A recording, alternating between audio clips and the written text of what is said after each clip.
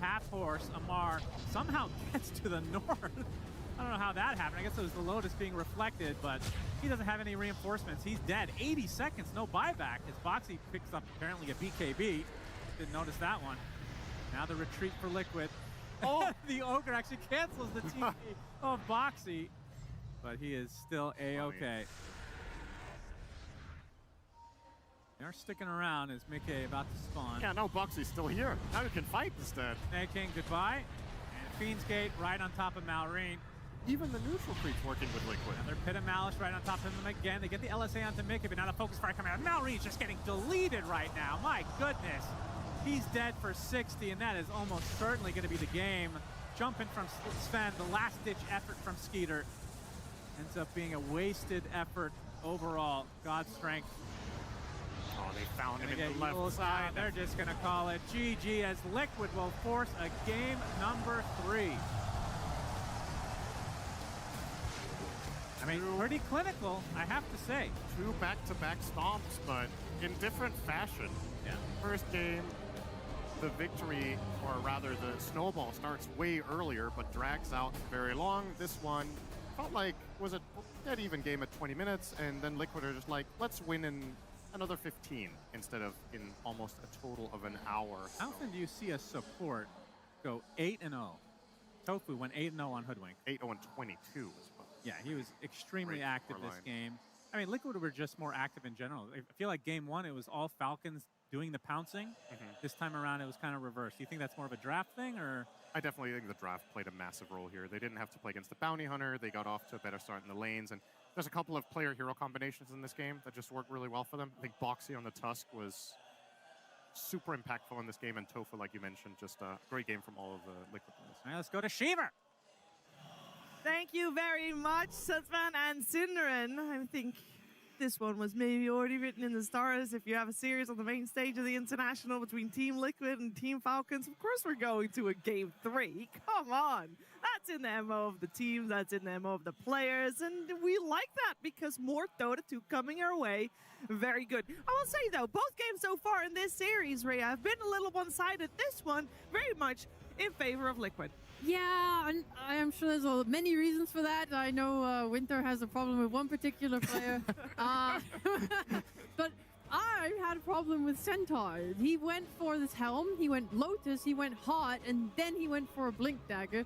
And I just feel like when your team is struggling so hard, it's put Bane's out here trying to do literally anything to make a play happen, whilst it feels like Centaur cannot be engaged in the game whatsoever outside of pressing Stampede when someone gets gone on.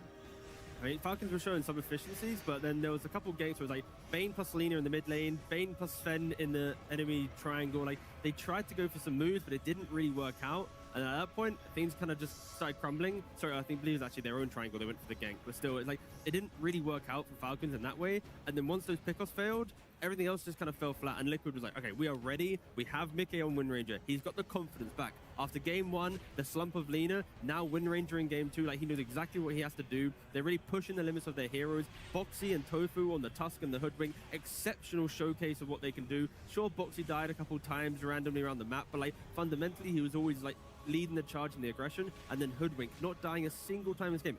8-0-22 on Tofu, on the position 4.5 Hoodwink. 4.5. Yeah. Calculated. I thought we're not allowed to say numbers.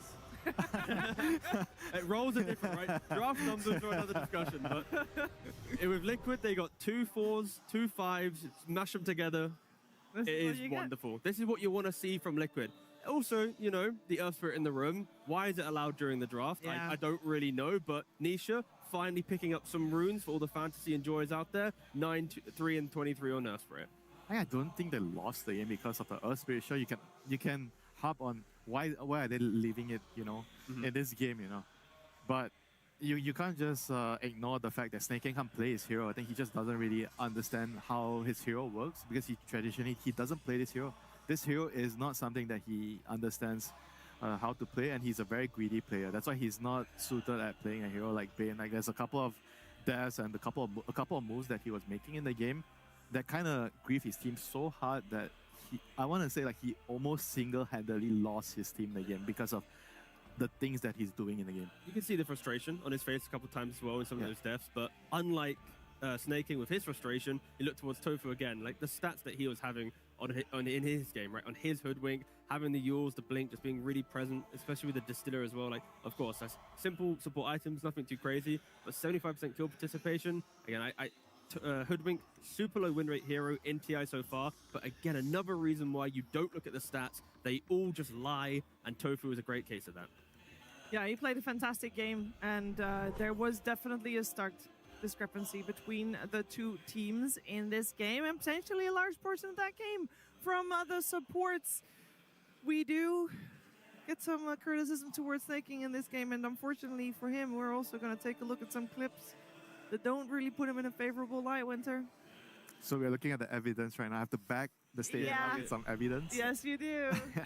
I mean, this was one of the few things that I felt like he was like, he doesn't really understand like the limits of the hero. He was trying to play with the catapult wave, but the heroes were like missing for such a long time. He died there and then he respawned and he came here because he died the first time. And then the enemy was able to enter and invade the triangle, attack his carry, and then he immediately TP'd to try and help him, but he couldn't get there on time. And those two back-to-back deaths kind of snowballed the game into a position where I think Skitter just didn't have a lot of space to farm after that. They lost control of the map. And it's all these small little things that just made the game so difficult. I mean, I agree with Rhea that the Centaur not getting a dagger is also an issue. But I think the primary problem they had this game was just snaking, being unable to play his hero. Yeah, it didn't look too hot for him, I'm sure. It's like the night vision thing. Like when you play Bane, Yeah. the daytime and nighttime cycle, you need to understand what you're doing. This hero gets really active at night, and during the day, what do you have to do during the day? You need to make sure that you're using the vision and you're trying to just play a little bit more defensively and trying to just block ganks and make sure you don't die. I think he had a lot of deaths where during daytime he died, and those deaths were deaths that weren't really supposed to happen. He was trying to do too much. He was trying to do the nighttime stuff during the day, if that makes sense. Definitely. And then he died because of that. So it happens, but good news for us because it does mean we're going to a game 3. There was another moment in the game where Liquid was already doing quite well during the late stage, and as we already saw, it got out of control a little bit, but it also, Rhea, got out of control a little bit later on. Yeah, I really liked this whole maneuver because this is where I take issue with the Centaur Iron build, right? He's meant to be really tanky here, and what he does is he forces out BKB on Wind Ranger because otherwise she'll just die to this retaliate. And he spends this whole amount of time. Bane comes, 4-staffs him into safety. You waste so much time, but no one is reacting to it. No one's set up to punish the overextension from Team Liquid. And because they get this kill, they're now able to snowball it into a mid lane fight where they're now like 2 heroes down. You don't have the numbers. Your Sven is going in. Like, why are we wasting the BKB at this point and taking this fight? It's just not good. There's no Centaur. And then they're simply overnumbered, outpowered, and then just feed away, and at this point I don't think they really have a way to win anymore. But also in that clip though, it's like Amar had the ability to press Stampede or Lotus. He opted to Stampede run away rather than instant press Lotus. So if he ate the snowball, then went to snowball himself, bought another, like, say 5 seconds, and then proceeded to take the fight, it could have been another story. So maybe a little misplay there from Amar. But also the whole theme of this game, the 2 clips both of you showed, it's like Falcons fighting with 2 or 3 heroes, whilst Liquid has 5, right? And it's like Liquid excels in Dota when they have 4 to 5 heroes and they have that aggression. In this game, they had it. Falcons, though, it's like both of you said, they just let whoever got jumped. It was like, Amar's farming, you're dead, mate.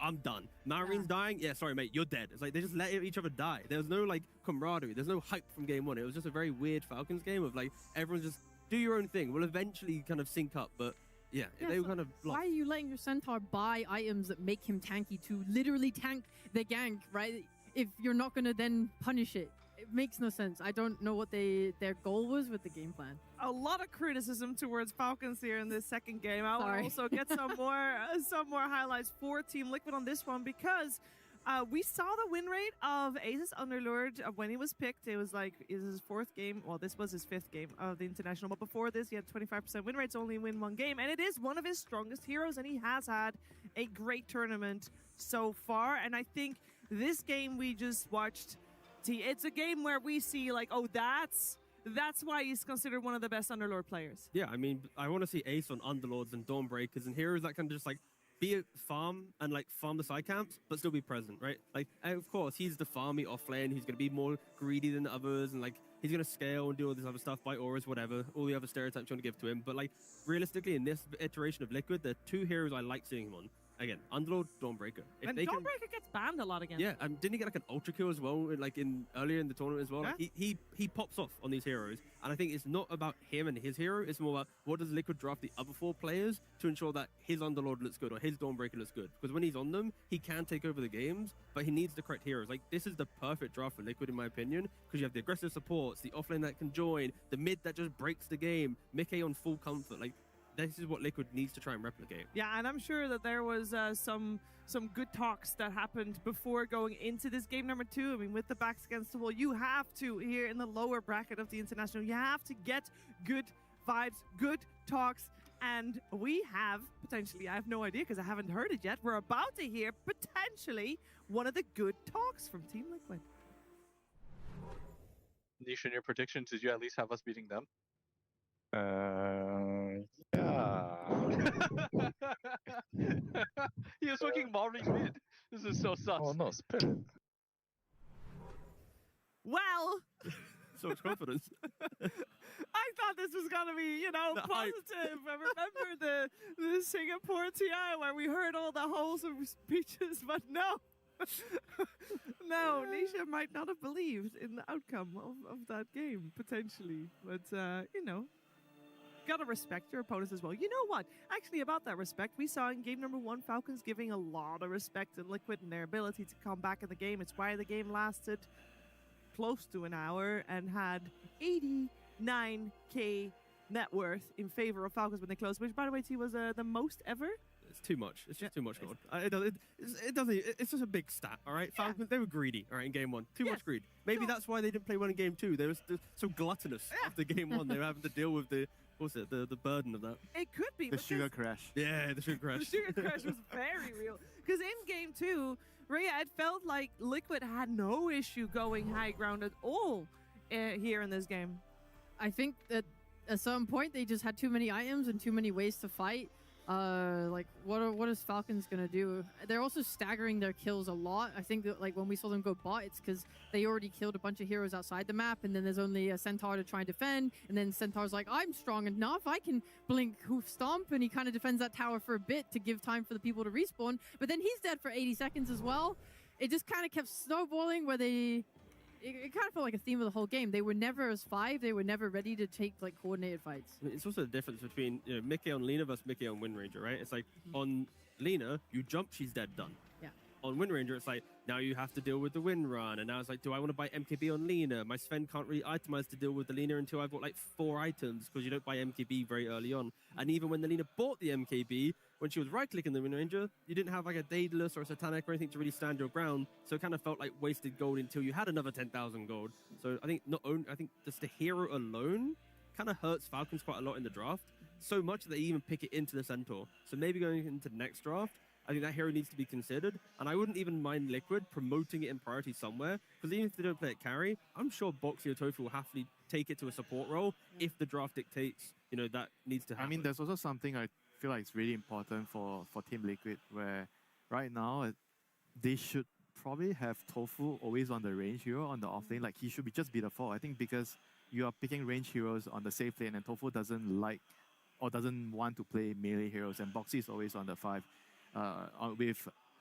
with Mickey on the safe lane. Maybe that should be the way they'll be playing. Just mid international main stage, let's just swap roles. Not exactly swap roles. I think before they were already kind of like this, Yeah. but maybe limit the heroes so you always have like the Tusk. I think Tusk, Clock, those are the 2 best heroes for this setup. I imagine they are probably going to be thinking about it because the game feels entirely so different when they have the Tusk or the Clockwork. Yeah, we normally have a difference in farm priority between the 2 supports. That's why we called one a number 5 and one a number 4. But potentially Team Liquid, like Teagam said, it should just be 2 4.5s coming out. We got both teams coming back onto the main stage here, and it is a 1-1 in this elimination series. Both games, the team that won, very dominant, very convincing, and I think we all can only hope that both teams have gotten the best from the games they won, and then they use that against each other, and we have a very back and forth competitive game number 3. I wonder how we're going to get that. Is there anything in particular, Tigov, that from the way we're going to look at this, that we can tell, like, oh yeah, this could be a lot closer? Because I felt like the games have been decided so early on in these two games. Yeah, I guess it's a battle between, if you want to simplify it, towards the mid lanes maybe, because Nisha had quite a quiet Invoker game in game 1. That's where Malrine kind of popped off his Earthshaker. Moving towards game 2, we had the same story where it's like the Lina was quite quiet, had some failed ganks, and then Nisha's popping off in the Earth Spirit. So if there is a way that both teams can kind of stabilize the mid lane, you get a 50-50, they have even rotations, and you feel like their presence is equally met, that's when the game will feel like it's going to last 60, 70 minutes, will be a, an epic game that we'll remember for years to come. I would like one of I those. think it's the support though. The first game is the Bounty and Mirana stealing the show against the Rubik and SB, which couldn't do anything. And then in the second game, I feel like it's also the same case with the Tusk and Hoodwink overpowering the Enchantress and Bane. Maybe not so much of the hero, like maybe the player as well, the player-hero combination. But I think the support duos are going to be also, again, very, very important for both teams to figure out what duo are we going to go for in our draft, in the early picks.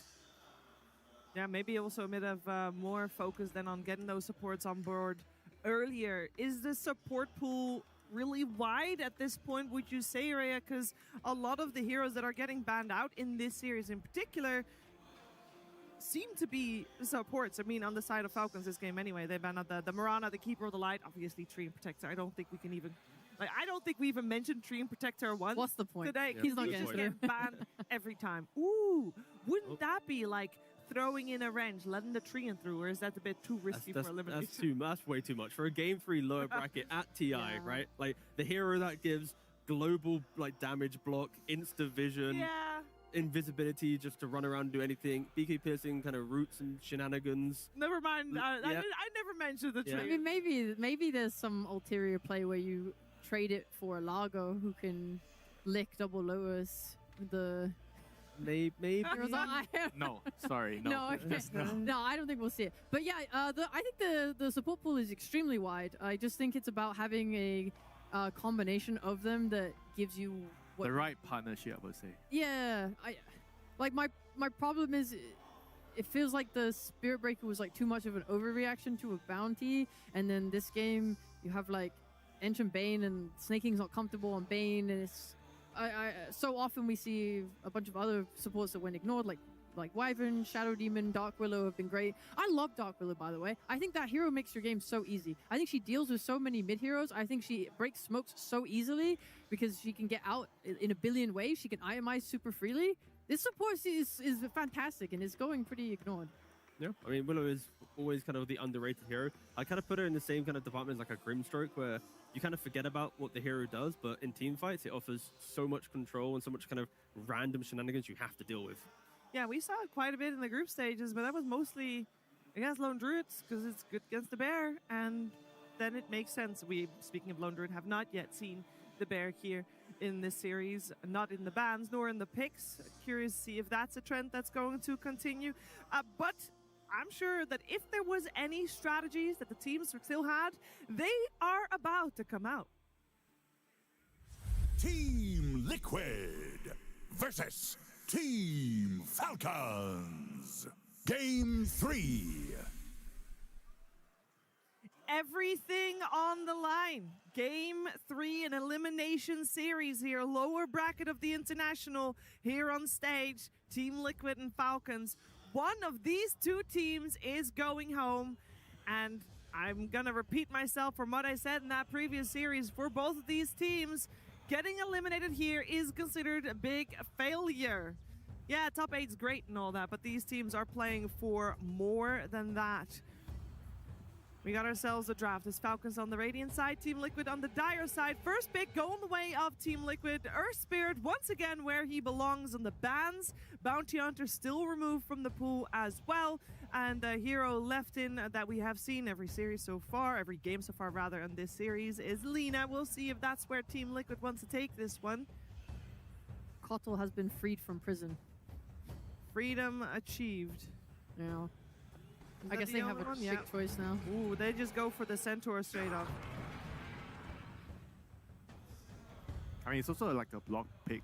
I feel like Liquid just wants to get it over with because Ace has like 1 or 2 heroes. I think he has a big hero pool, but there's also some heroes that would help the team a lot more. I know we mentioned like he's really good with the Dawn or the Underlord, but I think the Centaur is kind of like a hero where it would stabilize the early game a lot, allow him to like just get the helm creep, you drag the wave. You don't really need the support on your lane, so the support can run around. I think the games where Liquid really struggle is when Mickey gets targeted and he gets bullied. So if you have the Centaur on the off lane, he doesn't really need help, so the support can actually go to the carries lane a lot. On top of that, maybe they'll prevent Lina from getting picked up because Lina doesn't like facing Centaur.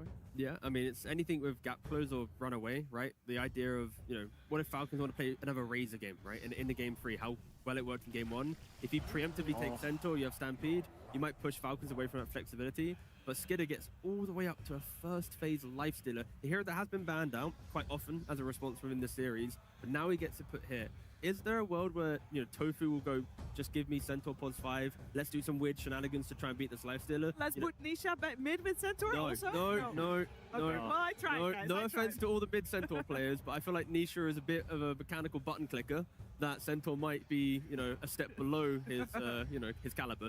No offense, Maureen. But anyways, yeah, I feel like Liquid maybe can do some shenanigans. They might not even need to be fair. They're gonna again, pick supports that can counter the Lifestealer. Usually the counters for Lifestealer are the supports. The SD, the Wyvern, the Tusk, the Clockwork. just buy time during Rage to then make him feel like he has to disengage or waste Infest. And there are a lot of options here. We'll have to see. And Falcons, they're going to be able to ban some out and pick one of them, potentially. I think the Tusk is still a very, very big hero here. I think both teams are kind of like definitely looking at it. Tusk, Hoodwing, these are the 2 heroes that come to mind right now. Very good picks right away. Yeah, if we're saying that we have a bit of more focus on which support duos are going to come out, you generally would expect them to come out in the mid portion where you can make sure you get the combo you want. You have to break them apart because right now there's Tusk and Hoodwing. If you don't ban either of them, you do not want Liquid to have the Tusk and Hoodwing later. So you need to pick at least one of them. And I'm feeling that they might have a higher tendency of going with the Hoodwing. Okay. Ooh, Crystal Maiden, okay, making this is a special. I mean, first of all, I like the respect ban on the Wind Ranger. We already said how it complicates the game. You don't really want Lifestealer to have to think about, again, MKB. Also, getting the Lifestealer to right-click it, impossible. And now Crystal Maiden, you Frostbite a Stampede. All right, you're not running away, you're rooted. Good luck laning into Hoodwing first. You have to get past the lane. Crystal Maiden, not the best laner. Yeah. It's a very greedy hero. Yeah. I mean, as long as the Pulse 4 has a lot of pressure, then yes, I can see Lifestealer. He tries to step up to wave, you get Stomp, Double Edge, plus whatever spells that 4 position has, you are going to... I mean, I still just feel like they just picked the Tusk and Hoodwing here. Both supports are just really nice in this situation, and maybe you could decide the laning phase later, but most likely you want the Centaur with the Hoodwing. In the early game, it's just going to be very difficult for the CM. Like, CM is just a very abusable hero. They'll get the Lina. And the Centaur Lina is a combination that a lot of teams have been liking. The nice thing though with CM is like you have incredible map play. Like with the Shard, you're always shoving waves, you're always like finding economy out of nowhere, and Snaking's going to be able to utilize that nicely. So he's not on a Bane anymore feeling lost on the map. He's on a Crystal Maiden. He likes being able to play these heroes that get that additional item that can have that 4-star. That someone else has to fill that role, Like what other hero on Pulse 4 can legibly do it right now? There's no Hoodwing. I mean, I kind of want to see something to deliver Lifestealer to the enemy team, whether that comes from their mid or like a Clockwork here is unbanned still. Oh yeah, it's Clock, Tusk. There's still Dark Willow as well if you do just want to go more spellcasting supports and like play team fight. I think it's annoying for like Centaur who wants to buy a billion items and get tanky to play into these routes. Hard to run away when you're all rooted up for anyone. They'll get that Clockwork that you mentioned at the start though. Another signature hero from Crit. And a Razor to follow it up with. Yeah, so they're protecting the Razor by having 2 supports have incredible containment against Stampede, be it through Cogs or, some hook shot, Frostbite. Like, there's enough tools now that Razor goes, okay, if I'm jumping a guy, support follow me and we will get this kill. And Lifestealer, he doesn't mind. There's so much aggression in the first 3 heroes that once he gets his Radiance, he'll slot in behind that and go, all right, guys, where are we going? I mean, if there was ever a Morphling game, this is a Morphling game. Razor, Lifestealer, Yeah, I mean, you pick Morphling and then you finish the draft with an ET. Do you think that's too Sorry, hold greedy of a tricore?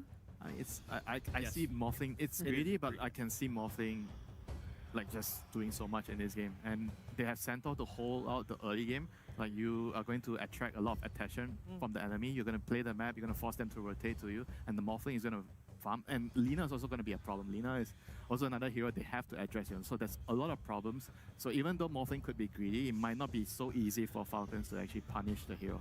Would you pick that here, or would you leave that Lina as an option that is still flexible and go for another support player here? Never mind. It's It's amazing.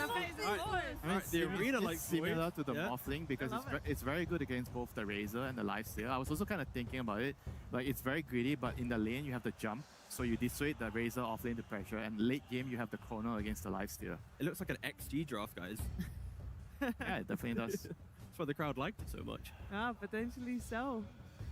I mean, this That'd feels be like a epic. staple, like Faceless Void lineup. You have two heroes that are gonna be happy to nuke and do damage into your Chronosphere, and it counters the enemy team. I like this so much. The only thing I'm thinking is your remaining hero for Falcons is probably gonna be Malrine, who is really good at playing these control heroes. Like we might see a Shaker, we might see a Sand King. I think both of these heroes could really pressure the map hard and make it uncomfortable for Faceless Void to play, who is typically quite slow. I mean, they're covering their bases. I like this ban. They ban out the Doom because I feel like Doom is a really good matchup into Faceless Void in the lane in the game, and they could potentially move the Razor to mid.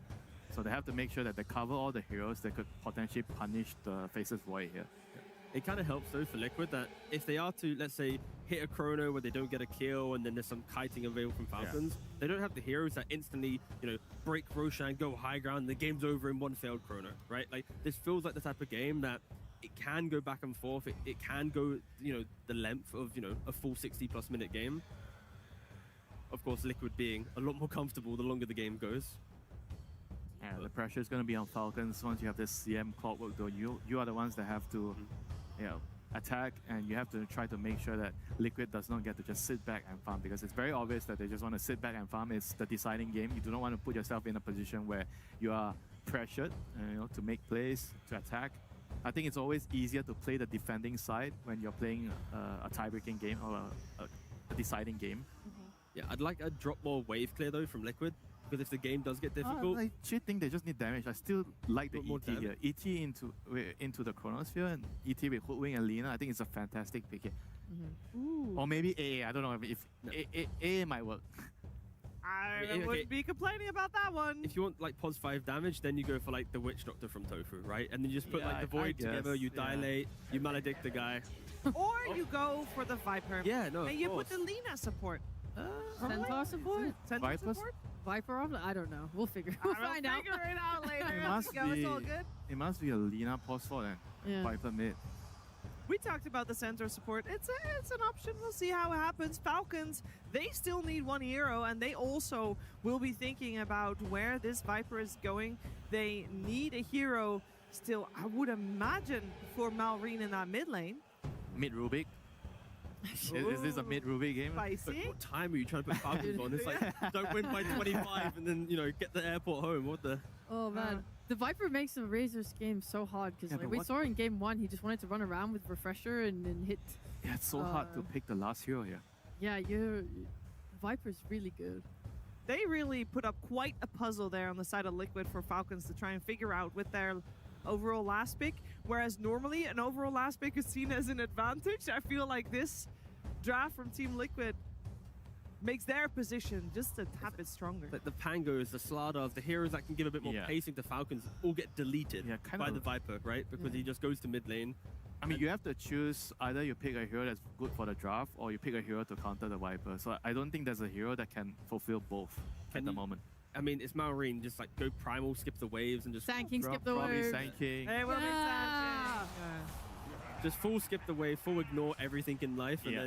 then you come back into the game. But whew, I mean, for Falcons, like in the back of their minds, they know it's like one mistake, one like misitemization choice from their team, like Skid or Omar not being on the same page, not connecting with the damage. Their draft will fall apart compared to the amount of scaling available on Liquid, and it is a position for Centaur and a off-lane Viper, so it's a melee body to enable the aggression of a Viper. So that still means we're going to have Sand King versus Lina in the mid lane between Malrine and Nisha.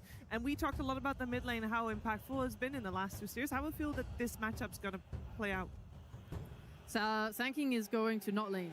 Okay. He's going to try and grab the creep wave. He's going to try and drag it to the camps in the enemy's triangle and farm them. I think maybe you could see Tofu potentially like rotating to try and disrupt that. But when we see him play his best, he is able to just combine creep waves with camps, extra farm, get his items, and then rotate to the side lanes. It's going to be rough because you're going to have Skitter having the worst day of his life against Viper. So it's that's a rough one. Also, Yeah. luckily for Marine, though, it depends on the sentry warfare. Like, if he clutches up on the sentries, get the kill, and then there's no vision for Nisha, Marine can just play the lane quite normally.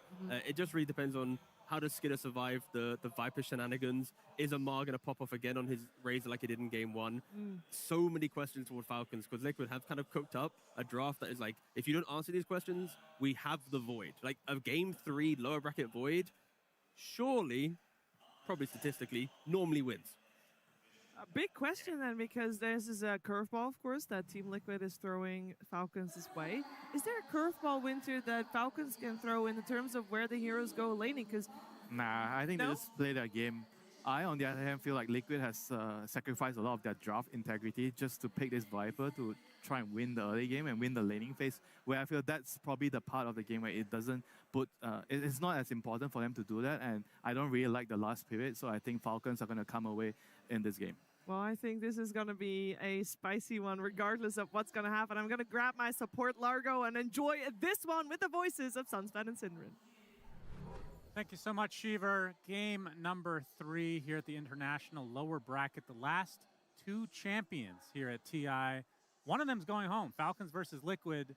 Without talking about the lineups quite yet, Synderen, who's going to win? Give me your prediction so I can pick the opposite team, because we know you're going to be wrong. Liquid.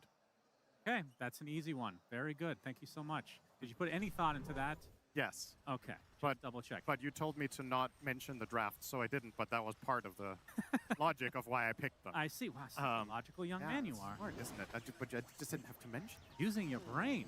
Yeah, so there's a couple of things here that are really cool that I really like about Liquid's draft. Whether this is going to work out or not is obviously remains to be seen here, but I think this is a pretty genius Void pick. They saw that Falcons were trying to replicate what they did in Game 1 with Bounty Razor, and then they just swapped out the Bounty Hunter for a Clockwork on crit. So the idea is similar, where there's this hero that can flank and kind of box you in your own safe lane and dive you. So they pick a hero that has a relatively low cooldown jump, which is a classic solution to Razor.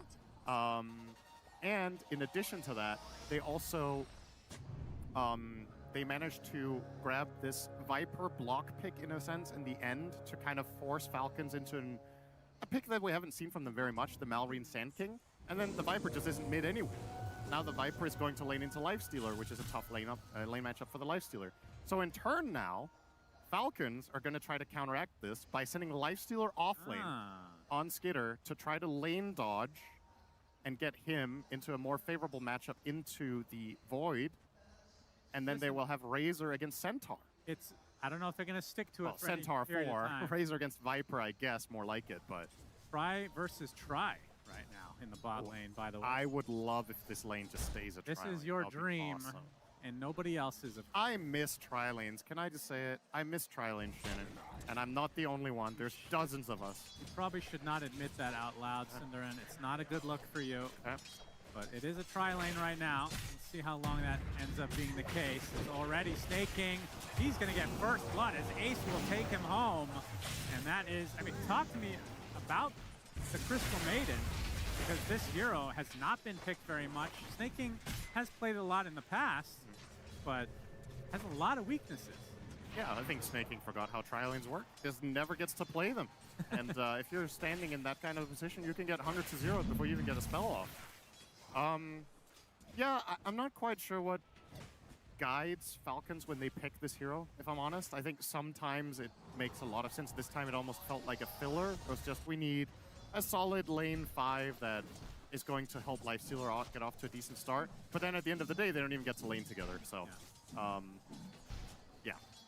Well, at the very least, the I don't know. Sand King and Razor will get some nice mana regen from the CM, I Yeah. suppose. One benefit.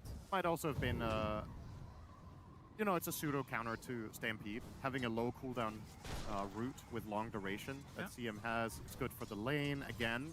But there were so many layers to this draft where teams were countering the counter of the other team, so it never really... Now when you see it play out, the Crystal Maiden pick actually doesn't really look like it has much of an obvious CM-specific purpose. Yeah. Just felt like a, you know, placeholder okay-ish 5. As now the lanes are breaking down and we're seeing some movement. Looks like Lifestealer will get to remain against the Faceless Void, which I think this is a very good piece of news for Falcons. I think these lanes could have been a lot worse if Liquid got to place them the way they wanted. Viper Centaur lane. Very normal, of course. We have seen a couple of support Centaurs in the past, in this tournament, in fact, and it's actually been relatively successful, at least from the games that we've cast. I don't know what the actual win rate would be. I've yet to see a CM, though. Not sure if that's the case for the entire tournament or not, but very low pick rate, I'm sure. Love watching Boxy on these in-your-face 4s. Saw him on the Tusk, now on the Centaurs. He's very good at taking initiative. Similarly, he plays a good Clockwork. Like, just heroes that go in, make stuff happen are his forte. So this makes a lot of sense to see on him. Mid lane, we should speak about Faceless Void Syndrome, because this is a classic TI hero. Yeah. And we don't... It's a fan favorite. Yeah, we don't get to see it all too often. Obviously, late game, complete monster. What has changed that matters with this hero versus, you know, older versions? I mean, in essence, it's still pretty much the same hero, same strength, same weaknesses, right? Time Walk is extremely good against taking a lot of damage in a short period of time, but not dying, obviously. Chrono has the same strength and weakness as always. It's one of the strongest spells in the entire game, but it does no damage and has a mega long cooldown. So whenever it's not available, your hero is quite weak. And I think that's part of the problem that this hero has had for a long time is, depending on the pacing of the meta, if it's very slow, everybody just gets to farm, you don't have to fight for much, and you're kind of just chilling in lane and just farming 30 minutes, I think Void could be pretty good. It feels like a lot of the games, though, already, right? It does, but it also has some atrocious lane matchups, right? So you also need to know your matchups. And if all of those conditions are met, I think the hero can be good, which is why I really liked it this game. You saw 2 core matchups that are good for you. You're probably anticipating the pace of the game will be rather slow.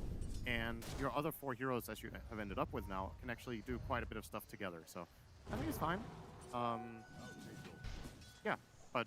Yeah, and late game versus Lifestealer, I don't think there's really much of a contest. Obviously, you have the Chrono that can just bypass the entire Rage effect. And the fact that it counters Amar, as we talked about. So speaking of Amar, Ace onto is Ace. cooked. Uses the Lotus, will fall. Is Boxy doing a good amount of damage to Amar? Looks like he'll get the trade. But, yeah, I'm very interested to see if... My assumption is if Liquid gets off to even just being even in the mid game, that they will be favored because they have Faceless Void. Is that a correct assumption? I think there's a couple of X factors here. I think the Lifestealer matchup into Faceless Void is better than it used to be after you got the Ags Infest. I mean, now we're talking a few years at this point, right? I think Razor actually does okay against Void later in the game because you're so tanky, you don't necessarily die in a Chrono, and you get to make a turnaround play. And Sand King is one of those heroes that, with the right items, can have insane burst damage within a short window, and that's what you're looking for against Void. You need to either have overwhelming damage to kill him, you need to be survivable, or you need to do a lot of damage over time so he can't really just walk it off whenever he needs to. And I think between Sand King and Razor, you can actually kill Void even late game if Malrine is farmed enough. And didn't get to talk about that lane yet, but unsurprisingly, Malrine is just not laning, like the panel talked about. He's just going to be pulling waves and farming jungle camps. Nisha will be winning the lane as a result, at least slightly, and he'll get a nice little snack. Fred showed up and got Lagooned and Dragon Slave and just died. So that was a little freebie. Indeed, Amar level 3, by the way, on the Razor right now. That is not great. Oh, they're boxing him out entirely with this Tofu rotation. This is super high impact. They're going to need some reinforcements. Crit. Yep. We'll spot Tofu eventually. Oh, in the tree line, he goes to plasma kill, can spot him, but the bushwhack comes out onto Amar, but the hook stomp to follow. The right clicks from the Viper as well. Amar certainly dead to the double edge as Ace is tanking the tower. Has to be a bit careful. Looks like he'll find the distance, and now Crit has to be the one to be a bit careful himself. We'll get to the other side, though, and Ace shall survive. Is he going to try to just walk all the way north and try to steal the Wisdom? This is actually possible if there's no TPs Ace will coming in. get the Lotus, though. There's a TP from the center. Malrine has joined the party, gets off the Burrow strike, and gets the kill. So a nice turnaround from Falcons, as Malrine will hit level 6. That's also going to kill Tofu with a rocket flare. Stabilizing things a bit here. Looks to be a 1-for-1 Wisdom exchange as well. The Radiant one unclaimed for now. Would you say Radiance is better against Void than it used to be, or just roughly the same? Just because the evasion's all on the specific hero now. I would say it's... Oh, Wait, oh. all right. That's one way to cancel a TP. Just show yourselves, but Crit will burn for it. Man, it's so insane. Ace, oh, nice double Burrow strike from Malrine. Ace looks to be there. He's going to pop the Lotus to stay alive, but the Plasma Field is enough to finish the job. Is Boxy now trying to head to the north towards his base. It's going to be close here. Burrow strike in 2 seconds. Looks like Malrine should get the kill, and he does. Cost him a CM, but Snake King's used to dying. Yep. Did a lot of that in the second game. He's going to have to get used to it on CM as well. I feel like that is her MO. I don't think you pick CM if you're a player that struggles with dying. Part of the hero's DNA, basically. But she has no move speed. She can't run away from anything. Yep. You commit, and you do your stuff, and then hopefully you win. That's how it goes. Is Radiance better than before against Void? I think it's roughly, I think it's a slight bit worse, but not by a very big amount in the hero versus hero matchup directly. It's just that a lot of the time with the old Radiance that was blinding, Void would maybe chrono Lifestealer and a support together and then try to hit the other guy. So you're just not giving protection to the teammate, but for you yourself, I think the math is roughly the same. So it's yeah, between the two of them doesn't matter all that much. I was going to point out, is this just one of the most nothing burger lanes we've had all tournament? I think it is. Like, Lifestealer against Faceless Void. Struggling hard to find a less interesting lane. I think both just hitting creeps. Both players are probably happy, though, I would assume. I think Skeeter is the happiest because he avoided a Nightmare matchup into the Viper plus Centaur. I think that lane would have been really rough. And the Faceless Void didn't get to play against Razor, which I think, you know, that would have been a tougher lane for Mickey as well, but relatively speaking. Misha gets slowed into the Frostbite. Malrine is there with the Sandstorm. A Crit making his way over as well. Nicely done from Falcons. Will it cost them, though? Bushwhack finds the target, so they do get the trade. Mickey has the chrono, but have a ton of follow-up. Yeah, that's a real feels bad TP from Mickey. That's effectively going to cost him a full wave in tower, 100 gold for a TP scroll, and he gets nothing for it. While bot lane already used the Hoof Stomp, so he can just TP in the face of Ace, who's level 5 on the Viper right now. So Mar catching up on the level department. And for Mickey, he is opting to go for the Battle Fury, which I don't even know what's normal anymore, but I mean, I remember there was a phase where people were going Battle Fury Ag pretty much right off the bat. Is that still in consideration, or? I think it's definitely in consideration when you go Battle Fury. It's obviously not something you're going to consider when you buy the Maelstrom build. The reason it's so crazy is that you can just time walk in, kill an entire creep wave, time walk out. So it just gives you immediate wave clear. It's really fast for farming. And in terms of team fights, it can be quite interesting into lineups where it's hard to full commit. Then you're just playing on time walk, poke, and prod. You just jump in, jump out. 6 seconds later, you can do it again. You have an AoE stun, you do decent damage. And then when it's the right time, you can commit with the chrono. I think that's potentially kind of interesting here as an idea, because hard committing can be somewhat tricky into the Razor, plus the BKB piercing stun of Clockwork. Speaking of, he's going to jump Boxy down bottom. Yep, static link from Amar, and Frostbite holds the Centaur in place. Boxy taking a tumble. It's been really good at his cock pushes so far this game. Paying attention, he's hitting almost all of them. You're a big Clockwork connoisseur, of course. I am. I have to say that I do miss the good old days where Battery Assault was the default build. Yeah, I saw you pick that up recently in a show match. A lot of people Did not work out well. A lot of people love the Power Cogs bowling. I like the in-your-face Clockwork more than the easy solution. Make two football heroes. Clockwork. One is bowling, and one is whatever. Clockwork. Yeah, Clockwork, I guess. Surely there's a sport. Rugby. There we go. In your face, aggressive. Right. I like it. Could have gone Still a with couple- boxing too, I guess, but Yeah, that's true. That would have been better. Thanks for pointing that out. no problem. Malrine about It 300 away from Blink Dagger. Yep. I assume he still goes the same build that he did when he was popularizing the hero as a mid with Ags, etc. Going for the epicenter. Oh, hook shot misses, but he's able to cancel the epi at the very least. And Snake King takes the haste. Boxy does get the hoof stomp, technically speaking.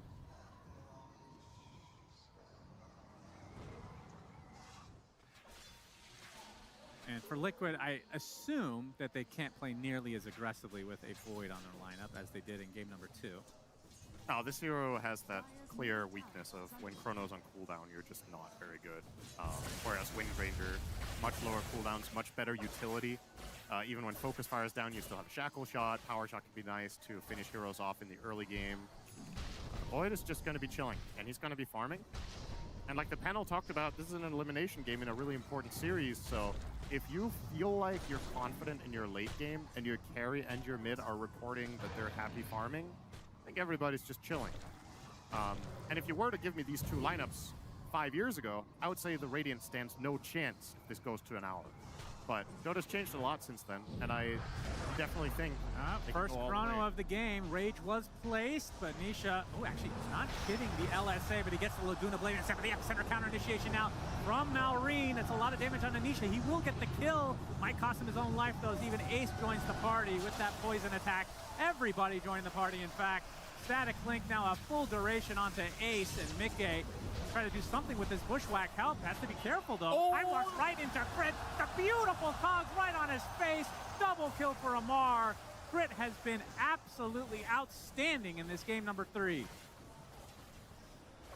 Damn, that was actually really funny to watch. I think he was trying to hookshot him in his original position on the Void, and he time walked in the exact same direction that the clock was in, so it was just destined to hit no matter what.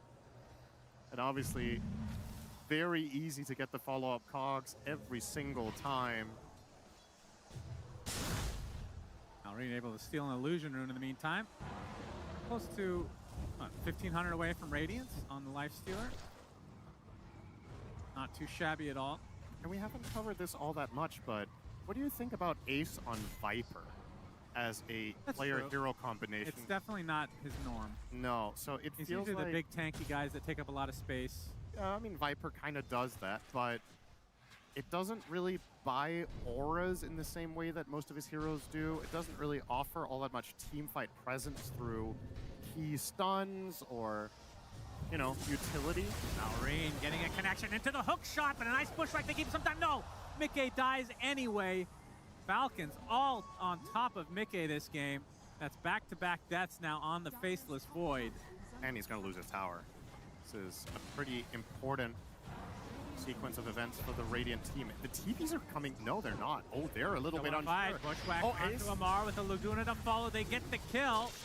And the epicenter ready to go for Nisha, or Malrine rather. You see the freezing field coming out, but not a whole lot of damage done. Nisha on the high ground. Malrine still has that epi at the ready. Gets spotted now. Oh, he's going to try to go for the epicenter, but Nisha turns away. There's the blink into the burrow, though, and it's still enough damage, despite using half those pulses on creeps. Still finds the kill. And that was pretty blind as well. Didn't have a whole lot of vision at all there. Process of elimination. He turns the corner. Lina isn't there. She can kind of only have gone right.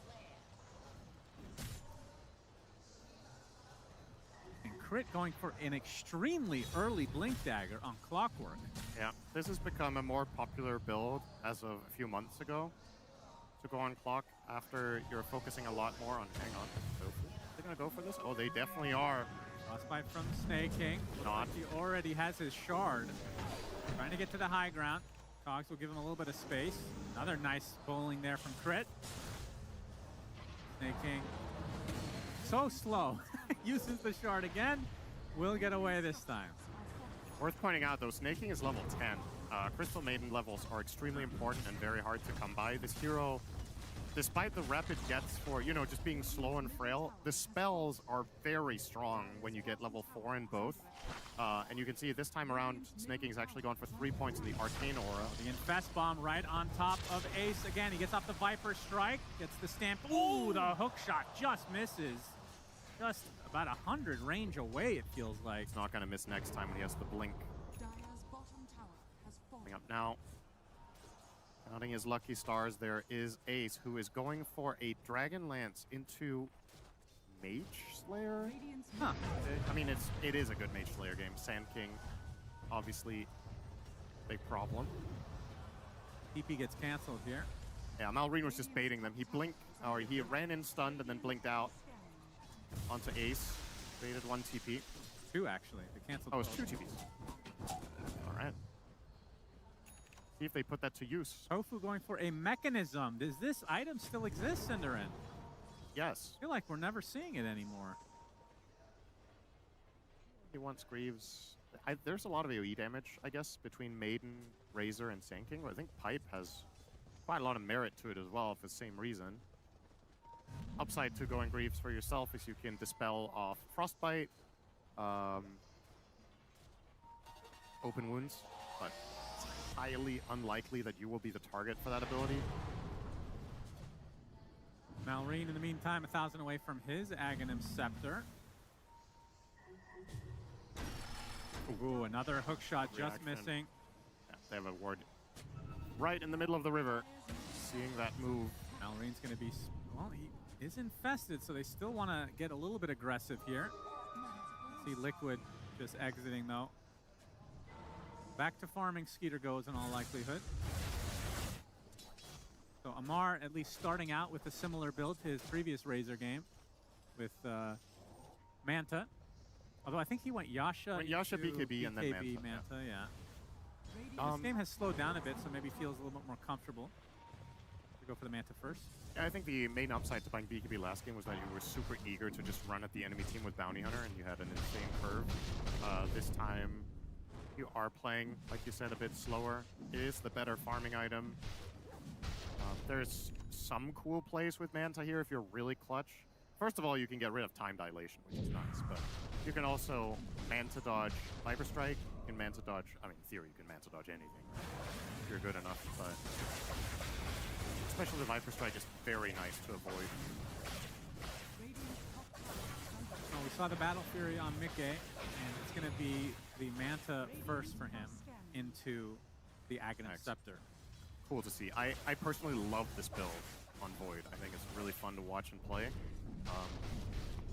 But yeah, the clear downside this build has versus the Mjolnir build is that your single target damage is a lot lower, but your AoE damage and your overall control is a lot better because you build into an AoE stun for your teammates to use, and you get the luxury of reverse time walk. Oh, another miss hook shot. Crit, not able to make the connection. Yep, shouldn't have bought the blink. Yeah, I guess so. I mean, the reverse time walk this game, especially good against the static link, right? Because you can take it off essentially with a time walk, go back in and actually fight. However, it's way less likely that you just jump in chrono and actually kill the Razor. Stampede, Boxy looking for a connection, but Malrine's actually going to try to counteract this with an Epicenter. It's going to be Infest Bomb instead, not going to waste the ult. They get the freebie onto Centaur.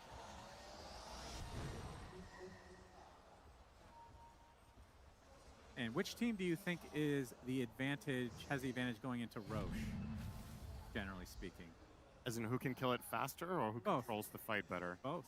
Yeah, both pretty bad, I would say. Or at least not. Like, nothing stands out as being great. I think the overall AoE control, in terms of contesting it, I like Falcons better because they don't have to commit a big ability to start making things difficult. Wants the Epicenter. Misses the Burrow Strike, though, as Nisha gets off an LSA, but it looks like he'll still be chomped down. Still enough. As Malrine gets the kill, and they're going to get Centaur again. But Mickey coming with the Chronosphere onto 2. Can't pick his target. Goes for the CM first, and now the Lifestealer doesn't have the Infest to work with. Skeeter and Centaur trying to right-click his way out of it. Not going to happen, though. Big kill for Liquid. I'm going to turn this around onto Amar. Gets bashed up. Cogs coming out from Crit to try to buy some space, but Amar looks completely dead. Although Mickey changing targets again. Amar getting a kill in the meantime as the double kill comes out from Ace. Eventually they do find Crit. And in the end, it's a 3 for 3. 3 for 3 plus 1, if you will. Yes. Oh, yes, sorry about that. That's fine. All good. In essence, it was pretty much a draw, so... Gold going in Liquid's favor, it seems. Yeah, what was the big kill there? Why would they get so much more? Nobody was on a streak, right? Just a little bit surprised to see it be that much better for them, but... Yeah, I mean, if this Burrow Strike hits, this kill is way faster, and your position is probably better. On the flip side, though, Boxy came in to help and actually ended up dying. But the really big thing here is Rage has already been used before he gets chronoed, so then they get to chain it with the Hoodwink stun. And take Skeeter down. No Infest, as you mentioned. They get to go for the chase here. A little bit scrappy. And yeah, this TP out from Crit not gonna work with Bushwhack being off cooldown. The fact that Mickey was the one to survive all of that, pretty big. Nisha's like, no, apparently. Shaking his head, I died to him even when he can't hit his spells. But your team won the fight. Yeah. It's a team game. Speaking of Nisha, he's about to finish Aghanim's Scepter. Just 700 to go. Multi-purpose item this game. Obviously, the offensive part with Flame Cloak is great, but also the magic resist against Sand King, and Crystal Maiden is more than welcome for him here. You saw how he died in that last engagement. With Flame Cloak, he would have survived, for sure. Did Mallory have Ags in that last fight? Yeah. That's why it was lethal. Otherwise, I don't think it would have been enough. Another Infest Bomb. Doesn't look like a connection will be, unless they go to the south. That's where Ace is living right now. They will not redirect for the time being. You see the smoke from Liquid going the opposite direction. Technically the same direction, but they're running away. And Lamar, he's going to be the one to... Oh, nice BKB. Just in time to get the plasma field off as well. Mickey does have Chronosphere. Nisha taking a ton of damage to the static link. Here comes the Chrono. The epicenter's right on top of Mickey. Has the time walk away, though. Lamar extremely low, trying to get the kill, but the Bushwhack isn't enough to kill him off. So first death for Falcons. Boxy with the hoof stomp. Nisha on the high ground trying to contribute something here, but the Viper Strike now onto the life stealer. Absolutely no way to get out of this. No way to use the Infest quite yet. The Bushwhack again from Tofu, doing so much work in this fight for Liquid, and they find 3. I genuinely thought Falcons were going to smash that fight when Amar got to get a full static link off and force a chrono. But the timing of it could not have been better. It ends up happening just as Malrine is blinking in for a Blink Burrow Strike stun. So his entire epicenter gets completely wasted. Look at how much damage. Sand King did 2k. It all got mitigated. He just time walked it off. Yeah. So they just ran out of juice, essentially. They had a full link they couldn't use. Their biggest ability in their lineup right now, the Epi, did nothing. And Lifestealer just doesn't really feel like he can do all that much so far. Needs an additional item before Skeeter really starts hitting like anything. They also tried to chase down the Lina afterwards with a Burrow Strike completely, or just chasing after. They're going to have another chance to kill off Nisha. He's stun locked for the time being. Flame Cloak in action. Absolutely, very tanky as a result, and will live. Falcons missing a little bit of damage in these engagements. Would have made a world of difference, and because of that, Liquid now with a 5k lead. Yeah, true. As the observer is pointing out, didn't even go for the tankiness talent on 15. Lina can take Fiery Soul Magic Resist per stack as well. So if you have 7 stacks, that's another 35%. Pretty crazy. Might have been worth considering this game versus 110 Light Strike array damage, but I mean, they're both incredible 15 talents. Obviously, 110 damage is not 110 damage on Lina. It's 110 plus 64% from the slow burn. Will she get a catalyst later? Oh, you know it. Who's the best hero in the game for that neutral? Something that was extremely broken. What was it? Lina is definitely up there. She's very good. But not the best. No, I'm trying to think. There's one that's insane. I mean, it's pretty crazy with Quap Ags. Oh, yeah. For example, I would say it's also really good on Snapfire. Invoker, obviously. There's a lot of good carries. Just keep naming heroes. Yeah, I can. Very soothing, your You voice. want to hear another one? Sure. hero is a hero. You'd occasionally. I don't really miss him, if I'm being honest. There was a period of time it was picked every single game. Tofu, though, I will mention, has had an outstanding game number 3 thus far. His Bushwhacks pretty much spot on every time. This just seems like a really good pick for Liquid. So They're actually going to go for the lifesteal. They get the stun lock. It is the kill off the Skeeter. Just a casual LSA, and that's enough. and another one, That is a Crystal Maiden. unless Very fearsome Crystal Maiden. It is a wolf after all. Malrine shows himself with the shield room. Mickey showing up though, looking for the bash on the freezing field. They'll get the Bushwhack instead as now Nisha taking some damage, but he gets the Great Chronosphere placement. right on top of Amar, and this is disastrous for Falcons. 3 for nothing as the hookshot just barely misses. they're just too fragmented. They're losing their way in this game. Liquid are playing tight together. They're getting all the spell combos that they want. Falcons kind of just going one by one there. Lifestealer is already dead. Top Sanking kind of just blinks in, hoping for a good fight. Maiden is the one to get caught first, and then Amar. Obviously, the bane of his existence on these super strong Razor-type heroes is just getting BKB locked down. And Chrono, you're dealing with Chrono, you're dealing with Stampede.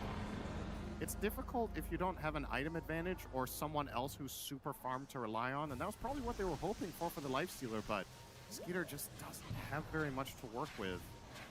And they went for a lot of Infest Bombs. It's a This good is a nice flank, double though. barrel strike with the Infest Bomb. And it looks like 2 kills going the way of Falcons, desperately needed. That was a very unexpected hit for them, and nice for Skeeter to get both last hits there. Gonna unlock the Manta for him. Still not all that much in the way of offense. Yeah. And it's hit very I mean, hard. 28 minutes in the game and Faceless Void's top net worth. Not good news for the other team. No. Lifestealer, I think, has to have the lead at this point of the game to put up any kind of a fight. Or at least be tied. I feel like a lot of this has to do with their ganks. They've been trying to get him really active with the Infest Bombs, and a lot of them, until now, have come up empty. Yep. So he's basically an item behind. You're going to see Mickey farm really, really fast now that he has this trio of items complete. Going to work on a Scotty next. This is actually not necessary to buy to unlock Refresher on Void when you're going Ags. A lot of the time when you play the Mjolnir build, you will see Voids by Scotty because they need the mana to get Refresher so they can get double Chrono. Ags does, however, give you enough mana, so he's just getting it regardless. There was obviously some other options you could have considered here, as not getting out. Cancellation. Skeeter. And they get the Frostbite Big kill. again, and Skeeter's not going to find the actual last hit. They'll go to Snaking, but kill is a kill, and that is a killing spree ended for Nisha. And into a Tormentor as well. Okay. It's starting to look like things were going too well for Liquid. I guess we can't have that in a game 3. Already had 2 stomps. Falcons say not a third one. This has got to be the worst shard in the entire game. Genuinely, I think it's actual bottom. What do you think? Yeah, That is, it just increases his net worth mostly. actually, yeah. I think this needs some love, or it needs to just work differently entirely. I don't think I've ever seen anyone buy this shard on Lifestealer. So what it does, you do damage when you come out of Infest out of a creep, Which is never happening. which in this game you're going to infest your allies almost always, and then you do a percentage of that creep's damage around yourself, which makes it, you know, depending on what creep you infest, that's not really that great. It can be Especially a in the later stages. decent amount of damage if you infest one of the strong creeps, but it's like, you're not going to pay 1,400 gold for this on a hero that desperately needs to itemize for damage. Only time you would generally buy it is if you have 7 slots with the consumed Ags. You have Shard, you have Moon Shard, you have Buyback. And Maybe- you've given shard to all your teammates. That's right. Foxy find himself a little snack in CM. They can work for it a little bit. Stampede. Stampede. Okay. Okay. Was that... Nisha looked like he needed it in mid, actually. Just getting jumped by Malrine and crit. The Infest again. Crit. This one would be a big connection. Crit, flying vision. It gets the hook shot. Out comes the Lifestealer. Nisha has to try and didn't stand his rage. ground. Bro, he didn't. Okay, Mickey coming in, gets the time dilation and the chronosphere only onto one. They find the clockwork. Can they get the bash? They don't even need it. The bushwhack is there, and the kill onto Lifestealer is there. Wait, did he have cooldown or what? I don't see how. Maybe we can get a replay of that Okay, one. I don't know if he thinks you can get Light Strike Array off between battery assault ticks, so he didn't want to waste his rage. Or he was trying to time it perfectly on a Light Strike Array cast or whatever to get maximum value, but whatever it is, that was a total disaster. That Lina kill is 100% guaranteed if he rages. He probably dies after because of the massive rotation, but now it was just 2 for nothing. Big damage onto Amar. Casual damage for Nisha. He's like, I got more where that came from. Let the TP out in the tree line. Oh, 7K lead for Liquid. 30 seconds on the Aegis. Yeah, that was a big moment. That's actually a bit hard to get over that. That's really rough to watch. Do your best, Synderen. Yeah. All right, I'm good. MKB looks to be next for Mickey. As the Aegis will expire, naturally. Still a good amount of outer towers for Falcons. As a Basher now picked up from, both Skeeter and Malrine have one. Wait, Skeeter wasn't actually finished with his. Oh man, I was looking at it a while ago. This farm is not ideal. And yet he's topping his team. Feels very low. Back inside of a teammate. Groups Snaking. them out. Frostbite. They have the vision. Burrow Strike hits. That'll be a dead squirrel eventually.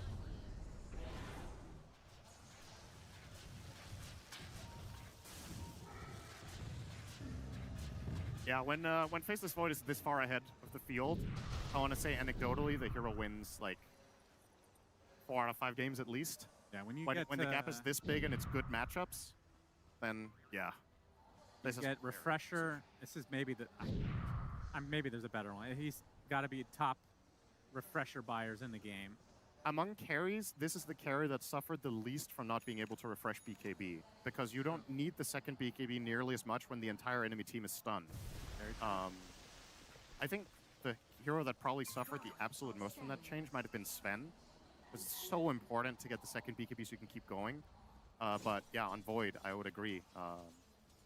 Refresher is still S tier in his build, and he will be getting it at some point. Do you go the backtrack chance for 25 on him? Yeah, I think so.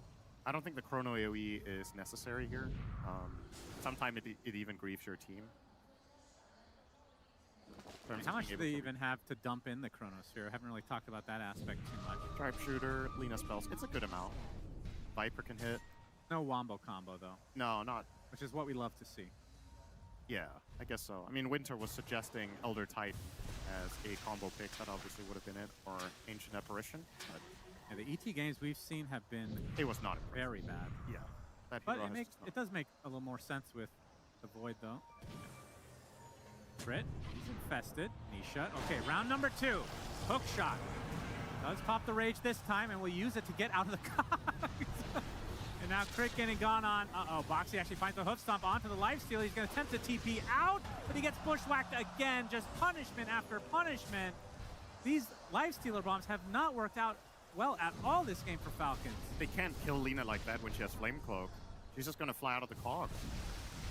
See, I mean, that was naive to begin with. He has Disc, 3k HP, and it's in the middle of the map with no information. This seems very, very desperate from Falcon's actually side. gets bushwhacked. Again, Toku setting up a potential kill. Boxy gonna force out the BKB, so Amar scurry back to base. They haven't gotten the tier 2 yet in that bot lane. I mean, they might just continue here. Mickey cracks 25. He didn't use Chrono on the Razor there. Probably would have got the kill, but is saving it for a more important upcoming moment. Seems very likely to just be able to push here. I wonder if Boxy's going to change his build. He's queuing up BKB right now in the center. I was looking for a potential Axe on him. He's playing 4 Centaur. He's rich. He's got Blink, Glimmer already. If he gets an Axe, he can just save whoever gets Infest bombed. And then you can feel very comfortable on the Void. But they'll take the tower and be happy with that for now. Back out. And Liquid have to know that this is in a very good spot now. Yep, Roche is up, so you can finish this Scotty on the Faceless Void. I wonder if Shard is on the table for Ace, because that's when they actually get some really good high ground potential in terms of taking buildings. I would like to see him buy it next. Could just kill the Tormentor when it comes back online, I suppose, and hope for the best. Yeah, what are they missing? Do they have any shards except Void? No. So it's a 50-50. So he wouldn't. Wait, is it a 50-50? Oh no, Viper can't even get it. Yeah, no, he can't it'll get be it. Centaur or Hoodwink, yeah. Mar has a heart, by the way, on Razor. Yeah, He'll be tough to take down. it's a little bit worrying to see him buy this item though, knowing his normal build. Because I have serious damage concerns for Falcons going down the stretch here. This Lifestealer is not where it needs to be able to match up. So if Razor doesn't hit very hard, I think you're effectively just not really going to win a team fight at this point unless you hit a massive epicenter. And Marine does have an Abyssal. So this looks weird if you haven't played Dota for a while. Yeah. But the way it works with the Ags, with the Stingers, you can still get some value out of this. Also might see Daedalus later. Sanctions go for that too. All right, well, Falcons know that this is happening. If it wasn't the Rocket Flare, they lose the Belch from Roche, and they're going to go for an Infest play. This is a huge moment in this game 3. This has to work. Yes. It just has to work. You can see Nisha and Tofu are on the outskirts of this fight as Mickey basically soloing Roche. Amar, he's going to be spotted by Nisha. Malrine. Don't have vision up here. Nisha's going to pop the smoke. He's going to use his terrain walk now. Go for Dagon, apparently. Nisha gonna be spotted, gets off the LSA, just trying to delay as much as possible. As Roche is still being taken. Getting relatively low. Amar's gonna go for the static link, but the Stampede immediately counteracts it. As Crick gets one inside his cogs, they're just gonna blow him up easily. Malrine infested still, looking for an opening. Out comes Skeeter, not doing that much damage. All of it's mitigated as Mickey gets the Chronosphere now. Do they have the damage on top of it? Mickey focusing on the Sand King. BKB was still there, he gets the Burrow Shepherd, still falls in the end. Skeeter trying to kill off Nisha, but again, the high ground potential going the favor of Lina again, as Amar with a BKB attempting to TP is successful, but triple kill for Nisha. They kill 4 onto Falcon's side, and now they can clean up Roche relatively easily, and even more of a lead for Liquid. Just a masterclass in zone control there from Liquid. They have very, very good hero placements heading into that. All the angles were covered. It was super hard for Falcons to find any good initiation. They break it up nicely with the Stampede to start. Lina cancels Sand King's Blink Dagger. So Falcons just couldn't get into that fight, and now they might even Amar. There's no connection here. Nobody can get there in time. I'm tracking his movements. I say that, actually Nisha is cutting all the way around the with Hex, Dagon, LSA to follow into the hoof stomp. So many stuns for days. Amar dead, 80 seconds. And now it's all opened up for Liquid. They have this second life. They have Roche Banner. This should be buildings. Ace not even needing Shard here, as the Dagons will continue to rain on Nisha. At the moment we said this wasn't going to be a stomp, it's been completely one-sided ever since. Every single engagement has been a resounding Liquid victory, and that's 2 full lanes. You still have Aegis, you have Chrono in 30 seconds, you have decent resources on your heroes. And to add insult to injury, he gets Conjurer's Gallon. Of course. Why not? Yeah. Takes the cast range variant. That's Loses 2 lanes. 14% max mana, so he only has 3,000. And Mickey, with that second life, hasn't even hit full form yet. Still has a full item to go. Can consume Ags to get number 2. Not sure if you ever get Dagon it 5. That was fast. Yeah, that was. That's what happens when you're up 25k, it seems. Malrine in the sideline. You're going to use Roche Banner. Ace has the Shard now. Grit looking for an opening. Will have to blink away. Mickey forcing out the Burrow Strike. Very scary Faceless Void right now. Hoof Stomp going to miss. There's the backtrack, Mickey. The reverse time walk, rather, forcing out the Rage already.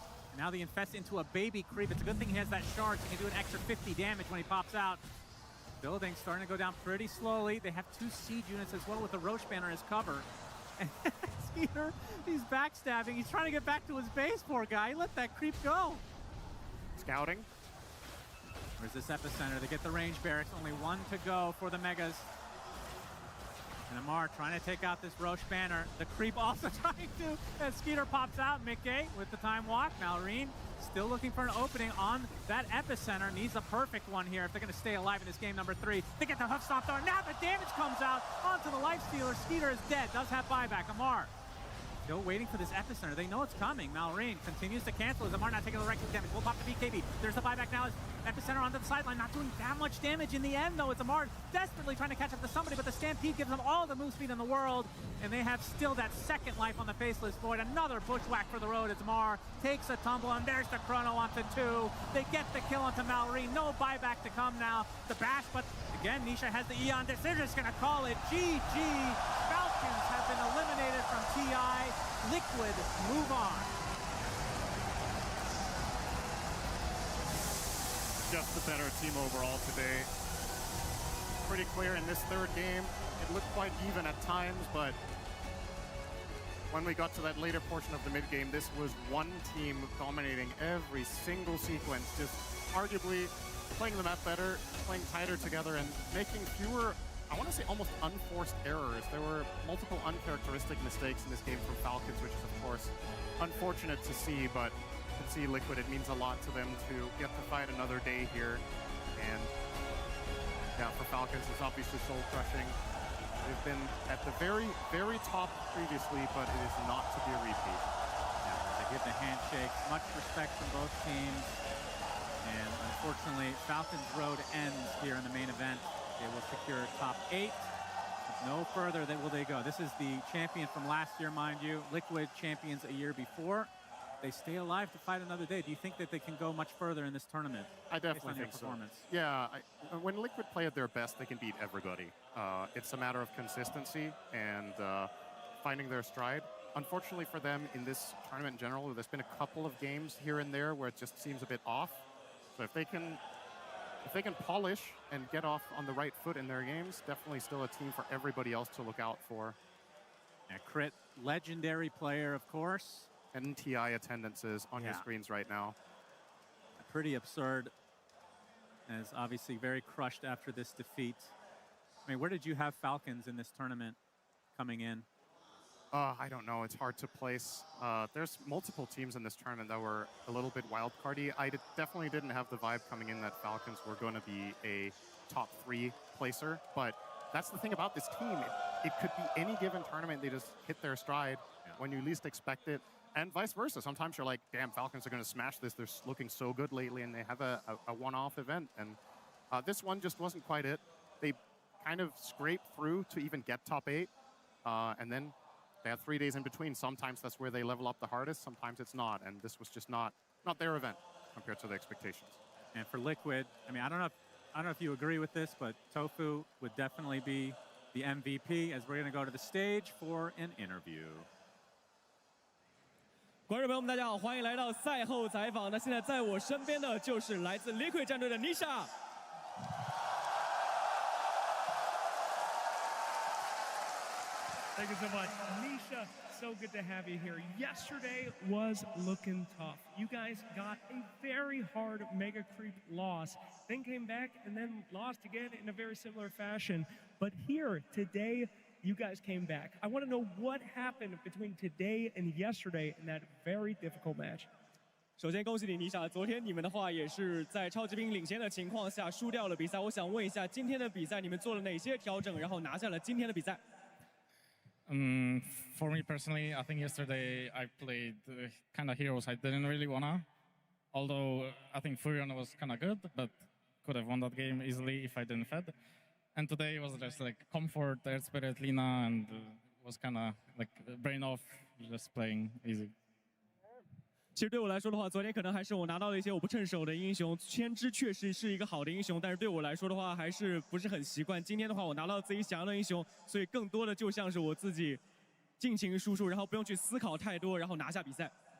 Absolutely. Now, we have seen Team Liquid's improvement throughout the entire year to get back in the TI shape. You guys did not do too great at EWC. You said in your exit interview you were upset. And then suddenly, you come back to the next tournament. You 3-0 Falcons. Now you come back here, you fight real hard, you beat him again. What changed there? Was that you? Blitz said you could almost lift as much as him in the gym now as well. So, was this a personal improvement? Was this a team improvement? 那其实之前的话 ，Team Liquid 的状态一直有所起伏，然后在 EWC 上的话，你们也是输给了 Falcons。当时你在退场的采访的时候说过你很不甘心，然后后面的比赛你们3-0战胜了对手，今天的话又是2-1带走了 Falcons。我想问问 Nisha， 今天到底有发生了什么样的改变？而且我们也听说你现在能够在健身房里举的重量比你们教练 Blitz 还要重了，这是你的改变吗？ I think in EWC we kind of choked, so I was a little frustrated because the expectations were a bit higher. And we won 3-0 in like boot camp. It was very chill. The scrims were good, so we were just like kind of comfort. And now we're back to like lower bracket, so I don't know what's gonna happen, to be honest. 我们之前的话，其实，在 EWC 也是没有发挥得很好。我们觉得我们自己还是打得太紧张了。然后之前3-0的话，当时在集训的时候心态比较放松，但是现在又来到了国际邀请赛的败者组。说实话，我也不知道后面会发生什么。 All right, well, I got some bad news for you. If you lost this series, you would have got 8th place, which means that you would have gotten all the placings from 1 to 13. So many internationals, so much history. I gotta ask, does playing the international in front of a crowd like this still mean something to you? 我要告诉你一个坏的消息啊！如果你刚才输掉这场比赛的话，你就能够收集的 TI 历史上第1名到最后13名的一个全制霸了。我想问一下，在这么多年 TI 之后啊，你在这样的舞台面对这样的观众去打我们国际邀请赛的比赛，还会在心态上有什么不一样吗？ Yeah, for sure. Like having crowd here is like a different game even. Energy is nice, and it's like nice to see who you're playing for. And yeah, I didn't get all the medals for the placements, but I cannot complain. 确实，每年在国际邀请赛，在观众面前打比赛都会有不一样的能量。非常感谢大家。然后我确实也比较可惜吧，没有拿到这个全排名制霸的一个成就。但是我觉得这并不重要，我们还要接下来继续努力。 I do have one more. I'm sorry. They said I had to end it, but I've been waiting for this time for years, and this is the most ripped I've ever seen you. Can I please just get one fight? Please, please. The audience wants it so bad. I'm begging you. I'm begging. 现场的 Come on! 想不想看到妮莎 Just one! Whoa! That's my boy! All right. 感谢妮莎，我们把剩下的时间回到我们的分析。 I didn't see it. We got half a flex. No, no. They need to win again to get the full flex. You know, we got to tease the audience. We can't give them everything after one interview. Oh my Why goodness. not? That's unfortunate. What a showing in this game as well. We talked about that draft after it was done. Like, did Liquid sacrifice too much to get for their draft integrity? And it turned out, Winter, that they sacrificed just the right amount in this game. Yeah, just the right amount, but there were times in the game where we were worried for them. When we were looking at the game, it felt like they were not really in control. Like Falcons they were in control. Like at the start of the game, they had a couple of really nice fights. They were taking control of the map. They were doing really well, but a couple of slip-ups just made the game, I want to say, close to impossible, you know, because you're playing against a Faceless Void. You know that Lifesteal can't really fight against a Faceless Void in the late game, and every small little mistake you make is just going to compound. I mean, that's literally the story of this game. Like in a single game, your entire tournament life is on the line. When you look towards Liquid, it doesn't matter how many mistakes you make, right? Like Viper can just Viper strike the Lifesteal. Now he can't really do much. And then you got Chrono, you got Stampede to disengage, you got Nisha going 10, 5, and 17, buying Dagon on Alina, just getting kills left and right. Like for Falcons, like every spell has to connect, and unfortunately it just wasn't really working out. The initiations from the clock to the Sand King, where people were on the map, it wasn't always on the same page as you see here in this highlight reel, where, you know, Liquid, you know, they were able to, you know, do much better. Yeah. Yeah. They did hit most of those. Yeah, it was the most awkward fight I probably watched today, actually. Yeah. This was real symphony of skills. Yeah, no, It really was. Yeah, we'll see it on YouTube later tonight, but it was a great fight, guys. Probably the best fight of TI. No, it was definitely unique, and I think it's a fight that shows the pressure that goes into a game like this, right? With elimination on the line, both teams maybe a little bit shaky in their position. Yeah, I think this is why I love the Faceless Void. It's a hero where it will win when you reach a certain point in the game. And I don't think a lot of teams are able to keep the composure needed to overcome that, right? It's like all Liquid needs to do is just not feed and they win. And with Falcons, they hit this timer of Dagger on Malrine, and they start playing like we saw top. They do that little like TP rotation. When Liquid start going on them, they get a good trade. But they're not able to get enough. When you have Blink, you want to kill everyone. Yeah. And they were not. They were going like even or less. It's just not enough. It was a really rough game for Team Falcons as they hereby take their leave from the international. The defending champions are no more, and they were so close to playing their 800 games on stage or together with the five of them. Stuck at 799 now. And for some final words, we're heading over to Crit. Yeah, thanks indeed. I am here with Crit from Falcons. Crit, tough break on going out there. We're all sorry to see you guys go out.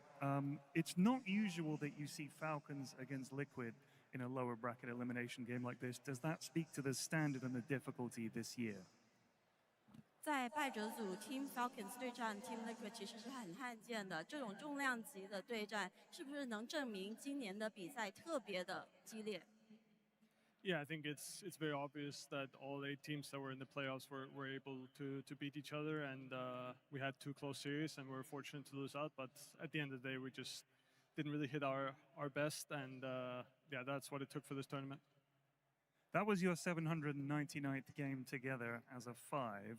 Talk to me about what it's been like playing with these guys, how fantastic it's been, and what a great group of lads they are.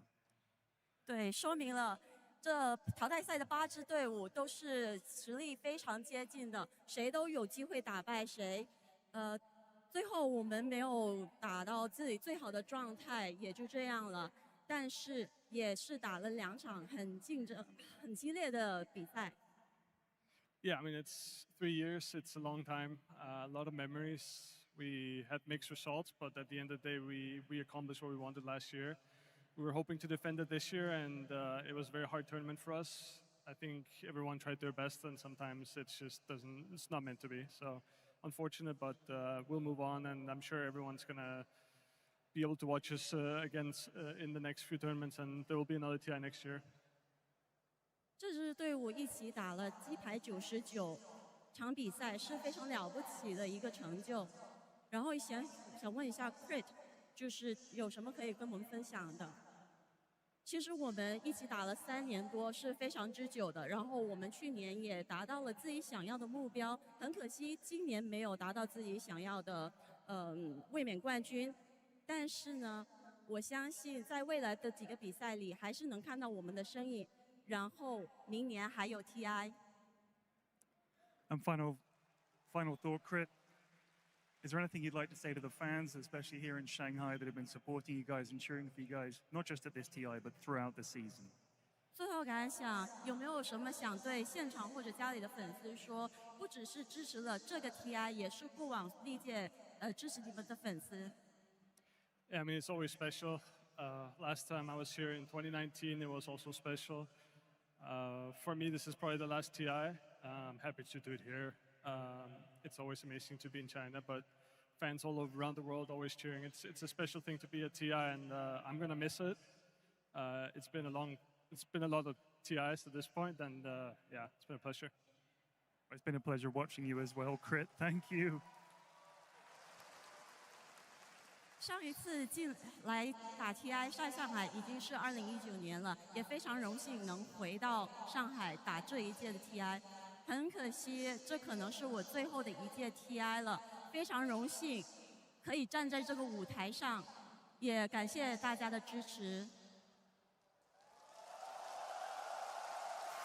I think the pleasure has been all ours. This was Crit's 10th international, and he said that there probably is not another one for him in store. A lot of weight with those words, Rhea. I don't want to lose a player like Crit in the scene. I wish I could watch him at every TI to come. I think he's a wonderful 4. I think he brings a lot of, I don't know, he's like, for how cool and calm he is as a person, I think he's so expressive with how he plays Dota. It's very beautiful.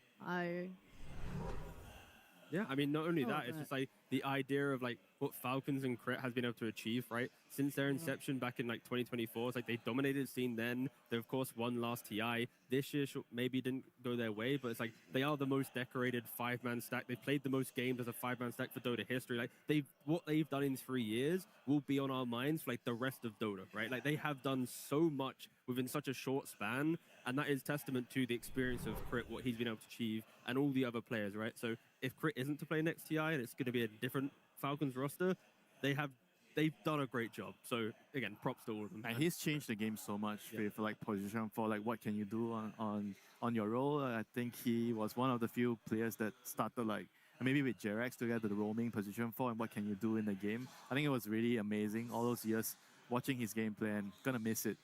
A lasting impact from a Crit, and of course a lasting impact here from this iteration potentially of Team Falcons. But eliminations are part of the game. Team Liquid is the team that moves forward, and we'll see them again in the lower bracket. But take a deep breath. You can rest assured eliminations are done for the day. That is a heavy heart that we had here this morning. But now it is time for upper brackets to make some great Dota coming your way. We're going to have Team Spirit and Vision on the stage very, very soon. This was only the first half of the day. Yes, it was a long one. Only halfway. There's much more to come. Natty and her team will take you through that second half of the day. And to get you started on Vision versus Spirit, we're going to hear some words from Yatoro and Laurel. Start group stage was good, then we lost 2 games. We like saying okay, we like a bit, not struggling. We have some problems with picks, also with how we play, not only drafts, how we play, but make decision in game. So we like guys to chill. The first game was against Extreme. It was quite easy. Like we just won 2-0, no problem about it. Then we played against Aurora, I would say, and also games was pretty easy, like pretty easy drafts, pretty easy to play. Then we met Liquid. Against them, a bit harder games. We won 2-1. They're a good team, I would say. And we messed up some drafts. Then we play against Team Vision, and this happens like we don't understand power of some heroes. They like really play good. After this game, we realized a lot. I would say we like lost them 0-2. Then we play against Nigma. Also, we have maybe not our best strategies. We just feel not tired, just playing bad. And this day, I cannot say much. And like we played against Team Resilience the next day. It was pretty easy games, but we made a lot of mistakes, I would say, at games and second game. And we crashed out. The second game was, and we lost this map. After that, we played third game. It was pretty chill, pretty easy game, like the first one, and we just won them. We're happy that we go to playoffs and we can play on like arena stage with viewers. It's always different between group stage and playoffs. Like everyone plays different. It's just real game begins, I guess. Like always, we like the viewers and people like who cheering for you or hate. I don't know. It's always good just to be there and play against the best teams and beat them. It's sad when you lose, but it is what it is. You just think about happy way. Just you come, you need to show your best. That's all, and it's always great to play on stage. The TI for me, like the best tournament of the year for sure. Like way more ahead of other ones, any tournament like ESL, Wallachia, blah blah blah. Like it doesn't matter. Like depending of the TI, because it's like the biggest tournament. You feel it by every part of tournament, like stage, group stage. You see the faces of your opponents. They're nervous, like unreal. You can watch the pressure of the games. Like every game is like cinematic, like absolute cinema. Every game, and you just like to play in this like scenery, and you like to play against like these opponents. So I would say it's just the best tournament of the year, and we didn't play it like 2 years in a row at the playoff. So I like we finally came back.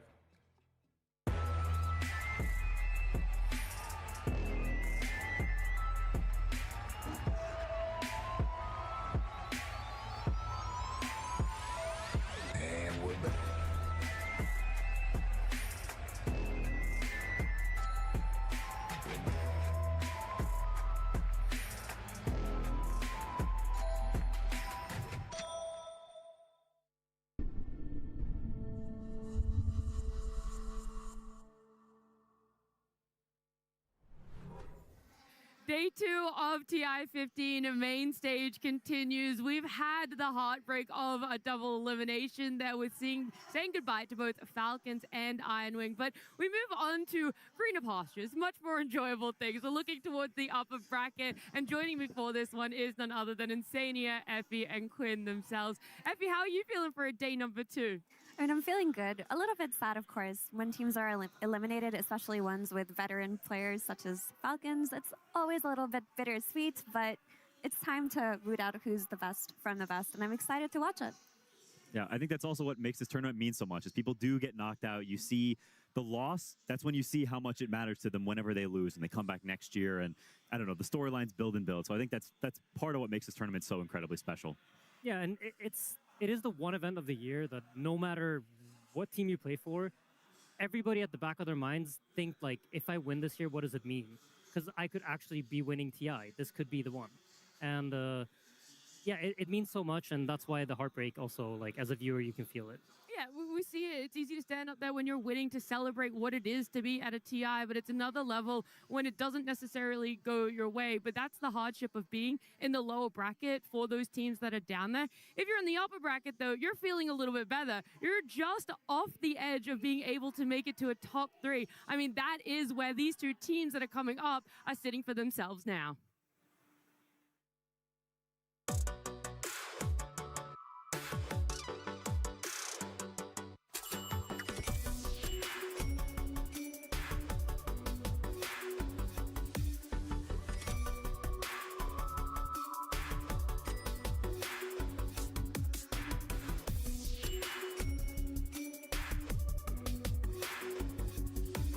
Team Spirit.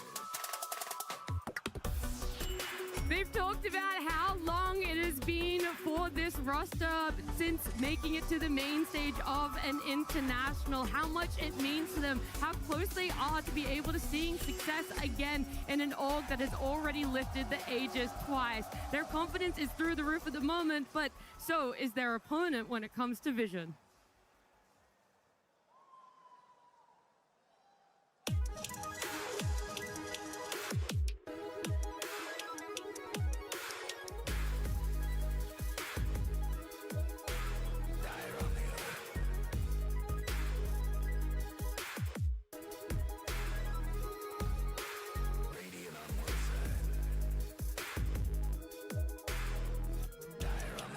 Team Vision.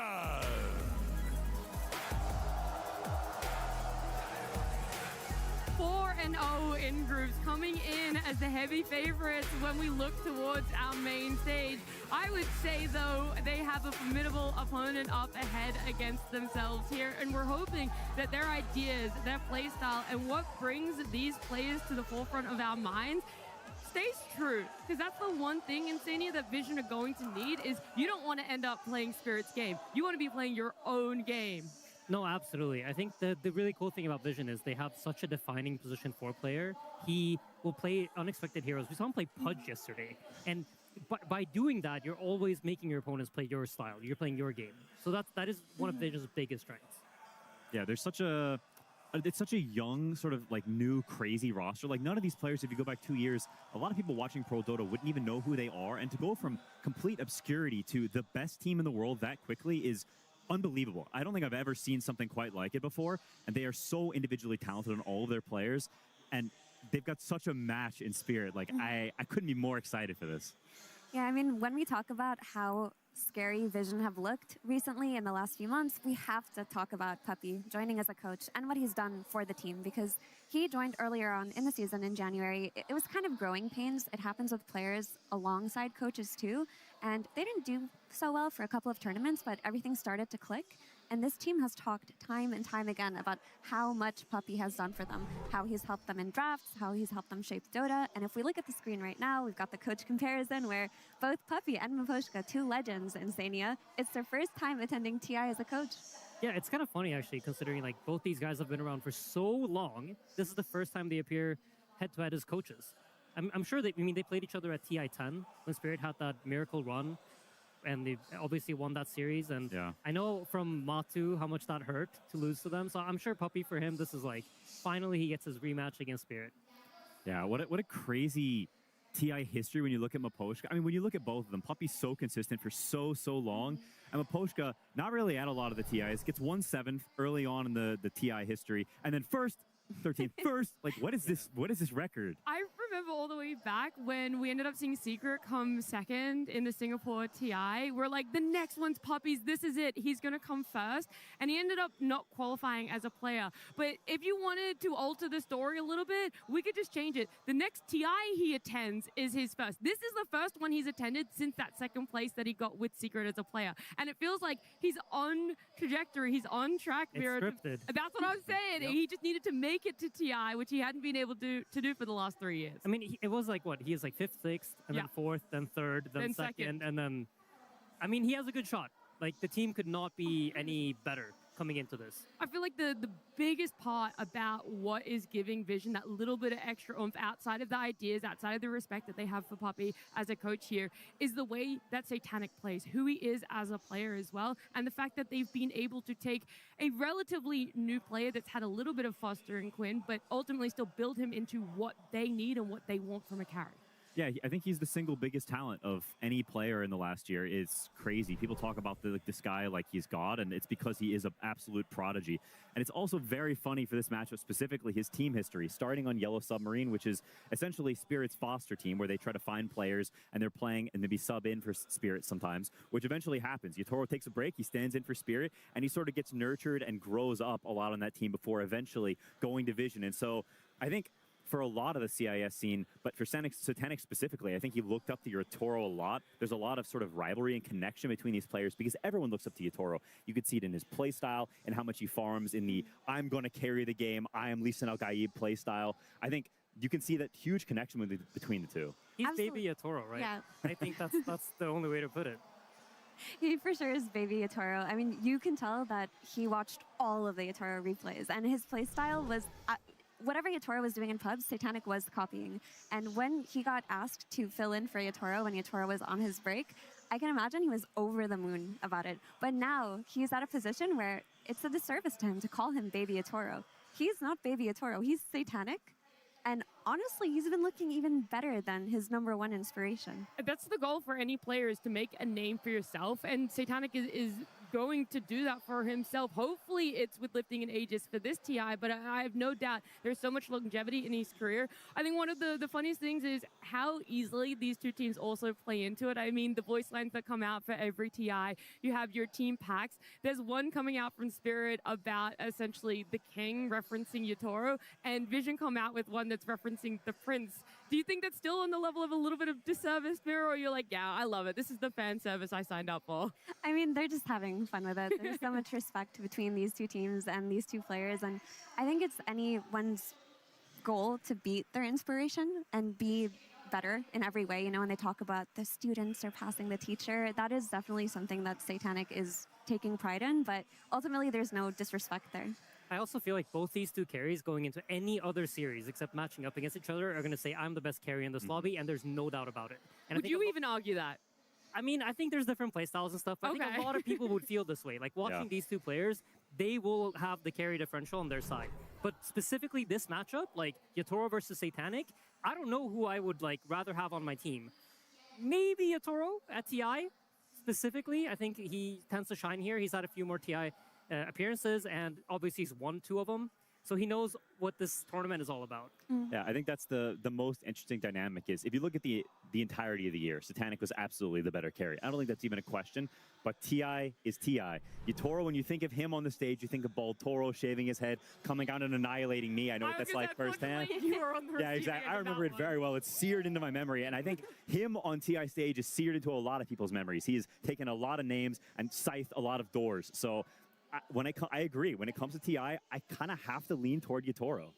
It was shown yesterday, right? We look at their groups. They were going up against Vision in groups, looking to be that 4-0 team for themselves. They lose that series. They could have still gone through 4-1. They lose that series. They have to go into elimination. They lose game 1. And you're wondering, is this Spirit going to crumble before we even see them get to main stage? They rock up yesterday. Iron Wing, it's like they'd never even heard of those players before. That's how phenomenal they looked. Yeah, Spirit are energized by the crowd like no team I've ever seen. Every single player feeds off of it, and especially Collapse and Yatoro. Like, they've talked in their vlogs so many times about how whenever the crowd is cheering with them, they feel like they're stronger. And if there ever cheers against them, that makes them even stronger. And you have to be a vibes player at TI. It's a different tournament. It's a different beast. The stakes are different, regardless of how much of you've competed throughout the year. And they've got experience like no other when it comes to this. Yeah, I think people also talk a lot about ramping up. At a TI, you play the group stage and you improve to main stage and you improve throughout the bracket. And I think Spirit is the poster child for this. There is this feeling when this team is improving and marching through the bracket that they're going from good to great to unstoppable by the end of the tournament. And so when you're in the middle of the bracket like this, you need to stop them now, because when they get to the end, if you let them keep rolling, you cannot do anything about it. No, you go insane. I also think the Spirit is just a completely different beast than any of the Spirits that we've seen in the past. Like, when we think of Spirit, we think of this team that kind of likes to play defensive, set up a lot of baits, like kind of play around Yatoro and rely on him a lot. I find that this new iteration of Spirit, they play around their supports a lot more, and the supports are a lot more enabled to make moves and play a much more active role. The last time we saw these two teams come up against each other, it wasn't necessarily a fair fight. Vision had a lot of good ideas, but is it going to work a second time around when it comes to the TI main stage?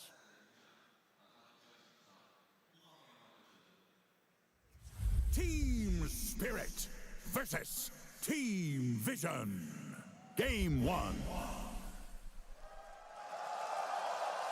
A win here for either of these teams means top 3 secured, and for Spirit, that would be an amazing accomplishment to be able to get back to. After winning TI in Seattle, we hadn't seen them on the main stage. They definitely fell below a lot of expectations, and now I do wonder, is the team that lost in group stages in a matchup going to come into this with an upper hand when it comes to a draft?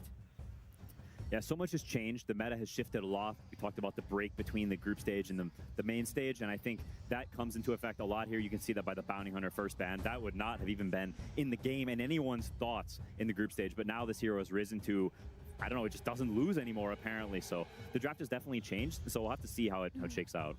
Yeah, I think it's worth noting that in the group stages, when Spirit lost to Team Vision, they lost twice to Earth Spirit. And they had this idea that they could beat it. I think in the series today, we're not going to see it be given away to either team.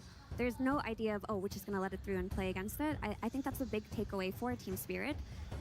On top of that, I think Lone Druid will be very contested in the series, where maybe other teams lost faith in him after his statistics in group stage, because he's been owning on the main stage.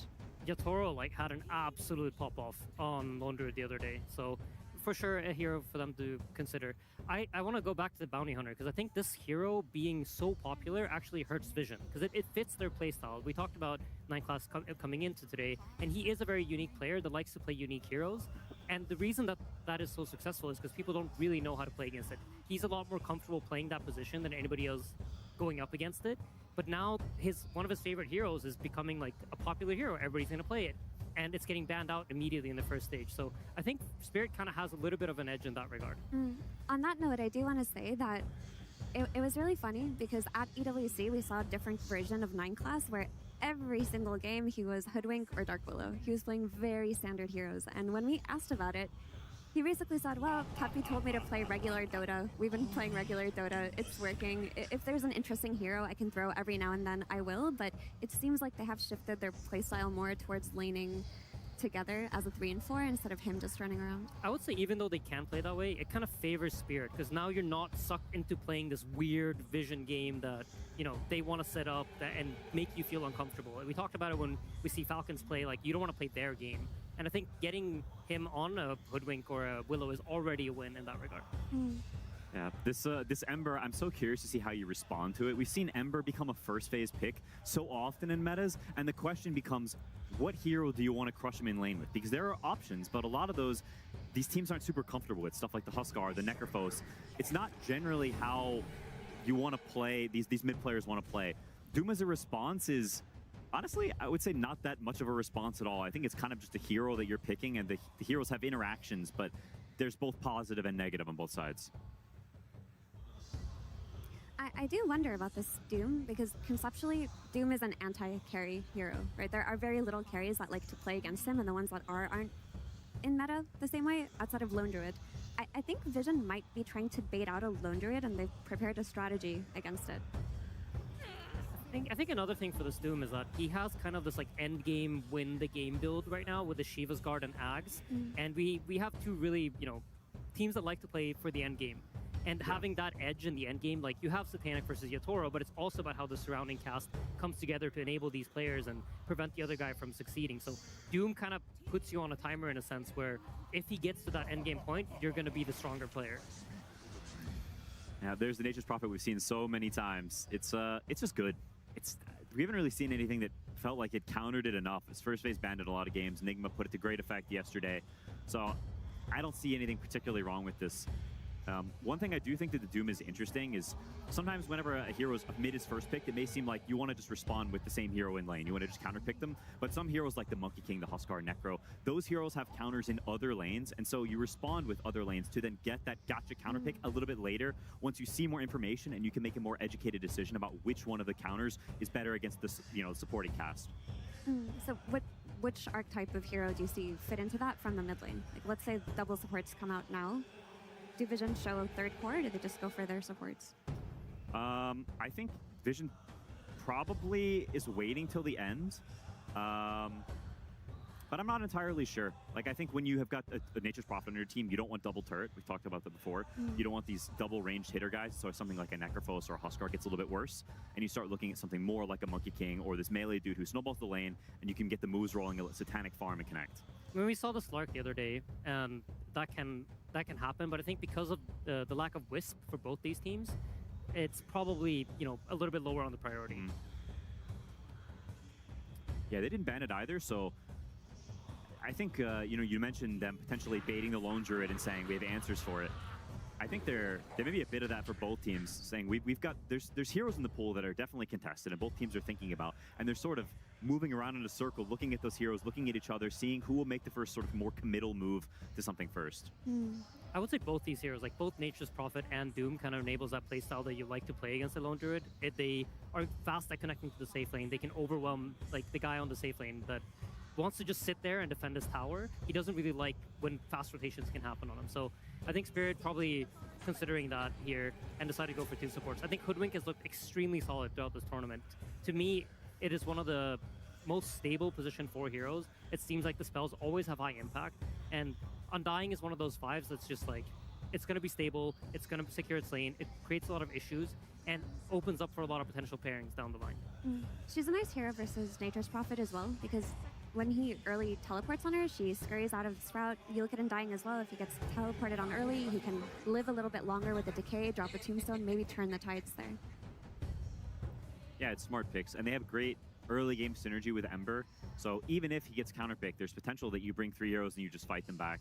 Especially with Rubik, which is a hero that traditionally is not super strong on the early fights because he has 1 spell that does damage. His other 2 spells don't do anything early, and so it's a little bit of a slower support, wants a little bit more time. And there's potential to abuse that for Spirit because their supports have got plenty of spells that all do stuff early on. I do think an aspect of the Slark counterpick to Ember does come out. This is trending up. Honestly, it's been a lot of fun to watch, so I'll never root against this. We were curious that if the lack of IO was going to be enough of a deterrent, that you're like, actually, we don't really feel comfortable that it will make it through the mid game out of mid lane that well. But No, Insanier, it's definitely going to be okay in Vision's eyes. I think it's related to the two supports. So if you think about how Slark dies, it's if you can find an instant Hex or an instant Silence on him. But he's going up against Hoodwink, which has a slow-moving projectile that he can react to, and an Undying that has essentially no spells that prevent Slark from playing his game. I was wondering why the crowd was cheering so loud, and then I realized it's a Yotaro Terrorblade. Like, if you've ever seen this Yotaro Ame back and forth, there has always been this hero at the center of it, and we know how much the Chinese crowd loves Yotaro based off of their little bromance between Ame and Yotaro. Yeah, it's something worth cheering for, and I think it's a really cool TB game in a lot of ways.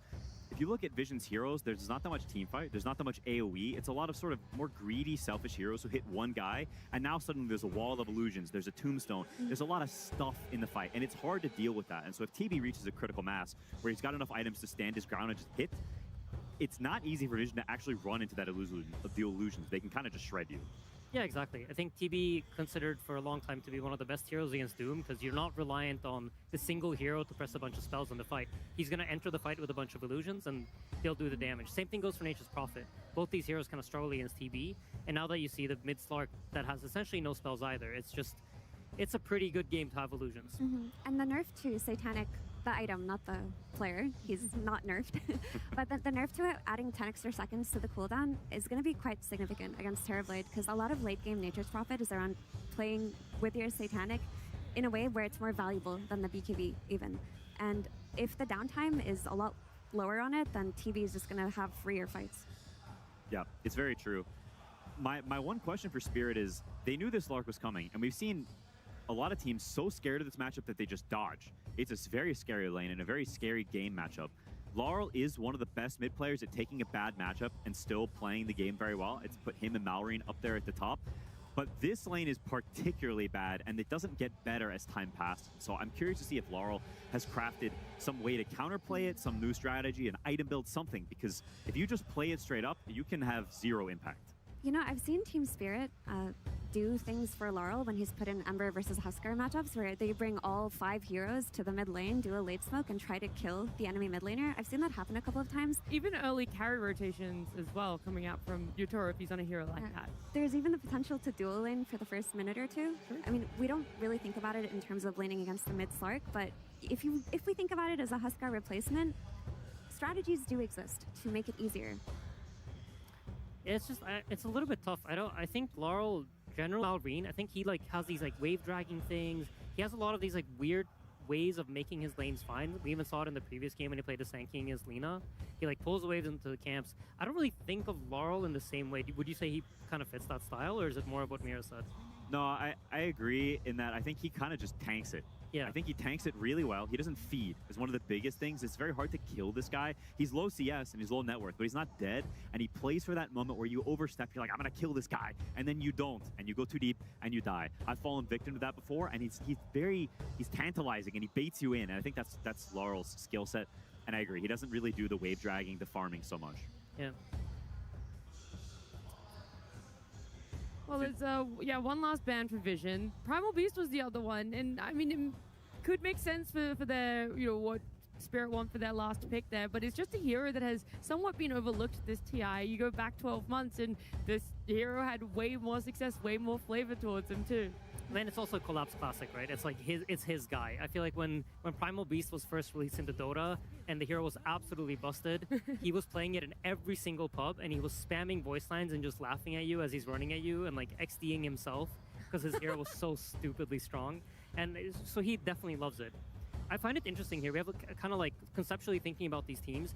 I think looking at Spirit's heroes, you can very much easily tell this is Yotaro that needs to 1 versus 9. Yep. This TB is everything. Everything else is just there to enable the Terrorblade to deal damage, whereas Team Vision has a bit more of a balanced draft where there's a Doom that can cause an issue, there's the Prophet that can cause an issue, and there's a Slark that can cause an issue.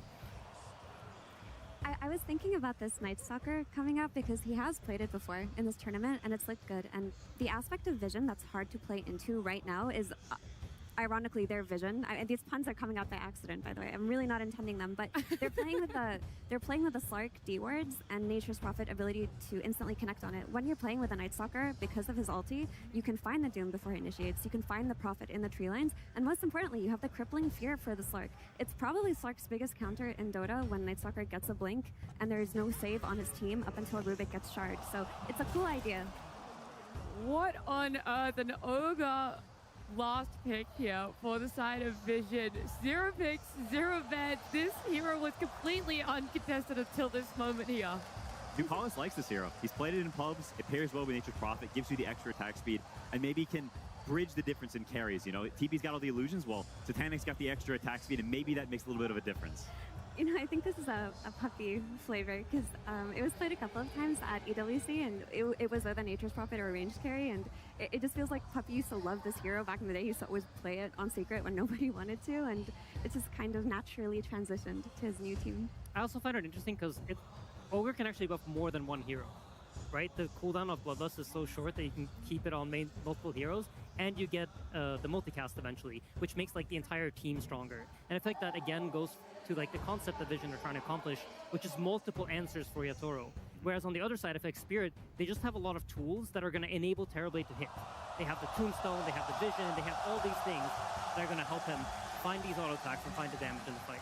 Yeah, I love this idea. I think it's so true, and it's like at the core of how Spirit drafts every game.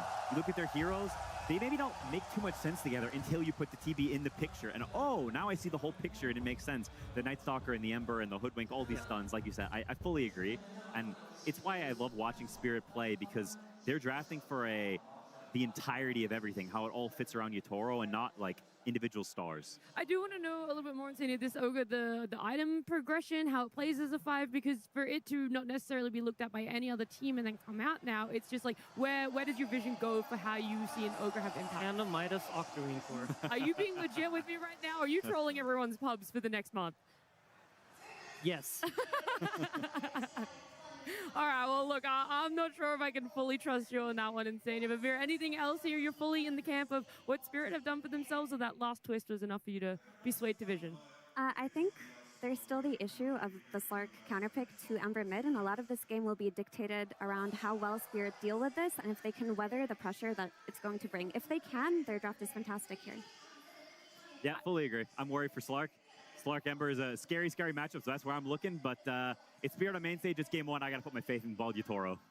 He's not even bold yet. You can't do that. He will be. Oh, and he makes it to the finals. We haven't even looked towards that. By the way, I know you guys were reacting to the crowd reacting. That's because Zhao 8 is casting over on the Chinese stream. If any of you guys wanted to open that one up, maybe have a dual stream going on, you're more than welcome to. But we're going to go from one legend to another. It's Tsunami standing by with Miposhka. That's right, standing by with Team Spirit's Miposhka. Miposhka, you spent quite a time in that booth before coming out. I'm wondering, how has your coaching style changed from your 5-position style when you're in the booth? Draft ends, you're telling your teammates, this is how we should play the game. Are you giving them more instructions since you're not playing with them now? Definitely, yes. I mean, for draft stage, not changed much, because like I previously did a lot of in the sphere. Preparation and something like that. But now I'm trying to teach my supports, because I played a lot on that position. So always trying to help them, trying to help like how you should put vision, how you should approach the thing. And also I'm watching a lot of replays of enemies, our replays, and trying to find some mistakes, like how we should change our approach about some things. Like a lot of work. I don't know. How well have your very many things? Yeah, it seems that way. How well have your supports taken your lessons? Because you're doing very well in this tournament right now. So, how are they understanding your lessons? I would say slowly, but they do it. They're doing it anyway. And then how about the lesson of Slark versus Ember Spirit? How are you feeling about that matchup? I mean, we'll see. We played once, that matchup, and after the game, Lars said I would never play anymore on Slark against Ember, because this hero is doing nothing after the lane stage. But we'll see how it will go from enemies' view. So, I mean, I believe in our draft anyway. All right, let's see if the belief pays out. Miposhka, good luck in game number 1. Hearing from a legend of the game, it does provoke the question, what does it take to become a legend? There's no doubt about Spirit's status as one of the greatest teams of all time, but to achieve that status, they did so by trampling over the gods of their time, beating players like Puppey and Faith Beyond to claim the Aegis. Same path now lies in front of Team Vision. To stay on the high road, they have to beat Yatoro and Collapse. A lot of rings in this series here, and a lot more to potentially come for the young squad of Vision trying to seek their own. It's a tough team to play against on the main stage when the pressure's on, when you know these guys are going to clutch it up. And to me, these two teams, it's such a mirror match in some ways because they are both defined so much from that one position carry role. Spirit loves playing around Yatoro. He is your win condition. He is what's going to define how this game goes down past that 30, 40, 50 minute mark. And I think the same can be said for Vision. This is a team built around the young gun in Satanic. You need him to pop off. You need him to have a good time. When Satanic is ahead of his opponent carry at 10 minutes, you win the game 3 out of 4 times. Straight up. And the flip side, when Yatoro is behind at 10 minutes on the enemy carry, Spirit only managed to win that game 35% of the time. So you're looking at these two carries going up against each other, and if the net worth gap starts to open up around that 10 to 15 minute mark when Vision want to explode the map and take the game over, especially between a Furion and a Terrorblade, this could be a very one-sided series. Spirit need to find a way to equalize that advantage, control the map, and not fall behind. I think Vision have been the faster team so far this event, and they're proposing a lot of tempo here between the Furion and the Slark mid with an Ogre to back it up. Extra bloodlust, some extra attack speed, extra movement speed, it all comes together. It does kind of link back to Satanic's entrance onto the scene, right? Like, he shows up when Yatoro wants to take this break. He plays for Team Spirit, right? And Team Spirit went from the slow kind of 4-protect-1 sort of team. Uh-oh, Collapse. That is looking like your first blood. Satanic, beautiful body blocking there with the treants to collect a kill on a former teammate. That is a big gold injection for a hero that was already free farming. It's just so scary to give Vision this kind of start on their safe lane. They're already dominating this lane. That's the downside of the Night Stalker pick. He's just not that strong early on. You really have to get to this first nighttime period. It's a hero you're going to have to rotate into. And the issue is the Ember, he has the toughest matchup mid, already just having to walk to base. This lane stage is already incredibly rough for Spirit. And it comes down to who is going to salvage that. The Terrorblade? Like, does this have to be some crazy Yatoro game where he's the one making some moves, making something crazy happen? This is not the easiest hero to do it on because you have to commit metas to get through the lane yourself. Yeah, we heard a lot of theory crafting from the panel about how they're going to get out of this Ember Spirit versus Slark matchup, and so far, Team Spirit have not hit us with any of those wrinkles. So maybe their plan is a little bit later on, but so far, it's going to be Team Vision running away with the lanes. They're going to win that safe lane. They're absolutely going to dominate the mid lane matchup. And it looks like the off lane matchup is going to go pretty damn well for Notice as well. It's fine. He might die up here to some Tombstone plus meta drop. That's your one concern in this lane. Otherwise, you're free farming up here. And with a Rubik, that always feels super nice. A classic Team Secret support duo. You know, probably bringing his little flair here with the Rubik Ogre. I can't count how many times he played this with the Apsar on that Rubik.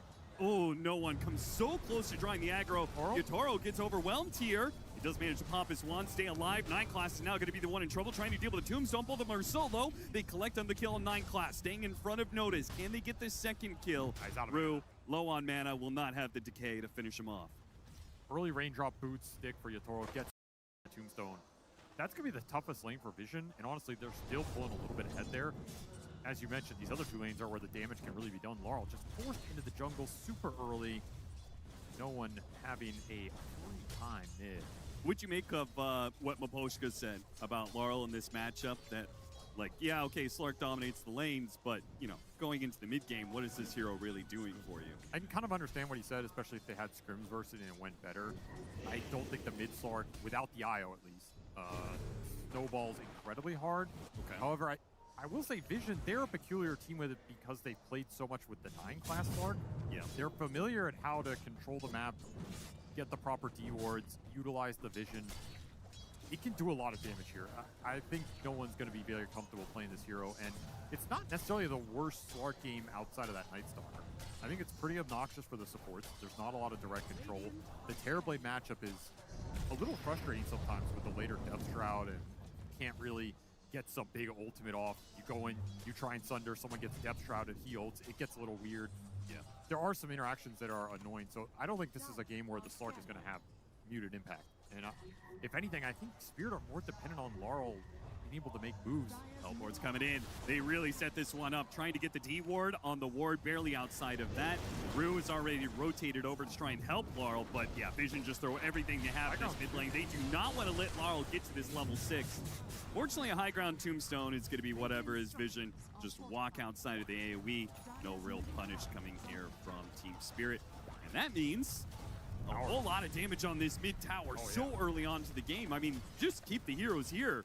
Laurel can't do anything about it. Catapult stayed alive. You're not able to lane. Tower's just gone to Bloodlust Furion.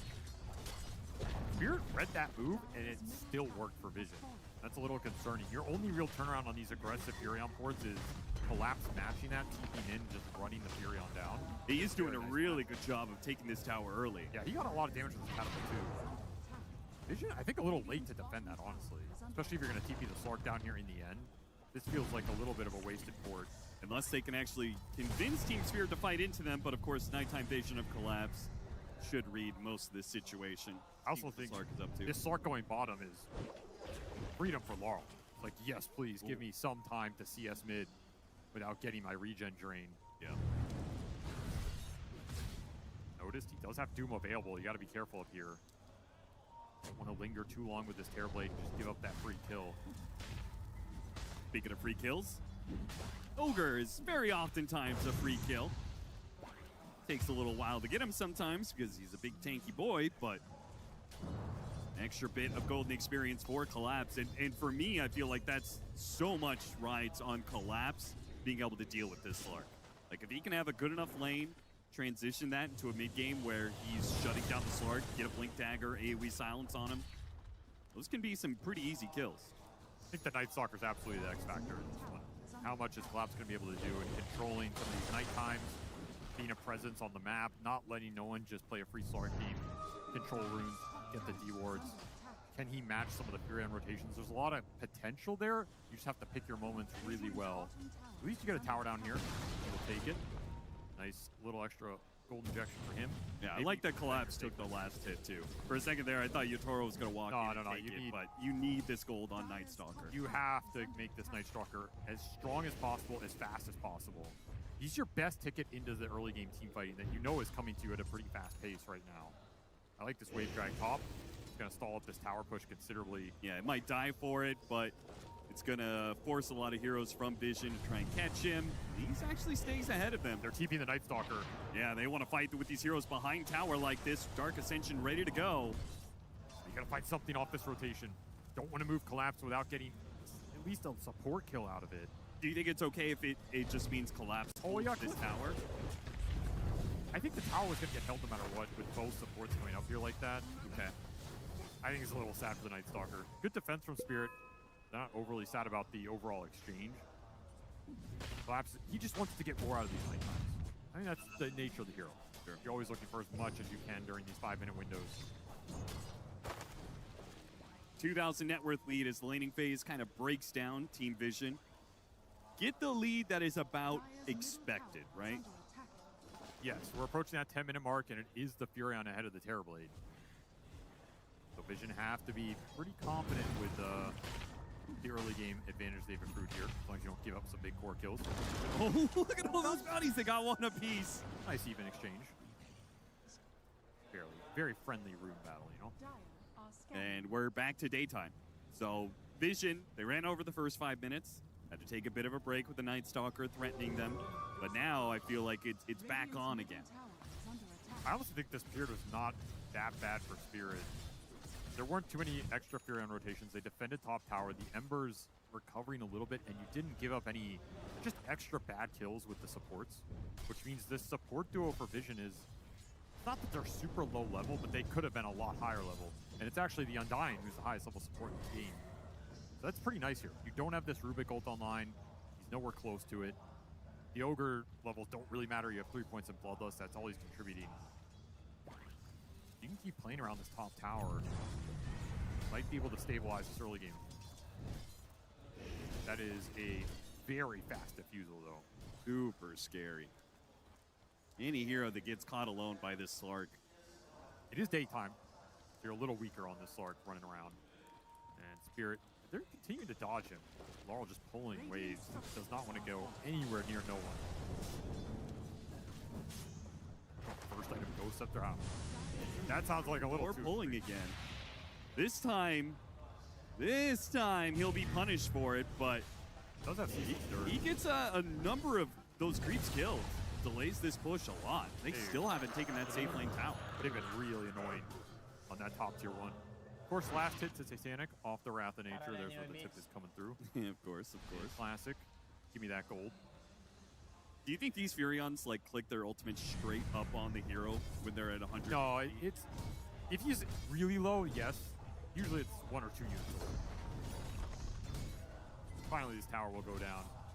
You could have committed your Dark Ascension to again try and defend it even further, but I think you bought enough time here. You're okay conceding it, using that Dark Ascension for either a turnaround play or defending some power for the Ember, something like this. It's going to be a defensive game for Spirit, though, until you're ready to just play through Collapse and his strength. He does have a blink. I mean, he's fairly farmed. But the game's down. I do feel like it's one of those weird things that... Oh, not me. That evasion's so obnoxious, man. It'll cost him a few extra seconds, and Collapse does TP away successfully there. I do feel like can they make moves with Night Stalker? Because it's kind of like making moves with a Tidehunter, right? Like, oh, we've got Ravage, guys. Let's go use it. Okay. It's not as you make a move, you use that Ravage. Well, guess what? That Ravage is now on cooldown, and Vision could just run you over. I think the turnaround play is a lot more reliable for Spirit. You kind of know Vision are going to go into you, particularly this Slark with the Furion backup. If you can bait him in a little bit, TP in with Night Stalker Blink on the back line, that's where the fight's going to look good for Collapse with this early Blink Dagger. It's very hard to just force the issue yourself, though. So Vision do have to be careful overextending deep into enemy territory. Who's going to tank another gank? This is that type of fight. Around to kind of help him out. They burst down the Undying so quickly, and Tombstone's easily dealt with. Yeah, Team Spirit not actually going to fight this. It would be all up to Collapse if he wants to make that call, and he did not have TP. Downside of him TPing the base there. Right. If that's 20 seconds later, I think Spirit would take that engagement. Otherwise, they're just going to write it off. Base for the Ember, who did commit for first item Ghost Scepter, by the way.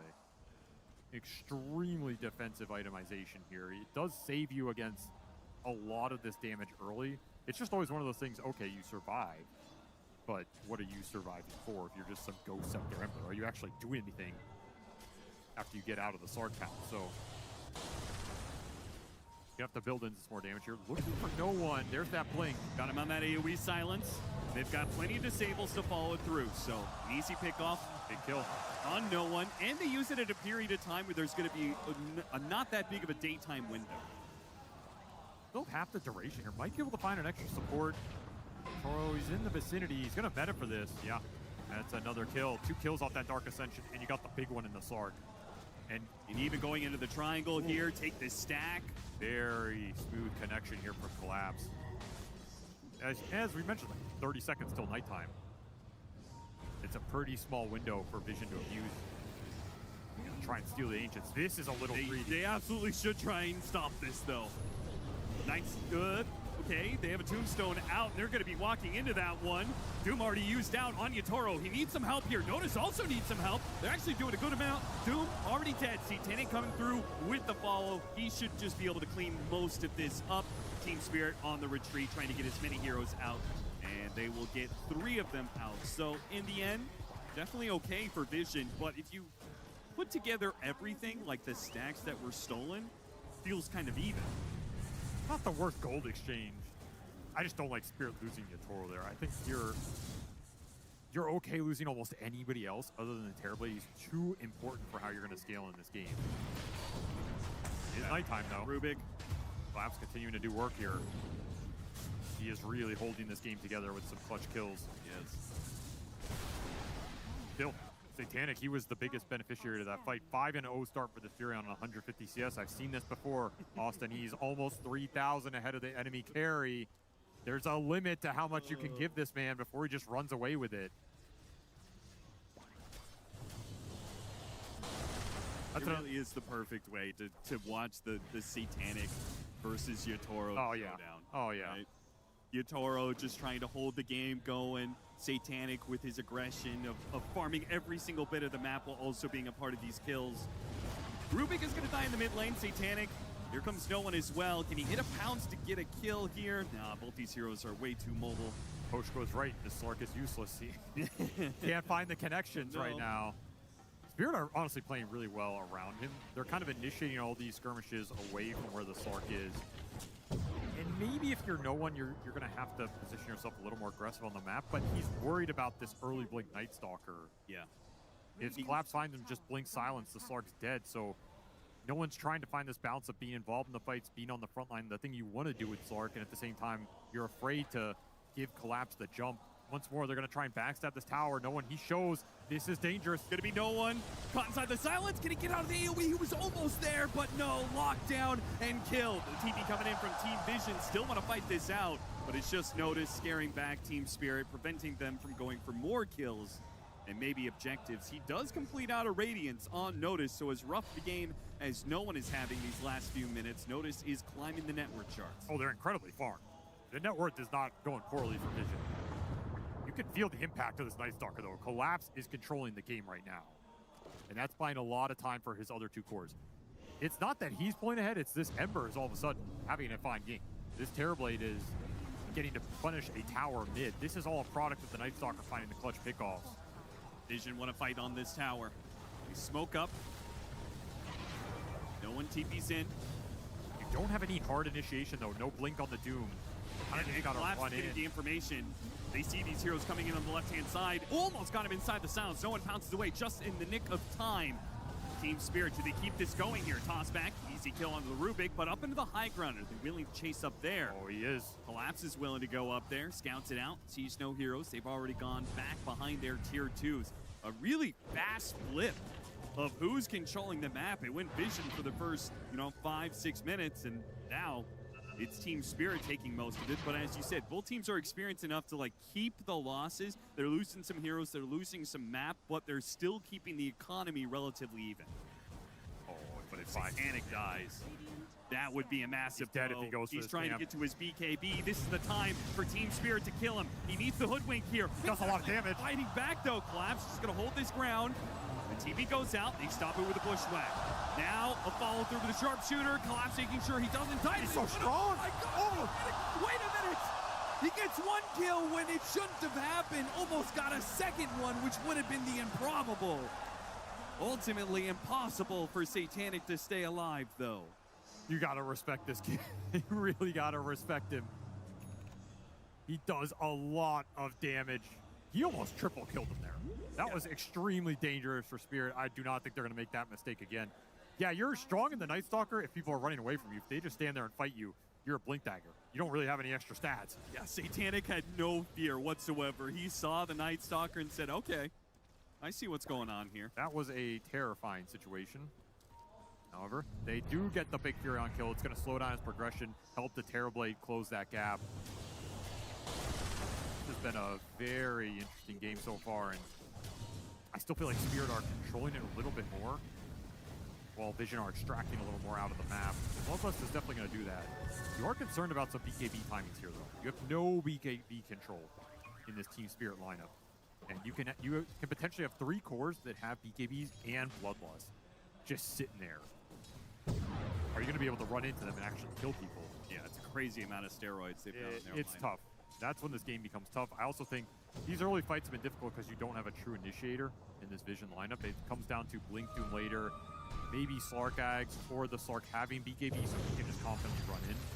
We have not been at that point yet. Laurel, you are due. Gets caught. Notice, blinks forward, hits him with the stun and a Doom. He actually had a 3x streak, huh? A little extra gold in the way of the Doombringer. And there's that Blink Dagger. So the fights become a lot easier. You can send this Doom in first. You're going to have BKB on the Slark soon. Those are 2 points of attack to play behind here if you're Satanic looking for an opening.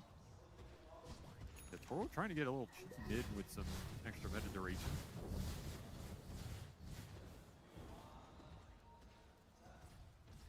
Tombstone save is going to be huge in this game as well. Just being able to buy time on the target that gets doomed.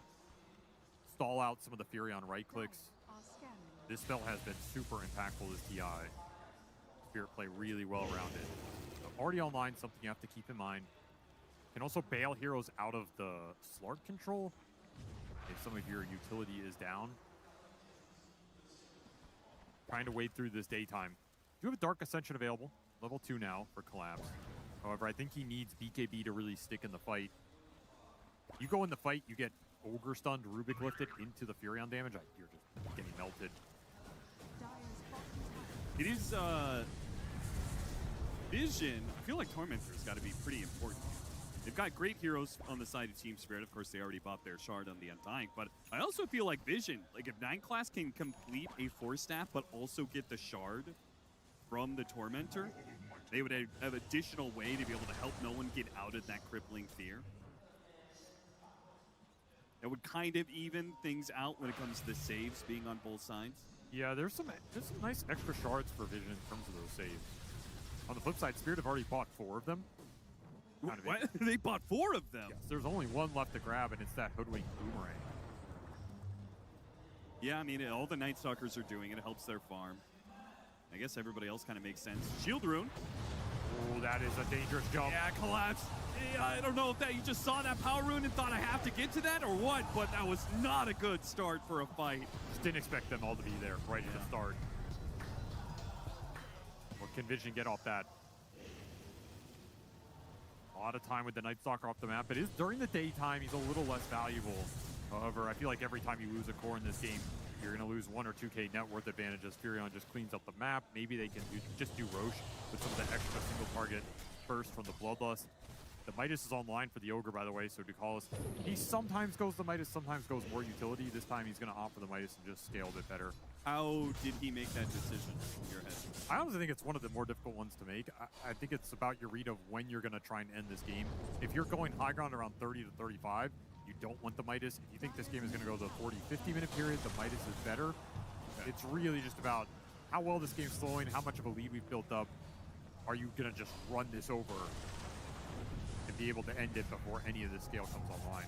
I think here he made the correct read. I don't think you're snowballing this game enough to just say, hey, I'm going to buy 4 staff and we're just going to go higher on this lane. This Midas will pay off. It always does.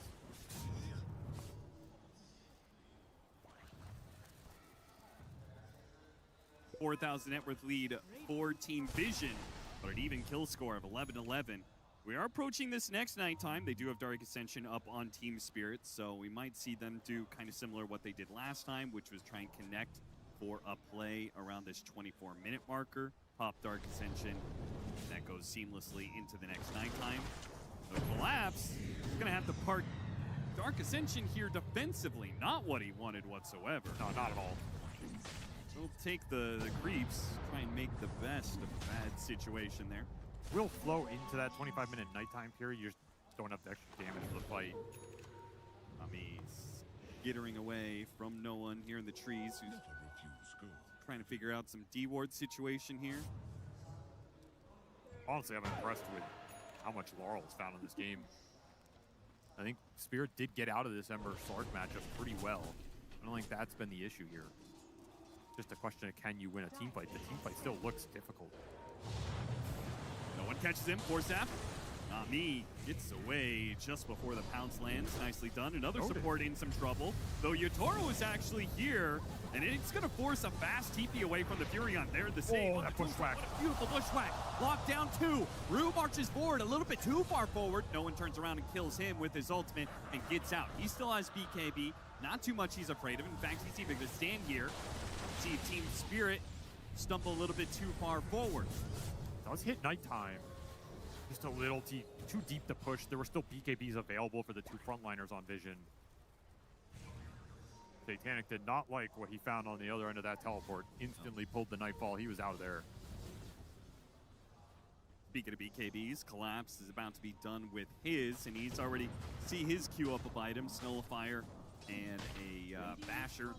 No surprise there. Just anything to keep these heroes locked in crippling fear for as long as possible. Gets scanned down here. Vision really gonna try and make a play. That's a hard play to connect on. Drop the ward. I wonder if Collapse saw the ward being dropped. Certainly saw the heroes coming in. Nice dodge here.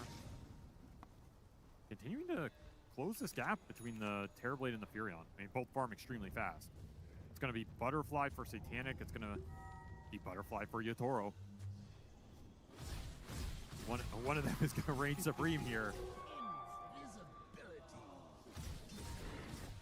Do either one of them go MKB to deal with the other, or is it just both carries are going to try and kill it would be else on the enemy? I think it would be quite hilarious. They both went Butterfly, saw it, and both went MKB. Though I think it's a much stronger item on Terrorblade than Furion on average. I'd be pretty surprised if Satanic ends up with MKB this game. He might. If he thinks he can just TP and BKB, bring this Terrorblade down quickly. Bloodlust does give some extra value to some of these proc items. Sure. That's a consideration. Right now, he's queued up his namesake in Satanic. Collapse in the top wave. Still have this off lane tier 1 tower. It looks like he's even going to try and set up for, see if there's a support down here for the Wisdom Shrine. Maybe even take the Wisdom Shrine, or at least force Vision to defend. Slipping up the side. They're smoking to him. Those are emptied out. He's trying to anchor a position that Spirit can go to here and get a really nice backstab on the fight. Just catch Vision off guard. It might work out here. Yeah, it's looking pretty good with this smoke happening. Collapse ready to pop the Dark Ascension. Instantly jumps onto the Rubik. Wants to go with the supports first. Same goes with the rest of the team after Jakalis. Both supports. Well, the sharpshooter doesn't land, but they got both of them anyway. That was very fast. And you could see Vision. The attack came from multiple angles. They just weren't sure what this fight was looking like. Just kind of failed on it. Way too chaotic. Way too hard to get a read there. Still caught no one. Yeah? His team is going to be pretty far away to get here, and the BKB has to be used. BKB exchange between Collapse and no one. Going to continue to scout. Ascension's out. However, you do have that 5-on-3. Yeah, Yatoro's already teleporting back to the triangle. He wants to just farm. Try and clear through these camps before the next minute spawns. Be as efficient as possible. There's the Butterfly. More Butterfly. Pretty nice timing here for Satanic. He's not as far ahead as I thought he might be, given the early game. Once more speaks to Spirit's ability to limit the damage being done. The fact they're up kills this game is kind of astounding to me. All right, so Vision, they weren't able to snowball the game quite the way they probably wanted to, but there's nothing wrong with their scale. No. You absolutely get to play a game of Dota here. Especially if you can find openings like that. Pick off. Satanic, not even required. Just so well executed by Let Vision. the Ogre beat him down. Yeah. That's going to be Roshan. Straight to Roche. No defending for Team Spirit. Getting a kill like that during nighttime, doing Roche off of it, that's going to be a massive win for Vision. Context of this game. Oh, what a sick smoke. Just straight into the Terrorblade right by the Roche pit. Spirit, they steal these though. They can test them. But he doesn't have Dark Ascension. If he had the full flying vision, maybe he could pull that off. Not me, not going to go for the play. Tanic going to try and find the squirrel. It's going to be a difficult catch. Time for Team Spirit to rad, especially as we go into another daytime. Vision, this feels like a moment where they're going to take a lot of objectives. They could start taking tier 2s in my head. For sure.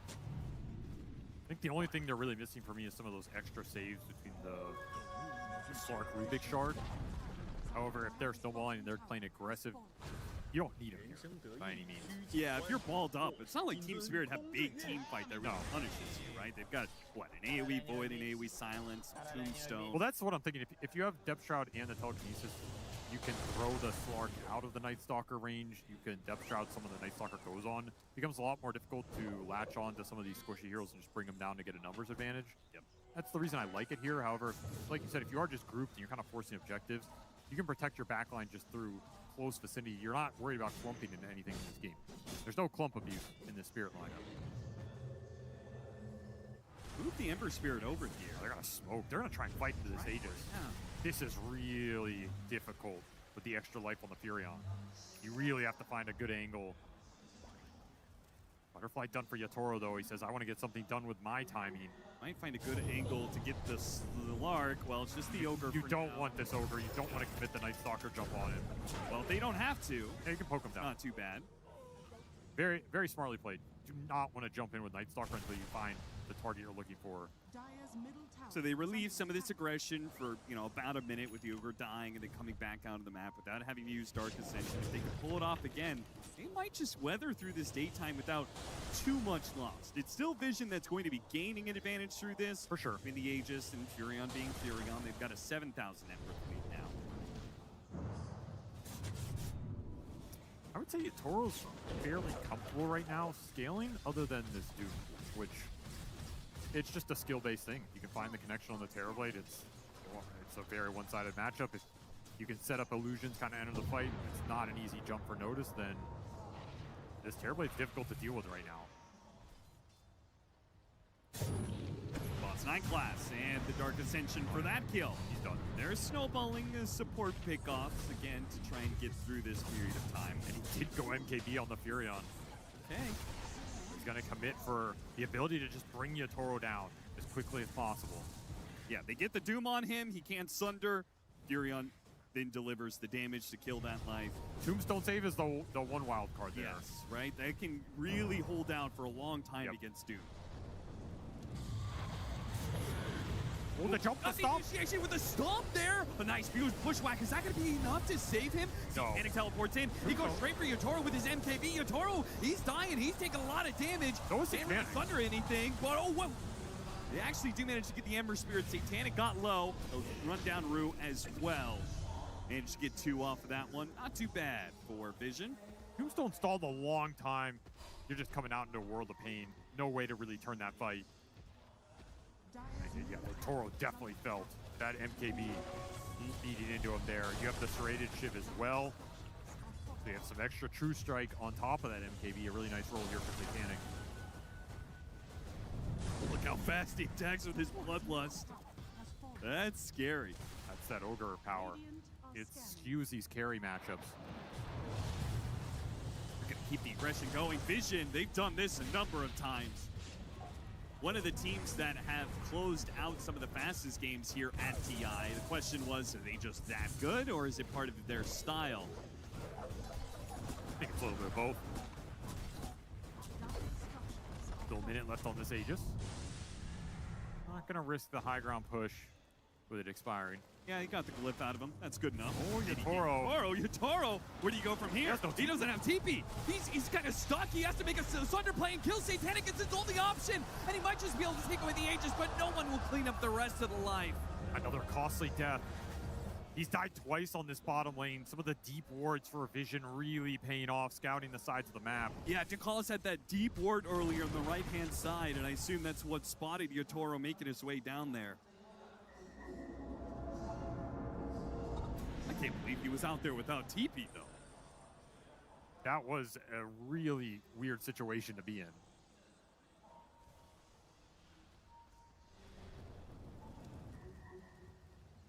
Your Aegis expired. You can absolutely still go high ground, though. No way this Terrorblade has buybacks. You're not worried about that.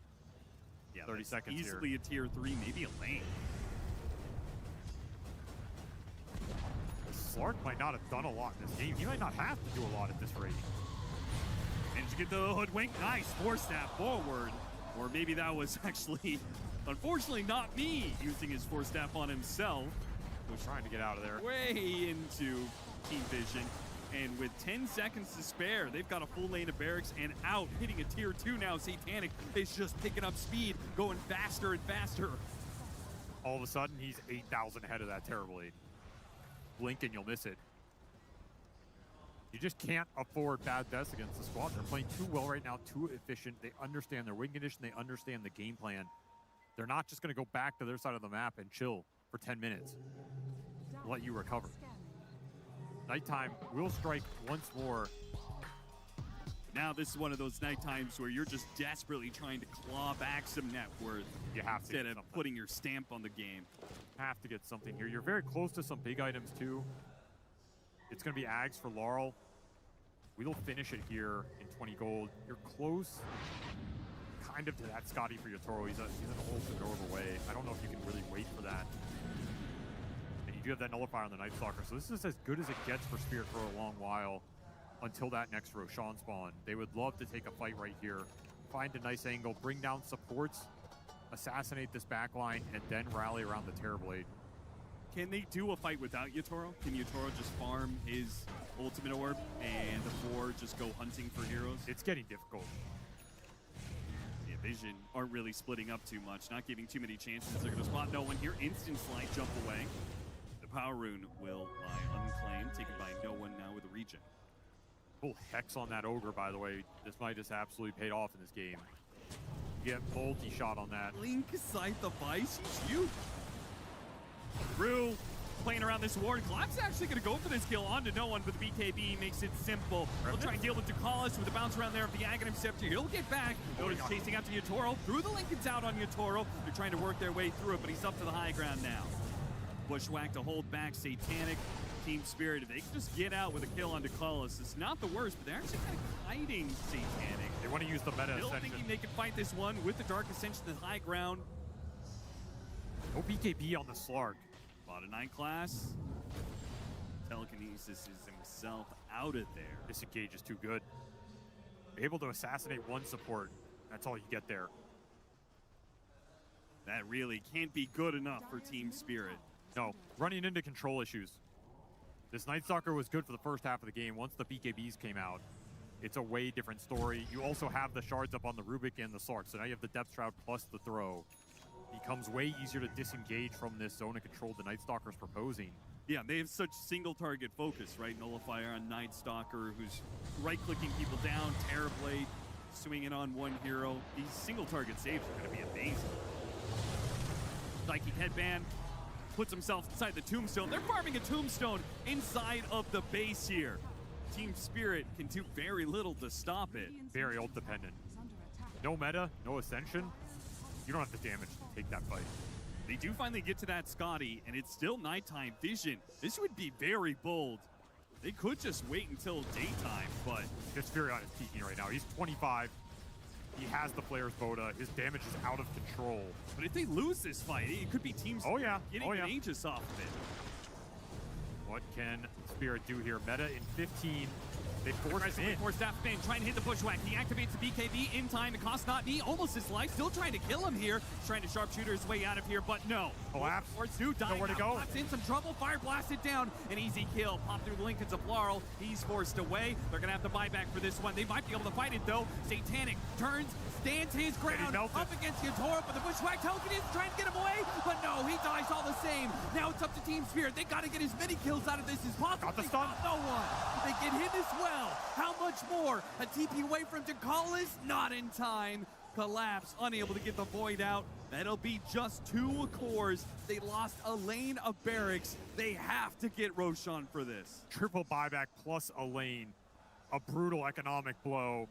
You don't lose Yatoro. That's the silver lining. It's going to TP bottom, try and fix the map, and you're absolutely right. You have to play for the Roshan here. The sad part for them is it's not going to be up another 40 seconds. There will kind of be a window if they really play to it. I think you have to. I think you will have to park someone in here and man up for it. Despair as Team Spirit go into the pit and find Roshan has not spawned yet. That's a rough There is spawn. still hope that they can get it. But it's Collapse. Got Hex. Collapse. Getting caught by the side device. He's in. And, whoa, Tombstone saved. Could he possibly get out of here? Out of the Tombstone, he's going to be so low. It only takes so much for Vision to take him out. They're trying to push these heroes back, and he'll just hold inside the Tombstone. They can't. They might get stop. something more. He's out now. Collapse. He's playing with them. He's toying with them, but he got doomed. The Doom is out. They'll get the Rubik for it. This kind of snowballed some kills now. Now Team Spirit do have a larger window to take this Roshan. It's up now. You have the confidence to do it without Night Stalker for 90 seconds. That's the dieback there. He did tank the Doom. And honestly, it's kind of worth it in some ways, because now you can take this fight without Doom available. I think you have to man up here. You have to take the opportunities when they're presented. Oh man, Roshan trying to get to the other side. Do they have to disable this? I don't know if they do. Oh, it's going to be really weird. He's full rushing out of the way. They're going to buy back. It's a disaster. It's an opportunity. If they can take it out, Roshan is throwing hero after hero. Moving to the Doom. They're being used by Yatoro. Meanwhile, oh my God. He just keeps on rampaging through these heroes. Rose trying to get away from Satanic. Yatoro's back to base. Vision will take the Roche. That could not have gone worse for Spirit. They did not have enough time to do it as Roche just annihilated them in the river. They were seconds away if they could have just done it. 5 seconds faster, they could have killed it even as Roshan was out the base, but instead Vision have the extra life on Furion, something that wasn't even necessary. And Aegis was a threat, a prayer for Spirit to have some sort of hold in this game against the extra life of Furion. It's gotta be over. I don't know how they can take this. They're gonna get Vegas here. Damn damage for the Slark was just the cherry on top. We saw no one laughing all the way to the bank. Watching Laurel throw himself after Roshan time and time again. Knows that they needed that extra life. It's Megas, it's Vision hitting tier 4s. It's a buyback from Laurel. And a desperate hold, trying to make the initiation on the Furion. Got him on the bushwhack, no real follow through. Laurel, he jumps to the back line, spotting to cause, but he can't stick around, not against the site device. He has to play his distance. He's gonna make a run for it, try and cut some waves. He gets hit by a stomp, break through Lincoln, see if they can get the site. On his own. Fire blast on him, and now he's dead. Doom guarantees it. Too far, too deep. These heroes are too slippery. Just can't align the control and the damage. That's been the problem for Spirit all game. Without an Ember for 100 up against Megas. Metas was popped here. Vision, you can just wait out meta. Yeah, go back in. They just hold this. They'll have plenty of time with the Ember Spirit still down a 4 versus 5, 4 versus 6 if you include the Aegis. Still have to respect the Terrorblade. Yatoro is having some very free fights, being able to sit in the back and just bring these heroes down quickly. Double pounce in, trying to catch Navi. Forstaff gets Yatoro out of danger. Meta down for 65 seconds here. Yeah, what is a melee Terrorblade able to do here against the range of the Furion? See it there. Sprout forces Yatoro into a Manta. Telekinesis tossed back in, and he's in trouble. Gets off asunder. It doesn't matter, though. They can just fight right through all of it because Satanic stands there and swings on his former mentor. He goes down, and that is too easy for Vision. They'll finish off the rest of these Team Spirit heroes without a carry. They don't have the damage to stop Satanic. GG is called. Team Spirit will go down. Vision, a dominant Game 1 victory. No surprises there. Team looks almost unbeatable right now. When they're behind, they recover. When they're ahead, they snowball. And then in weird games like this, where it kind of feels even for a long time, it feels like they're always the team that finds that one kill, that one opening, and the second the levy breaks, you're down 10K, you're down 15K. Now you have to make some desperate move. That Roshan play almost bails Spirit out. Even if they get that, do they win this game? I don't know how much it shifts the odds. I think this situation for Spirit's just very uncomfortable. You're in a game where the onus is on you to make all these incredibly difficult moves with Night Stalker because your Ember just doesn't have a lane to play. It's all on Collapse. He finds some of those, but he just had to find so many. Too many problems. Vision constantly pose too many problems for their opponents. Though Miposhka there at the end of the draft talked about how Slark doesn't really do anything post the lane. You have to question, but is your Ember going to be able to do anything in the lane after that as well? It felt like so often we were seeing Lyle be put in precarious situations and have to do so much with so little, but still massive props to Spirit for being able to drag out this game that they did, put themselves in a position where they're contesting objectives, they're taking towers, and we actually almost saw them get a strong grip on this game, potentially even lead it into that win. Yeah, I think it's an incredibly impressive performance from Laurel because his position is super hard, and we saw what we talked about. He didn't die. He's holding on. He catches up really well. His net worth is totally respectable, even in a situation where he's playing an impossible lane. I think it's a great show of resilience and the magic Spirit has, but I don't know. This Vision team is they're just on fire right now. Yeah, in a way, the Doom pick to me was the really genius aspect of how Vision played it with the opening in the draft. I think you alluded to it a bit, Quinn, about how they're going to set up for something even later on, and then the Doom kind of looked like the backup plan. They had the Slark up their pocket. They were going to shut him down later on. They didn't want them to pre-address the Slark in the earlier picks. And even if Laurel managed to recover it, that was where Doom existed. So many fights, even though Slark was being handled by the Night Stalker, Doom was dooming the Ember. And what can you do after that? Even if you try to recover, it's very hard to take those fights.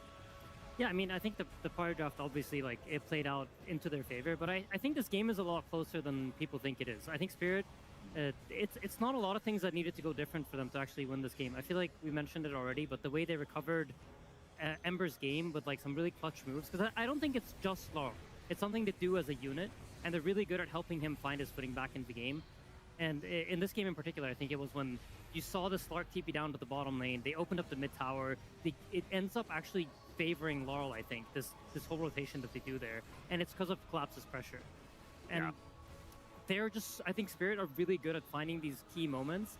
And unfortunately, the game breaks for them when I think Yatoro gets smoked on and they lose the first Roshan. I think that really is the key moment that closed the game for Vision. But if you're playing a game like this, it feels really close. No, 100%. Collapse is a special shout out to him because I think he played incredible this game. I think one of the only players in the world that could play the way he did, buying Blink first, finding so many kills, and still having solid net worth, making space for Laurel, making space for the rest of his team to farm and catch up. Like, Yatoro had no pressure on him for such a huge portion of this game.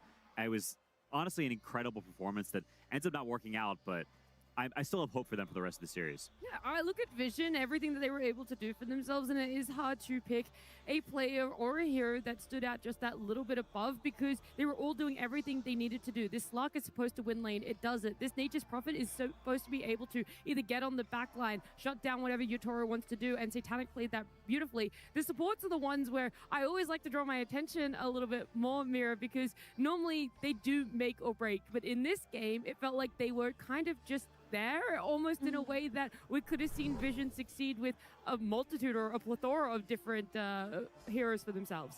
Yeah, Vision are so good at enabling Satanic within their drafts and their support picks and creating situations where he's at least 3k net worth ahead of anyone else in the game very early on. And even if situations happen in the game, like when Collapse got his Blink Dagger and started to find kills, even if this happens and they lose a little bit of grip on the game, they still have their carry 3k net worth ahead of anyone else. And it gives them that security and that failsafe where when the games slow down, it feels comfortable for them always. And Vision are looking really scary because of that. They've consistently picked Nature's Prophet. Teams have tried to counter Nature's Prophet, and he still wins with it. We're going to talk about those later portions of the game in a little bit, but for now we wanted to look more towards what that earlier part entailed for Vision and how they were able to find a lead and a success for themselves in those lanes. The person walking us through that is Paj. Thank you, Nat. Yeah, these drafts have been very instrumental, not just in this series, but lots of other ones. We saw the Slark versus Ember matchup earlier in the Liquid series yesterday, actually. But let's take a look at the laning stage. It wasn't just that matchup. It was also this cool Ogre pick. Last pick Ogre. Not very often your support gets to pick last, but what he's doing for his team is he's giving Bloodlust to the best player in the world, Satanic. And that extra attack speed and that extra movement speed allows him to bully the crap out of his opponents. And it also allows him to potentially get first blood here. They do a nice sprout into a fire blast with some right click rundowns. That's how they got the first kill. And then as the lane continues, it's the same kind of story. The Night Stalker's getting hit like 6 times every time he might have one opportunity to get a last hit. So he gets bullied out of the lane, and generally really good starting farm for Satanic. But again, Team Spirit did do a good job stabilizing. But Slark is the guy that we need to talk about. He's the little fish in the room, basically. There's some small changes to the hero that you might not be up to date at, but he's got a new ability, his third one here. It basically steals regen from his opponents and gives it to himself. And his old passive is actually right here. It's near an innate. So he just gets this for free. So his melee trades are disgusting. So when you lane him against a hero like Ember Spirit, you're basically putting your regen down to 0 whenever Slark hits you. And that's going to make a bad outcome for you in your game. Take a look at this. 0 HP regen per second as he gets hit by Slark. So he basically can't lane in this matchup here, which makes his CS very, very bad. And even at the 6-minute mark, they're ready to pressure. The net worths right now are already looking kind of bad, and them diving under this tower, killing the Undying, backing and taking the tier 1. They got what they wanted out of this early game. They would have loved to have more kills, certainly, but this is basically the hero matchups that we need to be looking for in further matchups if there is an Ember Spirit that shows up, because it will get you off to a really bad early start.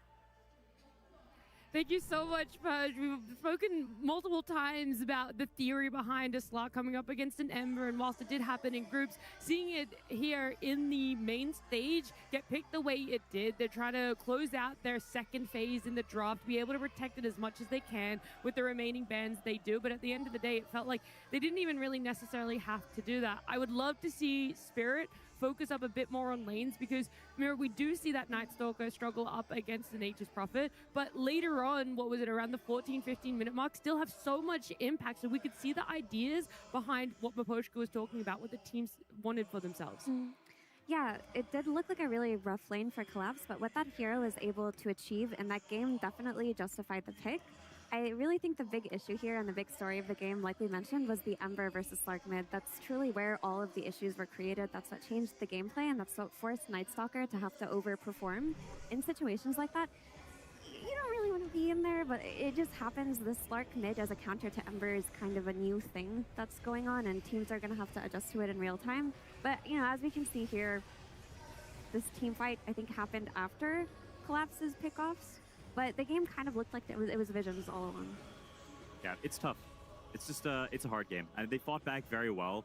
I think this Vision team, part of what makes them so strong is those early moves. You saw Purge talk about it in the video, but the fact that they're a team that consistently makes these. You see some teams, they make a move once every few games. They open a tower. Vision, every game, they're making a move, combining cores, opening towers. That's a sort of a really basic concept that was everyone sort of agreed upon at some point years ago, that you combine cores sometime in the first 10 minutes, and that allows you to make the heroes that are strong actually, be in the same place. You can open a tower and start opening up the map. And they have crystallize that, and they do it every game. They do it so consistently, and I think that's one of the things that they do better than everyone else that allows them to have such good positions, to Satanic be so farmed every game. It's not wizardry. They've got a formula going that works really well.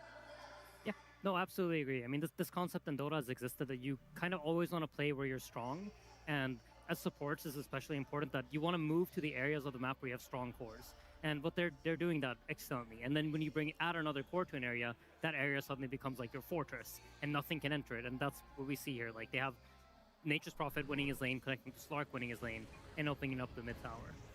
Yeah, I mean, these collapse moves, again, were very valuable, especially the early kills on Slark to get Laurel back into the game. But when the Ember came back into the game, there was still the threat of Doom that I touched upon a little bit earlier. There were a few fights that were taken, but if Ember is getting doomed, it doesn't really matter if Slark's getting blinked on, because at some point, the game's going to stabilize, Slark's going to go farm a BKB, and they're content to let Doom devour creeps, let Nature's Prophet hit whatever, and wait for an opportunity to take a fight.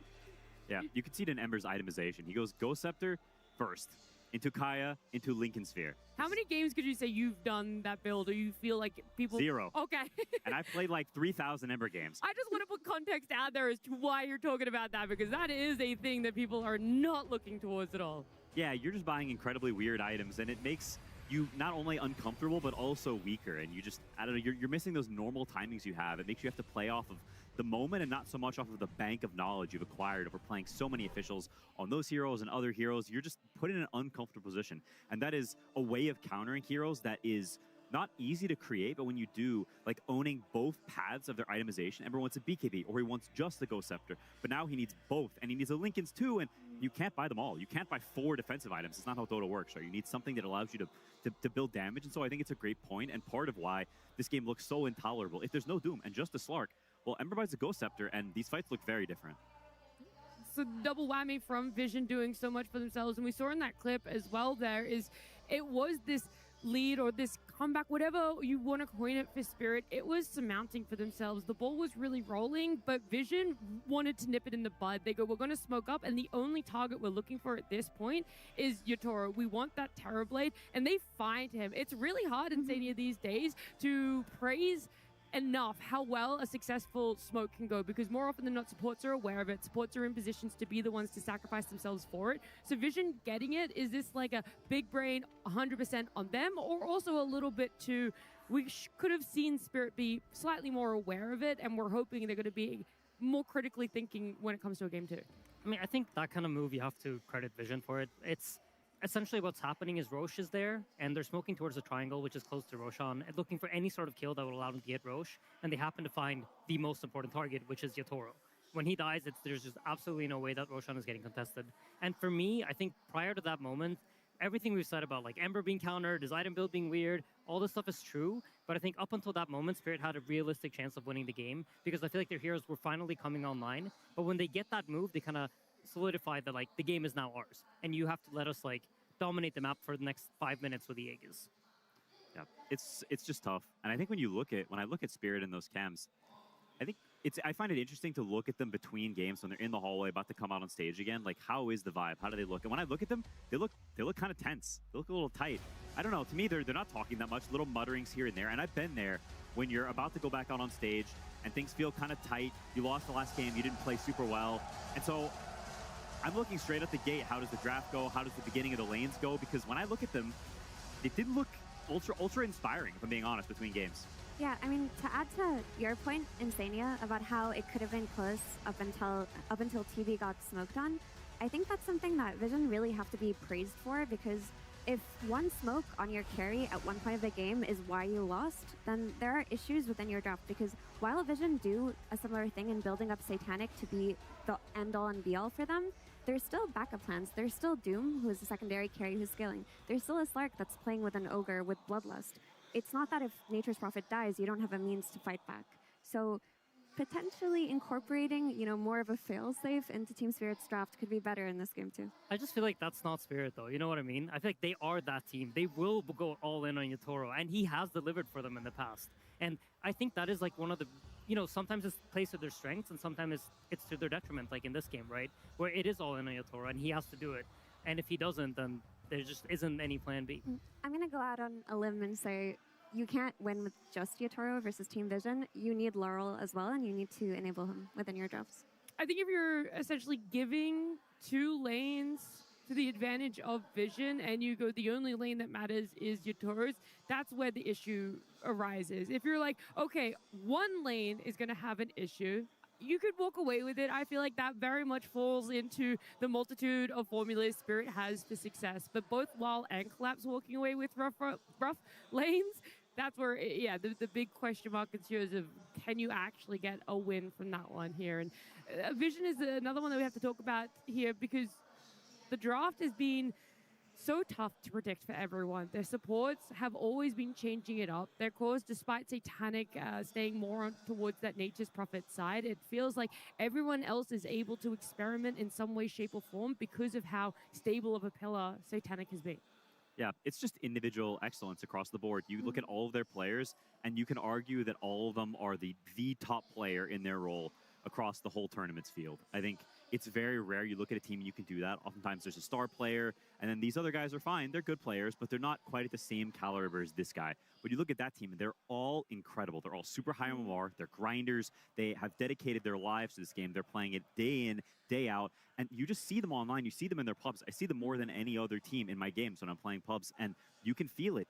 These little small things, the little intricacies, the knowing the matchups, I think that's why we see so many different heroes from them, is because they are so in love and dedicated to the game that they just know all of these things intuitively, and they can find the right moments for them. And that's a very valuable thing that you bring up, because in the past, Dota could not be won, or TI could not be won with just the best players. We've seen all-star rosters be formed in the past and it not being enough. But now it's become so streamlined. The fundamentals are pretty universal amongst most teams. It's agreed upon what the best way to play Dota is in any current patch. What the big difference maker is now in 2026 compared to 10 years ago is how good are your players individually, how much do they study the little things, and can they step up and clutch when they need to? For Vision, they can. They must be the highest MMR team, right, in the world. I think so. I think, like, just thinking about their players, I think all of them are, like, probably in the top 30. Top 50 at lowest, I think. Yeah. Wow. Top 50 at lowest. It's insane to think that the caliber of a team like Vision is even going to potentially falter here, but we'll see if game number 2 is Spirits.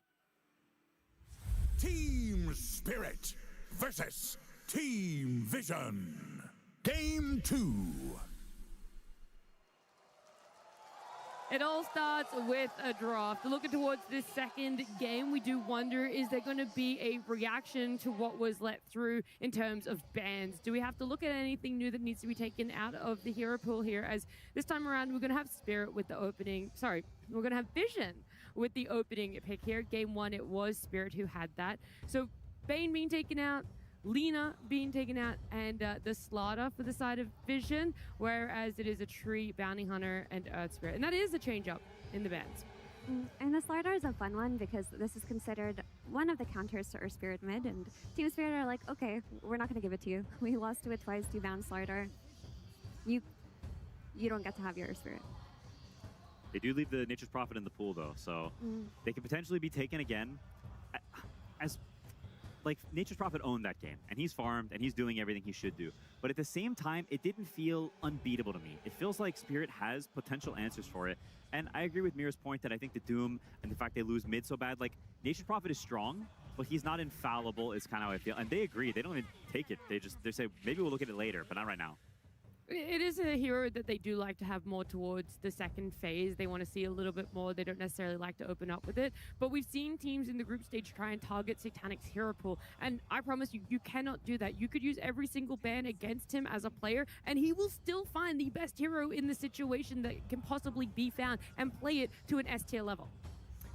That's just what you get when you have Satanic on your team, right? Yeah. It's the benefit of having him. But so interesting stat that popped up. Willow has had a 100% win rate for 9 class, and I think when I think of Vision and their style of drafting, I think they're generally speaking more of like a second pick team. And what they've done here is they've gone with a pretty casual pick. They picked a hero that they know is going to be good for their draft. It doesn't have to be anything special. It's not too defining, and it allows them to get some information leading into the next phase for what type of hero that they want. Yeah, this is also the second time we've seen this happen where someone first picks a support and there's a winner Wyvern on the the second pick after in response. We saw it yesterday against the Bounty Hunter, and I think this is another situation where this doesn't really make a ton of sense. I think Spirit just really prioritized the Wyvern because in game 1, even though they had first pick, they weren't necessarily willing to pick it for themselves, and they banned it. They used one of their 3 bans to take out the Wyvern. It gets let through here. It's not picked up by Vision, so they clearly place some importance on it. No one else necessarily is, or something we aren't seeing, for them to be able to confidently say, this is what we want in this trade. I do think an aspect of this Wyvern that we talked about it a little bit in game 1 is that Lone Druid is a hero that has to be on the mind for both of these teams. They both played it yesterday on the main stage, had incredible games on Lone Druid, and Wyvern is one of the only supports that you can pick comfortably to play against it. So if you secure it early for yourself within the draft, you've pre-solved an issue. It's not the only solution, but it's one that teams do like. There you go. Stand out. It's a very fair point. I do think at the same time it's weird to pick a hero that is really good against physical damage and against heroes that commit against a hero that kites you, that plays sort of far back and is exclusively magic damage. Like, I think that's like the hero Wyvern has no interaction with Willow that's particularly good other than cursing a guy and taking her out of the Shadow Realm by force. My take on that is when Team Vision pick Willow, or at least what I've seen, is that they pick to lane. Like when 9 class is on Willow, he wants to play with Noticed, and that's when we'll see kill threat heroes like Centaur come out. I think Centaur should be on the radar of Team Spirit, and Wyvern, while he doesn't interact with Willow, can counteract a lot of the lane harass that comes out of kill threat lanes with the Cold Embrace. That Cold Embrace early on does a good chunk of healing. It does do a lot of healing. And to add to what you said, like, Wyvern hates playing against these position 4s that like to pull waves. Like when we saw the Bounty the other day, he can pull the wave, he can make the lane weird. So if you have a hero that wants to lane up against you, you're almost always very happy to play that matchup out. Yeah, that makes a lot of sense. And I think Spirit, like, to be honest, they lose last game because they're behind early and they're playing on the back foot and it's just a tough game. Like, they have to play extremely well to close it out. And so maybe their takeaway is our scaling was fine, scaling wasn't an issue, but we have to actually get to play the game from a reasonable footing. And so they say, okay, maybe it's slightly worse scaling, but we're prioritizing the laning because we think that's what we need. That's their course correction from a game 1. Yeah, no early pick Ember. It's good for Laurel, you know? They can do it, but it hurts.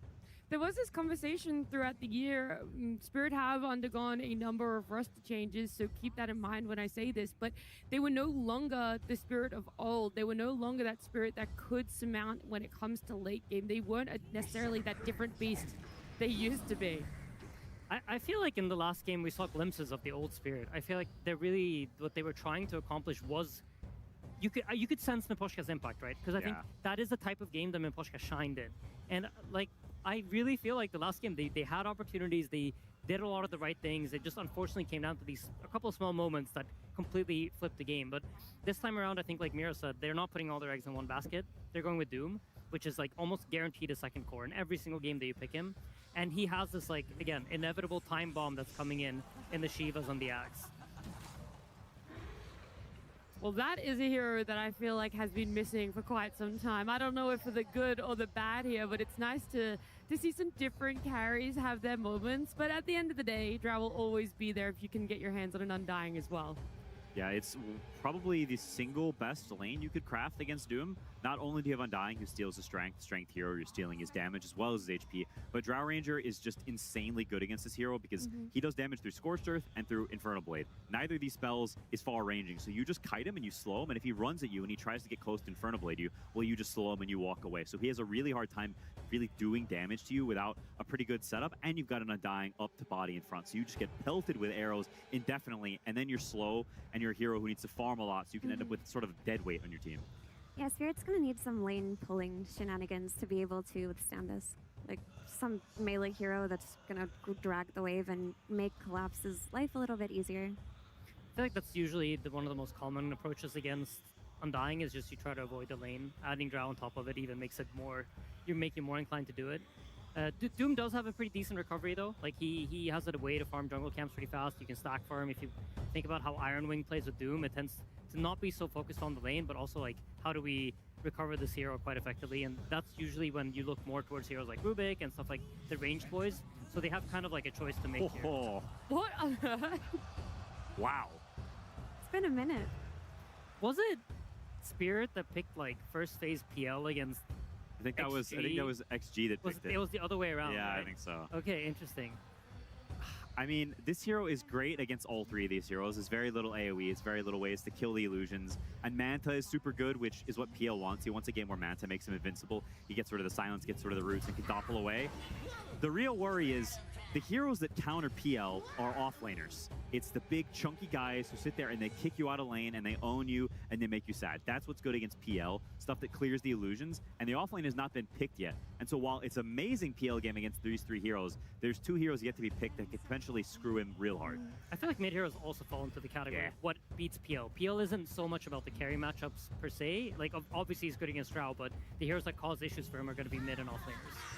That's why Doom's kind of cool though, right? Like you're picking PL after you've picked Doom for yourself. So things like Ember from the mid lane seem a little bit harder to pick. Things like Tidehunter that could be played from the off lane to itemize against PL, they also don't want to play into Doom. And they just go for a very old school hero in Timbersaw. I do have a question about the PL Drow, because Drow has the hypothermia with her arrows. It doesn't work on PL.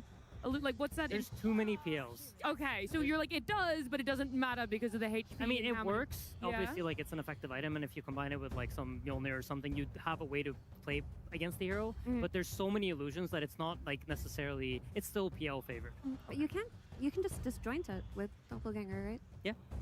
Oh, well then, yeah, that definitely does not make it feel good at all. She'll still buy it for sure, and it is like the route you have, and it's a great itemization. You know, you do what you can, and you're looking for the other heroes that are upcoming to do the brunt of it. But Drow Ranger, if she's got help on her team, is not that bad. Like the hypothermia is something you can spot the real PL relatively easily with those stacks, so it's not all bad.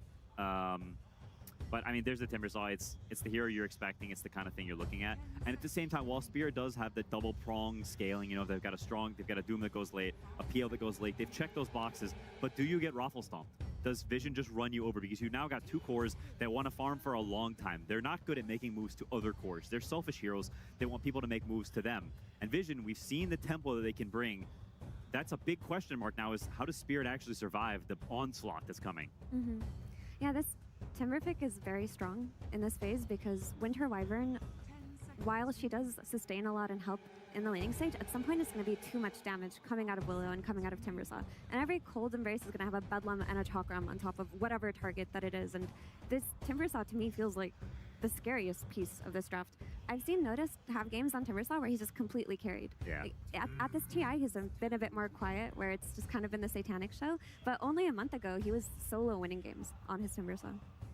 I do have a question about the clock pick. Like, what does the clock add that other position 4s that are being favorable right now doesn't? It's the wave dragging, right? The wave dragging for Doom. They're saying, like Mira said, they're going to decide to not play the lane, they're going to try to pull the waves, and they're looking for what hero can do this effectively without, like, too much problems. And it's almost always melee? It's a lot easier because you have the damage block, so creeps don't deal as much damage to you. You're also, generally speaking, a harder hero to just kill. And melee heroes tend to be faster. Clockwork is one of the faster heroes, and that gives you an edge in that regard, too. Holy, Night Stalker mid? Question mark? It must be. Yeah, unless it is. against Puck, right? Yeah, so we've seen Niku try this a couple times for Na'Vi. It worked to pretty decent effect. We also saw Chira Jr. do it a couple of times, so it is something that people have dabbled with in the past. I think the real weird thing with this hero is always Spirit needed a tempo maker, someone to make moves, to connect to the other heroes. The problem is Night Stalker only exists for half the game. And so there will be big chunks of time where the sun is shining and he doesn't do anything and your other guys are farming. So I'm always a little bit skeptical. If Puck chills, he doesn't feed, and you don't get this snowball rolling from the Night Stalker, then, well, every 5 minutes you don't do anything for 5 minutes. It's also one of those games where, like, I look at their heroes and they're going to silence them with Night Stalker, but then where's the damage coming from? Like, PL's going to want to farm, Doom is going to want to farm, and we talked about this concept about connecting cores, and when you look at the cores from Team Spirit, and this doesn't really have the best synergies with PL or Doom in that, like, early game section of the game. Yeah, that's a very valid and concerning point. There's a lot on Laro's shoulders to crush the lane and just make things happen, even without his cores. Just play with his supports for as long as possible, make the first 20 minutes difficult for the enemy team, and hope that your PL gets strong early enough. If anything goes wrong, it's going to be really hard. It's also worth noting that Dark Willow shuts down Night Stalker pretty effectively with her Brambles and her Essence Distillers, and it's not the most comfortable NS game outside of the lane. I like the fact, though, that Spirit seemingly have that slight edge in the lane, because we saw what they were able to do when they didn't have favorable lanes. So even though it could get potentially tough in the nitty-gritty, Quinn, there is a light for them and a stronger start. Yeah, I think the lanes will be better. I mean, their offlane's going to be rough, but I think both mid and safe lane will be pretty solid. Alrighty, we'll see how game 2 plays out, but before we jump into the game, we're going to get some more words on this draft and what this series means with Tsunami and Puppey. Thank you. I'm standing by with Puppey of Team Vision. Puppey, you guys had a very clean group stage, and even now in this playoff bracket, you're not dropping many games. How often do you find in tournaments that early losses help you out in figuring out what your team may need to fix as you get deeper into the playoffs? I mean, there's not enough games actually in this group stage. We only played 4 teams before we went to playoffs. So losses do matter a lot. I think losses actually build the team that actually does win the tournament. But in this case, like, we're just trying our best to do whatever we like the most. So then in terms of what you tried to develop after the group stage, since you lost so few games, were there any things that you were like, we need to work on this, we need to improve on this, or were you just doubling down on the things that you already are doing well? Mostly double downing, but we weren't doing the things correctly anyway, so there's always room for, you know, improvement.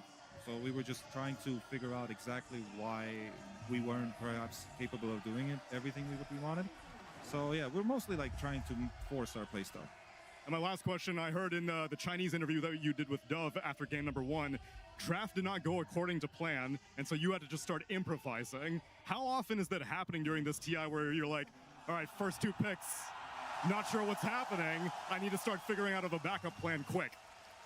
I think I'm aware of craziness, and I do like to do crazy drafts from time to time, so this is not anything, you know, unrealistic for me, so it's fine, you know.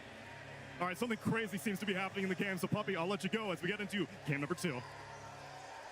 Well, if there's any man who knows what it takes to win, it's that man right there. One of the best Dota players of all time, one of the longest living careers in Dota, and he's been helping Vision quite a lot because they look like a crazy dominant team. They were good last year. In fact, they had podium finishes for 3 of these players, something that is rather unique. Not many players managed to, on their TI debut, managed to get a podium finish. And even rare, of course, is winning your very first TI. But what's also pretty rare is back-to-back podium finishes after your TI debut. And that is on the table for 3 of these players for Team Vision. Certainly making a run for it here. They are the team to beat right now. They're the team to beat in this series. Spirit have got to step up in this game, too, if they want to take on Vision and the Puppey drafts. Because honestly, I favor them again. I think their draft looks easier to make moves with. The connection seemed a little more straightforward. The 2 or 3 man kill squads, the lockdown the Puck's going to provide with the damage coming in. My big concern for Spirit here is I see the counterplay they have. I see the counter picks they went for. What is going to deal the damage under the control?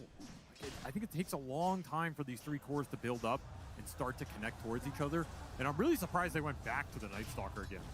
Because to me, this is a hero that it's difficult to execute on any position. And once you don't win with it, it tends to get written off really quickly. So maybe it speaks to the confidence Spirit have in both their drafts and themselves, of being able to look past game one and still go back to a hero that is very difficult to run right now. On the flip side, could be a little bit of hubris.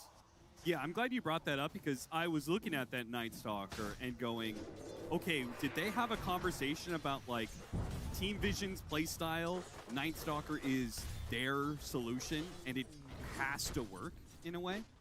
They might have put some extra emphasis on it in this matchup. It is a backline assassin. It is one of those things that can kill unkillable supports quickly, make the game a lot more straightforward to play if you're looking for a numbers advantage. Can also sometimes cause some issues for carries if you can gap close them early and just take the man fight.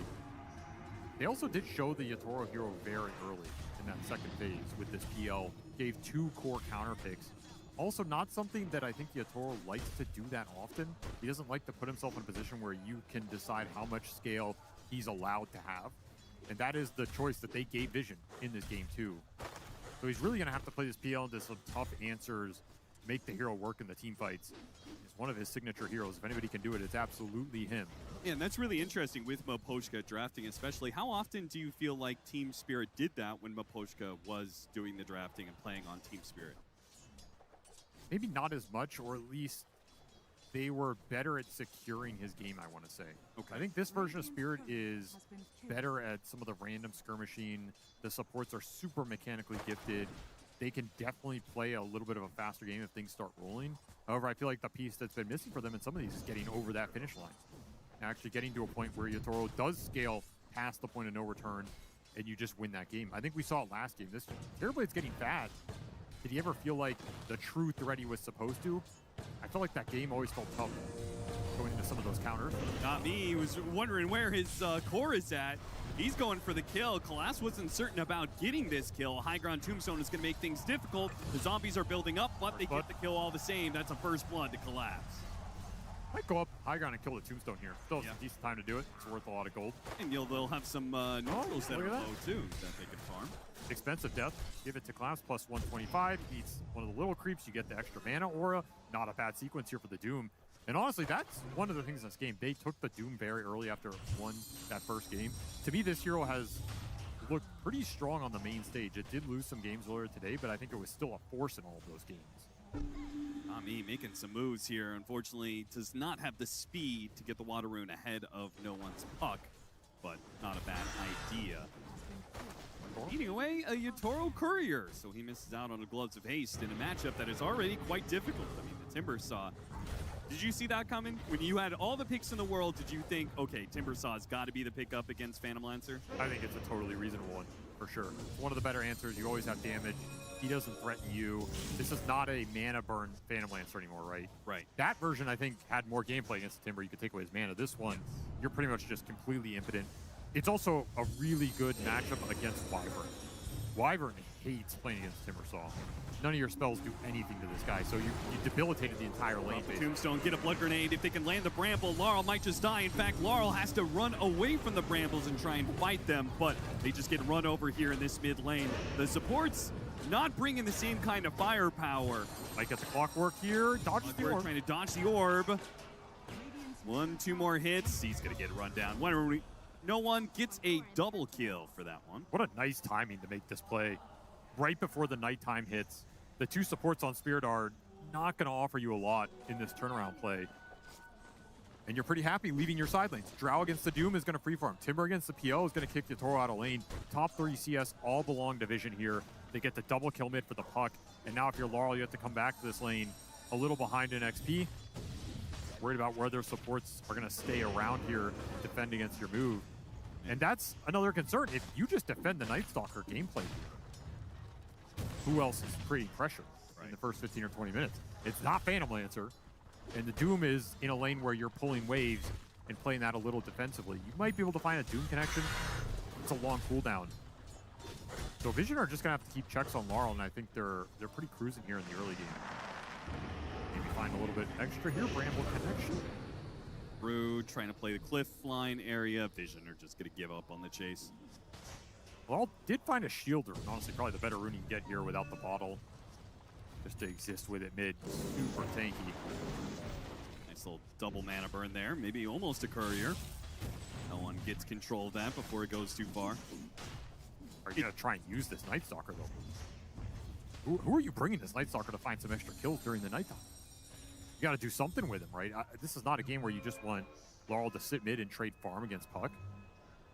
Yeah, in a way, it feels even harder for this Night Stalker to stabilize the game for Spirit. It's than going it to run did in top. Game 1. They don't have any ward vision on this, so in theory, this move can land. But right now, no one. He's hitting an empty lane. He's going to make the call. Hey, this Night Stalker just ran somewhere. We had the ward on the bottom jungle. He didn't go that way. This is kind of an interesting play. They're going to go through the gate and put the pressure on the Phantom Lancer away from these gankers, but they're also going to go through the gate. They're getting and they backstabbed. could maybe sandwich here. DeCall's going to drop the Tombstone. They're going to choose to fight this one. The Cogs immediately go out. Satanic is spotted. Are they going to run him down, trying to deal with the Undying, with the Tombstones first? Notice coming in with his level 6. It's scary hero to fight into. They're going to leave the Clockwork behind. Got the Tombstone. Laurel will chase after some of these heroes. Gotta find something off this away from the Phantom Lancer. He's good. And Night Stalker, none of these heroes are isolated enough that he can get a kill. So Team Vision playing against Night Stalker 2 times in a row. They know what to do. They just clump up. Don't give him the opening. Ascension runs out. You still have some Night to play with here. Well, it's going to be slowed down. Body blocks. Cogs nicely placed by Not Me, pushing back these heroes. And they're the ones, they went for the aggression, and they are the ones who die. It's Rue is the casualty of Satanic, and now that the pressure is relieved from that Night Stalker, he goes back to top. Maybe the best thing to happen for Spirit there is time for Collapse to free farm top. Honestly, the one guy who didn't go to it got the most out of the play. It's Laurel trying to make something happen on the map, but the play call was too good with the empty lane mid. And I like the idea. Laurel just going to run the map at the Drow Ranger just non-stop. If you connect, it's amazing. It is just not connecting so far, but maybe Satanic will think, okay, they're not going to go this deep, right? Have to bypass the Watcher here. They do take the long route. He doesn't see this. They don't commit.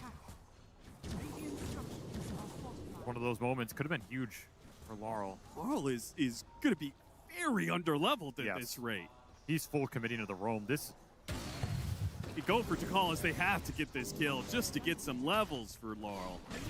They will get it. I feel like the last time I saw a roaming Midnight Stalker at TI was, what, TI3, like S4 type of gameplay? Yeah, I literally thought, like, to myself, this looks like Cinderin on main stage. Playing I don't know about Midnight Stalker Cinderin. and roaming around, that was 100% what he did. I don't think this looks like Cinderin.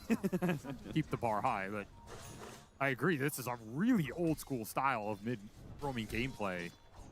It can free up some space for your 2 greedy side laners. Like, you're attracting a lot of attention to where's this Night Stalker going, what is he trying to do, can we counterplay? But unless he's actually getting the kills, he's just going to fall so far behind by 20 minutes. So you got to be careful with it. Don't want to overdo it here.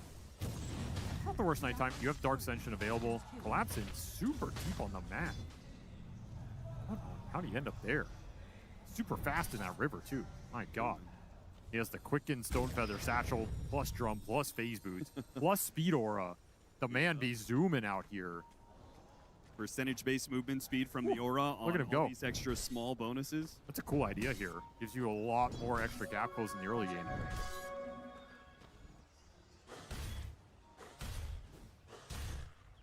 Notice did take that bottom tower eventually. Automatic kick out on this Phantom Lancer. Nothing Yatoro can do about it. And he is real fat on this Timber. We've seen him take games over on this hero. Toro got level 6 at 10 minutes. He's hitting neutrals without Doppelganger. Like, he is very slowed down, even more than Laurel.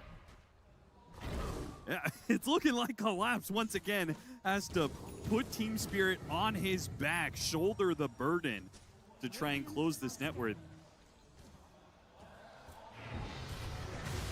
Yatoro bottom. First crown on the real one here. And no one commits for the kill. They do get him. Punish is going to come through from Laurel. Dark Ascension with the silence. Easily cleans up no one. They didn't even get the last hit on Yatoro. He died to the neutrals. So that actually worked out very well for Team Spirit. In particular, Laurel. Probably the best trade you could hope for right there. Yeah. I don't think Yatoro's happy about it. He has to spend some time on the sideline. That is time he needs to recover in this game. However, it's great for his Night Stalker. A little extra puck kill going Laurel's way. Yeah, Laurel's actually not that far away from Blink Dagger now. And he's got the chip vest to help him farm. Just a kill? This is just an instant TP. Yeah, they've got tons of slows, no stuns. Heads up play. You're on target. Hook shot, really? They're going for notice. They actually got him down to about half, but now his armor is full up. Can Yatoro finish him off here? They do manage to get him with the final nuke from Yatoro. They get that kill. That's huge. The fact that you bring the Doom, you don't have to use the Doom, and you can keep that spell on the map. You do lose your mid tower. That's costly. Nice rotation from Satanic, making his presence felt again. I guess you did have some mana burn in this lineup. It's the Cogs. Bringing that Timber's mana down low. Nice spell against him for sure. The Clockwork matchup's quite good. Always has been. Such a nuisance, man. These Cogs are so stupid. This is another one of those games, like game one. I think it could be going worse for Spirit in some ways, but they're making some nice moves, getting some kills. 100%. They're only down 1,000 net worth. Oh, yeah. I expected them to be much farther behind. And they have hookshot up in 5. You can go for hookshot Cogs into the Doom play. This can catch no one off guard. Yeah, with an amp damage, it could be they're really going. easy. Even the Timber Saw is an easy kill. Very deep. It's going to break. Hookshot lands, managed to clear through the neutrals, and the Doom is dropped. And he's done. Can you get out, though? Nicely placed. Yeah, that's going to be a coil drop. With all this extra movement speed. He's so fast. Fight! He's going to do with this amp damage. He thinks there's a possibility here. They're going to deal with the Tombstone as quick as they can, trying to keep their distance away from no one. Make sure that they don't die to this puck. They're just taking kills, not losing any lives. This Doom build looks insane in this game. There's so little control for him. He's just hasted every fight. He's running the map at 525 MS, 13 minutes in. What are you supposed to do against that if you're Vision? You only have Bramble. You only have Coil. Hit him with a winner's first setup, not me. Couple Cog hits. Cogs. That one doesn't land, but it doesn't matter. Got him. This is just Spirit finding openings where there are none. Like making something happen in a game that is otherwise going to look very Vision favored. And this is all without the Night Stalker playing through nighttime or using that Dark Ascension. So that's amazing. That movement speed was actually going to die to Satanic, but he was so fast he outrun the multi-shot. He's 550 in Scorched Earth. This is super value in this game.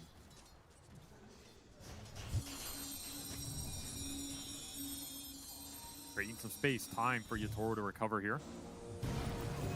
Laurel can complete his Blink Dagger with this wave and maybe 1 or 2 neutrals. You get that alongside the second nighttime. Then they can start cooking a bit more. Laurel's reads in the first nighttime were too easily read, but the extra mobility does give way better opportunity.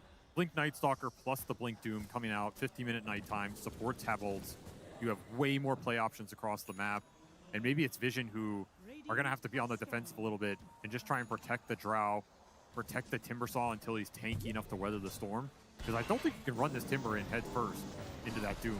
Another hookshot land, another great Cog round of Cogs. Do not me does not miss on these Cogs. Go for another one. Why not? Oh, the Cog expired right as he was about to get that final hit. 9 class will still tick out from the Distiller. Supports are doing work in this game. As they tend to do. Team Spirit supports this season have been amazing ever since the pickup of Not Me. They're going to 3-man smoke up. Time to connect this nighttime. They go for the Drow Ranger. Drow Ranger must be shut down because Satanic is about to get into an Aghanim Scepter. And that's when his farm is really going to start picking up. This move can connect. It'll do a lot for them. Very deep play. It's hard to find the carries behind this tier 2 unless you already have Vision there. They get 1 deep ward under a Sentry. Managed to get the scan. But he's going to run down, and he's actually maybe going to run straight to Laurel, though the supports are connecting here. They've already dropped the Tombstone. They went for the blink onto the Drow Ranger. Didn't connect. Terrorize pushes through back into the rest of the team with a coil locking down Not Me as well. Awkward. The 2 supports to die. And, oh, wait, the hook shot. Not Me can't get away from the decay, though. And that's Vision just defending the Drow. Another neutral creep deny, man. Team Spirit have gotten lucky. Indeed, Tukala says lucky. They couldn't, they had some problems with Roshan. Oh, got the silence on no one's puck. But with notice here, they don't have the damage, yeah. The Doom is lingering. Has Blink available. Maybe Vision get baited. Oh, they ran away. They still look for the fight. Try to get the Doom on him. No one. Could get him here. Got the Doom on him. Can they finish him off? Yeah, with the Infernal Blade. That's probably going to take him out. Laurel's getting low. Yatoro meets the sword on the other side. Laurel almost dies there. Satanic chasing after Collapse, but there's that boost of movement speed. Oh, juking left and right, blinks back to the other side. You can't catch this guy. He's too smooth with it. This build has done so much work in this game. It is absurd. Just dancing around them. Laurel, he's even going back in. Yeah, going back in for the support, but got to be careful of Satanic. Still is a threat to slow down these heroes. I really wanted something off the back of that. Well, maybe once in 3 more seconds. Hook shot lands. They're not letting him go. Dakalis has to die, they say. And die he will. Are they going to get out with everybody? Rambo? Maybe it's going to be the clockwork. Yeah, he's no TP. Yeah, he's no way out. So support for support, but it did force Vision, all of these heroes, back to this side of the map. But very importantly, Satanic did not die. And now he's got his Aghanim Scepter. They did defend the Drow. The Timber was also farming that entire time period. Good space for Yatoro. Spirit are overall happy with that exchange. They get some space for this PL to continue to find some more impact in this game. He's definitely strong. You can't underestimate the damage this family can do if he's not the one just getting focused at the start of a fight.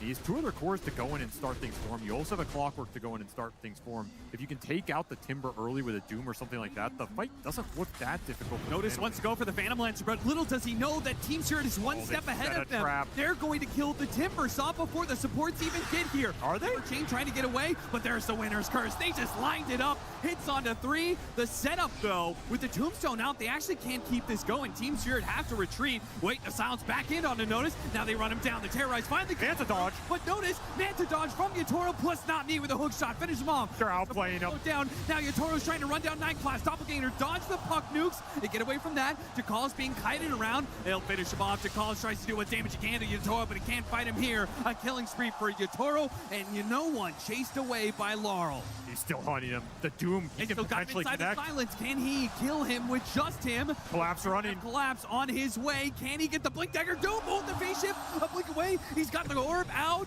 Can he jump far enough away? They're chasing after him. He jumps to the orb as far as way he can. Laurel on the hunt, all the way in. Oh, they got him. Got the silence. They don't need the Doom. They've got the kill anyway. Team Spirit, Magic on the main stage. Absolutely outplaying Vision in this team fight bottom. Finding so much afterwards. So much extra gold going in Yatoro's pocket. Such a clutch Manta dodge so he can finish some of these heroes off. It takes so much time to bring this Timber Saw down that you need all this outplay to convert that fight into a win. And guess what? The spell's on cooldown. You still have Doom available. Now the Doom will be dropped on the Timber Saw, who's not going anywhere with the hook shot. 2 more. Kill on the Dark Willow as well. All of a sudden, Team Spirit are moving too fast for Team Vision to keep up. They have absolutely stepped up in this game too. Just out of nowhere, this game has become a feeding frenzy. Vision need to find a way to stabilize. They need to slow this game down, regroup, control the map, and not continue to bleed more kills. Because this is getting a little out of hand, 18-6. This is the pace, the Team Spirit, they bet on it 2 times in a row. They didn't work the first time around with the Night Stalker, but it's working now in game 2. The crazy thing is I don't even view their lineup as this fast. You look at these heroes on paper, you kind of have to... Doom. Yeah, Phantom Lancer takes time to come online. The Doom and Night Stalker can sometimes be a little cooldown dependent. You're really looking to really land... the biggest playmaker, little skirmishes. You don't have Enchantress Bane or something setting stuff up. I think Spirit are just the best team, perhaps ever, at playing slow heroes fast and making the game speed up in a way where it feels uncomfortable for you because you're losing fights while they also have a tremendous amount of scale. It's one of those games that highlights it. I do not know how Nami ended up here, but he might just get out. Gets the hook shot, TP way, goodbye! They're dancing on him. They're absolutely dancing on him here. The chat wheels are flowing. The Ags is almost done for the Phantom Lancer. His damage is going to pick up considerably. You still have Satanic at the top of that net worth chart, but he does not have the carry matchup at all in this game. You cannot rely on him to come in and deal with the Yatoro if the Timber Saw gets doomed, if the puck gets found by the Night Stalker. This is the teamfight advantage that Spirit have in this game, the strength of their draft and their counter pace. You have tools to debilitate the other 2 cores to free the fight up for the Phantom Lancer. Especially if you can get to BKBs. What is your control for BKB? Running at you in this game if you're Vision. Here comes that 3-man team. Not me, Rue, Laurel. There's a lot on of the catch for run. this puck. They're trying to bait out the Phantom Lancer. Yotoro's going to run down the lane. For the hook shot, Cogs into follow-up spells. No one gets out of there. You really have to be careful in this game as puck. If you get cursed, if you get hook shot, there's going to be follow-up chain stun silence from the Night Stalker, the Doom, the other support. All of these spells can be death sentences for no one in this game. We'll likely see him go some early defensive item here. I'd say you generally want the BKB here on the puck against the NS. It's expensive. It's going to take some time.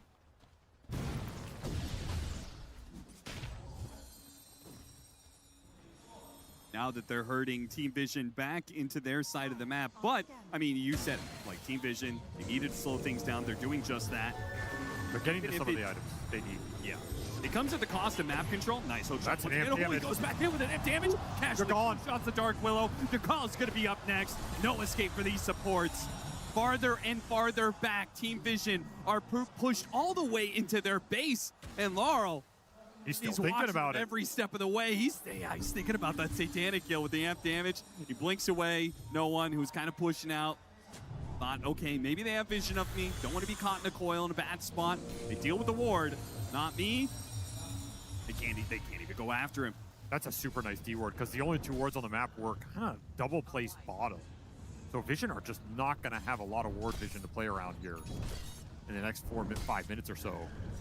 It does leave us to a daytime period with no Dark Ascension. So definitely some downtime. Yeah, they can definitely, I don't know if they're going to make any moves during this window or if this is just going to be a time where they could farm more aggressively on the map. It's a little awkward. I think you can force Roshan with this cooldown. It's just not that fast right now. Otherwise, I think it's tough to find the play. Spirit are well aware of the downtime here. They're not going to give you some crazy opening. BKB is done for Doom, so Collapse can push waves mid. He's not too afraid. Very difficult to find the Phantom Lancer. Toro, he's actually going to TP top, kind of into where they are. Good shot actually lands here from Nami. He's got a Blink Dagger, so he can still escape look at if the anything cogs, comes man. his way, but the Cogs are just too good. He pushes himself inside the tombstone, but the Phantom Lancer deals with that so quickly. DeCalls has to pop back out. A support for support. damage. Up, and they manage to get the coil, and this is the buildup of that Aghanim Scepter. You stumbled into the Drow Ranger, and Satanic delivers. He took a lot of the pop damage off the Clockwork dying. Satanic had a really good position there. Toro overplayed his hand. A costly death. Spirit gonna try and make up for it. The same ward. They will get the kill on Satanic in return. Wait, the damage. Surely they've got enough. Okay, he's just dying inside the fountain. Didn't have the stuns, but they did have the damage. Not respecting the potential vision on that spot. Kind of a rare misplay from Satanic in terms of his map read. This guy's usually untouchable. Spirit will find him, even out the score. Look who's about to be top net worth in this game. It's your boy Collapse. Yep. Doing it again. 4-0 and 6. A perfect Doom performance here so far. Yeah, they've just, the trio of Team Spirit have given so much space to Collapse and Yotoro. Yotoro may have thrown some of that away. Collapse has not. This guy's just ridiculous. Every time Spirit need him to step up, he steps up.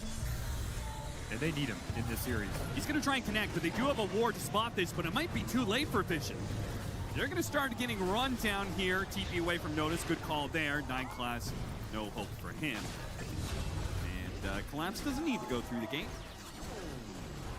He'll stay on that top side if he wants. Laurel is going to sweep across the map.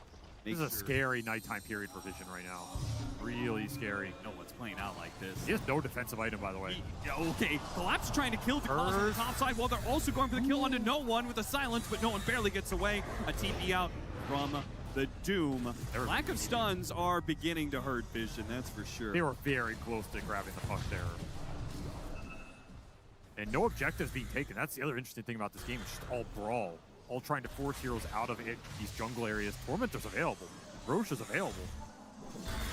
Surely someone eventually wants to try and do one here. He's so obnoxious with the cogs. He doesn't care if you know he's there. He's going to burn you out with at least 2 of them every time. There's a lot of map control going Spirit's way during this nighttime, especially with the D-wards we mentioned earlier. This is kind of at the end of that 5-minute interval where Vision didn't have another set of obs to get on the map. They're flying blind here in this nighttime. They're very low on information. You don't know if this PL is just trying to do the Roche right now. You don't know if the Night Stalker is running at you. So you're very clumped. You're very grouped. You're playing defensive. Need to get this mid lane out so you can just see something in this game. And when you stack so much, it usually means you know, maybe you don't behind. die as much, but you fall behind in net worth. They're not down that much. We'll see how that grows over the next 3.5 minutes. This nighttime pulls through. Right now, Spirit only up by 4K, though they are threatening Roshan in a way, something Vision kind of have to clump up and deal with. They're definitely getting the clump out of Vision. And Team Spirit not clumping at all. You've got Collapse from the top side, Yatoro bottom, Laurel sweeping through the map, same as the supports, but in different areas. It's rare we see Vision put in this situation where they feel they have to just kind of move as a 4 or 5 man ball. They're usually very efficient on the map, always looking for some sort of setup play. 9 class is one of the best killing supports of all time. There's not enough information to look for that type of thing here. We need to see a little something top with this Night Stalker going through the gate. This should let you push out top lane in order to reset the map equilibrium. Still a little worried about the Roche play if Yatoro feels strong enough. Otherwise, you're okay playing a traded map. I mean, surely Team Spirit trying to Roche. That's what it feels like. Right? Like, you have so much map control. I would be really tempted here. And again, if you're not going to do the Roche, you're just conceding an even map state to Vision while they have less information to go off of with. It's not going to feel great 3 or 4 minutes from now. But Vision, I mean, in a way it's working out for them because Vision keeps playing to this Roche and Team Spirit's not doing it. Collapse trying to make the jump with the Congregation to the deep. It doesn't land. He's going to have to bop BKB. Immediately Dooms up. Timbersaw goes to the TP away, but they're going to overwhelm. There's just too much damage. Oh, the curse. First in the back catches more. The hook. The Undying. No hook shot land onto no one. Here comes that Phantom Lancer after Satanic. Satanic not able to do much about it at all. The Terrorize trying to push these heroes back, but here comes Yatoro to finish him off. Put him inside the tombstone. Nah, can't get it. It's going to be over. They call it. What? Satanic was out of here. They say there's no chance, no shot. What just happened? The fastest GG call that Vision has put out. Crazy. I cannot believe they called it there. Maybe that game was going to be really rough after that team fight. It certainly looked like DL just was completely out of control there. Another sick mana dodge on the Terrorize. You don't have control. You're getting run down. Was that game over completely? And for Vision to GG out like that when they have been the most arguably dominant team of this TI, you kind of got to believe in yourself to some degree of like, hey, we can come back. Yeah, you know, really no matter the game, maybe they throw. Always pull it in. Yeah, maybe something goes wrong for them later on. Yeah, like a tilt, and I don't fully understand why. You know, like, okay, they got, things really snowballed really badly, and that, what, it was like 15 to... Okay, but here's the thing I go back to. You lose that fight, you get team wiped, you're going to be down 12 or 13K, they get Roche. That game state's terrible. But what you have to say is you had 2 picks to counter this Phantom Lancer. You should not be in that game thinking to yourself, man, we're on a clock, and the second the PL wins 1 fight, this game is over. Because if you're in that situation, you feel that way after you had 2 core counter picks this hero, then you're in for a rough draft game 3.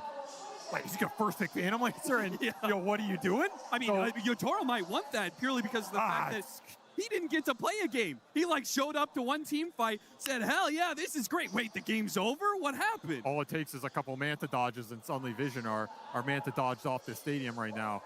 Brutal stuff. What a way to that game to end. Spirit even up the series against Vision.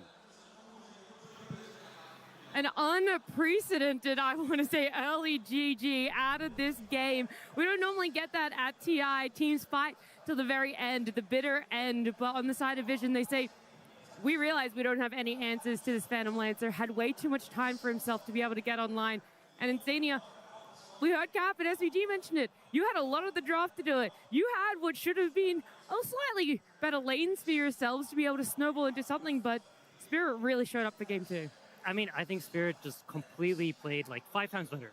It was just unbelievable. It wasn't close. They out-execute them. I think they have a much harder draft to play. I think if I'm Puppy, I look at these heroes, I'm like, yeah, I like our draft. We have good setups. We have good ways to snowball this game. We have ways to deal with PL later. We have a pretty free puck game, but somehow Spirit finds like these small openings.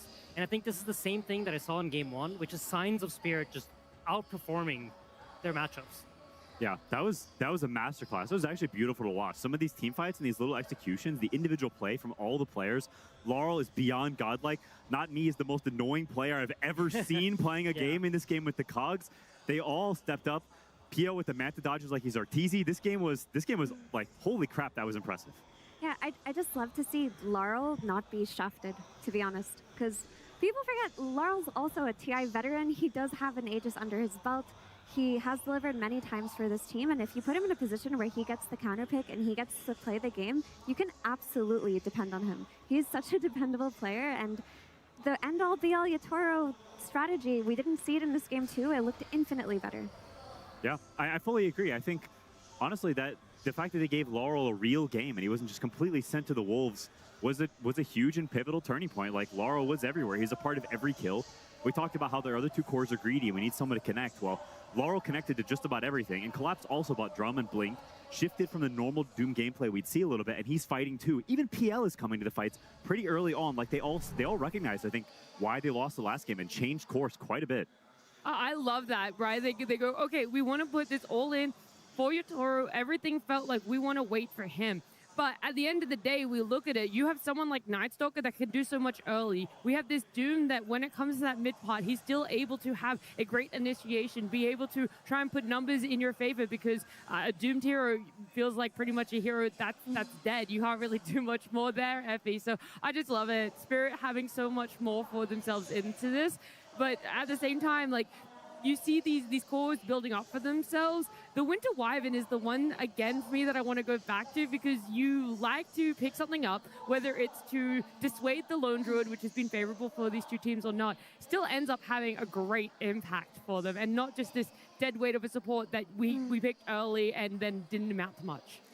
For sure. I mean, Rue is such an impressive player, and one of the things that goes understated about Rue is that he doesn't need to be the main character. Like, picking up a Wyvern early in the draft just for the sake of the draft and not for his own gameplay, and just kind of being a guy who's just going to be able to help his team with team fight, he does that very well. He was able to take a step back and allow Not Me to take his role as the position 4. He transitioned to position 5 comfortably, and that's not something, Aiden, that most people can do. Most people don't want to give up the role they've practiced for so long. It's also, you underestimate how different position 4 and 5 are. I think for many, many years they were quite interchangeable, but I think the skill set that players have developed over the years as a 5 and a 4 vary greatly. And Rue, honestly, he's not been around for that long. Yeah. He's been on the pro scene for 2 or maybe even, is it 3 years? I think it's 2 years.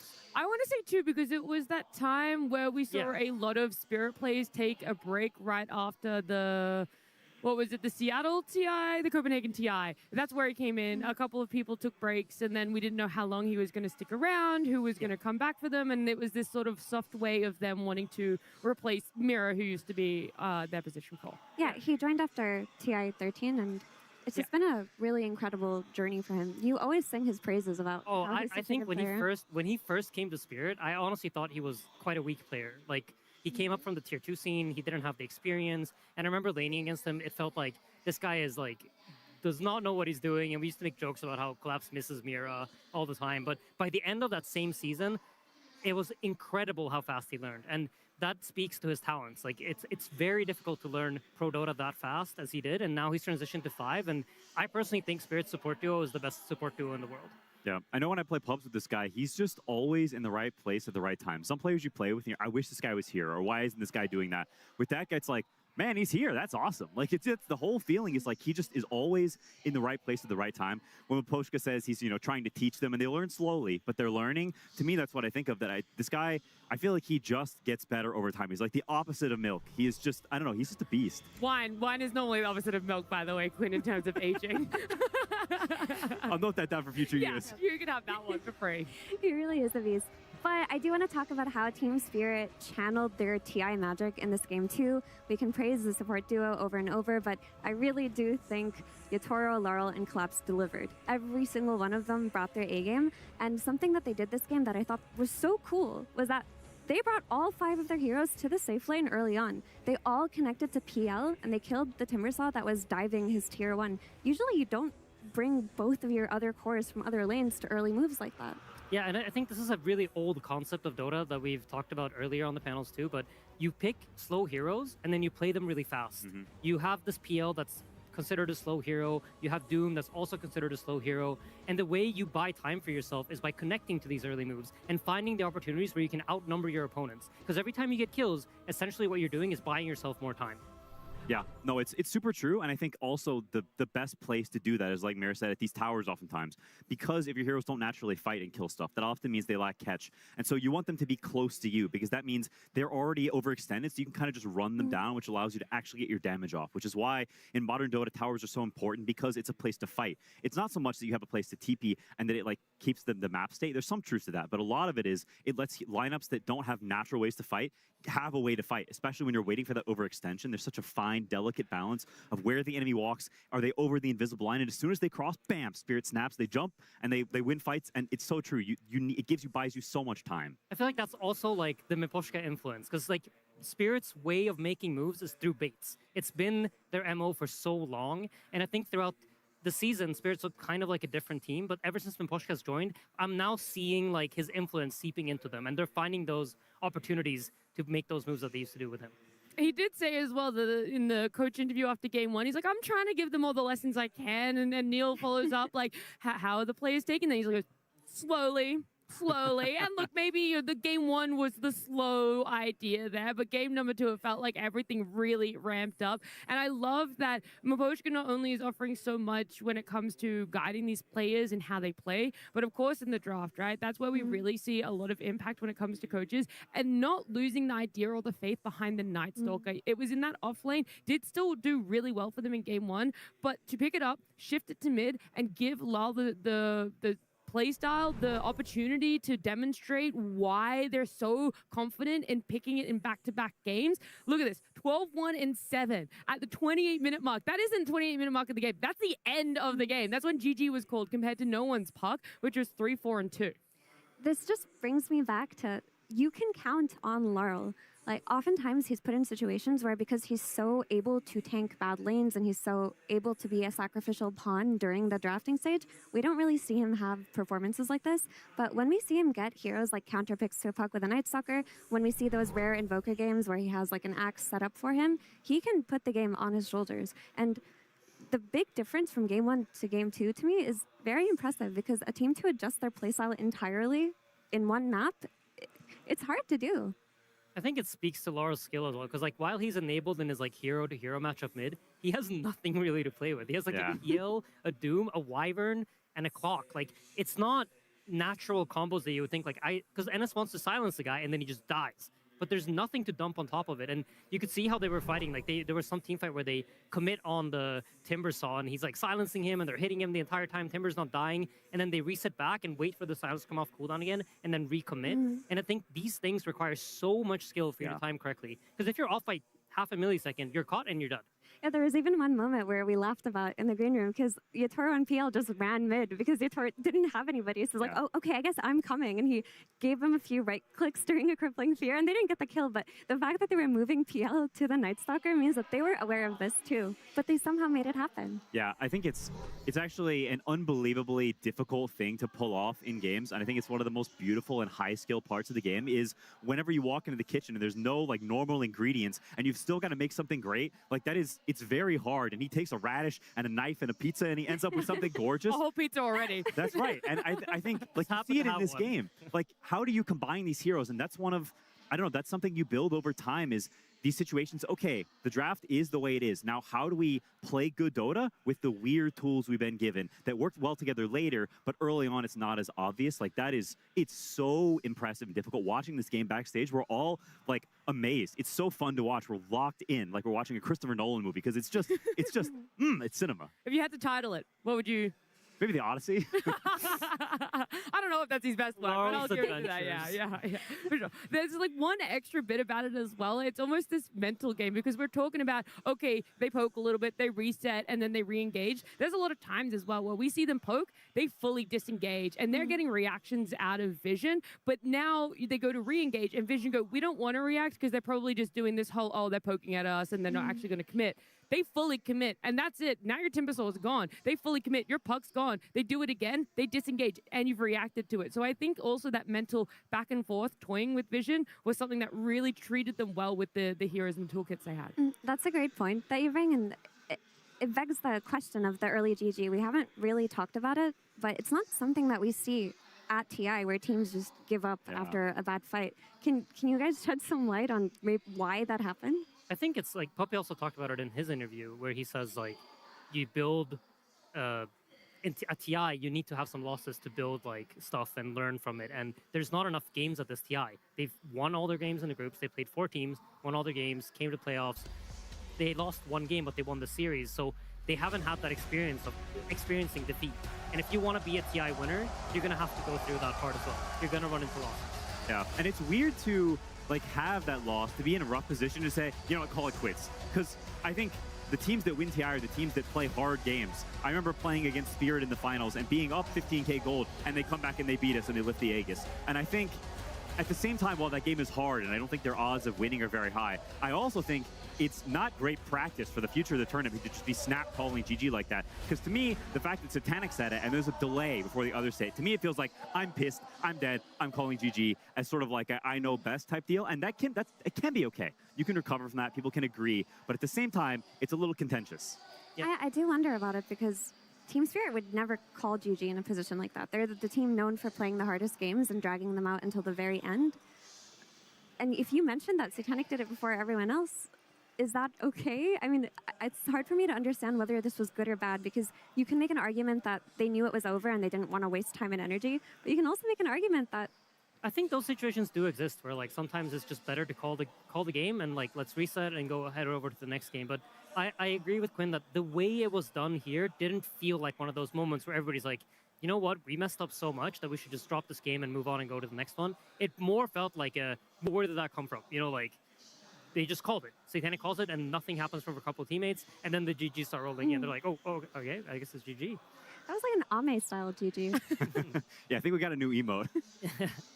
The Spirit comparison is pretty fair, though. They've said it multiple times in different iterations of Spirit that if as long as one person has one idea to see an avenue back into a game, not even winning it, but back into the game, that's enough for them to not want to call GG. But not to not have a conversation around it. I will also add a grain of salt or tell everyone to take it with a grain of salt because you weren't liking the vibes coming out from Spirit after game 1, Quinn. You're like, it seems a little tense in the Spirit camp. I'm not sure if they're going to reset for game 2. You're building up this whole, Vision's got it on luck type of narrative. Yeah, apparently I'm just bad at reading people. So, take what I say with maybe not a grain, but an entire shaker of salt. But no, I think, I don't know. Like, so you saw Satanic smiling after, and you also have to keep in mind that he's a kid, and some of the players on his team are a lot older and more experienced. You look at No One and Puppy. Like, I think they have the experience and the wherewithal to come out from that, say it's fine. You know, the game was very hard. We're probably going to lose anyway. And you can, like, it's not some, I don't know, it's not some end-all, be-all, some doomsday thing to call GG like that. You can recover from that. It may not be ideal, but it's also okay. Yeah, for sure. And that's like where I think people like No One or Puppy, where you're going to tell someone like this, like say, we don't know, we're speculating, right? But let's say Satanic is tilted. You tell him like, these opportunities, there's only so many of them that you're going to come across. There's only so many times you're going to be at TI main stage with a good team around you coming in as favorites. And let's not waste this opportunity by being upset in this moment. Let's reset, go into the next game, being fresh. It's 0-0, right? We start over from scratch. There's nothing from the last game actually affects the next game if we don't carry emotion over. Yep. Nine Class is zoned out just thinking about Pudge. He's like, I played a regular hero. That wasn't fun for me. I missed the Monkey King patch. Pick me, Bounty Hunter. Pick me, Clockwork. Anything. Yeah, I think, honestly, his progression as a player is so interesting because he was one of the most unique players ever whenever he first entered the scene. The way he played Dota was unlike anything I've ever seen. It was completely bizarre and strange. And to then go from the weirdest player ever to now someone who plays normal heroes and is a cog in a machine rather than some other machine entirely, that's such a wild transition. And I think it makes him such an incredibly interesting player to watch and see how he changes. You know what I really like about him? He started off being like an old Techies player. Yeah. Like the original Techies. Oh, you should have just started with that then. So he played that. The hero gets reworked, essentially just disappears from the game. And I think at the time he was like a top 100-ish ranked player. His hero disappears. He loses a bunch of MMR and then comes back to becoming a pro player with other heroes. Hopefully we get to see some more of that old Techies in style come into game 3. Team Spirit versus Team Vision. Game 3. Whether you love it or hate it, you have to acknowledge that that is a flare of 9 class, a flare of vision we've only gotten to see in dabbles here and there of the last few months, and hopefully they go back to that. It is an elimination for them. We're looking at the upper bracket here, but a win top 3 at the bare minimum. That's something you would love to be able to do, especially Vision. That would be back-to-back TIs of a top 3 finish. For Spirit, it would be getting back into that top 3 form for themselves after missing out on main stage for 2 years in a row. Looking at our bans or our draft in general here, not so much just our bans, we're going to have Vision be our first pick. That's similar to game number 2, how it went in draft order. And looking down the list of the bans, there is a small change up. Vision have left Lena in the pool and decided to ban out Darkseer instead. Yeah, the Nature's Prophet is also first phase banned. Was it last game? No, it was not. It was second phase. It was Coddle that was in that place. Okay. So that is a very potent 9 class hero, but they're just going to rip a Shadow Fiend. Man, it's so hard to predict what this team will do. It's crazy. I think SF last game was also in the pool, and they didn't pick it. They ended up being a second phase ban for them. So they decided to go a different route here. I find the NP ban so interesting because I feel like for Spirit, that means like we now played against them without NP, and they've just looked like a completely different team. They weren't able to find that tempo, they weren't able to find that ramp, and we had like essentially like the most possible solo losing offlane ever. So playing up against SF, one of the biggest threats is you just get destroyed on your lane, and we're happy to give them that so long as we get our Wyvern. Yeah, it could be that what they had planned for the NP today was the TV, and it didn't work out for them, and they don't have a plan B against it. Yeah, it is very possible and very smart, I think. I like the idea if you come in, you have one strategy, the strategy doesn't work, and you're like, okay, let's not disrespect this. And how the bans move and when the draft happens is very interesting from game to game. I totally agree with that read that like, okay, we're going to ban it second phase. Like, we're okay if they first overall it, but then they lose, they get smacked, and they're like, okay, now we're going to move it up a little bit because maybe they want to go back to comfort. Like, a lot of draft is the ideas and the technical aspects of the heroes, how they match up against each other, but there's another level that is reading what they want. What do they actually want to play? What's comfortable for them? Are they, they're on the back foot. When you're the back foot, well, you go to something that's comfortable, that's chill. And so that ban, maybe there's more psychology than actual like practicality to it. And on top of that, it's like within their comfort, what makes us unable to play our comfort? And it seems to be like the Nature's Prophet, the tempo that it brought, it was too difficult for them to play. And I think this current Spirit, we see it in the last game, and they want to be able to set some degree of pace. They're not as passive as the old Spirit. They're not as okay with being ran out as the old Spirit. So I like the removal of the NP. What's really interesting is that the Coddle gets skipped now by Vision. And do Spirit decide to ban it, or is it left through for another phase? Yeah, it's a tricky one. It's very good against Wyvern because you're not trying to pressure the lane, right? He's playing for the heal and the harass, like I mentioned last game. Well, Coddle's like, yeah, sure, whatever you want. And he stacks the camps and he gets super farmed. And then you get into this mid game where he's got all the heals of his own and he's got the slow and the magic amp and he plays some very long range. So it's hard for Wyvern to actually get good curses off. So I could definitely see it being a potential hero that the 9 class goes for.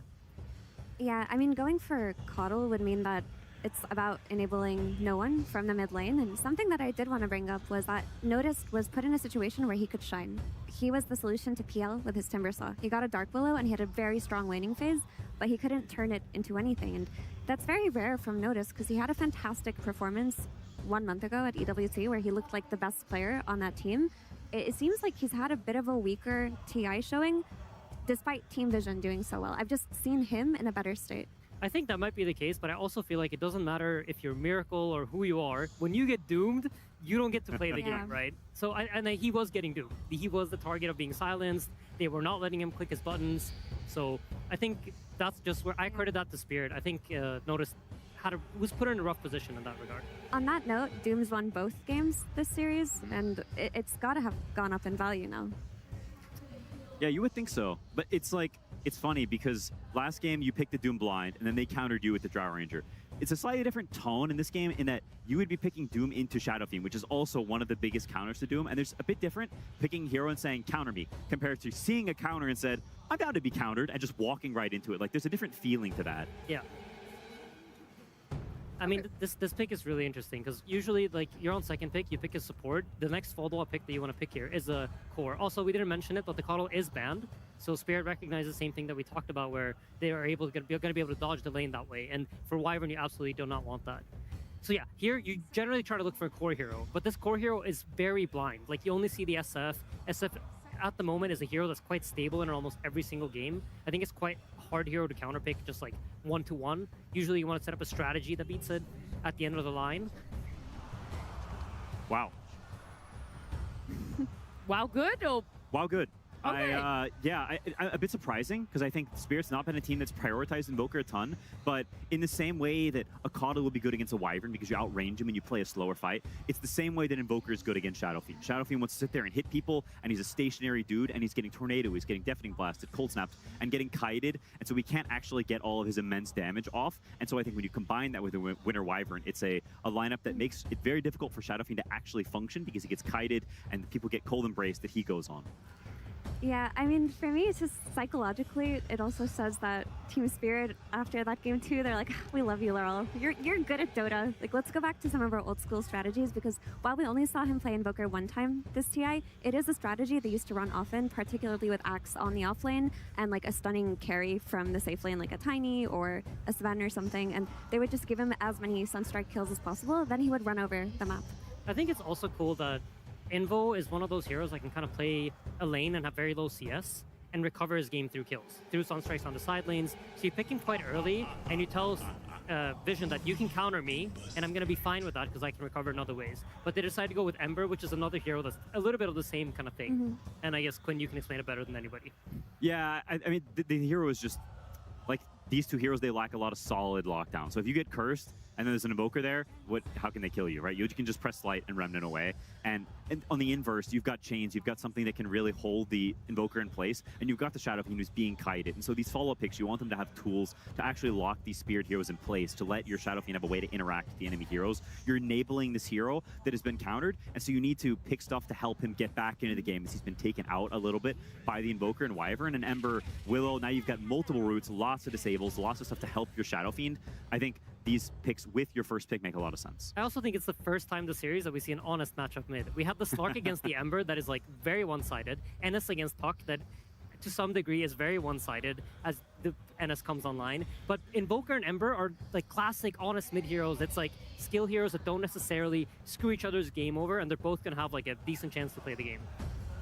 Yeah, it's cool, and I think it's a lane that can swing one way or the other a decent amount, pending skill. Like, I think it can be a lane that can be 60-40 either side, and there aren't many matchups that actually can be like that. It could even go further than 60-40 depending on skill. So I'm looking forward to see how they lock in for the game 3. Do you guys think that Largo may be an issue for Team Spirit? Because you've got this Ember, like the Ember-Largo combination popped off quite a bit. Is it something they're concerned about? Do they want to ban it? Do they want to just let it happen? How do their heroes fare against it? In my mind, Invoker is quite good against Largo because he has such high single target burst damage when he clicks all his spells on one dude. And they have the Finger of Death, they have the Underlord, they have a lot of like damage that they can just pump onto a target and keep him in place. So I'm not sure. It might still be a good pick for them, just like you said, because of the innate combinations that they have with their own heroes. But I love these heroes from Spirit. They see Ember. Ember likes mobility. He hates playing his instant disables. They go strongest disabling offlaner into strongest disabling +4. Yeah, it's a great response. Spirit loves making sure that none of your heroes are immortal. They hate when one guy is untouched and has a free game, and they love to respond in ways that we can always kill everyone. We don't want to have a situation where you're immortal. I think that's Spirit's worst nightmare as a team, and so this directly addresses the Ember, but good old Satan's back in the game. I mean, Doom won both games so far, but I will say it looks like a less scary hero versus Spirit than it did in the game 1, where they had one core in the Terrorblade, and they had an Ember that was shut down, so there wasn't really a means to play against the Doom. This time around, the Underlord's going to be strong. The Invoker's gonna have a game regardless of what happens, and there's still the Atoro hero that you don't see. So there's a tri-core that you have to pick one, and the other two can carry the game after that. And when Doom plays against dual-core or tri-core lineups, it's a lot more complicated than it was in game 1. We were playing Guess Who with that shot, by the way. Do you know whose back of the head that was? I believe it was Zhao 8. It was, yeah. Yeah, okay. Yeah, I was curious whose back of the head is so significant. That makes sense. Guy winner. Yeah, I think the other element of why it's a trickier Doom game is they've got a lot of ways to disengage. Yeah. If he Dooms a guy, suddenly he gets cursed. Yeah. Or if he doesn't pop BKB, he gets pitted, or Lion Stunned, or Tornadoed, and they just run away. Like, that is one of the best ways to deal with Doom, is he presses it, and sure, you're stunned for an hour. But if you just run away and you reset that, then that's that's probably the ideal way to deal with it. And we haven't seen it come online in the series because the games have been so fast, but this Aghanim's Doom with Shiva's Guard is a really big problem, and Wyvern kind of pre-solves it because it's one of the few ways that you can peel that Doom off of yourself, so you can play that game out. I agree. It doesn't look as quite as scary like end game and boss Doom in this game. Oh, yeah, you know who's missing though is Yatoro. I was gonna say it, but he's overall last pick, so I was like, you know, I kind of want to focus on Vision a little bit more. But gosh, there's always a joy in knowing that Spirit are gonna last pick overall a Yatoro hero. But he is gonna see everything before we even get to that. This position's kind of interesting when you're Pulse 5 because you're not used to getting last picked, right? When you play your practice games in your pubs, you're almost always first picking your hero, and being in a position where you get to see the entirety of the enemy draft, it kind of can get into your head of like, I need to find something special. I need to find something unique because I can finally last pick my hero with all this information, and I'm going to pick the hero that people always first pick in Mirana. It's a good combination with Ember's chains. It'll give them a lot of kill threat early on. Like this support duo with Ember is very strong. There's a lot of damage, there's a lot of layering stuns, there's a lot of follow-up. The only thing that Mirana lacks this game is a save.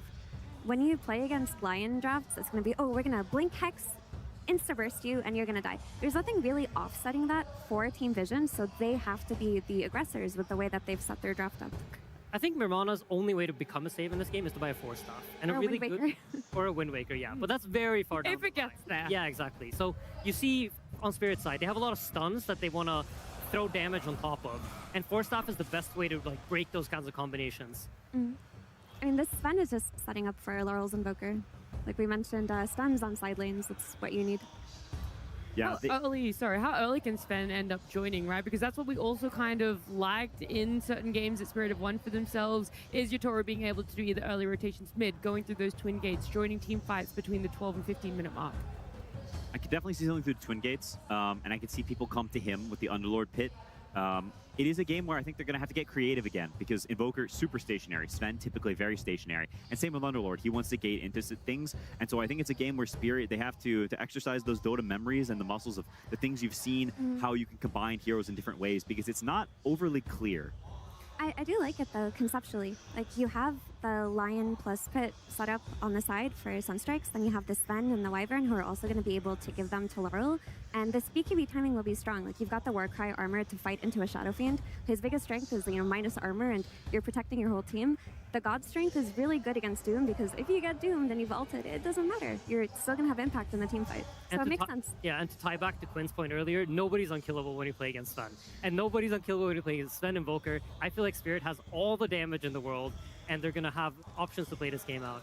You know what I love the most, what you've brought up in the last couple of days in Senior, is having two heroes that can always be together to kill it off. And is that what you see a lot in Spirit's draft, that any combo of two heroes are going to find something successful for themselves to have that aggression, to be able to snowball in what feels like a new Spirit playstyle? So in this game, like any two heroes, yes, but it's not any two heroes, because at all times there's an Underlord Pit and there's a Sunstrike. Right. So even if you're only two, you're actually four. And that is a power in of itself. Supports are going to be very enabled to make moves. Yeah, I love Spirit's draft this game. I think it's a step in the right direction. I was so impressed by the gameplay last game. I'm Spirit all the way. They're just too cool. And Mira, very quickly, last one. You're also Spirit all the way. You loved their adjustments too?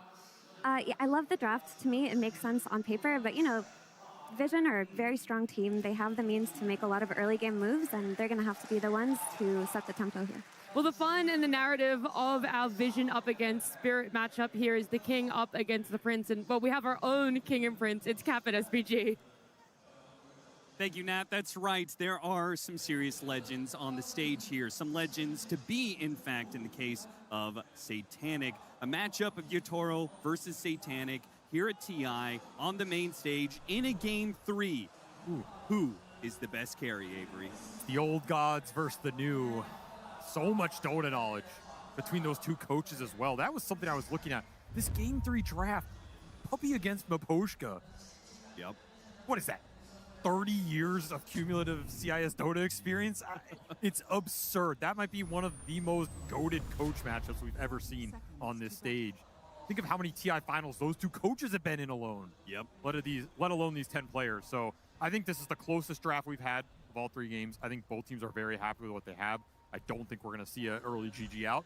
I think these are two drafts that can scale really well play the mid game, connect with some fast moves on the supports. A lot of stuns in this game, a lot of big hitters. This game has everything, Austin. It has everything.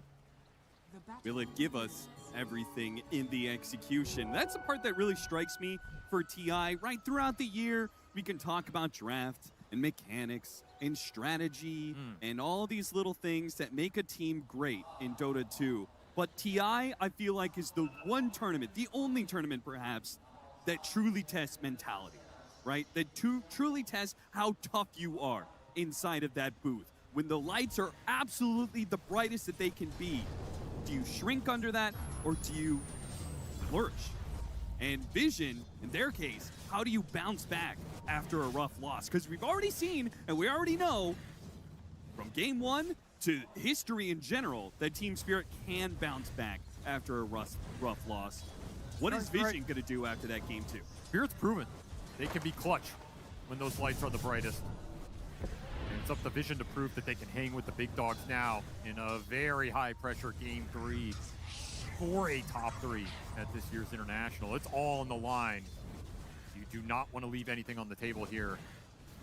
Get into a laning phase that has some very interesting matchups. That first pick, SF for Satanic, trying to bully a melee hero. That Ember counter pick to the Invoker. There were other options in the pool, but I think they wanted something just more versatile for the game.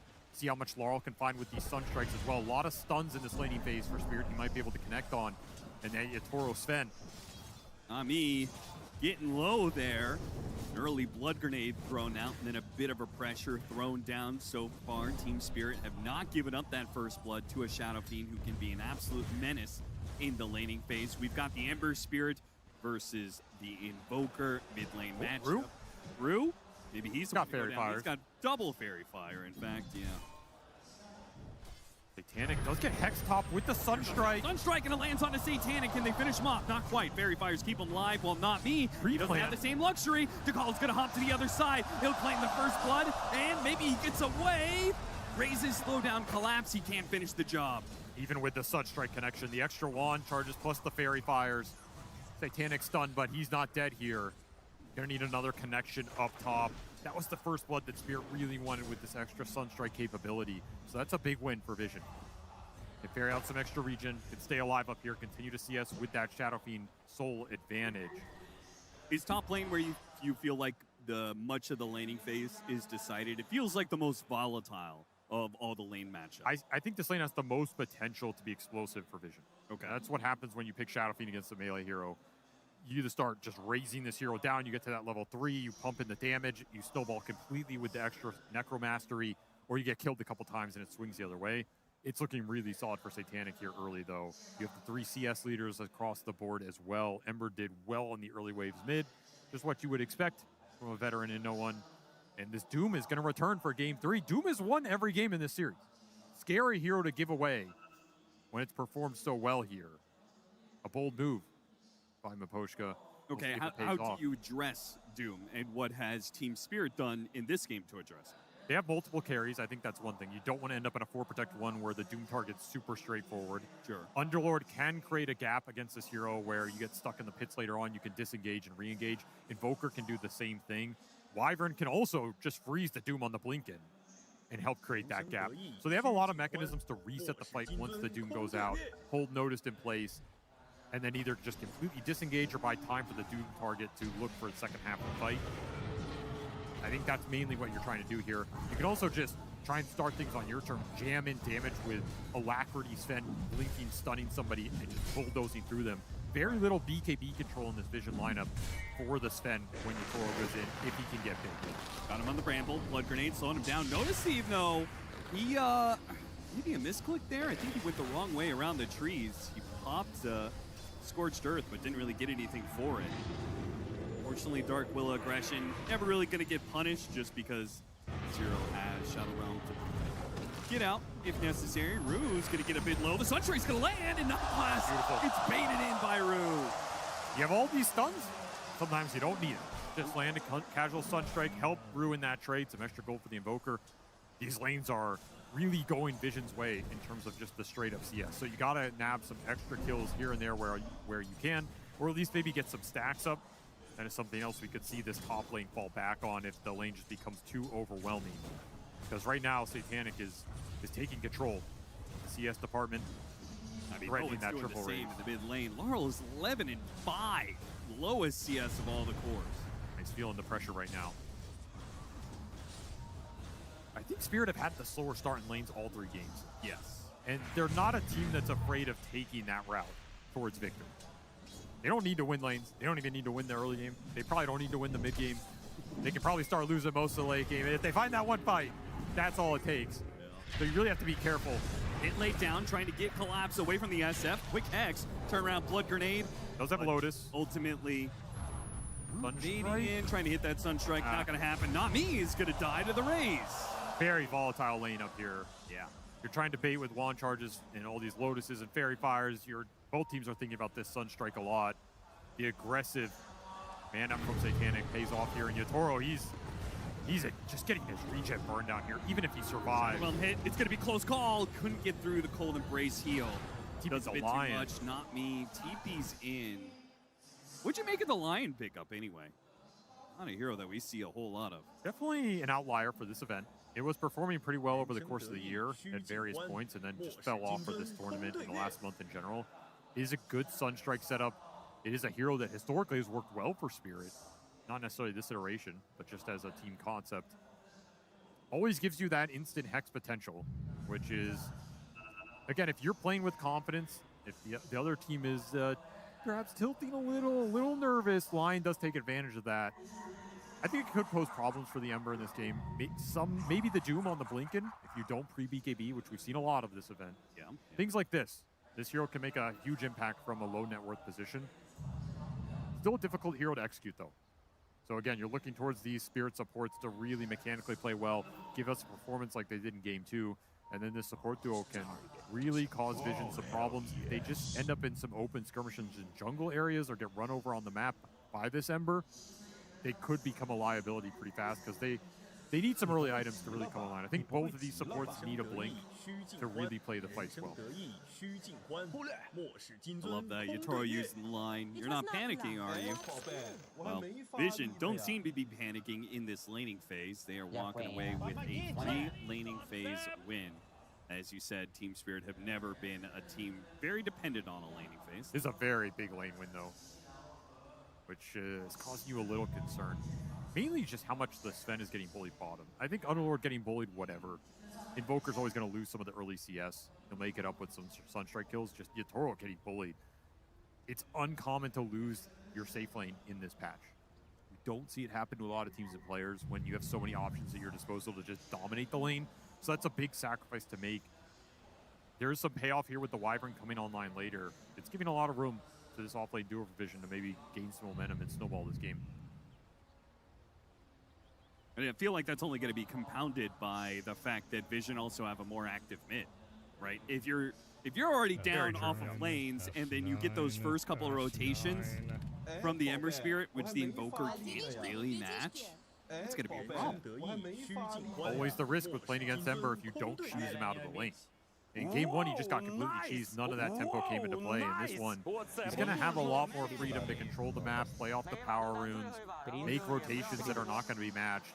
You really have to keep no one in check, keep him in the back of your mind, not overextend, and make sure you don't feed away some double, triple kill to this Ember in the first 15 minutes here. Back to this bait in the bottom lane. Really need this line rotation to work. A big committal down here. You're leaving that Underlord alone top, which has been a brutal lane for him.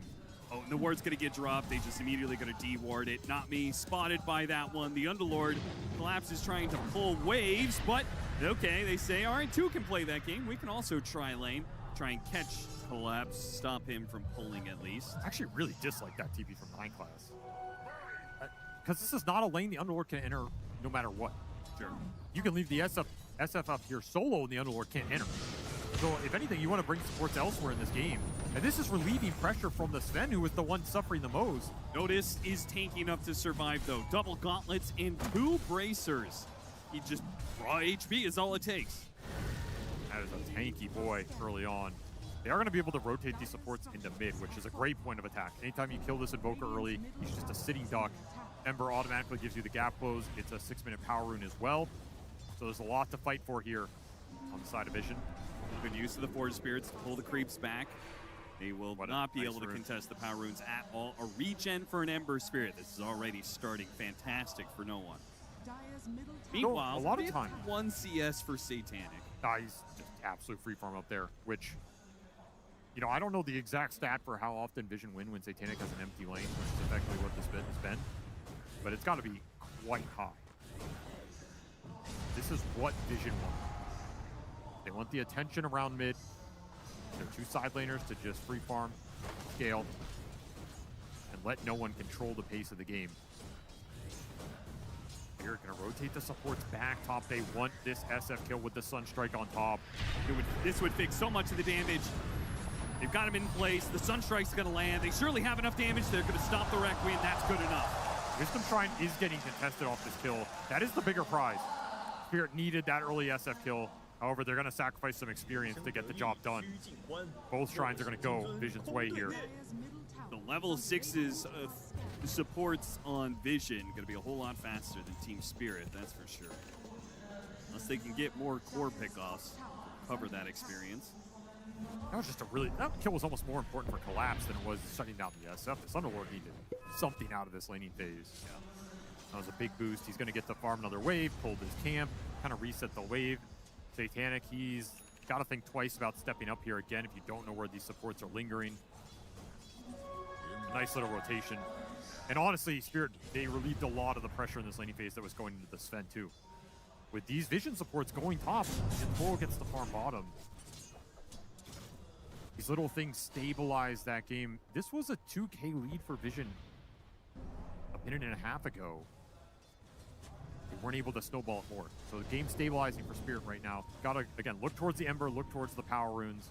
Try and connect something with no one here. That class pops out underneath the tower. Quickly Hex stunned, but they do not try and kill him, knowing that the Ember Spirit is going to be trying to run them down. Another power rune to work with. I mean, the Ember Spirit is just going to be the strongest hero in the game for quite some time if he's able to get every single power rune. He's going to get every power rune. You're just not contesting 2 supports behind this guy with an Invoker and a Winter Wyvern. It's not happening. You're just hoping he doesn't get the early haste and amp damage, which he didn't. He got Regen Arcane. A little weaker here for sure. Blows. You do have Doom available. Spirit jumps after Not Me, caught him on the other side of the tower. Easy pickoff. This is a very dangerous area for Spirit to linger in. I think you're either getting something done here or you are just defensively bailing Laurel out. But you don't want to just linger around the river against this Ember. It's a death sentence. Yeah, he's basically playing Forge Spirit instead of his hero. His hero is always pretty far back, and he just keeps using the Forge Spirit to draw the aggro. Prevents too much tower damage being done. Can also block the arrow off the chains combo, so he has a little defensive capability on his own. He will certainly not have any sort of recovery. I mean, Vision have full control of the triangle in case there was stacks, but Spirit also haven't had the chance to make any stacks in the first place. Oh, that's gonna hurt. A little short there. One with being a flag bearer as well. Spirit are getting some nice D-wards. That is giving you some extra gold here and limiting the damage Vision are inflicting with December. Not Me pushed out past the tower, immediately punished. Now, the slowdown isn't enough for Satanic. Oh, they got him on the Bramble and the arrow. Landed both of those abilities, and 9 class will return the tip back to Not Me. December is starting to be a massive threat. This 10-minute power rune's gotta be a good one unless it's the illusion spawn. They get taken. Oh, man. It's his first power rune of the game. No one not happy about that. Again, you're looking for the haste and amp damage in the next 2 or 3 here. You really wanted those for the Ember. So the fact Laurel gets to steal one of those away is huge. Base for the Sven. Spirit just trying to defend right now. How does this Sven versus SF matchup kind of go as the game moves along? Oh, this Sunstrike damage isn't enough. It's so tanky. Yeah, he just, man, full bracer build makes him too much for Team Spirit to handle, even with the extra Sunstrike damage. Oh, Satanic. Oh, if only they had a Sunstrike. Yeah, they needed it. Used it bottom, it would have made all the difference. Instead, Collapse almost dies. They did get double support TP bottom. That's huge for Spirit. Limiting the aggression going through the Ember right now. 9 Class finds a courier kill, but that's it. Chase after Yatoro with the Moonlight Shadow, kind of trailing him as he works his way through. Oh, not me. Does he have enough here with Sunstrike? Sunstrike's back off cooldown level 4 in the X-Sword. I think Mask of Madness has healed him up so much. No shot now, that's for sure. Radiant's bottom tower is under attack. Meanwhile, Rue getting chased out of bottom. They do not want to let anybody linger behind this tier 1 tower and just absorb XP. Playing around the neutrals, will be able to get the cold embrace. Actually, they're going to think about gating in. SF is coming through the gate, but he managed to get stopped by the Lion. But Underlord is not going through that gate to join what is a death sentence in this bottom lane. Gonna have to concede some early fights here if you're Spirit. Just try and find trades. Vision know it. They're getting real aggressive right now. Vessel is around the corner for no one, and that's when the presence around the map is going to pick up significantly. You bring SF into any of these engagements and let him convert on the objective. No one's going to want to defend these towers once Satanic shows up. You'd have to really preemptively smoke there to make it happen. Yeah, you kind of gotta jump him first, kill him fast. And that's a lot of the Sven matchup. You mentioned the carry matchup in this game. Sven can absolutely deal with Shadow. You just jump, BKB, God Strength. SF doesn't fight you, especially in this game with Alacrity on top. It's a huge carry differential. So you have to hit some nice timings here if you're Satanic to really get the most out of this matchup. Of course, SF's always going to scale. It can be a massive threat. So he's going to have a number of timings early on when the Sven is still kind of building up. He'll have another time later on when he gets Butterfly against Sven, right? Potentially Aegis in line with that, and you're going to maybe try and push. I just think Invoker, it's such a tough hero to play against. It's really hard to interact with early, and then he gives your carry so much extra boost in these late game matchups. Just the Alacrity, also the Sunstrike damage on top of initiations. He's a second primary damage dealer in himself. It's tough to initiate on the Invoker. Can be a real big thorn for Vision in this game 3. They are up 5K. So this laning stage did pan out for them quite nicely. No surprise there. Notice is getting so much farm in this game. Like, it's no surprise that Satanic gets big. He kind of gets big no matter what happens in Vision's games. But the fact that their other two cores are keeping up with the Sven says a lot. They have their early fighting items too. Drum done for the Doom. Spirit Vessel for no one, and that's kind of the signal to start getting more aggressive with this Ember Spirit. There's a 14-minute Wisdom Shrine. They're not really heading that direction. They're looking for the Sven Bahada.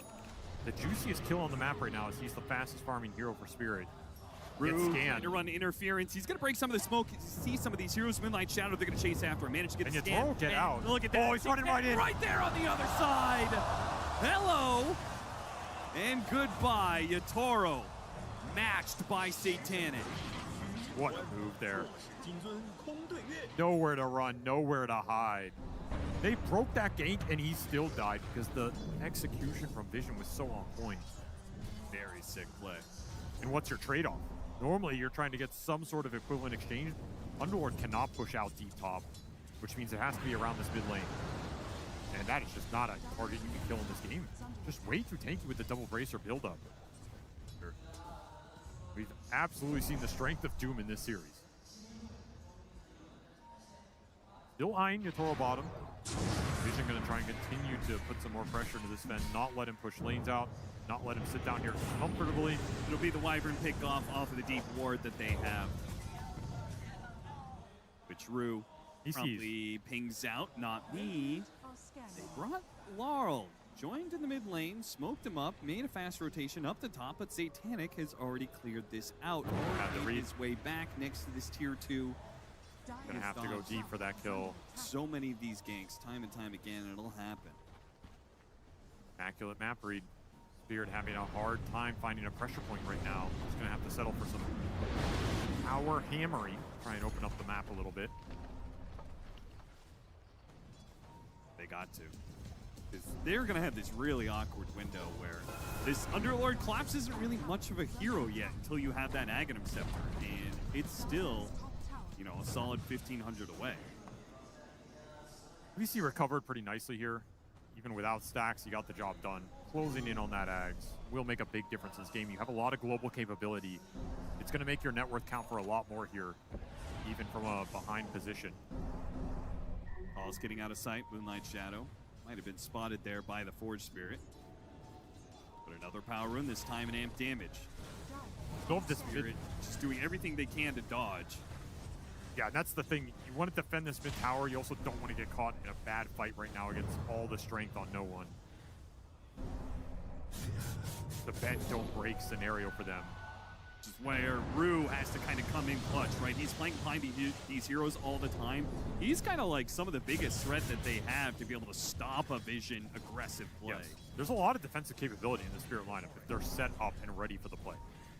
You think you're just going to go on Laurel and kill him, and all of a sudden you get stuck in a pit, Firestorm, there's a Wyvern Curse, Sven TP's in, he's going to stun someone out of it. It's a lot of chain stun off of any sort of overextension. However, once again, Vision not forcing the issue into the mid-invoker. They're hunting the Yatoro Sven. They refuse to let him hit camps down here. And even without the ward, which did get dealt with, they're still gonna try and find heroes in this area. Rue kind of spotted Sven a little bit out of sight. Team Spirit are beginning to group up around this tier 2, thinking maybe this is an opportunity for a fast kill, and they've got it with the Sunstrike. Here comes 9 class though. Trying to keep Rue alive, throws down a Winter's Curse, actually backs up and stunning the rest of his team, but it doesn't matter. Team Spirit, their defense, they parry Vision's aggression perfectly. Nice map read from Yatoro. This time it's him knowing the gank is coming in and Spirit just set up on it, and that's where that fight is dangerous. You do not want to overcommit around these towers into all of the muck that Spirit can propose. Which is where this game can feel a little awkward for Vision. You have all this strength. How were you able to use it in the last few minutes here? You lost net worthly. You're just watching Invoker recover off the Ancients. You're watching Sven recover off of some of these smaller jungle stacks. Weren't able to kick him out of bottom. The fact that Yatoro can sit down here is really important for Spirit right now if they want to give the Ancient priority to the Invoker. Only one of these cores can take those Ancient stacks, so you need the other core to be able to farm somewhere. And the Invoker cannot go anywhere on this map right now. So it has to be Yatoro finding farm deep on the side of the map. That's why Vision are hunting him down here. This is very efficient for Spirit in terms of the recovery. And eventually the Invoker pays that back out to the Sven, right? He gets to Boots of Travel, BKB, then he's able to play out on the map with his Shard, with Ghost Walk, pushing waves, and then the Sven gets to farm the nicer parts of the map. It'll switch at some point. And at that point, the threat on the map goes up a lot for Spirit with the gate global capability. For now, just kind of play through Yatoro. Does have Blink available, is level 13, he's strong. Gotta remember this Sven has the Sunstrike behind his initiation too. There's a lot of burst damage coming out off this jump. Vision just going to try and dodge this play right now. They're trying to just get to triple BKB in this game. It's going to take a little bit of time here. However, they get there. They're very strong with that timing. They can absolutely take a team fight into a Roshan. Kind of a crazy backstab, especially the fact it's just the two of them. They don't have a tier 1 tower to play off. No heroes can TP in. Yatoro tried to get the initiation and he missed. A fast Shadow Realm from 9 class, and Yatoro's going to be stalled up. This is going to get real rough for him. Terrorize, push him away. Nice arrow. Beautiful stuff from Dakalis to combo with that one. A play call from Yatoro, and Rue goes horrifically wrong. Vision are gifted into a fantastic fight. So hard for either team to make aggressive plays in this game. Very quick reaction from 9 class. Completely kills this play attempt, and you're able to bring all your heroes into it. And guess what? Tormentor, 20 seconds. If Vision want to just man up for an objective here, they were in the area. Opting not to. Now Vision back up to a 6,000 net worth lead. Every kill is going to count for a lot when both these teams have so much lane push and farm capability. Team Maybe Spirit they get this mid tower.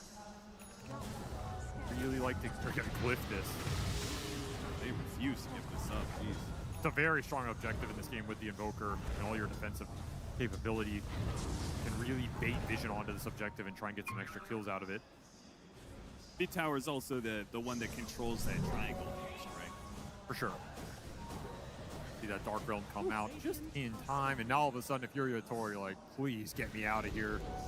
And that's going to be a problem for him. He may have the matchup against the SF, but you've got some very, very mobile heroes in the supports. The Dark Willow and the Marauder are both difficult to kill.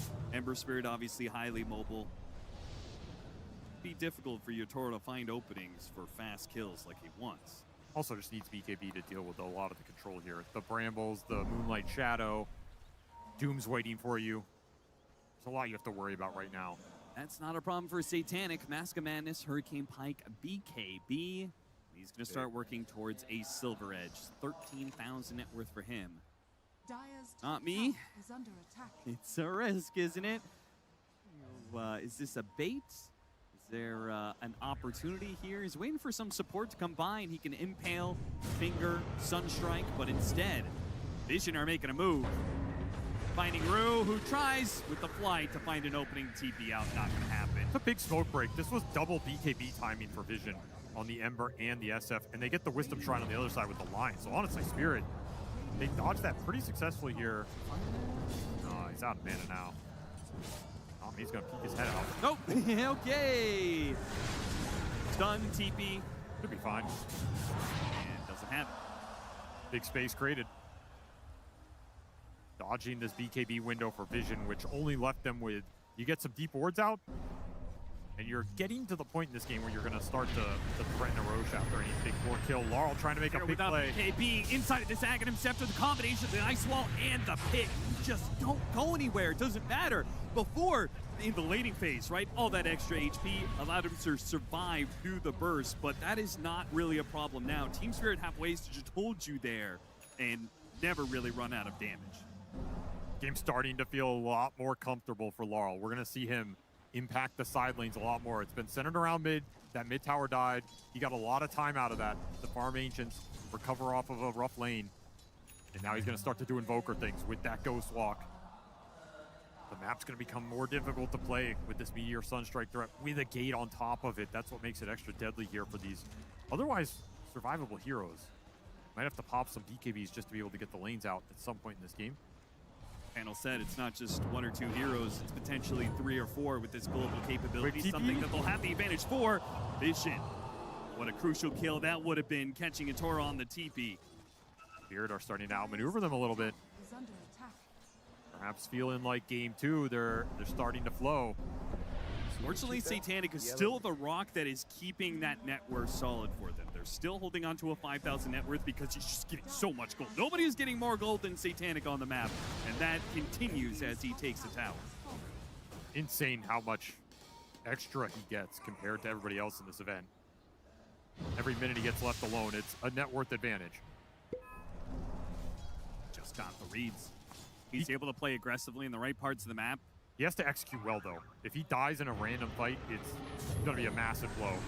Rue running into the Vision duo once again to call us in. No one searching for kills. He's just trying to buy as much time as possible. Toro kind of lingering around here. You don't have BKB, though. What is he looking at? Just looking for the next mid wave. He can collect that because Vision going to back up to do Roche. I think this is the correct call. Put an Aegis on this SF. Make sure all this net worth gets guaranteed use on the map.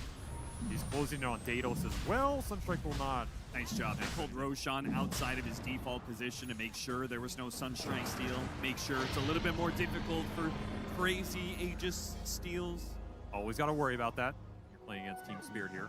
They pick up a gem at the exact same time. So this is Vision signaling. We know how strong our SF is. We're going to take over the map in this time period. Notice, runs right into the line. Now, there are 2 cores close by. The Sunstrike, it's not going to land. That is crucial, missing damage. The Spec still goes for it anyway, and he got him off the cleave. No one pops the BKB with a Terrorize inside of these Brambles. These heroes are going to be held here for a while. To cause, especially now, Arrow off of this one. They're going to Firestorm, try and fight, but Satanic is too much to handle. Force now trying to get Yotaro away. Uphill miss? High ground hits. They just keep on missing. Yotaro is out. Collapse is making a run for it now with the pit. It's going to hold back the rest of these heroes. Oh, Vision got a bit unlucky there. I can't believe they couldn't capitalize on that more. A full duration arrow on Yotaro. SF hitting him. And he just walked it off. The armor. Doing a lot of work for Yotaro right there. And they got the kill. They got all these Vision heroes to one side of the map immediately. Yep. Laurel TP's up to the top lane, shoving that out. The support's pushing in mid. Team Spirit knows that this is one of those windows we can claw back another 1K net worth, maybe another 2K. They're really playing the map well. You have so much extra advantage on this SF, and you're not pulling ahead in this game. You're not finding anything with this Ember Spirit. No one's running around with Gem now. It's going to give you some extra map control. Still looking for some kills of his own. 9 assists for that Ember, not a kill to his name. Would like some extra gold here. TP, they actually want to defend this tier 2. They're going to fight this? Phoenix quite alone. It's really bold to go into the Aegis, though. You don't know where other heroes on the map are. You don't have God Strength. Yeah, I think maybe the only reason they were even considering it was just because they know the BKB got used earlier. That is true. There Could've was been a an real opening. chance they could 100-0 Satanic twice. Especially with no real saves on the side of Vision. But Satanic, once again, great map read, backs out right before danger strikes. I'm still worried for the SF in this game if ever gets jumped. There's no save in this lineup. One of the downsides of that Mirana pick, the offensive potential in the early game, maybe the ultra late Mirana scale, super nice, doesn't help the SF here. Other than, I guess, Moonlight Shadow maybe giving you a little more entry to the fight. If Satanic gets jumped and blown up in this game, it's going to happen very quickly. The fight can look very one-sided. Smoke right now for Spirit looking on mid. It's going to take... Ooh, he's fast with it. It won't can't get out save of there. him, but that was an impressive bit of reaction time. They're going to try and get more off this. Still have God Strength running. Are you willing to run into the SF, even in a 4 versus 5? It's tricky. He already has Daedalus done, almost about to hit level 20. Yeah, you could see Vision feel confident. They're not really heading for the hills. They're not running away. They are lingering. If Spirit run into us, we can take this fight. Not me, got around them without the smoke break. Interesting position to be in. He doesn't really have any wards he's working off of here. Can't Just get scout the Vision SF. down, but yeah, his high ground vision on Satanic. It's one of those moments. Are you bold enough to go for this play and make the call?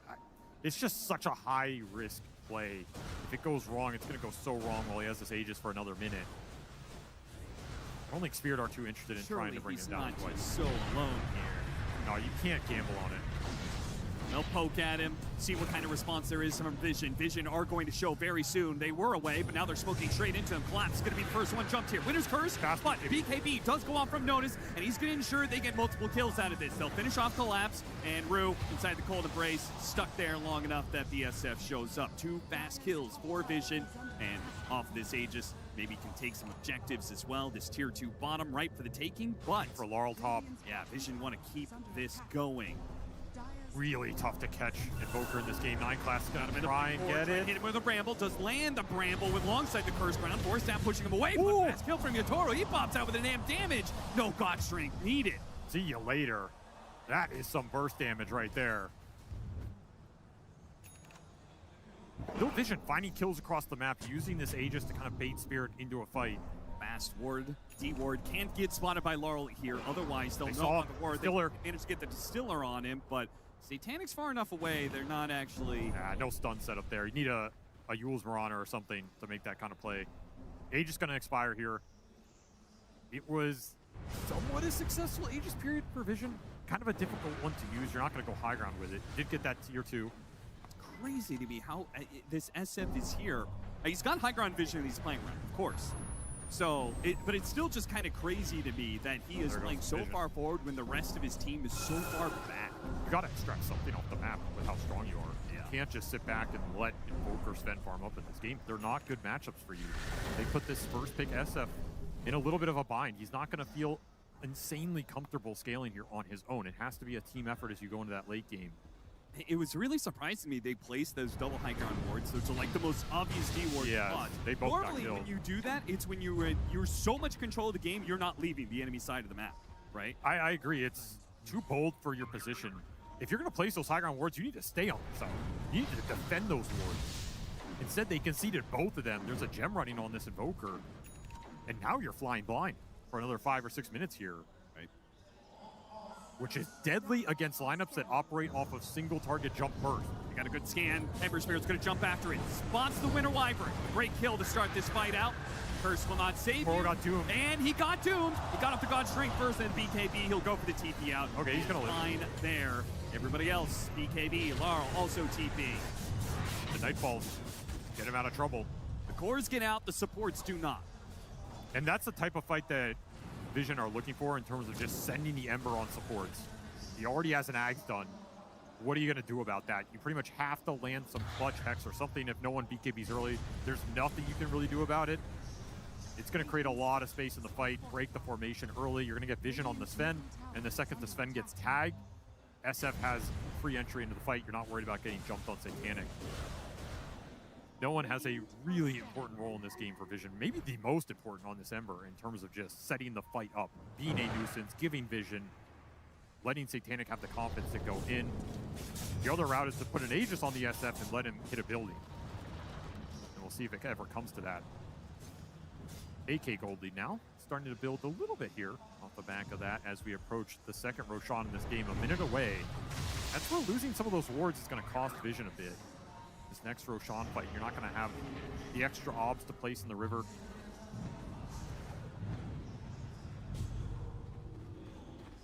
Spirit can take advantage of it. Vision counts so much for their lineup. Finding that jump, finding that big Wyvern curse, not getting doomed on the right target.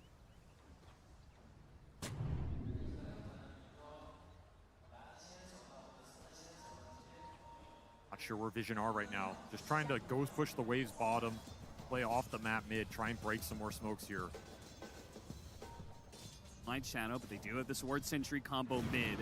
Vision, if they try and shortcut through, they'll be spotted, and they do get spotted trying to play for the power room. Could see this ward here as well. Yeah, they'll handle it. Vision, Spirit also losing some Vision in this game. And considering the fact they're the ones trying to dodge, it becomes real spooky when you don't have too many wards out on the map. At least Invoker can always go shove. Pretty hard to find this hero. Forward Spirits get the job done. He's going to show bottom just to try and bait some TPs. Nice little heads up play from Laurel. He's instantly out of there. Gem running on both of these mid heroes that are just untouchable right now. It's going to create a lot of pressure on the enemy team. Still, Yatoro climbing that chart. Almost level 25, has the Daedalus and the Harpoon. He's fat. He does a lot of burst damage with the Invoker backup. Whoever he jumps is just gone. Even if you doom him, he's still just got to sit there and cleave. Not me. Straight up an arrow. Blinks back. Did scout Yatoro. Vision gets some information to work with. Roshan spawn time is here, so both teams are going to be playing for that Rosh, trying to get this map control in this area. Long spawn. And counting into the pit. With Blink for Satanic, he's going to buy out going into this Rosh fight. Farmed all this gold for a reason. Good time, yes. Collapse is always on point with the voice lines. All right, items coming up. Some additional utility from the Wyvern. We've got the Harpoon Daedalus for Yatoro, and he's level 23. He's getting closer and closer to that 25. We get the God Strength damage. Alongside, as we talked about, all these levels play to Wrath of God, his innate. The hero scales better than maybe he kind of ever has. Invoker looking at a Shiva's next. Got an Aether Lens build up for Not Me. BKB required for Collapse in this game. Vision, meanwhile, Satanic. Trying to go back for a Satanic, replace that Mask of Madness at some point. Notice is just fit, man. He's just full HP. He went all the bracers early. He's going an Aeon Disc, and he wants to go for a heart after that. The game plan is let him tank some of the Sven hits. Right. Create some space for this SF. Because you got to remember, we talked earlier about this SF Sven matchup. You have a butterfly timing. He skipped it entirely. This SF item build is really susceptible to the Sven jump. You have no defensive capability other than a really fast Hurricane Pike. On that instant, it's only going to take 3 hits and you're just gone in this game. So he went Swift Blink. This is an insane amount of offensive potential for Satanic. And it requires the other 2 cores to set the fight up for him. Go on some targets, let the SF Swift Blink in, BKB, start hitting them. His damage is also going to be insane in this game. It's all about the jump. Who gets more information for their team early on? Who's able to set the control up? And this is one of those games where having instant stuns counts for a lot. That Lion, that pesky Lion, if you can find that clutch hex on a core that lets you jump and BKB first, it could be everything. You have to keep buybacks in mind as well. This is one of those games where you commit a lot on the initiations on the side of both teams.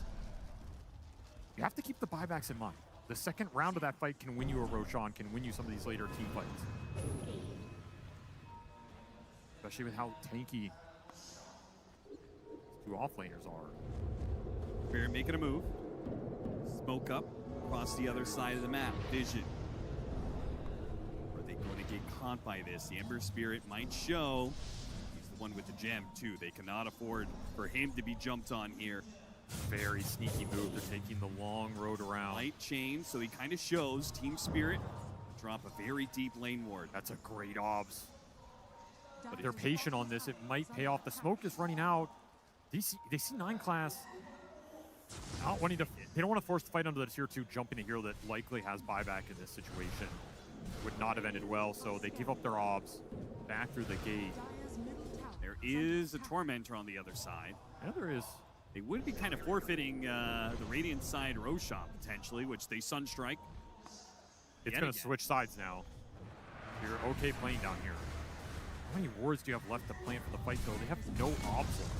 Toro feeling like Vision can't get here fast enough. They'll take that tier 1 tower, but they are going to be here soon. Already catching Not Knee. An arrow to the knee, tries to deal with the ward. He's going to die. No one leaves him for more. Trying to get the BKB out of Yotoro, who harpoons pretty far away. He's going to blink. He really wants to hold his BKB intact.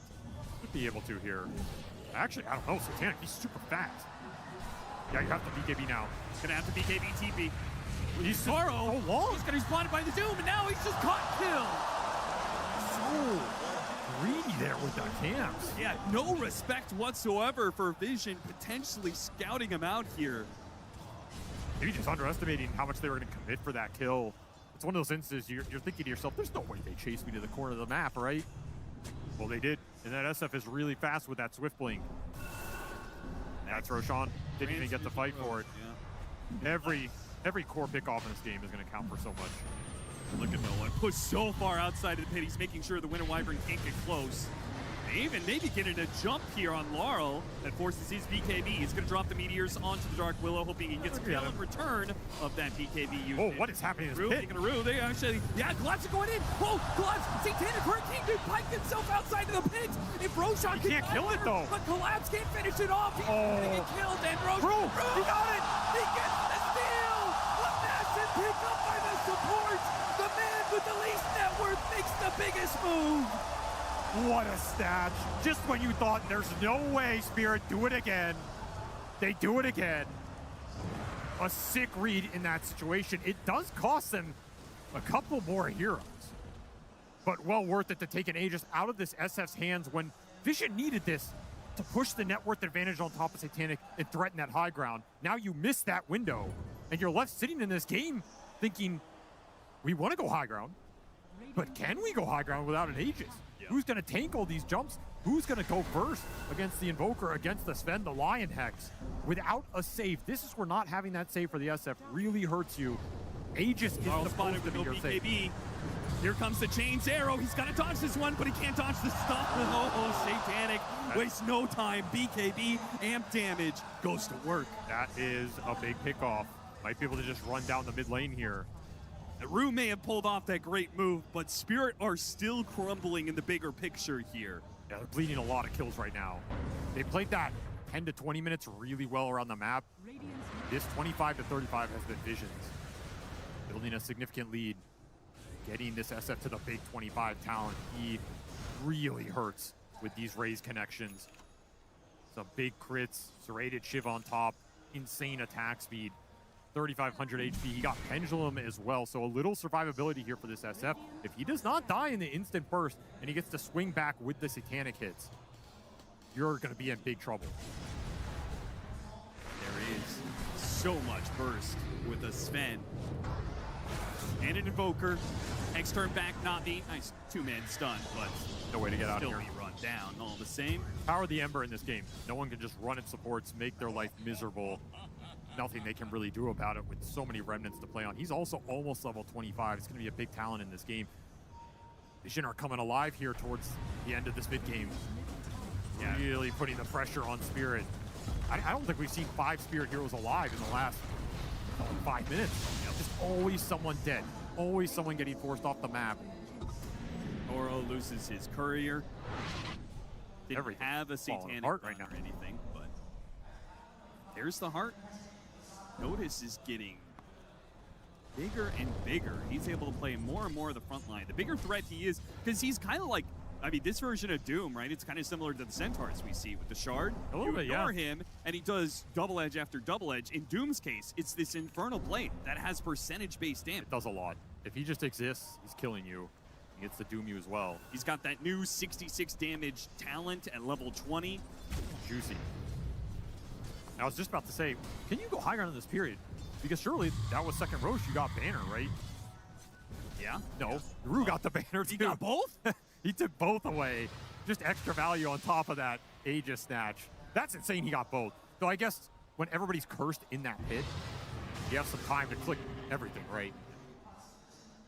So you killed that banner play as well. Pretty nice here. First banner's not as strong. However, you'll take anything extra you can get here, down 15K. Maybe we could see a replay of that play at some point in time, because it was so sick. And honestly, it could have gone better for Spirit if Vision were not very disciplined around the initial gate-in from Collapse. Because if they just kill Roche there, I think there's a very high chance Collapse snatches it with his record. They definitely did not panic. No, they just said, okay, we'll leave Roche, we'll just kill you. You don't have the damage to finish it. It was a smart read of the situation as Like Shadow, they've got some entrances here. They can go after the Underlord if they want. BKB instantly going out. Rue trying to get away from this Ember Spirit, who just keeps hunting them down time and time again. Good force down. Gets him away from the arrow. Collapse also takes that one up, and no one has to give up on the support. He's been able to get these kills most of the time, thanks to the Aghanim Scepter. Not here. a big bailout. You don't want to die near your base right here, given easy high ground. Sven did hit 25, by the way, and they did get Conjure Catalyst on the Invoker, so the damage is picking up. They're just parking this Doom on the front line. Aeon Disc, 4,000 HP Doom. This is not a target you can jump lightly if you are Team Spirit here. Gotta find a different angle, a different path into the fight. Ramping all the way around the Night Class, no. no. Night Class is gonna break this beautiful stuff. Instant Shadow Realm, instant Brambles, and now Spirit are in an awkward spot here. They're gonna use the gate to hold back notice. That's not the Actually target, went though. for the kill, but yeah, he's got that hard. He's so tanky, he's so hard to kill. Ember Spirit jumps right in, got him inside the pit. There goes the Lion, dealt with him rather easily. Satanic is having a free game right now with the Ghost Scepter onto the Sven. He's not hit anything. He's gonna try. Connecting. Oh, now he connects onto no one. Now he fights Satanic. A battle of the carries. Who's gonna win? With the help of World, they get it. Yatoro once again. There's the buy. Whoa, the arrow. It's gonna land. Now here comes back Satanic. He's gonna get his revenge. He's gonna get the opportunity to kill Yatoro right back. The buybacks are too powerful here, and the arrows from Ducalis debilitating Spirit at every turn.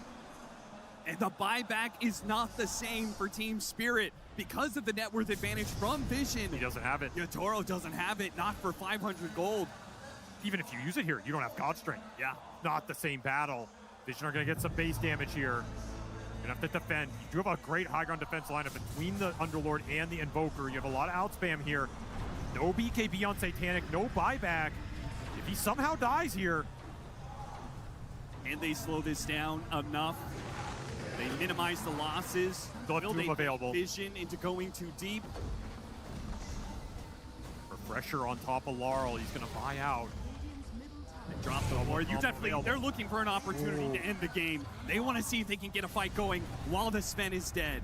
It's too hard to go super deep here, though. They're going to go for him. SF in some trouble. Drops a meteor. Great force staff. Meteor, but the force staff got him completely out of there. Now the Doom's going to be dropped on Laurel, and Spirit thought they had a chance, but it was a total bait. And Vision, a massive opening now. Go buy on this Invoker. 250 gold short. But they could end the game potentially. You got to go more here. You have the momentum. This game is flowing in your direction. You're getting a lot of economic damage. Gate to the bounty runes to try and get buyback. Heads up play. Invoker is so close. He's 60 off.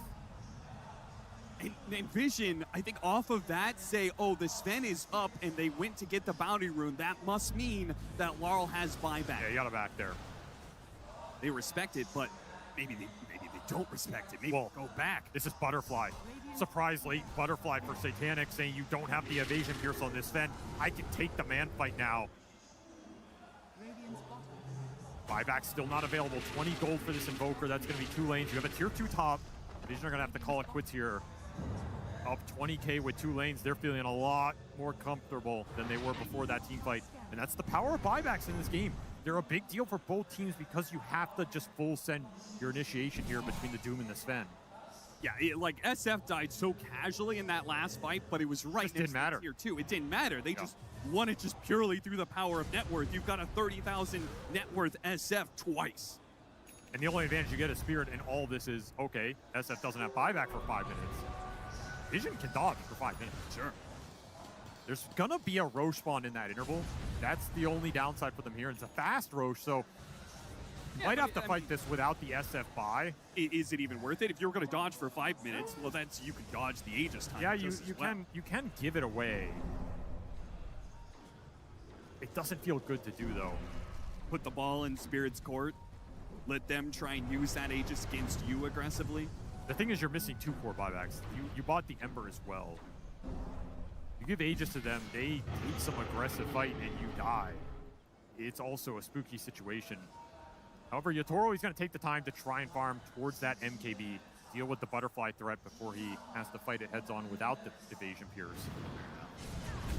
Not a bad idea here. That SF is incredibly scary right now. Full Wind Waker for Ducalis, by the way, quietly having himself a game here with the arrow lands, and now you get a save in this lineup, which is huge. There is no nullifier in this lineup right now. No way to deal with the 4 staffs, the Wind Wakers on the Shadow Fiend. No, this team has all the same game plan because Notice has queued up a Wind Waker as well. Spirit, they're hugging a high ground ward. You do not want to fight Spirit. Fire. Underlord picks one up. That's incredibly clutch at the right time. If they think the Wind Waker is the be-all, end-all save and they don't have an answer because Sven's not going to get a nullifier, they might just be shocked to see that Collapse has picked one. Spirit are all in though. They have no buys available. They have a Wyvern buy, not really relevant at this point in the game. Their cores are just all in. I mean, in some way. They got to Laurel's buyback. He's gonna hold it here. Vision's pretty all in for this fight. They spot Laurel.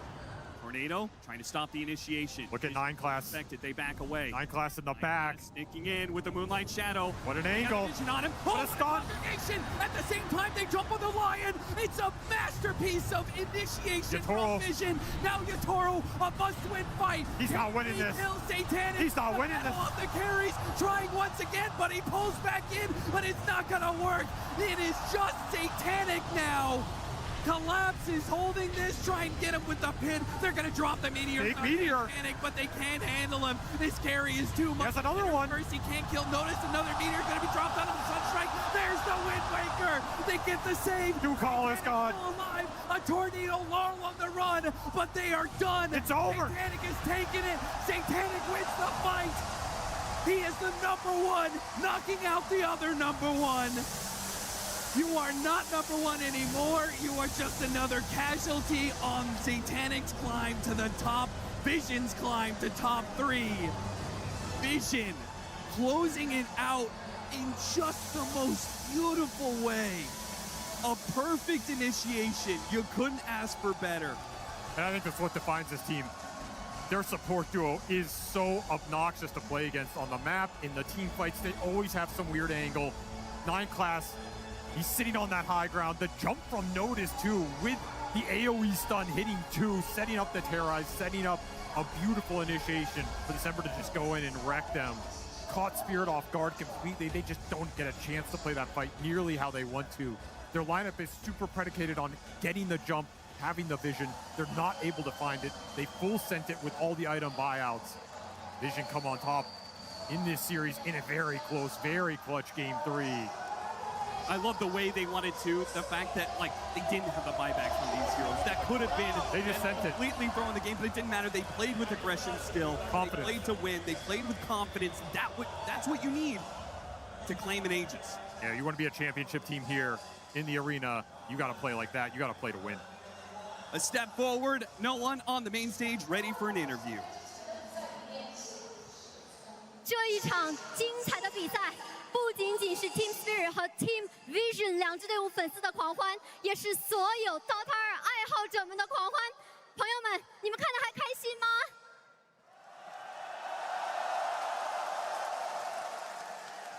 No, and that was a very, very fun series to watch with one very quick game. That game 2 had a real fast GG. I wonder if you could tell me about it.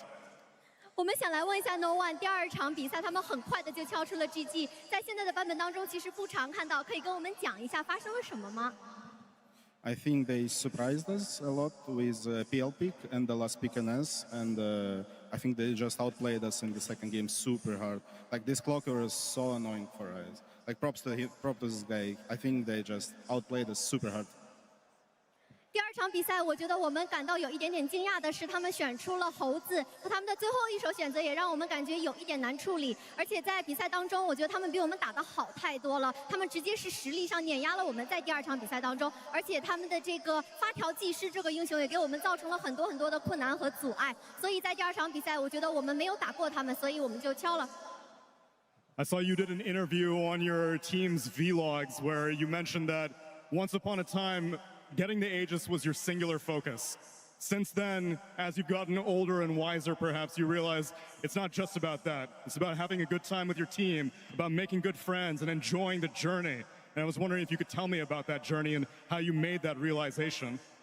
在他们自己的 vlog 当中 ，No One 曾经提到过，过去的他曾经将举起冠军盾作为自己唯一的目标。现在他可能随着年龄的增长，并且变得更加睿智了之后，他开始享受和他喜欢的人们一起打比赛，和他喜欢的人们一起做队友。那现在 Tsunami 想问他说 ，No One 可不可以给我们讲一下你现在在这个队伍里面的感受 Well, through the young kid of me, I just dreamed about the wins, about the win of edges and stuff. And like time keep go, and my life getting harder and harder because like you get grown up and you need to do a lot of things to your life, and like you starting to realize that it's not only about the wins, it's actually the journey that's the most important. Yep. 在我年轻的时候，我曾经傻傻的、天真的以为胜利是我唯一想要达到的目标。随着我年龄的增长，我在现实生活当中也发现，我的这个生活上可能有很多生活出给我的难题。在这个时候，我意识到，其实最终胜利的那个目标好像变得没有那么重要了，而更加重要的是通向胜利的这条道路，这个旅程它怎么样 And in that journey, you've been playing Dota for a very long time. And Dove, I was wondering if you could maybe check the crowd to see how many people have been watching this man play Dota for years and years. 那么在 No One 成长的道路上，我相信有很多的观众，有很多的粉丝一路陪伴着他，从他过去的队友到他现在的这支队伍。想问一下，现场有哪些观众朋友们是一路陪伴 No One 看着他成长的呢？ And to all these people who have been following your journey for all of these years, what does it mean to be able to play in front of them yet again and get another top 3 minimum placement after this event or after this game? 在所有支持你的粉丝面前，在现场，在上海，在他们面前赢下这场比赛，锁定了你们 TI 2026前3的名额，对你来说意味着什么呢？ I think to me as a human being, this is everything, to be honest, because like that's what my journey about, you know, like to be here, like, and to end up in this position, if I can, of course. So it's incredible to play in this in front of this crowd. Thank you so much, guys. I love you all. 生而为人，这就是我刚刚所讲的，这就是我所要体验的旅程。在这里，在大家在现场这么热情的粉丝面前赢下这场比赛，对我来说意义非凡，非常感谢你们，谢谢。最后，让我们把掌声和欢呼声送给 No One， 送给 Vision。 So beautiful from No One there. A top 3, back-to-back top 3s for himself, for Team Vision here. TI last year, it ended in 3rd place for them, but I feel like the way that they could bounce back and be so candid of, we got simply outplayed in Game 2, and we wanted to come back even stronger in Game 3.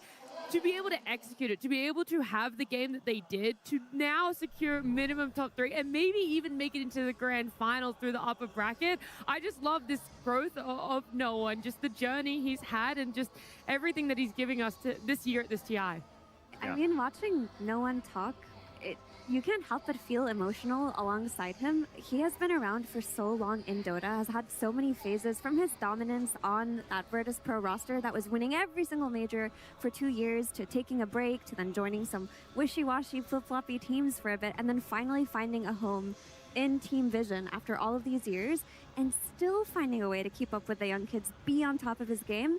and potentially even be the best in the world here at this international. They could do it. They could just win the whole thing. Yeah, it's genuinely, I think he's one of one in that I don't think anyone else has been the best in the world, fallen off quite a bit, become, I don't know, sort of a mediocre player for a long time, and then go back up again. Like that arc, I think has never been done in the same way that he has. He stands alone to me as someone that was the best mid player in the world, and then whatever, and then the best mid player in the world again. And so I think he deserves all the praise in the world, not just for like how he's changed, I think, emotionally and his maturity over time, but his gameplay. And to do that arc is astounding. I think also alongside, you mentioned it quickly there, but he's also grown a lot as a human being throughout these years. Like when I think of VP No One, it's like toxic kid, you know, like you would play pubs Most with mid him. laners are, right? Maybe, but I think he stood out even in that regard. You know, he was impressively toxic in pubs back then, I have to say. And the person that he's become today, I feel like is someone that his teammates can look to for support. He inspires them, and when he talks about his journey, I feel like it's not only as a Dota player, it's also as a human being. And what he's learned about, like, how to be able to appreciate the moments and appreciate his teammates, and even just, you know, have a positive influence on the people around him so that they can also shine. I think that's one of the things that has probably helped him grow so exponentially as a person is you now have young people looking up to you. You don't get to be that young, cocky mid laner anymore. You have to set an example, and bringing in someone as young as Satanic under your wing, you have to make sure that your head's on your shoulder, because you need to ensure that this player who is going to be such a pivotal role in your team is going to be doing the same thing, that they're going to be able to bounce back. I love just the laughs, the emotions that were happening at the start of Game 3, and you could see it displayed in their gameplay there. It was so good from Vision. They were able to say, Spirit stepped it up in Game 2. They were being the aggressors towards us. Now we're going to make sure our draft is able to do that, and we're not going to give them any space on the map. And so we see it shine in Game 3 here, and that's what ultimately secures them a top 3 at TI 15. Yeah, you can even see it in his scoreline, 5-1 and 28. That's a scoreline if he's not trying to like solo carry this game. He's there to help people out. He's the supplementary role. That's how it is in the draft. It's how it was in the gameplay, and I think that's how it is in his sort of vibe and the way he carries himself these days. It is a very well-deserved victory, and I would be shocked if we didn't see them go further in this tournament, because they are, I mean, they came into it with the favorites, and I think that pressure can dampen a lot of people and make you play worse and be worrisome, and people focus you and they learn about you, but they've had none of that, and they've continued to stand strong, not dropping a series yet. They are beasts. Yeah, they've shown us why they're considered the best team in this tournament. Coming into this tournament, everyone was afraid of them. Everyone was studying their replays. They're just so clean with their execution. And you mentioned, Aiden, that this is an honest 1v1, finally, that we're going to see in the mid lane. And no one delivered. He crushed his lane as an Ember Spirit versus an Invoker, which really destroyed the game a little bit, because a lot of what Spirit wanted to do was get those Sunstrike kills, play through their Invoker, have their side lanes maybe be more of an enabling role, but no one said, nope, leave him to me. Yeah, it was instrumental, and it's not an easy thing to do, and it's a lane that oftentimes goes pretty even, and so to squeeze out that little bit extra to get that gap there, it is huge, and it's so much about individual skill and being in the moment, and it's just, I don't know, it's massive. I also feel like his supporting cast in this game deserves a lot of credit. Like, there were a lot of clutch moments. And towards the end of this game, we see Ducalis, like, he leaps in, and then Wind Waker's his SF that's about to die to, like, the Invoker combo that's coming from the Refresher Orb. And I honestly think I see a lot of signs that I look for in a TI winning team in them already. They are finding the clutch moments. They're able to win games fast. In this game, they're able to play, like, kind of a slower game and be more clutch. So huge praises to the entire team. I think they're all playing extremely well. Yeah, that Wind Waker moment that you're talking about was so key in the final fight, especially because what we had seen earlier was when Satanic and Yatoro were almost having this 1v1 in the middle of a fight, right? This took place on the dire side of the map, down mid lane, and Yatoro was able to come out victorious. They had to force a buyback from Satanic. So not only is it imperative that Satanic lives through that because he doesn't have buyback anymore, but you're just so mindful on the side of supports that if it comes down to it, Yatoro is going to be able to do a lot. And at the end of the game, this is our carry-to-carry comparison, what they're able to do for themselves and the rest of their team. Absolutely. I mean, we know the meme, we know the joke. You can't beat Satanic, and Satanic proved that in this game. But I do want to mention that out-executing Team Spirit in late-game team fights, even if you're in a net worth advantage, is an impressive thing to do, because this is their bread and butter. This is their forte. And Team Vision did that. They got the jump at the very last fight there, and they won off of getting the jump. And maybe you could say it was a mistake that Winter Wyvern did the D ward and then got jumped and the fight was a mess. Potentially that can be called out, but those are situations that you don't know if the other team is ready to jump you in that moment. Maybe they thought they had a few extra seconds, and that's due to team vision and how well they played. I think that requires something special. You to recognize that like Wyvern's just dewarding a ward, which is like perfectly normal for a support to do. But the moment the Wyvern shows, I don't know how many frames it took before Doom blinked in and doomed 2 people. Not many. It was so fast, and Notice was so ready to do it. And like this is a sign of confidence. You know, he jumps up the high ground immediately when he sees the Wyvern, recognizing that this is what we need to do. Next second sees, I think, Laurel, and just dooms him immediately too. And that is just a sign of a team that's playing well. It's poetic that we see this series between Vision and Spirit go to a Game 3. But on top of that, Vision coming out on top, Spirit are going to fall to that lower bracket. But we have to look towards who is going to be facing Vision for that spot in the Grand Finals. They've secured themselves top 3, but we don't know that other team right now. It's a choice either between Yandex or Enigma Galaxy. And both of these teams have such different paths in which they've made it to the main stage, in which they've made it to a minimum of a top 6, because as you're seeing here, Yandex, they came in, they toured Liquid. The crazy thing about this is at the end of group stage, they were 2 and 3. They were one of the lowest seeded teams when it came to the elimination round. They come into this, they're one of the lowest seeded teams again that you can pick from, going up against Liquid, who were 4 and 1, and had a blistering 2-0 best of 3 for themselves. Yeah, they've really gotten it together. I think they use those losses really well. And I think we talk about Sox all the time, but it's hard not to. The maturity that he brings to the team with all these younger players, I think he's such an instrumental role. And I have to give props to them to be able to improve like that. It's not easy to, we talk about how losses are important, but the hard part is actually converting that, because you can say all you want that, yeah, we lost and now we learned from that, but the actual learning and the implementing of that, you don't have a lot of time, and you're also under a lot of pressure. And so to see them go from the shaky state they were in into group stage into what they've become in main stage is very impressive. Even the way that the series versus Liquid played out for them, I think is very indicative of that, where the first game was very unstable, lots of back and forth, lots of throws, and then eventually you lean on your carry, he pushes you through a really difficult situation, and then the game 2, everyone's feeling themselves, and they stomp Liquid. And I think that maybe that could be symbolic for what we're going to see from Yandex, where it started off shaky, and they gained confidence, and maybe they're going to go back to being that top 2 team that we saw before this TI. I feel like Soxa also, it hasn't been mentioned, but a lot of these top tier teams, like no one has Puppy. There is another experienced guy there with him that can help guide the boys forward, but he's truly like the only really experienced player there. Their coach Excel, I think, has been around for a while, but it's mostly been with like slightly lower tier teams. So Soxa truly is the only person that like can give the team the experience and what it means to be at TI and how to take these losses and convert that into wins. It is super impressive. I have so much respect for this guy. They've all talked about it time and time again on Yandex, how they started feeling like a proper team, a tier 1 team, a team that can contest for those #1 spots once Soxa joined them. They ended up getting 3 trophies under their banner for that, and so it is just phenomenal to get to see that it worked for them throughout the season. But is it enough to come up against the Enigma Galaxy, who people still kind of have question marks around Insanio? I mean, yeah, I think we'll see. Nigma, this tournament is a dark horse. I don't think anybody expected them to be here, but I also wanted to add to the fact that like I feel like the coolest thing about Soxa is how he's been able to enable the other players on his team to shine. Like I have never seen a Watson this good. Yeah. He's owning. And I'm so happy for Maldy and Watson as someone who played with him in the past, but also like they're flourishing and they are shining, and I think part of that is due to Soxa, and part of that is due to their own hard work over years of grinding and building synergy. And I'm excited to see them play again and again on main stage because they deserve it.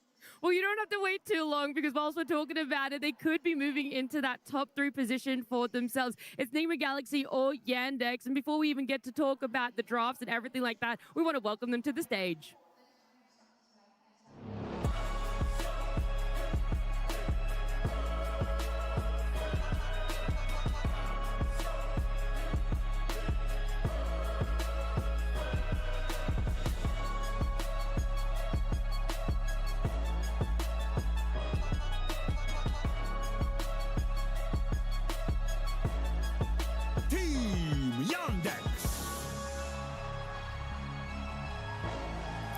org that the majority of Dota viewers never heard of 12 months ago reform around Chira Jr., their mid laner, bring in the safe lane duo of Watson and Malady, and are able to have success once Zuxa joins them. It is even more success once DM Stand-In and officially joins them, but is it enough to be able to make it to a top 3, to have an outshining performance when they come up against Nigma Galaxy?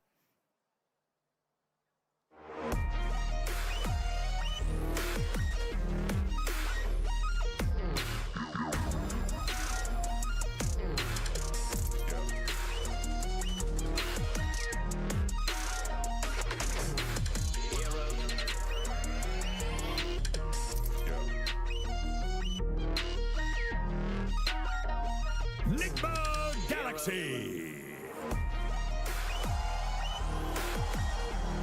They have been pushed to the limits in a game number 3 yesterday in the upper bracket against Falcons. A lot of question marks around what their run has been throughout that group stage and what they're going to bring when it comes to their future here at TI 15 and when it comes to the best of 3s to make it to that top 3 slot for themselves. It's crazy to think that a year ago they ended their TI journey at top 6. They want more than that, and they're able to get it if they can show up against Yandex today. But it is not an easy feat at all in Senior. I don't even know where to begin if you're Enigma and you're trying to prepare for the side of Yandex. I feel like in the last series, we talked about the king going up against the prince, but the real king has arrived.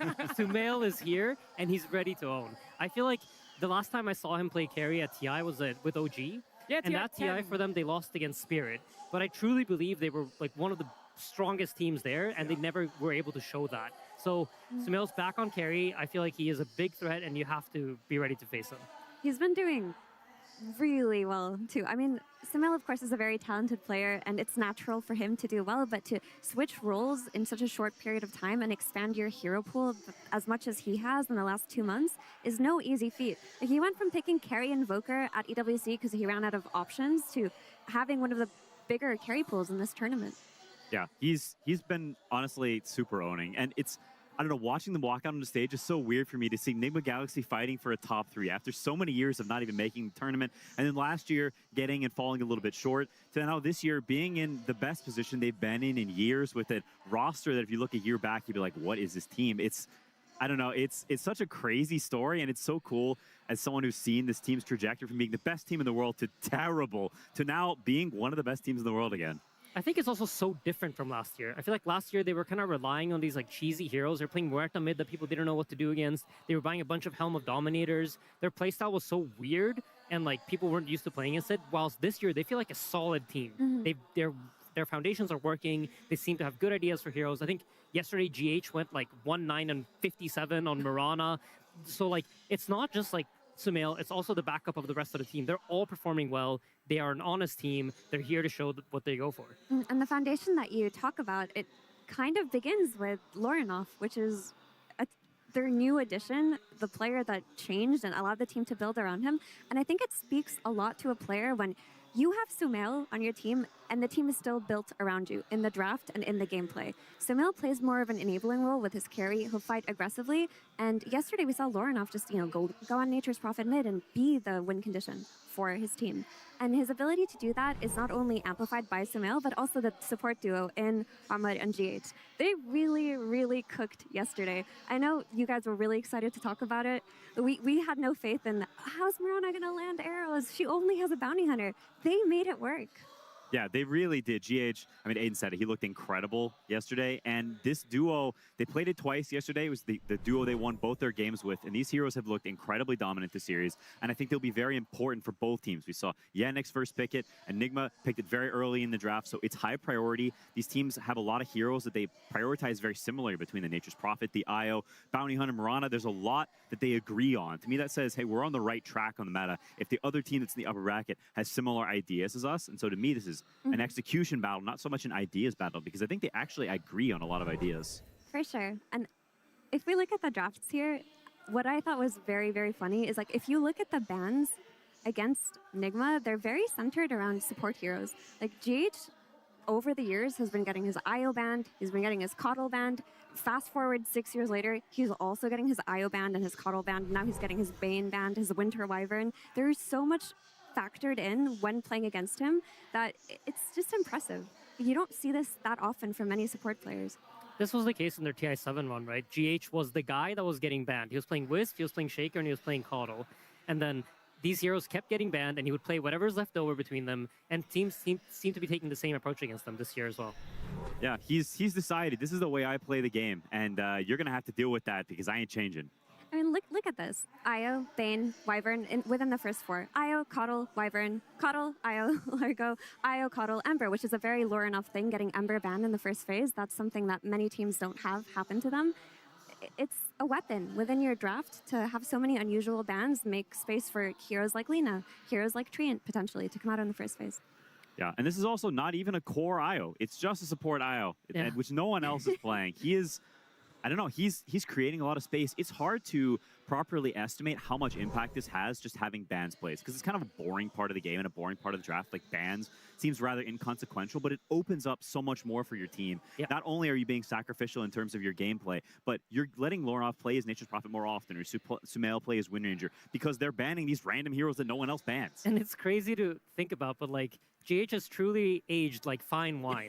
His heroes are the exact same heroes that are getting banned. It's still Wisp and Coddle. It's been like 10 years since he won TI, and people are still putting the same amount of respect on his two signature heroes. Now he's going to get his Mirana banned. Now he's going to I was going to say, you got to look towards his Mirana, right? But I think that one's going to be sitting in the first phase of bans, because the one thing Yandex has that all of those other teams didn't, that we showed there when it comes to banning against Nigma Galaxy, is they have players willing to play IO. Yandex love playing IO on core. And I say core because they played it mid yesterday on Tira Jr. They played it on carry yesterday with Watson, and both of them owned in completely different ways. So not only do they love it, it's a flex, and they can have multiple playstyles with it. Yeah, it's a great point, and it's going to change how the drafting works, because now Enigma Galaxy may have to consider banning it themselves whenever they're on second pick. That's going to alter how the structure of your bans will work. Maybe you have to play against a hero that you aren't used to playing against. It's going to change things, and these subtle changes in the heroes that are making up a draft, this can have really big impact. And on the screen, we see Malady. This is his first TI appearance. He was such a rock yesterday on his Hoodwink. In that game of Throws versus Liquid, it felt like he was able to deliver on some clutch bushwhacks, some clutch plays around the Tormentor. It didn't feel like it was his first TI appearance, honestly. I actually get emotional thinking about it because, you know, just to put it bluntly, he was robbed of a TI appearance last year. So to get to come out on main stage to 2-0 after a shaky groups, to be like, we're fighting for top 3, I genuinely couldn't think of a better story for him or a better way to bounce back after 12 years, after what felt like such a crummy end to their last season. Yeah, I think Malady and Watson are serially underappreciated players. Watson was constantly, this guy's a choker. He doesn't have it when it comes to the main stage. He doesn't have it whenever it's the big games. When, you know, it gets down to brass tacks, you'd rather have somebody else. And he proved indisputably yesterday that that's not the case. He put the team on his shoulders. When other people were having hard games, he said, hop on, guys. I got plenty of space back here. And Malady is a big part of that, setting him up for success. I think that duo, having duos, you had it with Mickey over the years, building that synergy in a lane and in gameplay over a long period of time is incredibly valuable. Yeah, and to be honest, like, I feel like when Watson did it yesterday, he was doing it in a game where the other four were kind of struggling, and Mickey was having, like, TI winning performance. You know, he's a TI winning carry, and he was playing like a TI winning carry, and he still was the better carry in that series. And I honestly, I'm not exaggerating when I say that I think for me that was one of the highest value carry performances in all of TI main stage. What he was able to do with the Wind Ranger. Like, sure, okay, there were some moments where he got burst and didn't press his BKB, but that's because he was the only target that they had to go on Liquid. There were so many moments in that game that had he not won the lane as hard, had he not moved to the mid lane, had he not clutched a lot of early game team fights, it would have been Liquid's game from the very start. Like, from start to finish, he was locked in. And had he not been the X factor there, we wouldn't see Yandex today. A lot of people would crumble in that game. Like, a lot of carries would crumble in that game. We even, like, not to harp on it, but we saw it in the previous series. Satanic just GG'd out. But you know what? Watson decides, I'm going to play to the bitter end. I'm going to keep trying to the bitter end. And despite the game being so tough and us just getting comboed by Tiny over and over again, find that one opening that leads to the game victory in the end. Yeah, and I think even apart from just the gameplay of Watson, I think he is an amazing teammate. As someone who's been around him, he is super humble. He's very willing to take criticism. He just wants to do what's best for the team. He'll play whatever, do whatever that people think is best. He's great vibes. Like, I think he is genuinely just like a good, kind-hearted guy who's there and fun to be around. And I think that's also so valuable and so important as you go further into the main stage. The pressure is high, the stress is there, and having someone who's like, hey, this guy's reliable, we can count on him, and he's also not getting mad at other people if they have bad games. He gets it, but everyone's been there. Everyone's had the bad games, but he's chill regardless.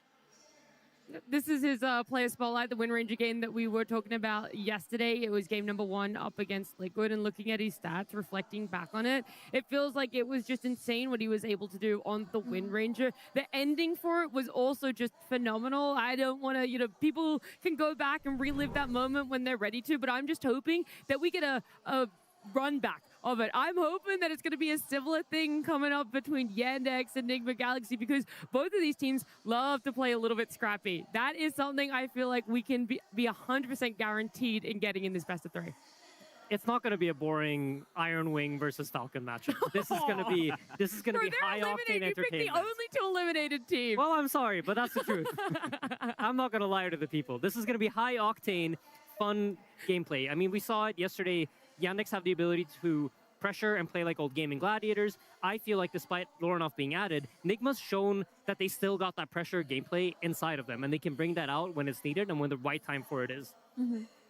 Yeah, I totally agree. I think they've created a nice balance. Lorinov farms, the rest of them attack, and then Lorinov joins the fights too. They've got a nice mixing of the heroes, combining, making sure no one is too AFK or no one's too involved. Devi, I think, went from being a suicidal maniac in his gameplay to being someone who can join fights, but can also farm and value his own game and getting net worth up. It reminds me a little bit of when 33 joined us on Liquid when that year, where we were a very pressure-heavy team, and 33 was a very macro-heavy, like more farm-oriented player.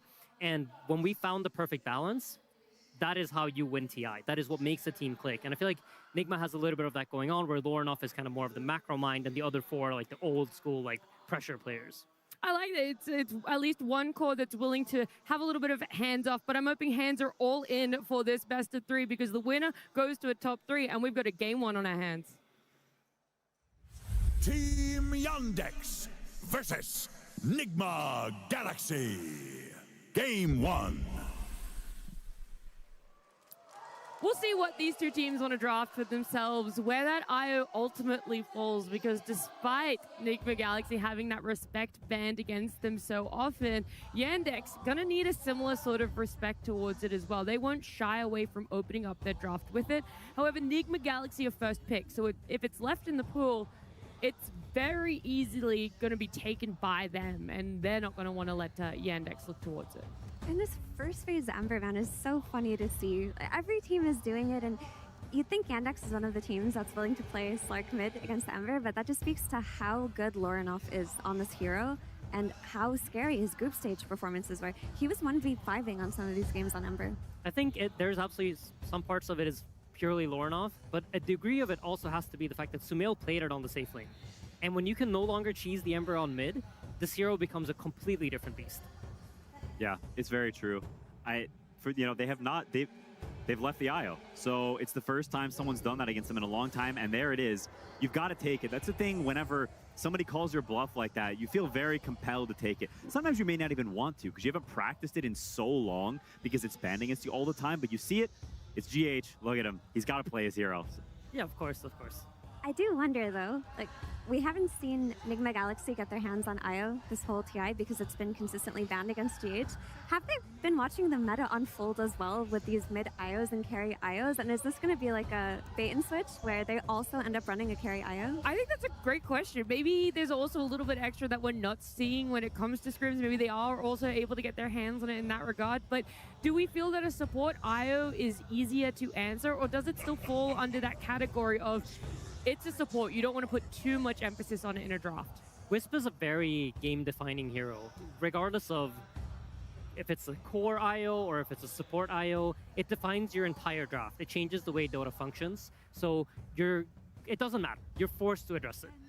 Yeah, I mean, the key functionality of this hero is that he is a battery. He is tethered to someone else and empowers them, especially from a support role. And so you need like it just changes what you need and what you have, because now you need extra damage to kill this guy. You need more stuff so that whenever they run in with all this healing and movement speed, you can actually mow them down, which is why stuff like Drow Ranger, TB, heroes that are ranged turrets and can buy Scotty so that you can deal with a lot of that HP regen or classic counters, or stuff like Disruptor, Silencer, which we may not see here, but they deal with relocate completely and delete some of that global pressure that IO also brings.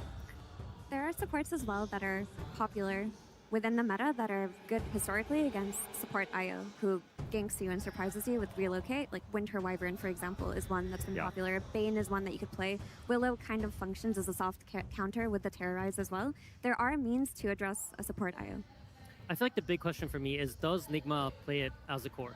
Because I could see Sumail being the kind of guy where he goes like, yeah, of course I play IO core. He Like, what does, do you mean? actually. He does actually? Yes, I believe during the OG period, IO core was still something that was done a little bit. Or there was, I remember distinctly, there was some team that Sumail was on at a point where he was playing core IO from time to time, and I believe it was when he was playing safe lane. Okay. So I think he is capable of doing so. That was a while ago, though. I'm not saying muscle memory doesn't count for something, but IO's changed. It absolutely has, but I think Sumail is the kind of player who has the confidence to do something like that. I will say Sumail has not changed, though. Yes. If he believes that he can play it, he will play it. Yeah. It's on Invoker safe lane from him, so like, of course he'll play it. It would be nice to see the bait and switch, because that could just change the way that Yandex wanted to approach this IO, with the knowledge that it's probably a support. I mean, if we talk about the Earth Spirit that's come out, we did mention a little bit that sometimes Yandex first bans the Earth Spirit when they have first pick, which you don't necessarily want to do as a first pick team, because CJ has played it. He's played it 3 times, I believe, and it hasn't looked amazing in his hands. He has like 1 win, 2 losses. He's not the most comfortable on this hero, but versus the IO, you've got the damage, you've got the early vessel buyer, which is the most important thing, and you've got the pressure. I think it's also interesting how these 2 heroes, to me, are 2 of the hardest scaling heroes that we've seen here at TI. Like, when I think about it, like, when Wisp reaches 25, the game is just over, or when Earth Spirit reaches 25, the game is just over, and now we finally get to see them battle it out between each other. Yeah, with the Largo band as well, it opens up the Vessel for Earth Spirit having a really great timing there, so you don't have this easy Vessel purge super early on in the game. So it makes a lot of sense. As a counter, I like it a lot. I find it funny that Yandex bans the Huskar whenever last series we saw Enigma being the ones banning the Huskar. A little bit of a Lornoff respect once again, because he is pretty competent on that hero. And I think this Earth Spirit hero, if he gets shut down early, you don't get to that stage where you're snowballing out of control and you're getting like higher and higher in levels, because there's a hero that has some downtime periods, and so you want to make sure the early game is rolling, that you get those kills, and I think the Hoodwink pairs very well with that to keep the steamroll and make sure Earth Spirit continues scaling, it doesn't get halted. I feel like stylistically, Lornoff should be a pretty good player against Earth Spirit. I think the type of heroes that he likes to play are more of like the carry types, and they tend to be strong laners that like to play against like slightly weaker melee laners in the mid lane. So for that reason, I found it interesting that Nigma left it through. We also saw, like we already mentioned, Yandex were banning this hero yesterday, so question marks about how comfortable Chira is on Earth Spirit. Though we saw him play a Wisp yesterday that wasn't super comfortable, and he still managed to pull it off. Yeah, this also ties a little bit into the first ban Ember. Ember is one of the best heroes against Earth Spirit because you buy the Vessel and the Mage Slayer yourself, and you can sort of outfight him in the skirmishes. The chains locks him down so he can't roll around like a crazy person. So having that pre-ban in the first phase, sometimes it can actually give you free bans later on because you don't have to ban Ember like you would have. Instead, you get to ban the Huskar, and now maybe you feel like his responses are not really there. And this hero fell off a bit, but I think Slardar has been kind of underutilized as a mid-hero versus Earth Spirit, where some teams had the idea, and they did. I've seen a couple of Slardar bans against Earth Spirits. I've also seen a couple of teams try it early on in the tournament, and it worked on the lane, but they just couldn't win. But it does make me feel a little bit sad that it hasn't been experimented with more, because it works really well on the lane. I agree with you. It is a very strong laning counter. I sadly don't think we're going to see Lornoff play it, because I just don't think it's his type of hero. It's not like the guy that's going to become the carry at the end of the day and win them the game. But maybe Lornoff has more tricks up his sleeve than I know. Yeah, this is funny because it feels very similar to the way the Game 1 draft of the Yandex series went yesterday, where they picked the IO plus Largo. Now we see the IO plus Necrophos. It's we're the Giga Healers. Respond to us. We've got the Ball of Death coming towards you. You need to deal with that in some way. And so I look to Yandex for high DPS or something like a Drow Ranger or a Shadow Fiend or some hero that can sit there and pump out the damage, because if you don't have that, then it can look like Nigma series last night, and the Necrophos becomes unkillable. He's blinking into your face, and you just can't deal with him. Yeah, I think generally when you play against Wisp, you always need to try to figure out how do we kill one hero? How do we manage to overcome the healing? How do we manage to overcome all of this stuff that they're presenting to us? And going back to like the 25s, I think of Earth Spirit as like infinite damage. That's basically what his 25 is. He just keeps magnetizing forever. And Wisp is like infinite healing. So we're truly going to get like Unstoppable Force meets Unbreakable Wall in this game. The thing is, though, infinite healing, I mean, up until level 25, after the level 20 Magnetize amplification, infinite healing works very well against Magnetize. Like, the early levels in Magnetize aren't that much damage. It's like for slower, drawn-out fights.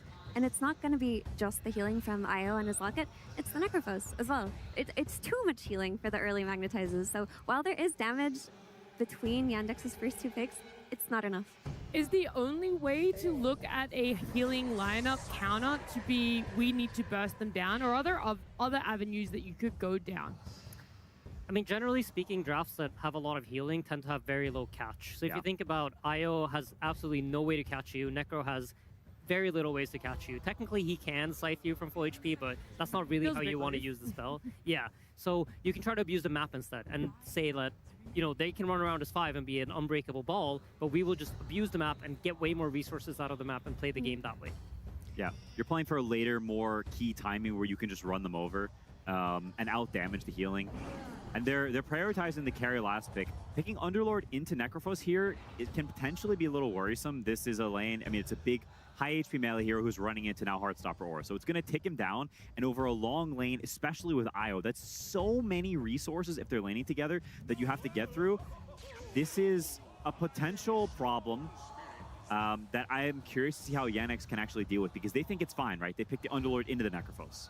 I mean, Underlord provides a lot of damage, right? That's what they're looking at. They're looking at the Firestorm rather than him being a tanky blob sitting in the front lines. I think that's what they're looking for. And also, it ends up becoming a very good tool for them to kill the Storm Spirit. The route that he has, amazing against Storm. It's one of the fastest casting stuns that you could have, and it will immediately catch the Storm when he zips in. Another aspect to it is just the global presence of Underlord is really valuable versus Io Relocate, especially if it's support Io, who's going to be making aggressive moves early on. You can match that with the Underlord if he has a good lane. You were talking about how you can play the map versus healing lineups. Doesn't that, I mean, isn't Watson the type of guy to call for an overall last pick Naga Siren? It's an interesting idea, but I feel like Necro is like quite strong against it, and Storm kind of fixes the map issues, right? That's why Storm Io is so strong, is because you can now, you have the healing, and now you shut down the map play with the Storm. You have a hero that can basically catch from anywhere on the map. They've solved that issue, and you know, this is just a prime example of Nigma understand Io better than probably any team in the world. That's a good point. I do feel like Watson's looking at an illusion hero, though. Like, he's just the type of guy to see it. I feel like any hero that buys Skadi, and a lot of the illusion heroes do like heavy stat items, and so, you know, Terrorblade potentially could be there. Yeah, it's very possible. I think one of the, like, whenever you pick Clockwork Storm like this on Nigma Galaxy, you are fixing some of your catch issues, but you are opening a new problem, which is that your damage is, it doesn't come from that many heroes. Storm is not a particularly high damage hero. Neither is Clockwork. Io is not either. And so it's a lot of sort of slower, more low damage. And so if you're not ahead and snowballing, then they can reach a point where now Yandex, even though they don't have healing or stuff that's particularly tanky, you don't have amazing ways to actually deal the damage if you're not able to stick on top of them and man up. And so a lot depends on the early game, and can you get the ball rolling? Can you actually reach the point where we're so tanky we can run into the pit, arrow, burst, or magnetize, and we're not going to die anyway? Because if you do die, then running in, which is how you do your damage with these heroes, can be very troublesome. I mean, Io providing that extra mana amplification for Storm Spirit could solve a little bit of the damage issues you talked about. Like, if early game he can go in with 2 more zips, 2 more extra remnants than he can because of the overcharge, could that be the difference maker? It's definitely part of it, for sure. And Io Storm is a very solid combo. Storm has a good lane against Earth Spirit, one of the few heroes that can actually pressure him a little bit at least. And you don't have to fight into the Underlord early on. That is definitely a great counter to Storm, but it doesn't kick in really until later when you get like Atos or Underlord has the Ags and can pit you easier. If he riffs in, well, you see it coming and you can just zip away. And so they do have the potential to play fast and aggressive and abuse their early laning advantage with Io Necro. I think the last piece missing for Nigma here is to solve their team fight. When you're trying to create a very strong Io draft, the last hero that you need is something that really enables the team fight, because that's the last aspect of your game that you're looking for. And they went for Kez on SF bans, which I think traditionally are very good at killing the tanky frontline boys. So I'm looking for some sort of teamfight solve here for them. I mean, what's left? It's usually Darkseer as the team fighting offlaner when Centaur's gone and Timber's gone. Enigma. It's the king of team fighting at TI. It is. It's the black hole. I feel like if you're going to pick Enigma against DM, you better know what you're doing. This bro loves this hero. He's going to know the ins and outs. He's going to know where you're going to want to farm. He's going to know how to counter you. You need to be confident in the Enigma plays you're bringing. I saw one of the greatest Enigma players in the world play this hero up against Drow Ranger and really struggle. I feel like there's a lot of value for Drow here. It's very good against Io. It has the healing reduction. It's a hero that could snowball out of control here. I'm looking at the Drow for Watson as a potential hero here. Yeah, I think he's looking at it too. I think you want something like that. I can tell you, while DM may love Enigma, okay, there's the illusion guy, so it's Scotty Byer. That's right. As always, it's one of the classic IO answers whenever we would pick that hero back in the day. Literally every game you play against Drow Ranger or TV. You never play against anything else. It's just one of those two heroes, and I think they knew that was coming, and they are okay with it. Like, the issue with the TB into this is that it's a bit of a slower hero. You don't do anything against the Ghost Shroud. Necrophos versus TB is generally a pretty decent matchup for Necro, so I think they were pretty okay with it. So it's a very back and forth lineup. I think there's timings that change as time passes. It's one of those games where if you've got an advantage, you want to seize it because you never really have a full understanding of when the timing will switch into the other direction because there's so many factors at play. The only thing I would want to add is that regardless of it not being the perfect TV game, I believe Watson, it's one of his top 3 best carry heroes. He's delivered, he's been stable, he hasn't choked, and he hasn't felt the pressure on this main stage. What I really want to look towards is CJ. And to see if yesterday's game versus Liquid injected him with the confidence to finally pop off on Earth Spirit, because if he does, I do feel like Yandex have a fantastic draft. Earth Spirit is still a hero that can set all of the tempo. It can take advantage of big cooldowns like Relocate in the early game and Black Hole. So let's see what you're made of, CJ. Personally, I'm super excited about the Enigma. I feel like it's one of the few games where he can actually get Blink, BKB, and be that end game threat, you know? A single Black Hole could win them this game at any moment. And I feel like that's super exciting to have here at the TI main stage. More importantly, have Yandex been able to deal with the first pick, Io? That was something every other team that has come up against Enigma Galaxy has been afraid of. A GH Io, an Io lineup in the hands of Enigma Galaxy. Do Yandex have the answer when we look at draft? I think they have good answers, yes. But I think Io is a hero that in practice, or in theory rather, you may have counters and these things, but in actuality, when you play against it, he's running around super fast and he's everywhere, and the game is really weird and strange. And so you never really know if you've properly dealt with it until the ending screen says victory. And so until they see those green words, then who knows? Is that a similar thing for you as well, Sadir, or is it just you're only focusing on the Enigma still? I mean, I'm very focused on the Enigma. I feel like for Enigma's side, what I see is they have tried to set up a potential we win all the lanes kind of situation, and then we can snowball that to victory. And Io from ahead is one of the scariest heroes that you can go up against. So I'm honestly really excited to see this game. I can't wait. And any last thoughts as well from you, Mira? Very quickly. I do think the pressure is on CJ to deliver on the main stage, and I'm looking forward to seeing what he can do. All righty, we'll see if CJ can have a game for himself. But more importantly, before we get into the game, we're going to hear exactly how Yandex's coach feels about that Game 1 draft. Thank you very much. Yes, I am joined by Excel of Yandex. Bold idea to let Io go through. Io has been one of the centerpieces of all of your drafts recently, and yet you let Nigma get first pick on it. I was wondering if you could tell me your reasoning.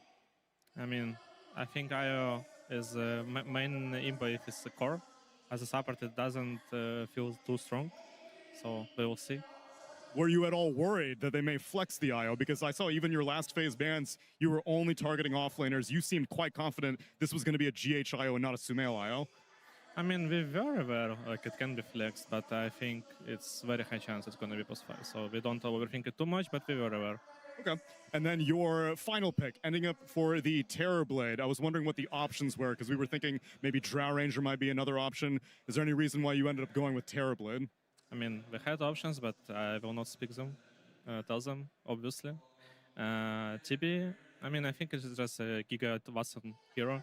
It's also a really good matchup into Enigma, so yeah. And then my last question is about your movement throughout the tournament. I know we had spoken yesterday that at the group stage, you guys weren't too confident in yourself. Then you end up doing extremely well yesterday. how are you trying to keep that same carefree attitude as you go further into the bracket? I mean, first, I didn't say we were not confident. We were confident, but we didn't have any expectations. And it's just the attitude, right? Like how we take things. It's not about us not being confident. So, yeah. Now, nothing changed from yesterday. We just here play every game like last, try our best. Let's see if your best pays off. Excel, good luck in game number 1 as we send it to our casters. Thank you very much there, Excel and Tsunami, getting ready for what should be a fantastic end to the day here. Yandex versus Enigma Galaxy. Fog, two teams with sort of very different sort of trajectory getting to this point, right? We have Yandex, who's been kind of hot through the season. They came in a little shaky in the group stage, but as we saw yesterday against Liquid, kind of broke Liquid down.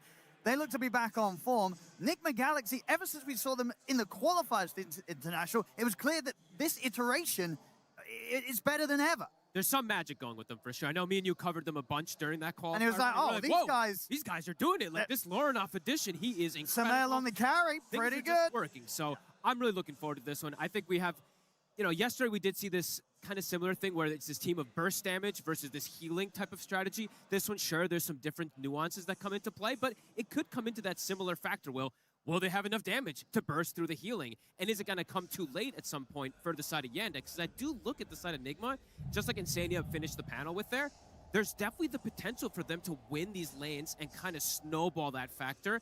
And they have that insurance policy, the BKB Enigma. There's no BKB cancel in this game. They'll have to itemize for it somehow, or the TB just has to be outside and be able to wail on him from the distance, can't get caught in it. We'll have to see which one ends up working out, which idea ends up being stronger.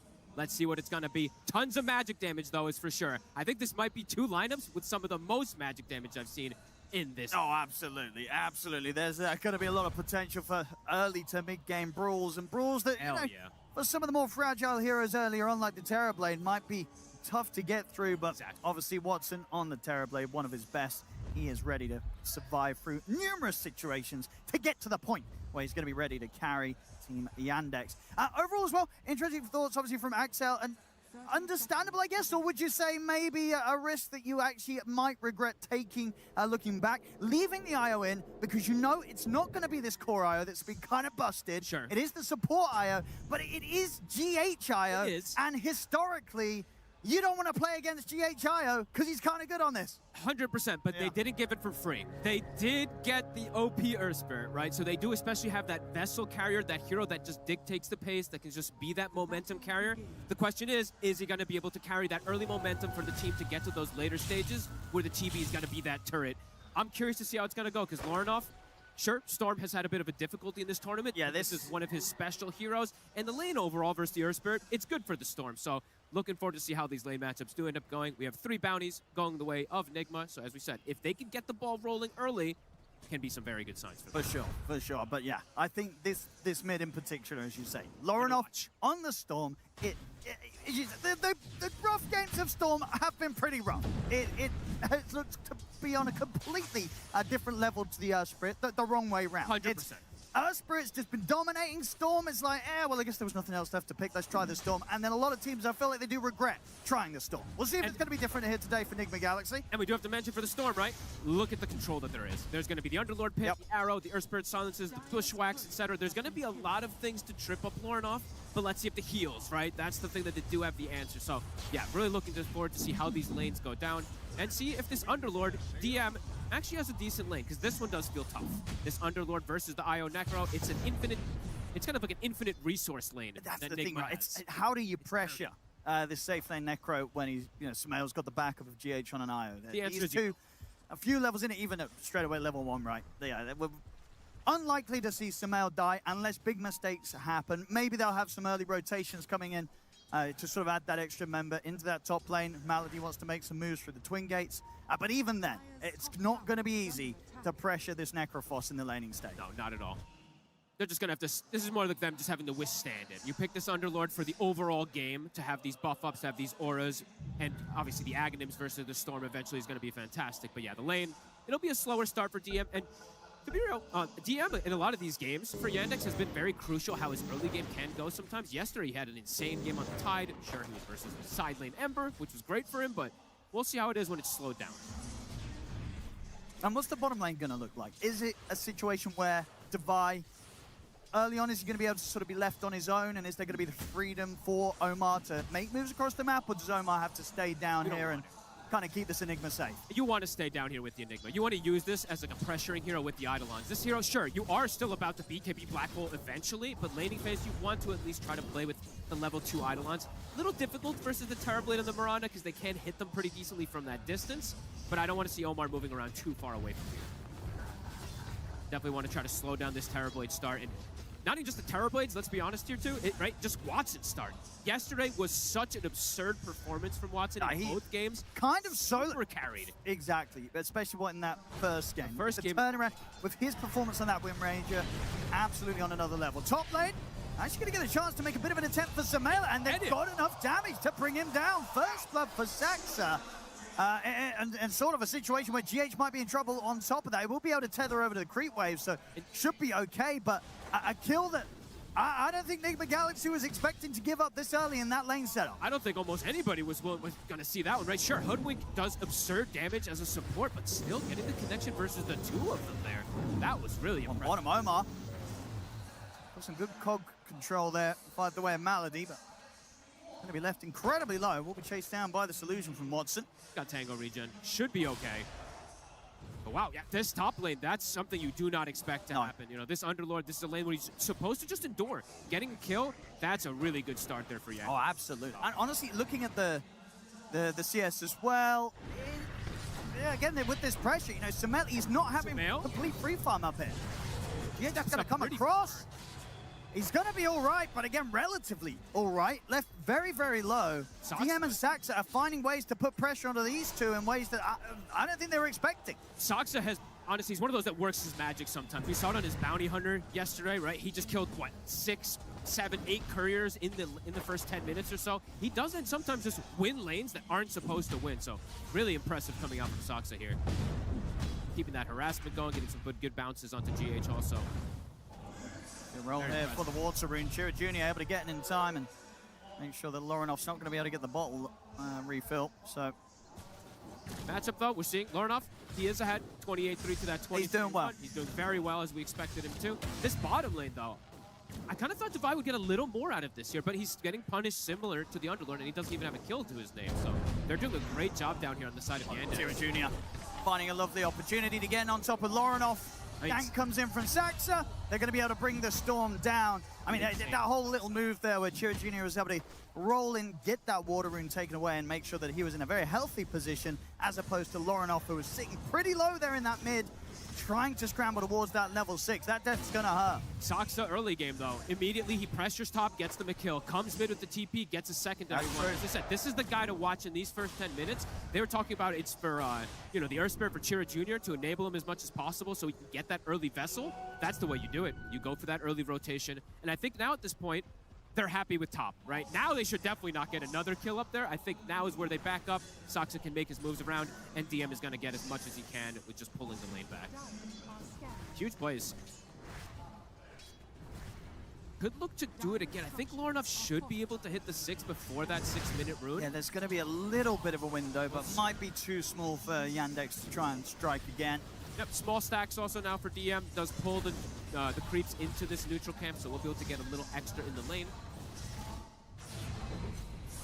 We'll get the 6 safely here from the Mud Golems. Yeah, just playing it safe. Very close to it. I like this. Rather than playing on the top side where you expect a Hoodwink to be annoying you, right? You play on the bottom side where you don't have to, risk.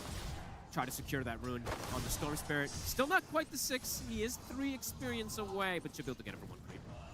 Illusion for Chira.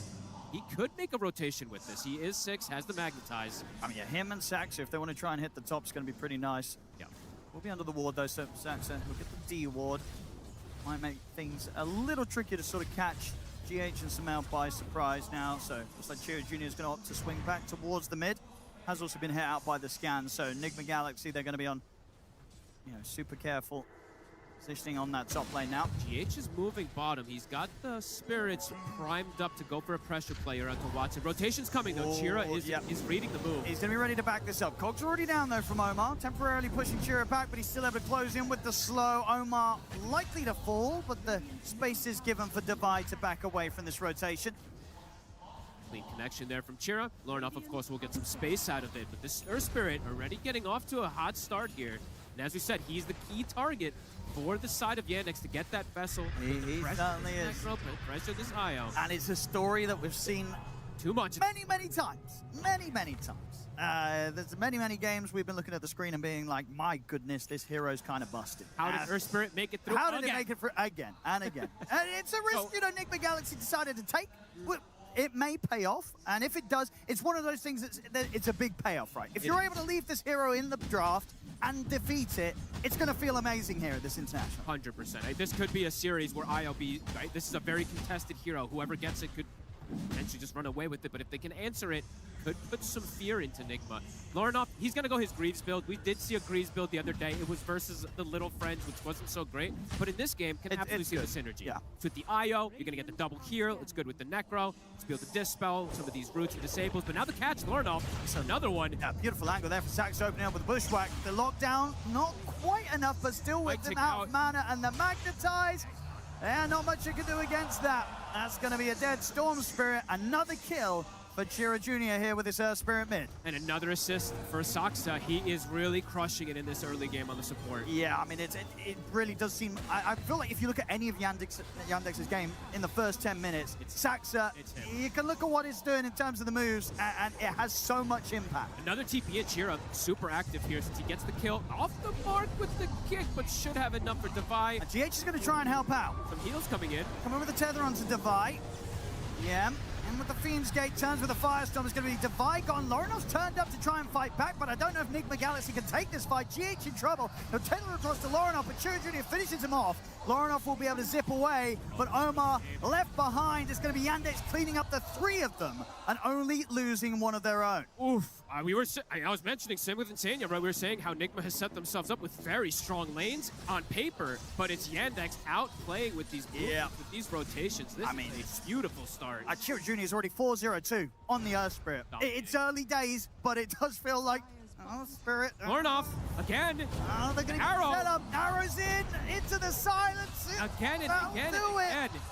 Oh, it's... You know, when you look at the two mids and the position they're in after this first 9 minutes of gameplay, it's quite painfully different. Chira Jr. 4-0-3, Lornoff 0-3-0. And as we painted the picture, right, the Earth Spirit versus the Storm. Just in general, this hero has been so insane in these games. Teams are trying the Storm Spirit, but it feels like it does barely a fraction of what an Earth Spirit can do. And he's squishy. He's very fragile compared to Earth Spirit, who, even if he's having a tough game, he will tank a lot of abilities, right? Look at the HP pool. 1,500 on the Earth Spirit. Storm Spirit, it's 1,000 HP. And as we said, it's a lot of couch for him this game. Already off to a very slow start for Lornoff. And he's been the clutch factor, right? We do have to talk about how important he has been for this team. Yeah, he's done so much in some of their performances, and if he's able to do so this game, it is going to take him a long time to get to the point where he's going to be just able to make plays as a Storm Spirit. Until you kind of get those first two items online, especially when you're behind, you just don't really pose any sort of threat. You zip in, and you're having to zip out. You really can't just start to chain die, and even not getting any galvanized stacks either, right? You really do still to feel that limited mana regen coming in. Starting to maximize as much as possible top, though. Sumail does have his relic done. Okay. GH is starting to get some jungle going, so they're still farming well, but these other two lanes, they've been pretty devastated. And at this point, you know, Devi, Enigma, this isn't a hero. Yes, sure, you have the plays to be able to go back for this blink, the BKB eventually, but usually the way this hero wants to play is you're pressuring. You're going for drums or your helm. You're taking the tier 1 pretty early and occupying the entire enemy jungle. This is just not the case this game by any means. Watson now has a free time into this game, a free entry to just go back, hit the neutrals, and be able to get those timings. If he can get to a Manta, get to a Scotty, of course, will be... I mean, the end-all, be-all answer for everything with Nigma. If he can get to that freely, this game will be super difficult for them. And that is the thing, right? Even if he does get the BKB Blink, Black Hole, they might not be able to stop it by stunning him, but they might be able to stop it by killing him. By killing him, right? You have to find Watson is the key thing, right? If you don't get him in the hole, he will die. Yeah. So, another aggressive move. Lornoff is showing off. Careful. Into the roll. Is there any way to save him? There is not. The pain continues here for Lorinov on the Storm. Can they get Shira as a return? I don't know. Got a regen. He's in Earth Spirit. He might turn it himself too. The magnetize is going. He's keeping it going. The Bushwhack's going to be off the mark. Diving the tier 2. Well, Arrow does hit. It's a little appealing, but they'll hold back. They won't go for the tier 2 dive quite yet. Here, Yandex. Yandex is smashing this early game. Enigma, I felt like their lineup overall was the one to be designed to be the pressuring lineup. The fact that it's Yandex pressuring with this lineup poses big concern to Enigma for me. It's rough. And Divine, I mean, he's getting space down here, but he's not very farmed. You know, he is as low as Lorinov's farm is as the Storm Spirit. And Lorinov's been picked off 4 times. He is getting decent tower damage down here. He might be able to finish off the tier 1 with these Eidolons. Going to get very close to having it. A pause from Omar. But this is a very slow start. You know, we were mentioning Nigma, they're going to match the aggression a lot here versus Yandex. So far, not able to be able to match it whatsoever. These supports are quiet. Omar 0-2, GH 0-1. GH mostly just sitting back and farming, but not a whole lot is going on in this early game. It's getting pretty volatile, and to the point where I think if you're Enigma Galaxy, all in on the Blink Dagger reveal on the Enigma. That first black hole from Devi has to do some absolute magic, and if it doesn't, this game's going to crumble very quickly. It definitely could. How do they make a play before or outside of that? I think you just need to I think babysitting Lorinov is honestly one of the best things you can do, so he can at least get either the mech or the Greaves at a decent timing, because the vessel's already done. If Lorinov dies a few more times, he might actually just have literally no game, because right now he has no game. He needs to get some extra space from his team. Now, we've seen some rough starts from Storm Spirits, and this one's up there. I think so. Being targeted as much as he has been. Tumel, Radiance is done. GH, as we said, this game has a lot of magic damage in it. He's going to queue up an early pipe, something you don't really see too often. See how that ends up working. I mean, as you mentioned at the start, right, it's a heavy magic game, so if any game's going to be there for a support to rush a pipe, it would be this one. Yeah, I think I'm all right with it. They're going to have a Greave pipe timing, right? They'll have Greaves on the Storm. They'll have the pipe coming from their 5 position, which will, of course, be a bit later, but they'll have this way to kind of synergize and maybe, you know, out-resource in a way versus Yandex. We'll have to see if that ends up working. Yandex, though, DM, having such a good time into this game because he got that early kill. He's got good levels, halfway toward the Ags already. So the global potential, the movement around the map, Yandex is going to have a bit of a superior one, even though they're playing into the IO. And the Storm, right? There's a lot of mobility in this game, but this Aghanims will be a very good answer versus the mobility of Nigma. Well, looks like Nigma Galaxy going to try something here with Omar hitting the 6, see if they can make a play around the hook shot. Him and Sumail. Get a Reaper kill onto Chira, I think, would be the dream right now. But that feels Slow down the pace of him. And then he got 2k HP here with the vessel on top of the treads. He's already a pretty beefy lad on this Earth Spirit. If you can get him with a hook shot, a cog bounce into a vortex, a Reaper will be the finisher for him, if they can get the connection. But as we see there, 2 shrines. Yandex will be able to take away the experience. Malady sneaks in there, is able to grab that one. So again, all Yandex's favor right now in these first 14 minutes. And let's see Devi, what he's going to be able to do with the blink. It's got to be huge. Rush it. He's close. But he is their key to getting out of this rough early game. Soxa looking for another. GH will survive. Gets a bit of damage block here. Actually doesn't end up actually blocking anything, but ends up surviving. Relocate, back away. DM's going to come over, though, to try and kill him on the way back in. I don't know. I mean, I know that Devi's going for the blink for this big play, but he could just get silenced. You know, the Earth Spirit is a fantastic answer versus the blink rush. Same thing for the Hoodwink, just being at a distance always with that bush. I think they just got to take this risk. I think if you go for any sort of other route, it's not going to be a good sort of journey to take if you're Enigma Galaxy. You have to go for the big plays. He's just accelerating the blink BKB, Jake, not going for anything in between, right? I think that's the way to do it. The Devi's like, all right, I got to try and carry us through this early mid-game, make a crazy play to just blow this game wide open and give a chance for my other cores to carry later. And there is always a way to come back in Dota right now if there is no BKB Black Hole Council. There is always going to be that way to come back. You might catch all 5 of them. Unlikely, it's unlikely, but there's the possibility. You never know. They don't have that answer. Chira's items just coming very fast right now. He's got the Vessel, he's got the Ogre Axe. They're going to rush the BKB on him since there's, I mean, it's mostly magic damage coming out from Nigma also. Lorinov has gotten time to be able to finish up the Greaves, so has a way to protect himself versus the Silence, and still get chain stunned. If this is going to be the time that Enigma looks to group up together, I believe it will be. Moonlight Shadow coming in from Yandex. Laurinov. He's going to kind of zip right into them. He will be able to get the rune and zip away. Some out turnover was Malady. He'll drop the scythe down on a Malady. It's enough to take him out. Malady's gone, but he's caught here in the pit. It's going to be the two of them gone. We'll see GH try and get out with the relocate. He'll survive a little longer. Barely. But he's going to be coming back in, of course, in a few seconds.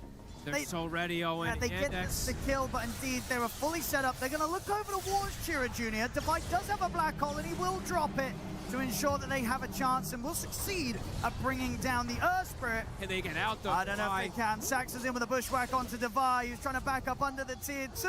Few more right clicks from Saxa will finish the job. Divide falls. Saxa is destroying this game. Every connection. They're reading all the plays, too. 13-3. They were actually ready for the move before Nigma was, with their entire timing set up, with the blink, with the Greaves. They get the job. At least they get a return kill, but it's not really big enough by any means.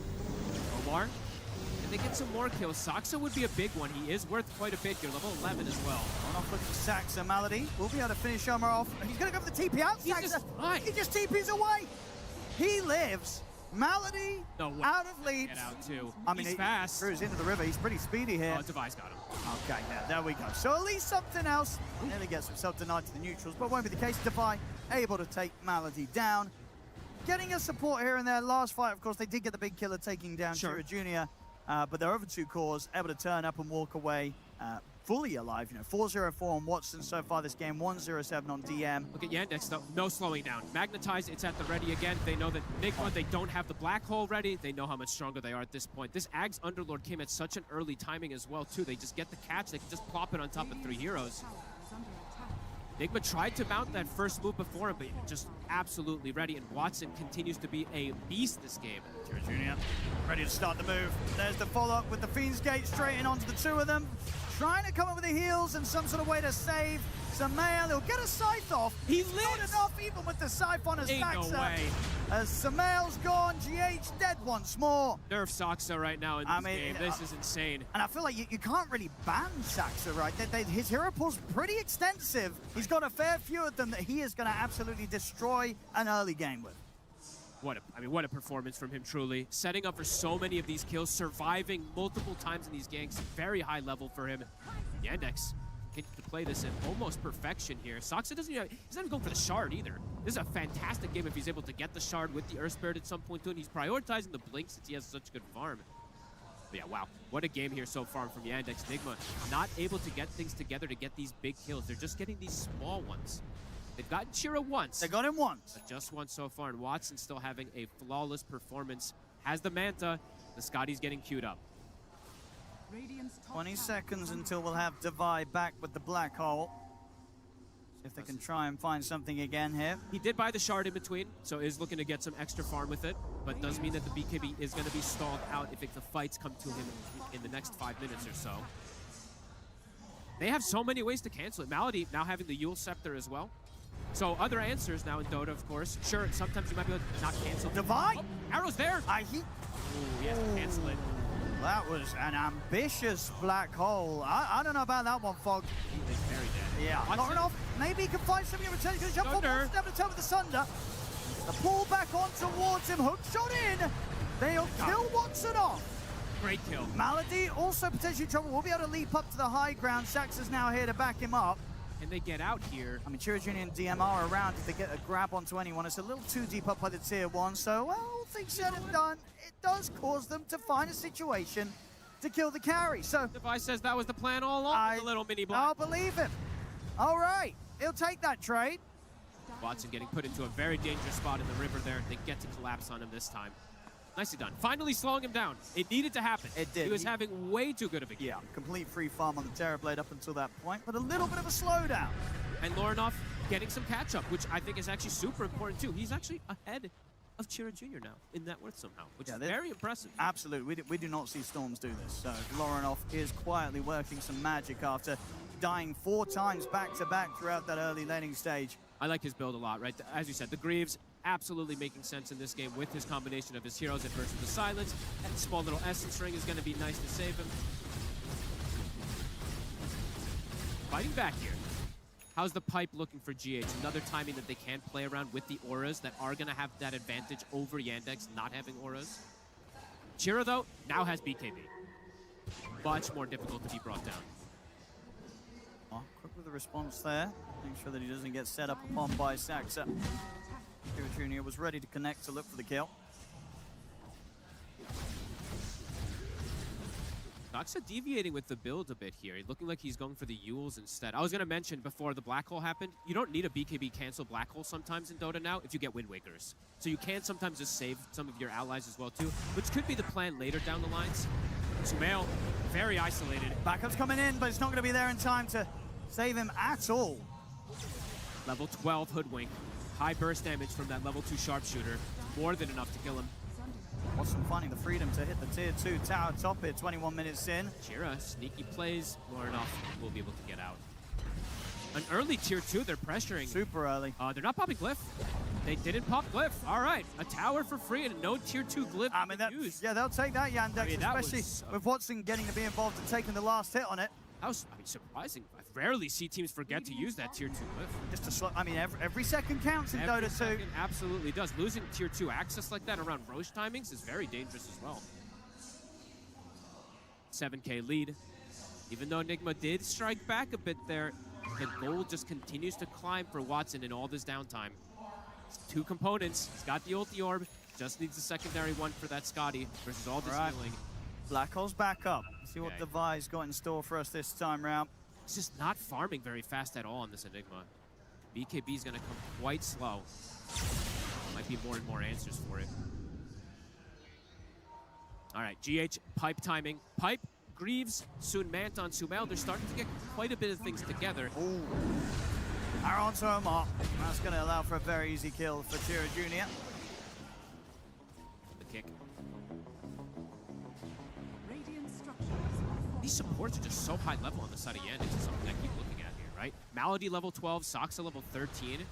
GH is level 12, don't get me wrong, but Omar level 10, Devi only 12. These supports on the side of Yandex from some of these Shrine steals, the XP really does matter. Being able to burst some of these heroes that are more fragile when you're a Mirana that gets this type of scaling, a Hoodwink who gets this type of scaling, these are high damage supports if they do get away with this type of timing too. And Aghanims on the Mirana eventually also can be pretty devastating. I am seeing Malady. He is queuing up that Wind Waker to be anticipated since they don't have the BKB Black Hole cancel eventually. It can just be that save. Yeah, no, a very important one. Because it does feel like, the win condition for Nigma Galaxy is, can we kill the Terrorblade during the Black Hole? Yep. If the answer's no, then I don't sort of know what the backup kind of solution is to the Terrorblade. At least for a long time, it's hard to sort of see if the fights do fall into that sort of situation where this Terrorblade Watson is surviving through the threat of the Black Hole. A little bit of a pause here again. Reason? Reason? Didn't get a reason. No reason. I'm looking at the boost right now. What's going on in there? It's like getting pretty chill. Stuff sorted out. Should be all good. Should be fine. 19-5. Yandex, as we said, they're the ones just really truly setting the pace this entire game. Just beautiful rotations. And yeah, quiet game really from Nigma this time around. I thought we'd have a bit more of a back and forth kind of clash going on here, but so far not to be the case. Yandex, just as I said, one step ahead, and Chira getting super enabled this game on his Earth Spirit. Certainly looking to be one of those Spirit things. This is not a surprise, especially in the hands of Chira Jr. Bringing us quite the Spirit performances for quite some time as well. Yeah. Even before it was cool. Absolutely. He was really one of the has. first. Look at these neutral items. Beautiful. Triple mana draft. Triple Tumblr's toys on the side of Nigma. No crippling crossbow on the side of Yandex. They don't care about that anti-heal. Whatever. And game state, map positioning, losing that tier 2 top. I'm gonna reiterate that one, right? Like not having that glyph or not popping it, definitely gonna be problematic in terms of map control. Roche, still not something that Yandex wants to fully commit for here at this point. The map control definitely in Yandex's favor, as you can see from the vision there. Thank you, beautiful observer. I mean, they could if they wanted to, right? Go for the Roche. I mean, it's unnecessary, right? You don't want to waste time I think a lot of I've been seeing more and more of these teams being hesitant about wasting your time going for Tormentors or Roshans. It's just so efficient to play. I guess that's true. That is lost gold, lost XP. Right? Like yeah, if you're Vision. not all split up hitting creeps, then the payoff better be good. And I guess Roshan or the Tormentor isn't always a good enough payoff. I want to say that I'm not sure if it's Yandex, but I know Vision, they almost never do Tormentor. I'm pretty sure Yandex is the other team that I was looking at that does the least Tormentors out of anybody. So it is some type of maximizing thing. Perhaps just it is out of the way. They don't like to have to bring multiple heroes over there. And nowadays, there's not really that many that just solo the Tormentor that are popular, right? I like that as well. You know, then I feel a bit more vindicated in my pubs when the supports are like, let's do the Tormentor. I'm like, guys, I got to hit some more creeps. You know, I'm just trying to play like Vision and Yandex, you know? These damn core players, they never look out. You're sitting there for 3 minutes. Please, someone, come to the Tormentor. That's all us core players will now know that it's the correct way to play. Yep. Thank you, Vision. Thank you, Yandex. No, not nice. Not nice. Got a bit of a... We're back in it. We've got the black hole back up. Devi, see where he wants to go. He's pretty low on the mana at the moment. Getting BKB, closer. I guess at this point, you're waiting until the BKB is done before you go for the next big I would hole imagine play. so, It's yep. that close. 900 gold away from having the BKB on the Enigma. So something important also for Enigma, we can probably discuss it later on, is, just the refresher build nowadays is just not really that great. It doesn't refresh your BKB, so you just go for the other build. You go for the Aghanims, you probably go for the Shivas, then eventually you can build Dort that way. So we'll see what Divide does want to do after this one. But yeah, he has to get the Terrorblade in the black hole. Especially now at this point, Watson will just kill him, so end all be all. Divide has to get that connection. I mean, obviously, he can go for it on other heroes, but he will die. He will die. And then the risk and chance of winning the team fight is not going to be great for Enigma Galaxy. No, because their control, when you look at their whole draft, we didn't really mention that too much, right? It's not the best overall stunt. They have lots of individual single target stunts, but in comparison to Yandex, who has a pit, a bushwhack, a nerf spirit, it's just not the same until later stages. BKB for Larinov. Okay, here we go. Not out just yet. They're going to smoke a bit before it here, trying to catch them off guard here. Honestly, I'd say a little surprising that they don't wait 200 gold and they could have a BKB black hole. They don't want it. They're going to try and do it without it. Saksa jukes that won't get caught. Again and again, Saksa impressing. Let's see. BKB's on the way out now for Divine. Okay, Watson, though, he's about to have the Scotty. A clear separation between him and the Necro, 3,000 ahead. Necro, if you're behind versus Terrorblade, you want to be playing from ahead. It feels pretty bad. Running in versus that Scotty, you're just going to get slowed, all that heal reduction, and it's just so much extra slow, of course, too. Oh, yeah. I mean, does Watson buy the Nullifier next, or does he not need to? I feel like he can Someone else? I feel like he can just go BKB if he wants to be safe. Okay. Because it's so much magic damage. Just live through it. Yeah. Kill everyone else. Pike in between is also very strong. I like this as well. Dax's gonna have eyes on GH, who's trying to scout things out up here, but he's kind of on his own, and he's not getting out. So that's gonna be GH going down. More kills. Saksa setting them up again and again. BKB for DM, Moonlight Shadow, they're looking for more aggression. As I said, Watson, the Scotty is done. Kira Jr., he is making moves right towards Samael. Actually, we'll wait for that for a second here. He's gonna have the eyes on him. Here comes Watson connecting as well. And with the Phoenix Gate, they're ready to go. We'll be able to dodge the roll. Can't get out of the radius of the pit. Has got the ghost form, but he'll still die through it. No response there. No tier 2 available, right? The fact that it dropped so early. I mean, that would really be there to react. Just a move that they weren't ready for, and a move that Yandex was able to make very quickly after finding the chance to kill off GH, who, of course, is pretty much the main chance of saving Samael. It's rare, also something I was going to point out just now, besides the Scotty being so good versus all the healing, right? It's rare to see Scotty versus triple ranged cores as well. So that's slow. It's double as effective on those ranged heroes. So it's going to be even more problematic versus them. Here we go. They're coming out as a unit. BKBs are done. Ready to go for some black hole action. He needs some big ones. It's a 10k lead. Another dodge. Saksa. What a beast. Shira Jr. Then finds Divide. Divide's going to be able to blink out to the side. They will jump in the vortex. Divide, he'll go for the black hole. BKB was off in time. Shira Jr. He's surviving through it. And now Watson turned up, ready to kill them all. He's going to be able to bring down Omar, bring down GH. Larinov. See Larinov have to zip away. Divide has to BKB and blink out of the fight. And At least they get Shira. It's expensive. They had to use a lot for him, but they'll at least get him, and Glornoff does survive. A little bit of something. It's small things here for Enigma Galaxy. But you're not getting an objective. You're not getting anything. It's not big enough. It's just these kills, and immediately, Yandex, they're the one that actually can get onto the push, even take out this outpost, and potentially start to threaten this Roche. And in any of these situations, right, if it is Chira Jr. dying and Watson living, kind of the dream. They don't mind, because it's not like Chira Jr. after fight is going to be taking objectives. That's the Terrorblade's job. So as long as Watson lives, it doesn't really matter whatever cause die. 100%. Again, now another shrine being taken away. Saksa yet to die, gets the grab. GH comes in for the steal, might just pay with his life. There he is. They've got the damage easily now to just destroy the IO anytime they catch him. They're just really starting to run away with this one. And Malady, he already's gonna have the Wind Waker, Owen. So even if they do catch Watson in it, they've gonna have that big bailout, even if it isn't a BKB cancel black. Yeah, I mean, it was already sort of hard to see the chances that may present themselves to allow Divide to get these black holes, and those chances are getting slimmer and slimmer as these moments pass and these items fly out. And that's the first BKB reveal too from Nigma, right? So first BKB reveal, it gets them a kill, but it's not quite enough. And as these BKBs get lower for them, I feel like the game gets much harder for them too, because of the control that's just there from the Underlord. These pits will be there for Lorinoff, and it's one of the most devastating things to play versus a Storm. Once your BKB does start to tick down.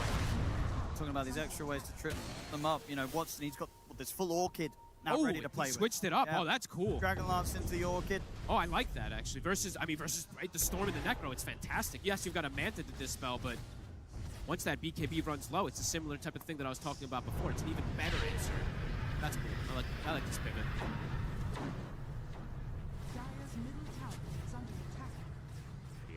PH is spotted. Again, sacks up. Makes the jump. Orchid's there. He's got the pipe. And they're being careful about how they go for him. Sure. Able to kill him in a fashion that they're able to do so safely, just from a distance, and ensuring that they don't sort of step into any situation where Enigma Galaxy is going to be able to come in with a counterplay. Saksa is, like, I feel like I've said his name 500 times this game, but Saksa. He's been everywhere. He is literally everywhere, enabling Shira to have this pop-off game. 7-11 on the Earth Spirit, 5-0-15, still yet to die on Saksa. Yeah, they did the highest kill participation here on the team by far. And 20 of the 25 kills he's not only been involved in, he's pretty much been responsible for. 100%. 30 minutes in, it's early days, but Yandex having a clear way to take advantage of the entire map at this point, and now start to threaten the Roche. Now they absolutely can go for this at some point when he starts to shift the top. And another catch, Omar. Attacks out. He's finding them all. And these supports are just, they're not getting to do anything on the side of Nick. Saksa, he just knows exactly where they are. Omar in particular having a really rough one this game. 0-7-3. Not able to connect with much of anything. But yeah, Roche, now that threat. They can start to go for this pretty soon on the side of Yandex if they'd like to. They've got the ward positioned on the high ground. They've claimed tier 2. They've claimed outpost. Actually, outpost got reclaimed, but it is on the top side for that Roche. Watson, he'll start committing for it. Unlikely that Enigma Galaxy is going to be able to get over towards this, even though they do have the Black Hole and the BKB up on Divide. It's too dangerous for them to go toward that area. They know there's going to be ward connection. Yandex, they have so many ways to catch at a distance. Full Bloodthorn. Watson very quick. I mean, if anything as well, I feel this is sort of a testament to sort of how rough life is for the Storm Spirit enjoys at the moment. Because at the moment, he's higher net worth, he's higher levels, but you look at this Earth Spirit, you look at the Storm Spirit, and the impact you can sort of envision, it's just so unbelievably different, Fog. Yeah, can we get damage numbers if we can do it for a second before this smoke? I'm not sure if we can, but I feel like we're going to see that telling the tale a lot of this Earth Spirit of how much he can actually do in this game. Yeah, 14K to the 9.7. They're on the hunt. Talking about the Storm, looking for Lorinoff. Has to zip all the way out. They're still going to lose one, though. GH. I'll get him again. And now, it's not inefficient to do Tormentor, right? Surely they do it this time. I mean, that certainly says something. That they're all there, as That's I actually say. crazy. They really hate it. They just absolutely hate Tormentor. Wow. I thought because there was 4 of them there. Because the cores bought it already. The 2 important ones. Like, yeah, you support stuff. Yeah, sorry, guys. That's actually connection. counterplay come in. And they get out safely. Omar is not getting out. He is gone. And Lorinov, he'll be able to just zip away. Doesn't actually have to use the BKB. Even when they're finding something, they're still losing something themselves. Just the 1-for-1.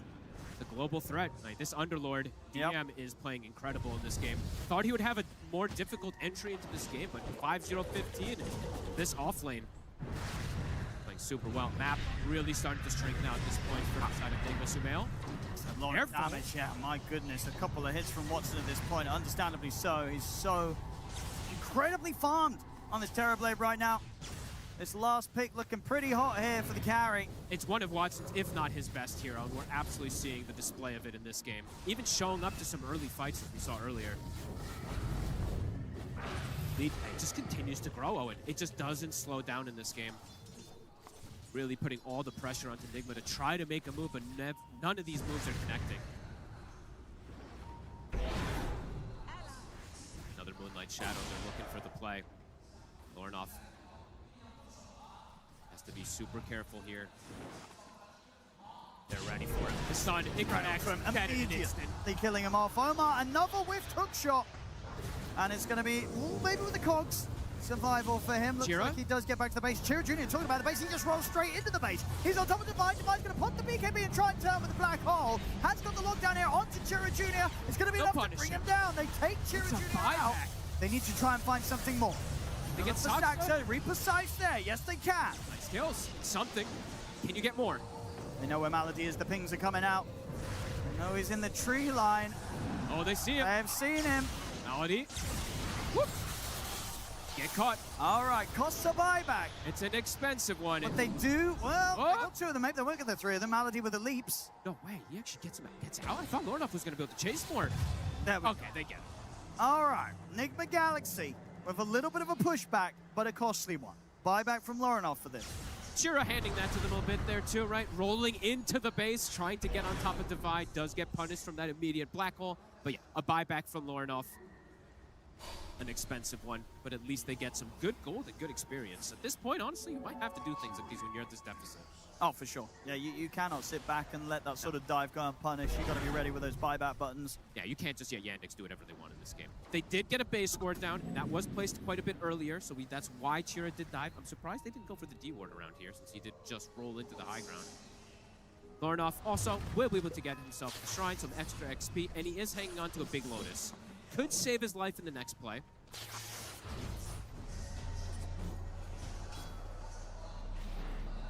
Watch. Starting to move in again, yeah. Just under a minute left on this Aegis, Watson.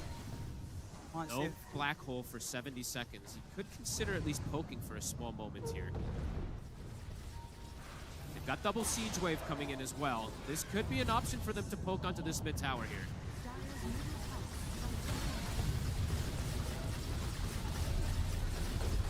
Now black hole, how do you fight?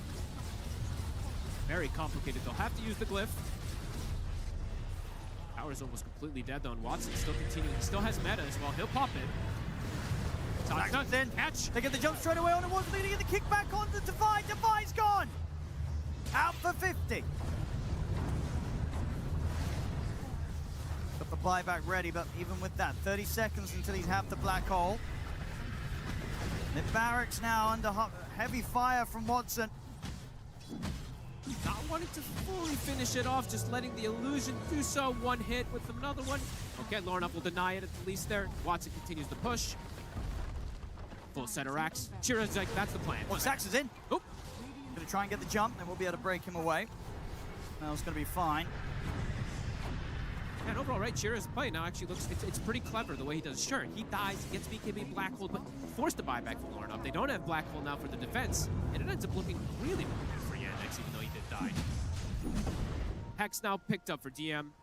The items just keep flurrying in. Bloodstone, I believe, also was finished for Chira. Yep. And Watson's got over 5k gold ready to spend towards the next item. He's looking at the Hydra's Breath next. Damage is going to be absurd from him at that point. Already has been in the majority of this game. It's not going to be a single hero black hole at this point. Now he needs to get the big one, right? He needs to get multiple cores. It's starting to get to that point where their damage is going to be limited inside of it as well, too. So it's going to have to be a big one. He does have Chasm Stone, does have Aghanims. A bit more of that increase in size. see what neutral items they do start to get as well. Erasma is there for Lorinov. He did not get the RNG, I don't believe, with the Conjurer's Catalyst. He only got the bauble. Watson got a good one, though. He did get the flares, Bota. Big damage going to be coming out from him. 9-1 and 8. Nearly flawless performance from him. Majority of them, in fact. All eyes on Devi. All eyes on to him. make the comeback play. Can he do it? They're smoking up. They're looking for it. Let's have a look. Lorinov, of course, goes all in. Since he doesn't have that buyback, goes for this Parasma, as we see. Could be the extra damage that they need to be able to burst that target. Eyes on Malady also, right? The Wind Waker, the saves, the potential is there. Even if they do get the big catch onto Watson. Radiant are scanning. Heart now for Sumail. Some extra timings now coming together here for Nigma. And with that heart, though, surviving through the right clicks of Watson is going to be pretty much impossible. He's pretty outside low. of the Ghost Shroud. He's pretty low on the armor on Sumail. It's only 15. Omar, he's caught. Lorinov thinking about helping out. Now he's going to get caught in the pit himself, though, in that attempt to try and save him. Another pit. Ace comes out. The black hole will catch the two big. of them. Is it enough to kill Watson? He's going to survive. It's fine. He goes down. They have killed him. They've cost them 2 lives. Can they make sure they get more out of this trade? They can. Lorinov zips over to get DM. Nice hole. It's good enough. Another catch. Nice little kick there to make sure that CP has a success. Lorinov's going to try and see if he can chase down Chira Jr. Relocate. Trying to block him off. There's more chase. Lorinov's trying. A little bit more mana. He has got it with the Vortex. Another roll for Chira, but okay, Got him. Lorinov's got him. Level 25 now hit for Lorinov. I mean, they'll take that any day of the week. Enigma Galaxy. Pretty beautiful. They get that connection. Taking away a good few thousand of that gold lead that Yandex had there at the back of that one. They got baited going for Omar there. He does end up, and for Lorinov, to be fair, he gets the double black hole, does hit the 2 cores, and they're able to finish off Watson. Watson was desperately looking for a Sunder target. He had nobody. He had nobody to be able to couldn't throw find it it right. Yep. I think would end up using the Hex on here. Onto the Storm, right? Okay, it did end up connecting onto the Storm, but just wasn't enough. And yeah, beautiful black hole, perfect connection. The BKB was used, but yeah, look at Watson. He's looking. He's like, everyone's BKB'd. I can't Sunder it. There was no one to go for. There was no target for him to find for the Sunder. The first time we see signs of life. Absolutely. It's taken them 40 minutes, but that certainly was something. And, I mean, you know, as me and you like to joke about during the qualifiers, you know, this was a strategy that kind of worked for Enigma Galaxy. You know, if you get behind. If you don't get the lead, you can't lose the lead if you never have it. You know, it's something that used to be a problem in the past for Enigma Galaxy where they build quite a lead and then struggle to close the games up. This has worked for them before. 100%. And also look at the levels now, right? They all now have hit pretty much level 25. I mean, the 2 big ones, right? Necro and Storm now have their 25. Have time to get that next item as well. The extra heal is going to come into play potentially. It's a BKB Black Hole. It's a huge swing. Always be a way to win a game. Huge swing considering the lack of sort of any movement in their favor for the first 40 minutes of this game.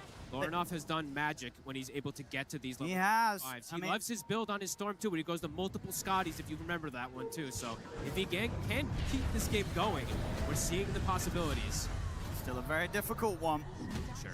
Still all that pressure on Devi for the multi-hero Black Holes. Yeah. The Black Hole's good.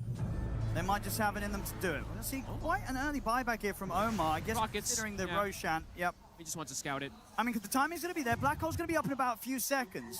Right. They might be able to contest this one here. Do they have a smoke available? They do. Let's see. And it's an amp damage also on Lorinov after hitting level 25. So the bounces, they will have enough damage if they do get that Black Hole. Game's starting to get more and more interesting. Oh, it really is. Secondary Wind Waker soon being finished, though. Saksa is getting close to his. He's going to show first. Lorinov shows himself from the tree line. Sumail as well. Jump forward, trying to get more information. Hook shot. Oh, it's a deep one from Omar, straight into the middle of the ball. Pit's going to get dropped down. Omar's out. He pulled back, of course, for this play, so he's dead for a long time. That was way too deep. Maybe he was trying to catch one of the front ones and ends up catching the back one, but now they're playing the 4v5. that might be enough for Yandex to sort of say, well, let's just step into the pit and finish the Roche. They did use the meta, so they do want to get something they want out to of hit it. something. Because Nigma, if they're able to wait that meta out and take the fight, could be a potential here. Divide looking for an angle. I like it. The Shadow Blade, extra chance for a surprise jump. Looking for the positioning. Moonlight Shadow. Yandex gonna look for the fight. Meta is wearing down. Quarter duration left on it. Positioning from Saxa did spook them. I think that the smoke might have got spelled on one of them, so them to close in, but they're still certainly going to give it a shot here, Nigma Galaxy. Meta's done. 60 seconds without it. He's just going to throw himself in first. Gets him with the BKB in the blink, jumps forward, forces him out of the pit. We'll see off the side. TM goes to hit the Firestorm onto GH.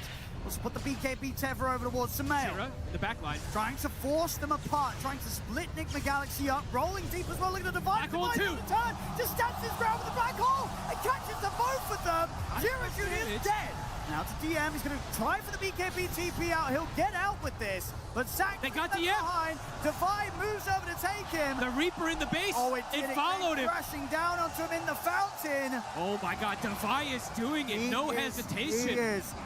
This Enigma. Both of those last black holes that we've seen have absolutely put this game in a position where Nigma Galaxy, not only do they have a chance, they're getting the I think they're breaking down Yandex. I think they have potentially have to lead now with Lornoff now with Aegis level 26.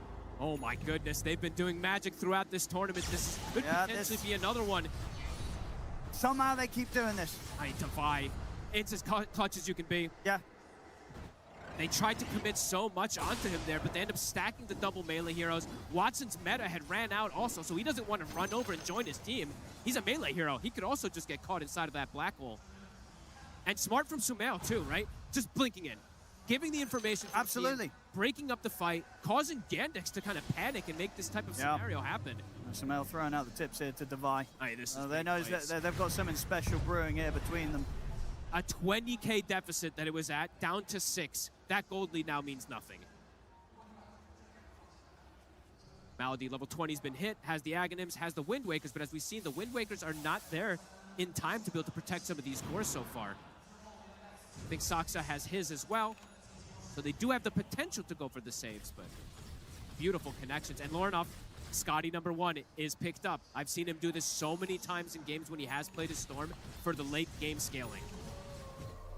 This is this is so impressive. We've got a game on our hands. We sure do. If there was ever going to be any doubt earlier, where we did see Yandex, for what it was literally the first 35 minutes of this game, building up a consistent and solid lead. But Nigma Galaxy finding a way to take that almost completely away from them, and now putting the game in a point where Yandex, they are going to be much more wary about how they go about their next few plays, as we've seen that time and time again now. Nigma Galaxy have the ways to punch back, despite being as far behind as they can be sometimes. And let's see if Watson wants to perhaps start to switch some things with the builds. I see he has Satanic ready, but maybe he does want something like these Swift Blinks so he can get in position to be able to go for the kills, so he can look for Divide. Ag's now finished up for Chira. Another save. So another save, ways to maybe just bait a black hole, kick himself out, has extra ways to play versus it. Absolutely leveled up though. An Arcane Rune also for Lornoff on top of having this Aegis. This was a Storm with almost no game. Now at this point, 8-5-7.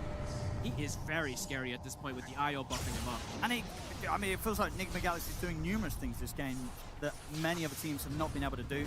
But in particular on the Storm, right? We do not see Storms recover like this. It just never, ever happens. So for Lornoff to be able to do this really does go to show how much of a different level Lornoff's been on throughout this tournament. Even, not a lot of mids, even the best mids in the world, can recover to the extent that he has on a hero that has proven to be so difficult to do so with. And he's buffed up, right? GH is going to just be sticking with him at this point, just giving him that extra spell amp.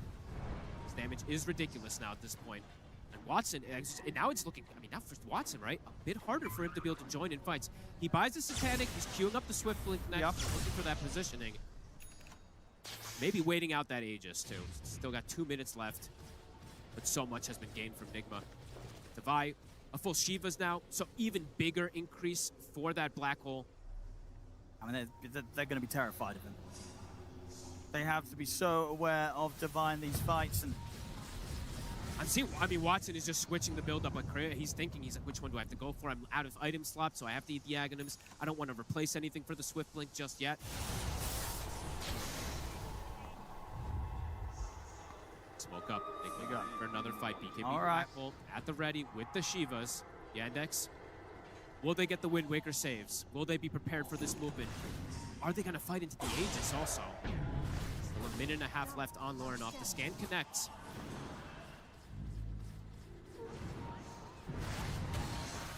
Rocket to scout. Lorinov will jump. On the hunt. They'll find Malady. They set up for the hook shot. Get the catch and the pushback with the cogs. By a little bit of time with the Wind Waker, but he will not get away from them. Malady's gone. Amp damage bottom. Oh, Watson will be able to kill that one away, so Lorinov won't get the fill up. But this Aegis still continuing to keep that momentum, build up more Galvanize as well. Looking for another kill too, Sox. So be careful with your positioning. He'll be okay. Lorinov didn't see him.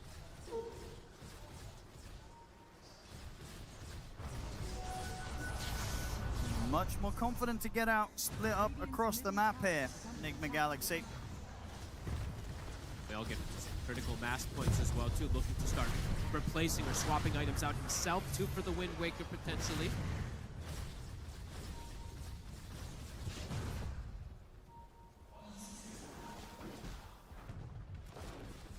See the posturing from Yandex totally change after these last two fights.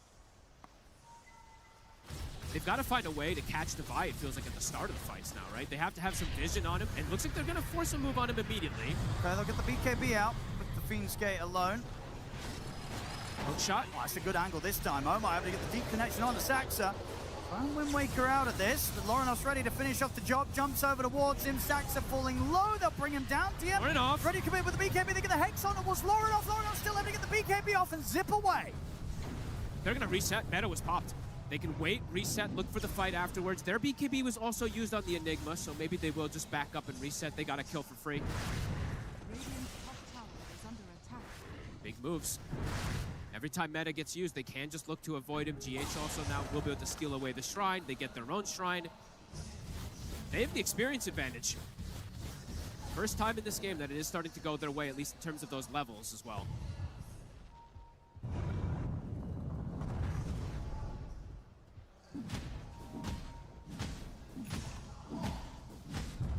Now picked up from Chira.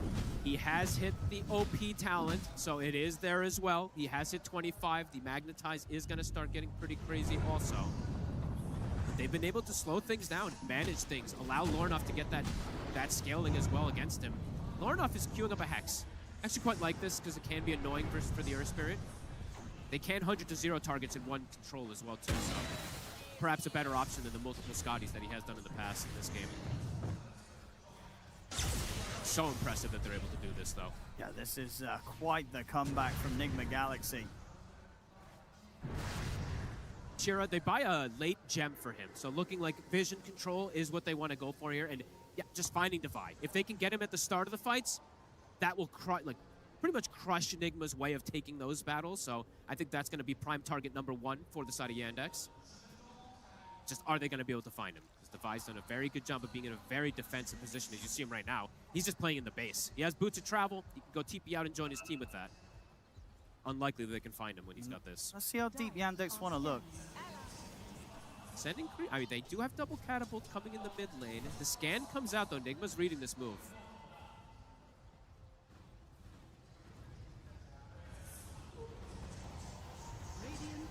Showing here around the tier 4 zone. Omar coming in with a wraparound. They're going to see him. Gonna try and make them work for it, and he will. Hook shot over to the creeps. Ready to jetpack away, trying with the TP with the Hex. Lorinov. Lorinov's ready to counterplay. GH there to back him up. Look at the black hole in on the Chira Juniors. Only one. Waking up into the air. Saxa, he'll fall. Watson's going to attempt to stand his ground and fight back. Looks towards GH. They take out the IO. Now he turns over towards Lorinov. Lorinov caught by the fear. Pushed back into the pit. Rooted again. Lorinov this time will fall. Magnetize continuing to go. Malady will die. A rocket ends up getting the kill there. Devi only getting the one target with the black hole. They're looking to continue the fight. They are. Samel's going to come back across. Thinking about going for Watson here. It's risky. I mean, he's going to jump straight into it. Gets Chira. The Reaper side down, and he cheer up at the tail with the Hex. The hook shot comes in from Omar. The silence is on towards Samel. Though Samel goes down. They're on Watson. He's surrounded. They're long enough to bring him down. What a fight again. It causes, it's buybacks, but they jump in, they bring the numbers. It's a lot of buybacks. 3 buybacks, but I mean, it's a team wipe. Everybody's dead on Yandex. Time for Nigma Galaxy to push down these lanes, see what they can get. They're still tier 2s in all the lanes, so hard to get too much. 3 buybacks to win those. It was an expensive fight. But they get the full cleanups again. Even though it's a single hero, Black Hole causes some buybacks to get the kills. Pressuring tier 2. There is a glyph. Can't get too much more out of it. But they're going to get some time for the Black Hole to come back up. They are. Right? 60 seconds until TB comes back. All 3 cores, when they come back up, Black Hole's back at the ready. So the fight condition is absolutely there for Enigma. Has the relocate cast delay. He doesn't have the, the attack items in this game. He is transitioning into a core pretty hard on GH as well. But Yandex not overreacting with buybacks themselves. So in this next fight, they do have this win condition where these triple buybacks were used from Nigma. So they have to be careful how they do commit for this next fight on the side of Nigma as well. It's so impressive. Galaxy. I love to see Sumail just blinking. I mean, this honestly, I feel like there's no other team really that's playing the way that Nigma Galaxy is here at the International. They do it in their own style, and it's hard to sort of comprehend, but it works. It really does. They've finally gotten to the point where they have a net worth lead, which I said in the past, that could kind of be the kryptonite for them. They kind of play best when they're behind. See what happens now here for Nigma Galaxy. And they secure themselves this Roche fight. 40 seconds. Black Hole, it's pretty much back up. Started to get some more protective items. I like this from GH. I saw him queuing up a couple of different options. I like the Aeon Disc. Needs that extra protection because he can get full focused. All right. Smoke from Yandex. So here's the risky times. The risky 6 minutes here for Nigma Galaxy. If they lose Lorenoff, GH or Omar, they'll be gone for pretty much 2 minutes. They do, I mean, they really, okay, on top of that, needing a Black Hole on multiple targets in some of these scenarios, they do need Lorenoff for a lot of the fights. He is the damage for the team. Yandex looking for the Roche. 5 seconds. Octarine. These Black Holes are going to start to come up faster and faster. Roshan, can they contest this? Oh, they're definitely going to go. I mean, it's risky, but that's with the way that they've been playing. That's the name of the game here for Nigma Galaxy. Sumail, start to inch forward, give some information. They see Chira. All right. Tries. Force him off the cliff. Enough to sort of force Yandex to step back. That was a meta used by Watchh again. So that meta, 3/4. Nigma might look for a smoke wraparound and fighting while that meta does go down. No. Getting a ward down. Forward. Going to turn straight towards him. Smash. Put the BKB immediately. Roll forward for Chira Jr. He's got his way over the water with the Aeon Disc. BKB's there for GH though. Tethers away. Back to safety. Chira Jr. Oh, the magnetize. It's spreading. Rolling forward to Sumail. Divide trying to keep his distance for now. Lorenoff turns back and they've got the Hex on the Chira Jr. but the Wind Waker's there. It's going to buy him some safety against the storm. Chira Jr. tries to turn his way over to Malady, but Malady leaps back to safety. Nobody to fall. Device struggling to enter into the fight. He's getting zoned. He's keeping his cool though. Still has the BKB and the Black Hole ready to press. That was the Terror Wave to keep the Metamorphosis going, but now that meta is going to be going down. BKBs also were used from Nigma, and I believe both Aeon Discs were proc, so they are backing up, disengaging. They got some good wards down, but I believe Sansa did see it. Might be able to get the key wards here. Oh, this is tense. Coming up to nearly 60 minutes in this game. It's crazy that we've gotten to this point, but Nigma's been able to do this so many times. I was going to say, if you were watching the first 30 minutes of the game, you would not have expected to get to the point that we're at right now. Okay, smoke is up. Meta is coming back up in about 20 seconds, so it might catch them off guard that it is going to be that fast. Still many minutes without all these buybacks. But, right, BKB on Lorenoff, right? 40-second cooldown. They have to be very careful on Nigma in these next few moments. They do not want to get caught here. But then again, I say that. Maybe they make the call to try and do something crazy around this Black Hole of Divide. It's possible. Nigma Galaxy, they love to live on the edge. It is where they do their best. Truly where they thrive in this tournament, at least. Words being placed out, Malady knowing information is going to be the biggest thing in this game. Seeing where this Enigma is. Big Roshan too with that refresher shard. This is a very strong one for either team if they're able to get it. 11k gold on Watson, 12k now in fact. What does he buy? What does he sell? Same for the bots too, to potentially come back in the fights. They can bring the numbers. How long are these buybacks looking? Still about 3 minutes left on the big ones. Kumail has the Wind Waker, has extra protection for himself.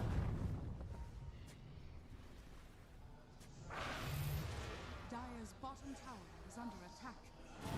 Probably going to be tempting now for both teams to wait for the neutrals. Getting that close. Both teams just have to be super aware of the Roche, though. So if Yandex gets a quick moment to just go in there, they will be able to do it. They are going for it now. Can Enigma Galaxy get it quick enough? They're a bit split up across the map. Rocket will connect. It will force the roar. Okay, and that's going to scare Yandex enough to very likely give time for Enigma Galaxy to start to close in on the Roche. Next, looking for a sneaky move here. They have a vision on the low ground here, but it might give them enough to go for the catch. And they get the jump. Who wants to go in first? Arrow to scout. It's going to give some information, though. They don't see Devi, though. He's inside the Shadow Blade. SML just jumping in. Trying to clear the area, see what's sort of happening, but now they're hiding out to the side. Junior's going to found, though. They catch him with a hook shot. Jump forward here for Lauren off to get the Hex follow-up. Wind Waker's going to be there to provide some safety here for Chira Jr. Malady's in trouble. He's taken down by the side. Chira Jr. puts the BKB DM in with the Fiends Gate, forcing the BKBs out from Enigma Galaxy. Divine, he's in trouble. The Illusion sort of beating him down in the magnetize, killing him off likely, but the heals come in. The Tether as well. They're trying to save Divine. They take him out to the side. GH able to keep Divine alive. And they'll get the jump in. He gets it off. Divine will be able to keep this fight alive. Samel gets the ultra kill. And effectively the team wipe everybody dead. What a play. Divine's back at the end, but nothing to be done. GH with, what a bailout. With the save. Keeping Divine alive and allowing him to once again find these black holes to win the fight for Enigma Galaxy. These connections are insane. The way that they're protecting each other. He's so patient, too. You see Devi drop to what? 5% HP, didn't use the BKB, somehow holds it. He believed in GH. And a good guy to believe in. He was right to do so. GH, I mean, his IO. Sumail getting the ultra. Look at this. Look at how low he was. Was that Lorinov jumping in and giving him a healing lotus? I think it must have been. I think it was. Yeah, Lorinov had that. And look at this play. Perfect connection. Multiple core. BKB black hole. Beautiful. Enigma is just clutching it up. This is great. And barely breaking a sweat there in the booth. Cool. He's making this. You know, Devi usually a guy that has big reactions. Oh, he's like, he is cool as a cucumber today. He's like, wait, you've not even seen my best yet. You know, he's got more to come here this game. 60 minutes has been hit. Rax is exposed. Enigma, they're going to be able to get their own trade of Rax now. Arrow will connect. No follow-up, of course. No other heroes alive. It's Rax for sure. We get the melee.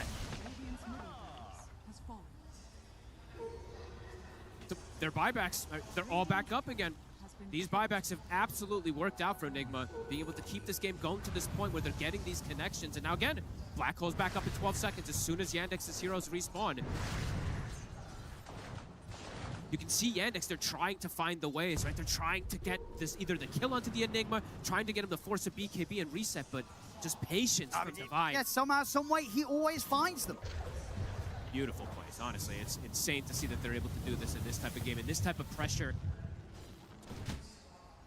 At some point, as we said, it was a 20K deficit from them and still able to take these fights.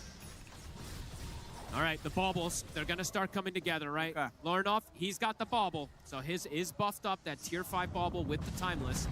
This damage is going to get pretty insane from him. Any other big ones?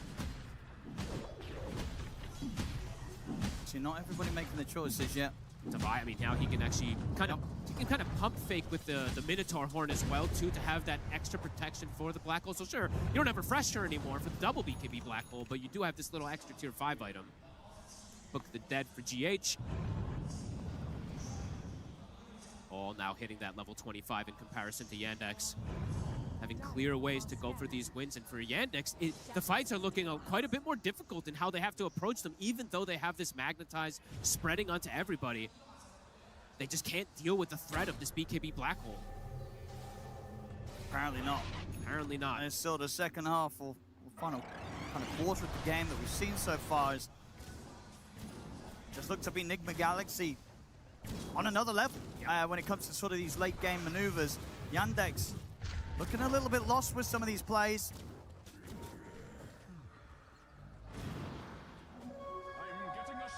To be so ready for these counter moves and somehow find a way to not get tripped up in the fashion that they have been by Divide the last few fights. It's hard, too, for these supports that I've seen from Yandex trying to go for these Wind Waker plays onto their course because the fights are so deep. They're so spread out. Even though you've got a Blink on the Hoodwink to go for these saves, you've got double Leap on the Mirana, who now also had a Blink for a second. They're not able to get into Wind Waker save over and over again. Either they're dying at the start of the fights, or it's just too far for them to get to some of these cores. So they are having that difficulty. Enough scaling. It's been fantastic in this game. Same thing for Sumail. Maybe not with the most traditional looking scaling draft, but you're absolutely seeing the power of it. And level 30, Lorinov is about to They're getting there. Well, they are getting there toward these big ones, and some of these heroes have some pretty insane ones. Even the Io at some point, sure, as you said, not building toward damage, but all these things will come into favor as you do get all this together. Yandex, DM, next pickup. I'm actually shocked it took this long. I was going to mention this earlier, but he's now going back for the Krellis Crozier. I thought this could have been a big pickup for them in the mid game, but it still can have a big effect in this game at this point. Can eat some of these giant heals that come out from the IO, or even from the Necro, as we've seen. All these little things have been mattering for Enigma. Yandex starting to slowly get the confidence to get back on the aggressive here, stepping onto Enigma Galaxy's side of the map. They still need a way to just find this Enigma and like blink hex him or blink control him and burst him in one shot. It just hasn't been the case now for like 25 minutes or so. He's been able to sit back and get these holes off. Jump, Watson. They get the jump onto him. He's Reaper. Deleted. Looking harder and harder for Watson. Yeah. It's just him versus the world, and they have so many ways to just stop him. That's a Reaper from full HP. They are confident they have the follow-up. 100 seconds. To do what they want here, Enigma Galaxy, at least bring the other waves in. Sumail's gonna have Dagon 5 as well, too. He's gonna almost be able to do it alone versus Watson in some of these situations. If he's tethered up, the burst damage is absurd. Off to the side, they found Saxa in the trees. Lorinov. Another one. Ready to finish him off here with the help of Divine and Sumail. This is just so impressive from them. 60 seconds. Not having to use the black hole for these kills means they've got it at the ready for the move, and he's got the refresher too, so multiple sets of it. I mean, one of the buybacks we've seen jumping into the bases, Sumail. I mean, he's so confident. He's not afraid of anything right now. He knows how much backup there is from the rest of his team and how much Yandex, they're starting to really fall apart. It's really impressive to see, like he's done this so many times in this game, of just blinking forward, giving so much information. When they're in, they get the hex on towards him. Lorinov. Able to get him out now by looks of the stone form, trying to keep him safe on the underlord, but he's got it. The black hole comes in. He's got the lockdown on it. Chira Jr. Wind Waker comes in to keep Chira Jr. safe this time round. Divide has to back off. BKB comes through that roll forward for Chira Jr. They've surrounded and brought down Divide. The Enigma gone. Can Yandex get more? Chira Jr. caught outside the base. Another Wind Waker. Can he roll out as he comes back in? He's stoned. He's turned himself to the stone form, slide away from them into the roll. He'll be able to survive them this time. Gets away from Lorinov. Watson's respawning. Lorinov slowly getting a little bit of mana back. Shira Jr. is actually back in on top of it. Lands in with the stun and the silence. Sumail comes up. How about the side? Flipping in the Wind Waker. Another save comes in. Shira Jr. is going to be fine. Nullified down on the Sumail. Yandex, they'll punch back here this time round against Enigma Galaxy. Cost them a buyback on DM, but it will push them back. Stuck around a bit too long there. DM using the buyback. Watson having the time to be able to respawn. Divide jumping in for the black hole this time, but gets punished immediately afterwards. Has to be careful how he does use these. Seeing, of course, just how much the Wind Waker pickups can do from Saxa and Malady here to just bail Chira Jr. out of numerous situations. Feels like one of the first times they've actually been able to use it, though, right? They've been having so much difficulty just getting in position to be able to assist their buddies. You see, if Watson's actually able to attack, his damage is still ridiculous. It's just in multiple of these fights, he hasn't been able to. And Saxa gets stoned. I mean, Chira Jr. is going to roll forward to get the silence onto them. BKB's come out from the two of them. Back up for DM Malady, and now Watson moving in for the side. Lorinov gets reload out. Going to take him out of it. Smart reload. They do not feel confident to be able to try and force for anything more there. Can't stop it. Yeah, they couldn't prevent GH from getting that bring out. They couldn't break the tether. so much money on Watson. Yeah, he just doesn't have slots. Oh, he's got to get the moon shard right. Still hasn't got that yet. Nope, not yet. He's just probably thinking how he wants to replace it, what he wants to do with it. What does he change? I don't know if he can rely on DM to be that nullifier for him, because they do need it, it feels like. Yeah, I feel so you made sliding out the Hydra's breath. Perhaps, right? But the nullifier. I don't know. It's hard to say what he wants to really do and which one he wants to replace here at this point. Multiple Krullas being queued up. Chira also looking for that option. Game. Continuing to deliver, 67 there's minutes. No telling how this one's going to go. The potential for much further is absolutely there, but only one hero, right? Only one does have that bauble, if I'm not mistaken, right? So it is this Storm Spirit who's going to continue to get that scaling every single time he does upgrade it. Which is good news for Nigma Galaxy. It of course, Thornoff being pretty much the prime source of damage. And he almost has the blue hole as well. So on top of the black hole, they're going to have the combo. They have that secondary threat as well, which is going to be pretty nice. Obviously, the BKB is running down to kind of the lower duration at this stage. Michael Smoke here.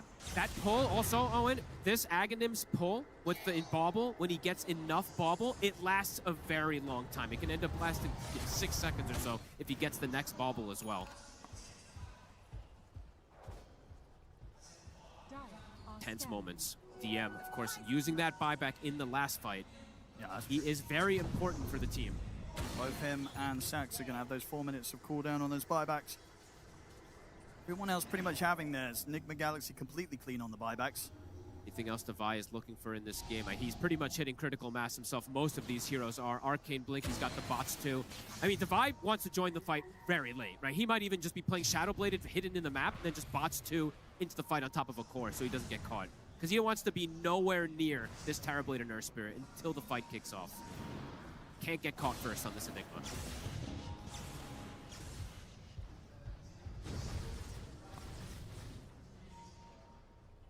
Super tense moments. Roche, next 30 seconds or so. Also worth noting, Divide does still have that refresher shard. He does. In the buyback. That is very true. Nullifier, GH even having one for himself here. These Aeon discs now at this point, at least for the supports, the Wind Waker as well, it's not going to be the save this time. That's true, yeah. Dealing with this Wind Waker. Because no one else had it, right? Yeah, he's the only one. It's a little awkward for an IO to go ahead and do it sometimes, but he's a kind of tanky IO. So. Yeah, he doesn't die immediately in these fights. I mean, honestly, the last few ones, he doesn't die easily at all. So GH will get to press these buttons. He'll get the Hex off, get the Nullifier off, very likely. Omar now with the Aghanims, with that level 25 talent. Also some good scouting with these triple rockets. Does see a lot of Yandex in the area. Power rune. It'll be a shield rune. Zacta.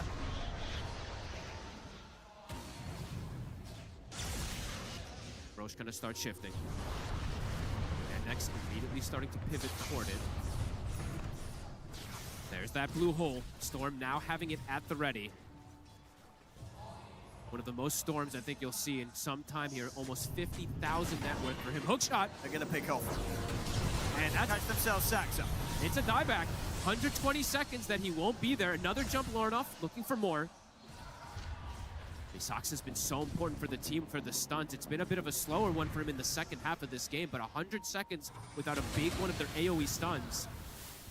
And what do you do now after Enigma Galaxy? Are you running down a lane? Are you looking to take the Roshan? Maybe look for another kill.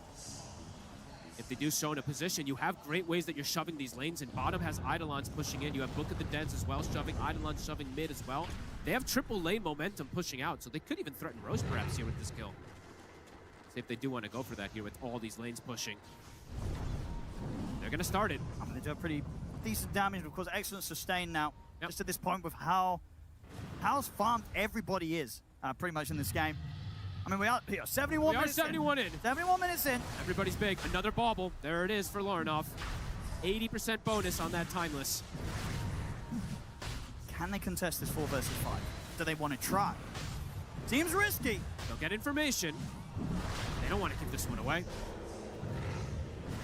Can they find Devi? Is Devi going to get a massive black hole? The potential is absolutely there. This is looking terrifying for them. Oh, it's arrow. A double arrow. All right. Oh, yeah, that's pretty nice. You don't really see double arrow hit cores like this.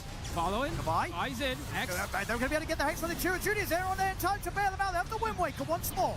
It's enough to get him up in the air, get the chance to put the BKB. He'll try and roll over towards GH, but he's falling low. Wants it coming in from the side. Chira Junior Has to roll up to safety now. The BKB coming to an end. Omar's going to get picked off outside of the pit, but the space is there for them to finish Roshan. They actually ended up getting the kill themselves. Yandex, but Lorinoff got the pickup. He picks up the cheese, picks up the Aegis here on the Storm, makes a jump straight over to Malady. Side comes in. They'll take Malady out. Roll forward. Jira Jr. still wants to try and go for this. Black hole though. Again, Divide catching the two big cores. Catches Watson. Catches Jira Jr. as both will fall. DM goes for the BKB TP. He'll get out of there. Divide, time and time again. Every time. He's got the patience, he waits for the perfect moments, and he's always finding at least 2 cores minimum with these black holes. He's just getting so much information from his cores. The Storm jumping in, zip-zapping all over, the Necro as well. Look at the damage. I mean, Divide pinging himself. I mean, I solo killed you, Watson. And they can buy back if they want, but he's still got this refresher shot. He can go for a second one here. Divide. Lorinoff also picked up, I believe, all of the rest of the stuff from the Roche, right? The Aegis, the cheese, the refresher shard. He does pop the refresher immediately. Divide's ready to go again. Push on both fronts. Top lane also dying to the Book of the Dead. Sumail poking the Aeon disc. Can they buy time to not have to afford to use these buybacks? Lorinoff's trying to force them out. DM. They're just hitting the buildings at this point. Arrow dodged again. 30 seconds. The 2 of them are up. Eidolons are pushing top. That's going to be the jump, but they're going to use the buybacks on the 2 of them. See what they can do here. Roll forward over towards GH. Divide's going to be looking for that perfect opportunity. They're going to back off for now, Enigma Galaxy. There's the jump back in Divide. This time he's going to catch only DM. Is it enough? It's not. He has to hold back, put a stop to the black hole, and back off. Lorinoff's caught by this mass silence here. Multiple. He's been sextupled silenced, this IO. He'll somehow still be able to TP out there, GH. Jira Jr. Gonna hold himself in position here. Lorinoff looking to get on top of Watson. Watson trying to stand his ground here with the BKB. He's able to get the Sun. Thunder. Himself back up to half HP. Lorinoff low on the man and caught by another round of silence, but he's surviving through it. Lorinoff will fall, but the damage is done to bring Jira Jr. out. Watson. Got to back off now. Buybacks coming in from Enigma Galaxy. Both Lorinoff and Sumail ready to return to the fight and the push. Yandex used so much of their tank. And Enigma still has Watson, DM and Sax. They're going to try and hold him for the life. They're going to Sumail's falling off. Can they keep him alive? Sumail's gone. He's dead. He's dead. But Watson also. Throws over towards Omar. Wants the BKB. Shiva's got to slow them down, but the Hex is there. DM's gone. It's over. GG is called. Enigma Galaxy. My goodness. They take game 1. What an unbelievable recovery in this game. It peaked at what, 20, 22k gold lead? I can't remember. But the clutch factor, Divide gets the multi-hero black holes when they needed to. Oh, man. Well, I mean, we said at the start, well, for the first 30 minutes, we were it's gonna be him. It's gotta be Divide. It's gotta be Divide. And my goodness, was it Divide. He delivered time and time and time again with these black holes. And it was just too much for Yandex. That was an unbelievable comeback from them. Just having the confidence to be able to still play around it. We said, right, the threat of the BKB Black Hole, sure, they've got Wind Wakers, but the saves, they just weren't there in multiple situations. And the big comeback, really, around that triangle, when he gets the double Black Hole at that 20k, they just start to swing things completely around. Get the Roshans, get Lorinoff in order. What a recovery for them. Again, I don't think any other teams could do what Enigma Galaxy do. They're on another level with how they play, with their type of strategy right now. Yeah, a team that you don't want to be ahead of, you don't want to be behind. You know, Enigma Galaxy finds some sort of way to close up these games. And Yandex, I think they're going to be a little lost for words after that one. It's going to be interesting to see how they come back after that game 1. What a performance. Enigma Galaxy opening up the series with an absolutely incredible victory. The beauty of an Enigma right there. The fact that at any point, it doesn't matter what net worth lead your opponent has, you can always get a black hole that will change the game, that will turn the tides into your favor. Divide carried in the way that everyone needed him to, if you're an Enigma fan out there. And Sandra, I just can't believe what we were able to see that time and time again, a 2-man, a 3-man black hole, and its cores being caught in it too. It's the best feeling in the world when you're an Enigma player. You know, like, you play this hero so many hours in pubs, nothing will ever top this. This is, for Divide, I promise you, if they win this year's TI, this moment will be what he ties it to, because what an amazing showing he had. And, you know, you always dream of getting to play these games where you don't have to buy these lame, boring Helmet Dominator 2, drums, pipe, whatever items. You just want to buy BKB Blink. You got to go Axe Shivas, get the Giga Black Hole, and just carry the game with it. It was honestly such a treat to watch. I'm so happy we got this. It was amazing. Go ahead, Quinn. No, it's astounding. Like, Nigma Galaxy is one game away from top 3 at the International. Let that sink in for a second. Think about where they were 1, 2, 3, 4, any number of months ago. They didn't even have this roster 2 months ago. Holy crap.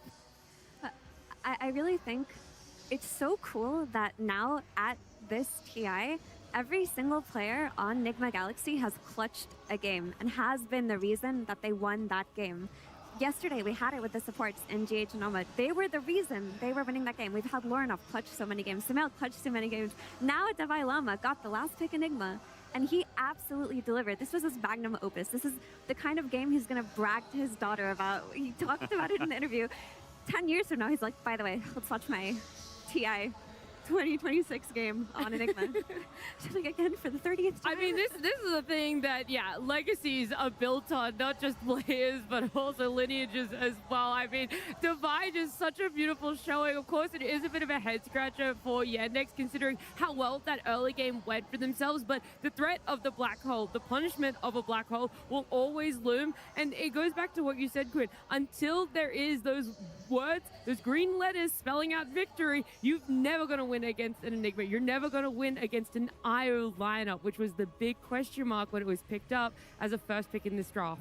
Yeah, it looked like they had great answers for it through the entire game, but they just couldn't close it out. They were dominating. They were honestly batting them around like a cat playing with his food. It didn't even feel like it was particularly close for a large degree, and then suddenly 1 fight, 2 fight, and you start to like feel the doubt creep in that maybe this game's not over anymore. You see Sumail's face. I think that's how we all felt at home. It was, I don't know, it's a crazy game, and I think what Mira said, and the casters as well, how do you recover from a loss like this? Because this is, like, it's the opposite of what they had the other day against Liquid, where they come back from a game, they win the game, and then they get the momentum to snowball the next one. Now you've had a game that was totally under your control, and it slipped through your fingers, and now you're left like, what the heck do we do with this? Yeah, this is make or break. It's a confidence killer. And, I mean, if Yandex are going to make top 3, they're going to have to be able to clutch it out. So if they don't have the confidence to recover from this, then this isn't the stage for them. I feel like a team of their caliber, honestly, they will find their footing back in game 2. I think at the end of the day, you're just going to chalk this up. We messed up some team fights, and that's all that happened. We don't need to think about it too much more than that. But honestly, Davai Lama, obviously the MVP of this game. But I have to say, Sumail at TI, he has this killer instinct that I don't really see from any other carry player. Like this moment on the top wave where he travels in, jumps in, kills Earth Spirit, and just dies is just like, but then it ends up being like, sets up Lorinov for all this team fighting stuff, and he enables his teammates so much by having this killer instinct, and I love to see it. It's my favorite thing about watching Sumail. Yeah, it's the second time he's bought a blink on Necrophos as well. He just blinks in, and also the way he uses Scythe. He's not waiting until people are at the last sliver of HP. He's like full HP, has confidence in his team to deliver the damage. He blinks in Scythe, full HP, and then whoop, gone. Like, it's, I don't know, he's clearly very good at this hero, can push the limits super well, and I totally agree. Some people just have it, and this guy has always just had it, and it's taken him a while to finally get back on a team that also has it, and now they can have it together. Yeah, I think that speaks to his understanding too of Storm Spirit as a hero. Like, to get Storm Spirit's excellent jump, to get Enigma's very good jump, you need a hero to just blink in and cause chaos. You need someone who's willing to sacrifice their body to create the situations to set up for multiple man black holes, to set up for those electric vortexes with the Agnum Scepter. He understands that, and that's why he was able to do that for his team. Method to the madness that is Nigma Galaxy, but on the flip side, Yandex, they were very methodical in their early game. They knew exactly how they wanted to play lanes out of it, and everything was going perfectly for themselves until those moments. But we want to wind it back a little bit. We want to have a look at all those perfect moments for Yandex, and the person to bring us that and break it down for us is Purge. Thank you, Nat. Yeah, a long time ago in the game, but if you remember what happened in the laning stage, it went a little bit better for Yandex for sure. They started the game off with a nice 9-1 score here, and that meant that Nigma Galaxy had to wait until their Greaves finished on Storm Spirit to give him the confidence to fight. Because before that, All he had to get hit by was one silence from the Earth Spirit, and he was going to be chain stunned and killed. So finally, they took this fight at the 16-minute mark. But there was another crucial thing that kind of lined up at the exact same time. The time that their Greaves is ready, the Spirit Vessel is ready to go on Earth Spirit, which means that now their Necrophos plus their IO in the safe lane is likely going to have a bad time. Here's that Greaves going to pay off here on Lorinov up here. See, he gets silenced, instantly removes it, and that gives him, with the Black Hole, the ability to get a kill. So good things and bad things for Nigma, because the Spirit Vessel was a big terror here. Here's Sumail getting exploded by it. He's supposed to be getting heals from any kills he gets. He's supposed to be getting heals from the IO. Neither of these is giving him much here. As a result, he ends up dying quite a few times in this early phase of the game. Another Black Hole here ends up getting interrupted early by the impending arrow, and they actually take a pretty good fight here, despite things not looking the best. But that's because the Earth Spirit wasn't able to be at this fight. This easy kill that should have came onto the Necrophos just wasn't there, because the vessel that was rampaging them just wasn't an option. But I just want to take a look at the kill score really quick. It was 17-5 at some point in this game. You would think that would be completely one-sided, but the reality was that Nigma did a really good job zoning enemies. Omar here is going to break the smoke, this gank attempt, and in the meantime, every single other member of their team was hitting creeps. They know that their fighting isn't as good in their early game, but they knew that in the late game, it was going to be better. But one more thing that I wanted to show you guys, the pickoffs from Yandex here, this really cool observer ward spotted the Necrophos moving over. They had to continue getting kills, or this farming playstyle of Nigma Galaxy was going to get out of control. It did eventually, but they had a great early game with a ton of kills. It just wasn't enough. Thank you, Perch, and a massive props to Yandex as well. They're the things that we're hoping they're focusing on when they do look towards a game number 2, knowing that everything they did right was... Sorry, that they did early on was right, and that, yes, at the end of the day, sometimes you just get black holed, and you say, all right, it's a TI stage, they gave the fans what they wanted, but it's time for us to claw this best-of-3 pack.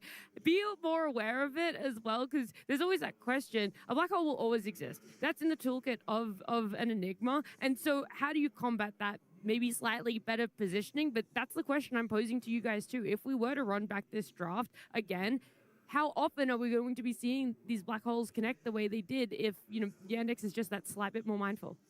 I mean, I think the biggest counter to Enigma is not a counter to, it's not an actual counter to black hole. It's not something that cancels it. It's awareness. It's a consciousness of where he might be and where everyone else is standing. Because to be honest, I think the TI stage got them a little bit in this game. They're clumping in ways that are very, very silly, and he's getting big black holes because of it. I mean, this one, he's just way too deep. But I think in a lot of instances, Cheer Jr. and Watson are just standing very near each other, and that just can't be happening. You have to understand that this fight is hinged around this one spell, and you position for it. And I really think it is the TI pressure that just gets to you. You lose yourself a little bit. You're trying to continue magnetized, and suddenly you're both black holed and you're dead. This black hole to me was the big game changer. Like the one where CJ overextended and got black hole, that's fine. It's fine to trade your Spirit for a one-man black hole. You were still doing great. But this one here is where Nigma Galaxy felt like the game could be theirs. A few minutes later, they turned it to another one. But you can't give up your lead in a way on these heroes, because while you mentioned awareness is very important, it's just the nature of Yandex's heroes. Like, Earth Spirit plays in the middle of the fight. It's how he is. Terrorblade, in order to do damage, he needs to enter the fight as well. They're gonna naturally end up close to each other sometimes. In this fight, like, Watson played the outskirts. He was waiting for his moment to come in. You can't just wait around forever. And right here, Lorinov comes in and gives Devi his greater healing Lotus or whatever. Like, that's crazy. Yes, the IO relocate saved him, but it was actually his Storm Spirit who saved him first. If Lorinov wasn't, like, aware in that moment, I think JH would have been 1 second too late. I mean, that's just, I mean, honestly, like, look at the coordination in this fight and all the things that have to go right for Enigma to win that team fight there. And what a beautiful okay we get there from Devi as well at the end of it. Yeah, no, what's needed. That was pretty good from all of us. But I think if you run this draft, like, literally, they play the same draft 10 more times, I think Yandex probably wins 9 out of 10 times. Yeah. That's what I was looking for. I was going to see if Aiden was going to give us a 9 out of 10, an 8 out of 10 times if we ran it back. I mean, to be optimistic towards Yandex, they skill checked Nigma very hard in the laning stage. Yeah. Like, mid lane got crushed. Side lanes got crushed. Saksa was everywhere. Like, Saksa was cooking so hard on this Hoodwink, getting the first blood on the Necrophos, running mid. He was the primary mover for Yandex in terms of starting the tempo and the snowball. And Saksa is a player who, while he is playing with a lot of younger, more inexperienced players, he's been in these positions before. He's lost games that should have been won. He's the player that I would look to for Yandex to regroup them and recenter them for game 2. I fully agree. You've got you've got a roster that's clearly capable. You won tournaments throughout this year. You've gotten a lot of podium finishes. You've been there at the top of the level, and Sox has done it all before, right? He's won the TI. So I don't know. I think you just have to just be chill. And it's easier said than done, right? I've been in situations. I've been in situations with Malady and Watson, and it's not that easy to regroup after these games, but they've done it before. They've had the experience, and I think they will be capable of doing it. They know they won this game, and it just slipped away from them at the end. A TI winning team has to be resilient. It's just part of what you have to go through to get there in the end. And I think this is a time for them to show that they are. Was there any special, I don't want to say a trick, but was there anything that you did, Quinn, or you felt that the team did when you were with Watson and Malady that was very easy to be able to get them to reset? Was it a certain thing that needed to be said? Was it a certain viewpoint to be shared? And they were very easily switched to, hey, you're kind of right. I think a lot of the talking that has to go down is sort of, you have to accept a little bit what went wrong, but you don't want to harp too much on it. So there's a fine balance there of this is kind of bad and we messed this up, but it's okay. You don't want it to be from a super negative lens of we suck and being a Debbie Downer, because that's not the time or the place for that. It's not the time to fix problems. This is the time to accept what went wrong and now move on to the future. Okay, we did this. It's okay. We don't actually really need to change anything. Let's keep our mental stable and solid and just talk things through and refocus on ourselves, not get sucked too much into, I need to do more to fix the problems. But everything was fine. It's all fine. These things just happen, and we go next. Absolutely agree. And I think one of the key things you said there is sometimes I think you can get hung up on the last game and you start talking about what happened in the game and what we should have done different. But next game's different. Dota always starts over from 0-0. Even though you're one game down, it's technically nothing changed. You're starting from scratch. Nothing from last game should affect your next game. And even though you might have messed up your positioning in this game, it doesn't mean that you're going to do it in the next game. So I feel like the faster they can reset, the faster they can leave that game behind them and just go into the game thinking it's 0-0, we're playing match 1, let's destroy them, the better. Yeah, I think it's right on the nose. And I think they have the capability to do it. And we talk about Sox a lot, but I think when you have this guy on your team, it just puts so much belief and so much faith into you, because this guy is just a beast. And I think there are players like this that don't talk a lot, but when they do talk, you listen. I know Zai was like that when I played with him for a little bit, and I think Sox is like that. He's not someone who talks all the time. He's not a yapper or some goober guy. But I think after a game like that, he says, yo, guys, it's fine. I messed up. I'm sure he accepts some blame, and you're like, yeah, it's fine.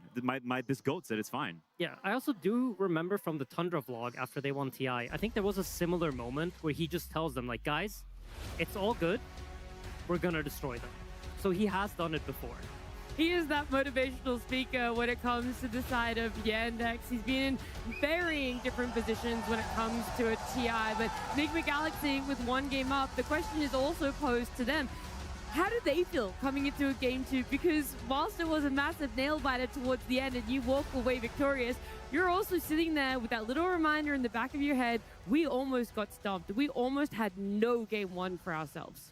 Yeah, you never want to play for the Enigma turnaround. We're going to get stomped and then we're going to claw our way back. That's never the game plan. And I think for them, they're going to look towards their lanes. While this room looked amazing towards the end of the game, I think Earthspirit just played for free for the first 25 minutes, and that's because they picked Storm into it. Earthspirit naturally counters the hero, especially with people maxing Geogrip by level 10 now. I don't think we'll see something like that be replicated. Lorenov is going to respect whatever hero CJ has.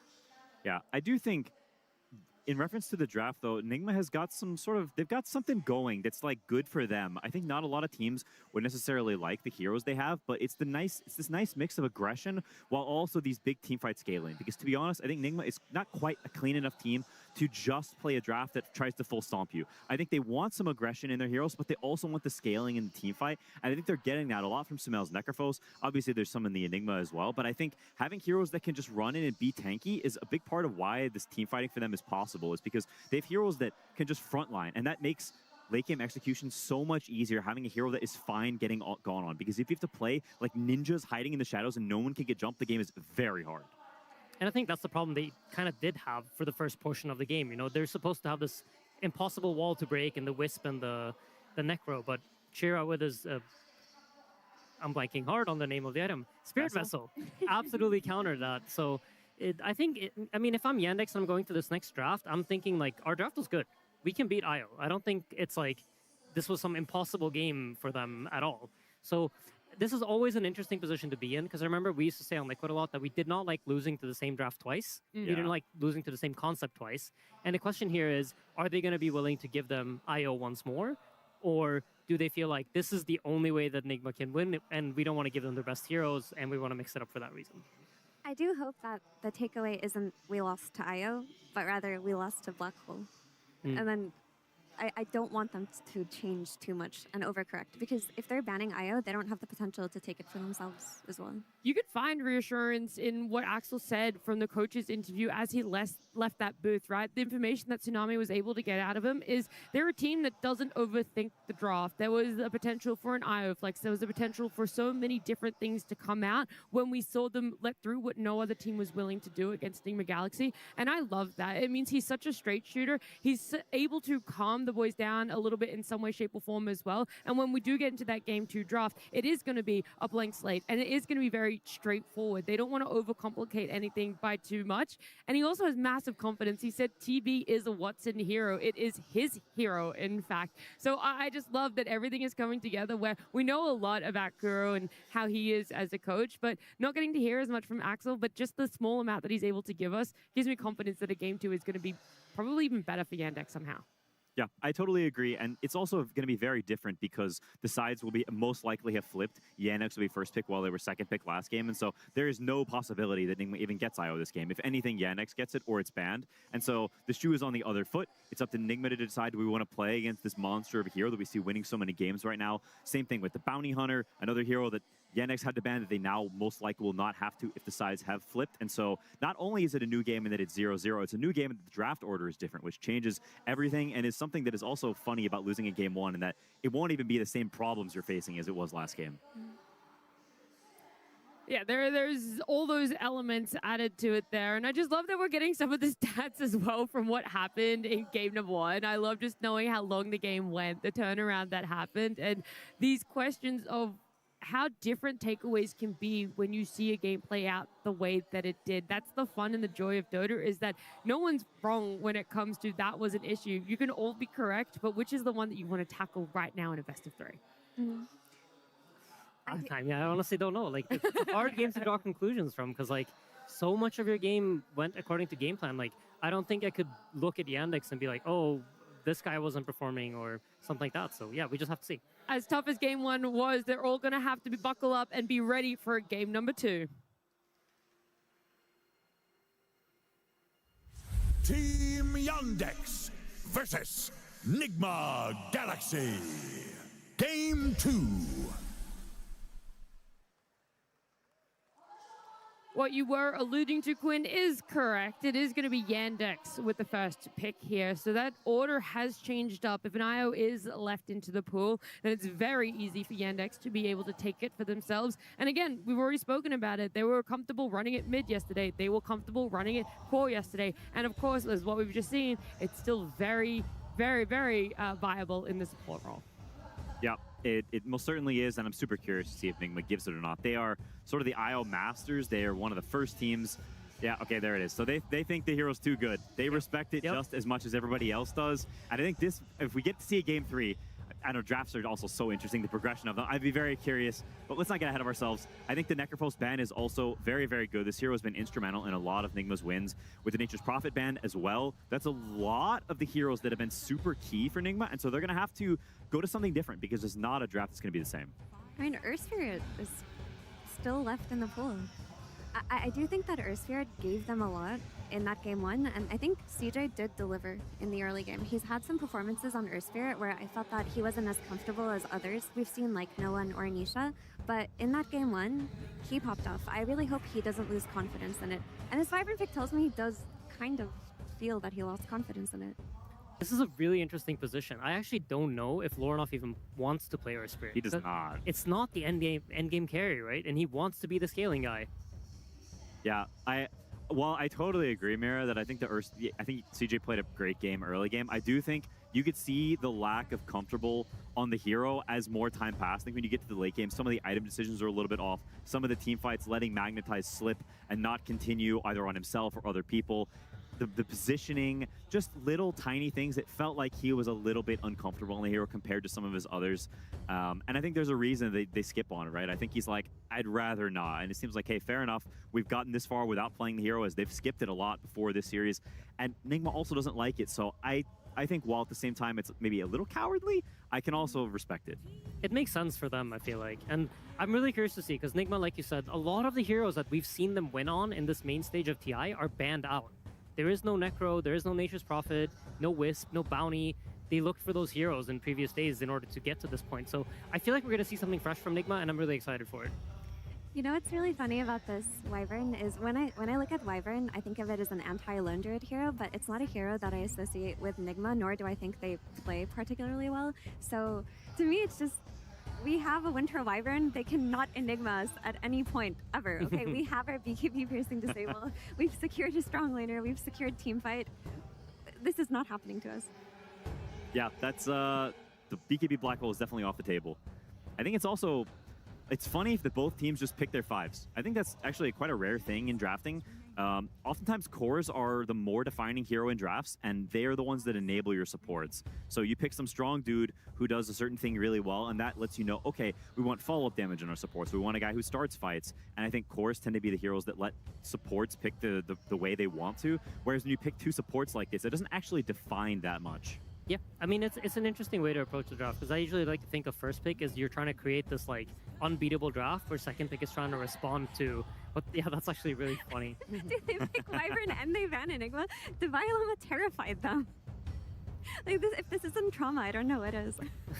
I will also tell you that Watson hates this hero. Oh, yeah? Enigma? Before the series, yes. Every single time he gets to the last phase, ban Enigma. It doesn't matter if he's playing 4 gyrocopters. He wants to ban Enigma so bad. It's interesting. It's interesting. Obviously, like Enigma in that game kind of became like their Doom, and I think another hero that can accomplish similar goals is Doom, which is, you know, eventually he gets so strong, he has this big AoE disable that doesn't let you play the game, and there isn't really much you can do about it. I don't know if I've seen the Violama play it, but it's a hero that I feel like was really effective in the previous series, and a hero that I think personally is extremely strong, as it puts that ticking time bomb on you. That's a great point, but I don't like it as a concept just based on how lanes went in game 1. That's fair. Like, they got completely demolished on lanes, and I think Doom does not provide that game-changing moment the same way that Enigma does to justify losing lanes. That's fair. On the topic of Devi, I think the casters mentioned the moment where normally you see him like freaking out every time he gets a kill. There's some big fight. Devi like slams the desk, and the fact that he was very chill after that big black hole, which does the okay sign, I think also shows his progression as a player, that he's not super emotional anymore. He's more like even keeled and calm and chill, which I think is really important at TI. It's very easy to get sucked into those emotions, but staying calm and focused on the game and not getting sucked into this other stuff. At the end of the day, what matters is the screen in front of you. There may be all this cool stuff around you, and that's what makes it awesome and special. But what matters to you personally is the screen. Yeah, it's always felt like he's been the type of person to keep an even temper, which is kind of rare for players who haven't experienced as many TIs as veteran players, like no one, for example. This Largo is interesting because I feel like Nigma is, in general, even like dating back to TI7 Liquid, they like to play a heavy sustain drafts, and they like to play drafts where like they can group up and play together, and Largo is one of the best heroes to enable that kind of style. So I feel like this ties back into like similar concepts that we saw in the previous games, where they're trying to build this unbreakable wall. But there's a lot of burst heroes left for Yandex, like Lina and SF, that they love to play, which are pretty good against Largo. Yeah, absolutely. I mean, that's I just think it's like it fits the concept that they want to go with. And Kez is also a burst hero. It is the melee version. It makes sense for a lane with Winter Wyvern. Yeah, it's a solid pairing. I imagine the lane is pretty good against Largo and the tempo is high. And I think those are two of the best things against Largo, because the hero is quite farmy. It's quite slow. In some ways, it's sort of a carry hero from the off lane. Even though he's a healer, so much of it is about getting those item timings. And if you're going to win the lane, and Kez is going to play faster than a lot of carries compared to something like Shadow Fiend or heroes like that, turrets, I think it fits thematically, and Watson is very, very comfortable on the hero. Rubik's kind of interesting because I don't really see anything in particular that you want to pick it against. Yeah. There's, like, usually you want to pick it either as a, you know, you see some spells that you want to steal, or you have this lane matchup that's really good for him, or you want to prevent some sort of Underlord pick coming out because he's very effective against Underlord. But we already see Largo from Nigma, so it makes me think, like, what is it that they see here? Because I personally don't. Hoodwink's still in the pool. It worked. It was a great hero for them in the last game, but opting for Rubik, a little bit more scaling, perhaps. My guess is that they want to pick Doom, and they want a hero that can lane with Doom and protect against a potential enemy taking Rubik, with the idea that maybe a Doom or an Underlord, for example, will come out. Because a Doom or Underlord on 18 would make the Rubik very justified, because it's kind of a block pick in that sense. Yeah, it has natural synergy together for sure, and it's like, it's an interesting hero because at the moment I don't see that much purpose for it, but we might see it down the line. Yeah, if you do get to steal Arrow, it's completely bonkers, but it's kind of difficult to do so. But Yeah. I played some pub against it, and I kept getting arrowed by a Rubik, and I was just stuck for 4 hours. So if they actually do get it, then you don't get to play the game anymore. Yeah, that's a good point too. I feel like that's the next stat we need to implement, is how much time you've been stunned by the arrow specifically. Lots is the Lots, answer. way too much. Nigma have also used considerably more reserve time, which I think they actually tend to dig pretty heavily into it in general. When I look at their drafts, some teams pick very quickly. They don't use that much reserve time. I think Nigma thinks quite a bit in the earlier picks, and then it can cause you troubles on your last pick, especially when you have the absolute last pick like they do. So it can make Lornoff's choice, or whoever has the last pick here, a little bit dicey. I think it's also due to the fact that a lot of the heroes are banned out, right? It is a little bit of a trickier draft for them. They have to reach into their pool of heroes right now and find something different. I'm kind of surprised that Clinks came out. Like, it's a big burst damage hero. It can fight the Kez, and it can like really make lives difficult for supports like Wyvern and Ruvik. But you have a Hoodwink and you have a Mirana. You have like these ranged spellcasters. You don't have guys that are going to stun for them. Like, I feel like the draft looks kind of wonky to me. Unless Lornoff gets on some DK mid or something, it looks off. Maybe that's just my read. Oh, there's definitely validity to that. And it's all like they all play at a similar range. Like, I think they do have disable, but it's not the kind of disable that goes in and starts stuff. It's a lot of skirmish stuff. And the issue when you have a ton of skirmish is when the game gets to sort of this 20-30 minute mark, it's not that reasonable for supports to start fights anymore. Generally, you want cores to start because the supports go in first and you say bushwhack a guy, well then suddenly you get lifted and you get insta-killed by Kez. And now you're down one hero and they have saves still waiting behind. So not having a core going into last pick that starts fights can be really weird because it can force Lornoff down a specific path because they feel like their draft needs something. I hope they can escape that, because I feel like when we've seen them shine is when Lornoff gets to be that win condition. I do think this is where Sumail's like kind of killer instinct type player could come in clutch for them, where he will just like run around and play so aggressively on the supports and try to rely on him knowing his limits extremely well to survive. But this Earth Spirit pick to me looks extremely scary. I feel like Yandex has very good draft integrity right now, and some of the strongest heroes that we've seen this patch. Yeah, they have a bunch of heroes that go in, a bunch of heroes that follow up. Great team fight, great scaling. You want to have all your bases covered and also strong lanes. If you've got all of that, if you've got good ways to play the game, but also you don't get smashed early, it's sort of like the perfect draft in theory because you don't have clear weaknesses that can be exploited and you can make moves and get the game rolling. Earth Spirit is super good against Clinks because you just find him, and if you get on him, he just dies. You're super tanky. You naturally buy Crozier, so you don't care so much about his scaly boys. There's a lot of good things about it. You've covered your bases as well in terms of damage variety, in that Kez is going to be very heavily physical and cause problems in that sense, while Earth Spirit's going to be popping off with magic damage, which makes it hard to itemize against this draft in the early game. I'm trying to think of what Lornoff might play here. Feels like a pretty tricky pick for him. Wait, that is in what they need for their draft to fit his archetype of... Like something that would fit Lornoff, but also make their draft come together. Because I agree with Mira, looking at their supports, you would normally look at like some sort of hero that can start fights, some sort of hero that can kind of play more active and set things up for them. But that isn't really the type of heroes that he's played. Yeah, I mean... What do you see, Quinn? A lot of the best answers to Earth Spirit are banned. I think the Puck, even though Puck is bad against Earth Spirit, could have been really good here, but Yandex bans it out. I don't think there's anything super obvious. I genuinely think it's going to be a bit of a weirder pick. Like, you could do something like a Viper that you try to win the lane really hard, but then it causes a lot of risk. You've got double turret. And so that's what we said before, is you've got this Clinks. He's the range damage dealer. If you pick another one, it makes your draft a little bit weird and puts a lot of burden on the other heroes. So I'm genuinely not super sure. This could be something like a Void Spirit, which we have seen Lornoff play before. And while it is not a great hero in general, it is the type of hero they need and also scales very well. And it's a game where he doesn't really need BKB, which is kind of the biggest Void Spirit thing. The thing is, Void Spirit gets outpaced by Earth Spirit early on, and I think that you need the melee stun archetype, and I think Slardar is the only thing that fits the bill right now that can synergize with Clinks, but I don't know if Lorenoff's a comfortable Slardar player. And the Doom does come out. The Underlord got cover banned by Nigma Galaxy, but this justifies the Rubik a little bit. You don't want to potentially give it away, and then you lose your Underlord or Doom in the last phase. I think it's a good game for it. It's kind of bad against Doom. But it's a game where BKB is not super needed. You can go in and out and poke. And I think we talked about how they a lot of skirmish. Well, Void Spirit is fight start on a core that also is skirmish. And so you can play in a way where, okay, sure, they've got Magnetize and Doom, but you've got ways to kite and not fully commit. You throw a Bushwhack, you throw an arrow, Void Spirit jumps in, and none of you are really catchable at all during that period. And so they've got a cool way to fight. It's a synergy with Croak of Genius on Largo, so you've got the damage scaling, you've got the magic damage, and this hero scales insanely well with items. It's just a matter of getting there. So it's a cool pick. It's just, is this hero good enough to actually work, even though it makes sense? I feel like you are the Void Spirit expert. When you look at the Void Spirit versus Earth Spirit mid-matchup, do you think Void Spirit can come out of that with enough of a lead to make things happen on side lanes? Because if Storm can't do it, and if Ember hasn't been able to do it this tournament, can the worst spirit of the four do it against him? I think you can end up about even.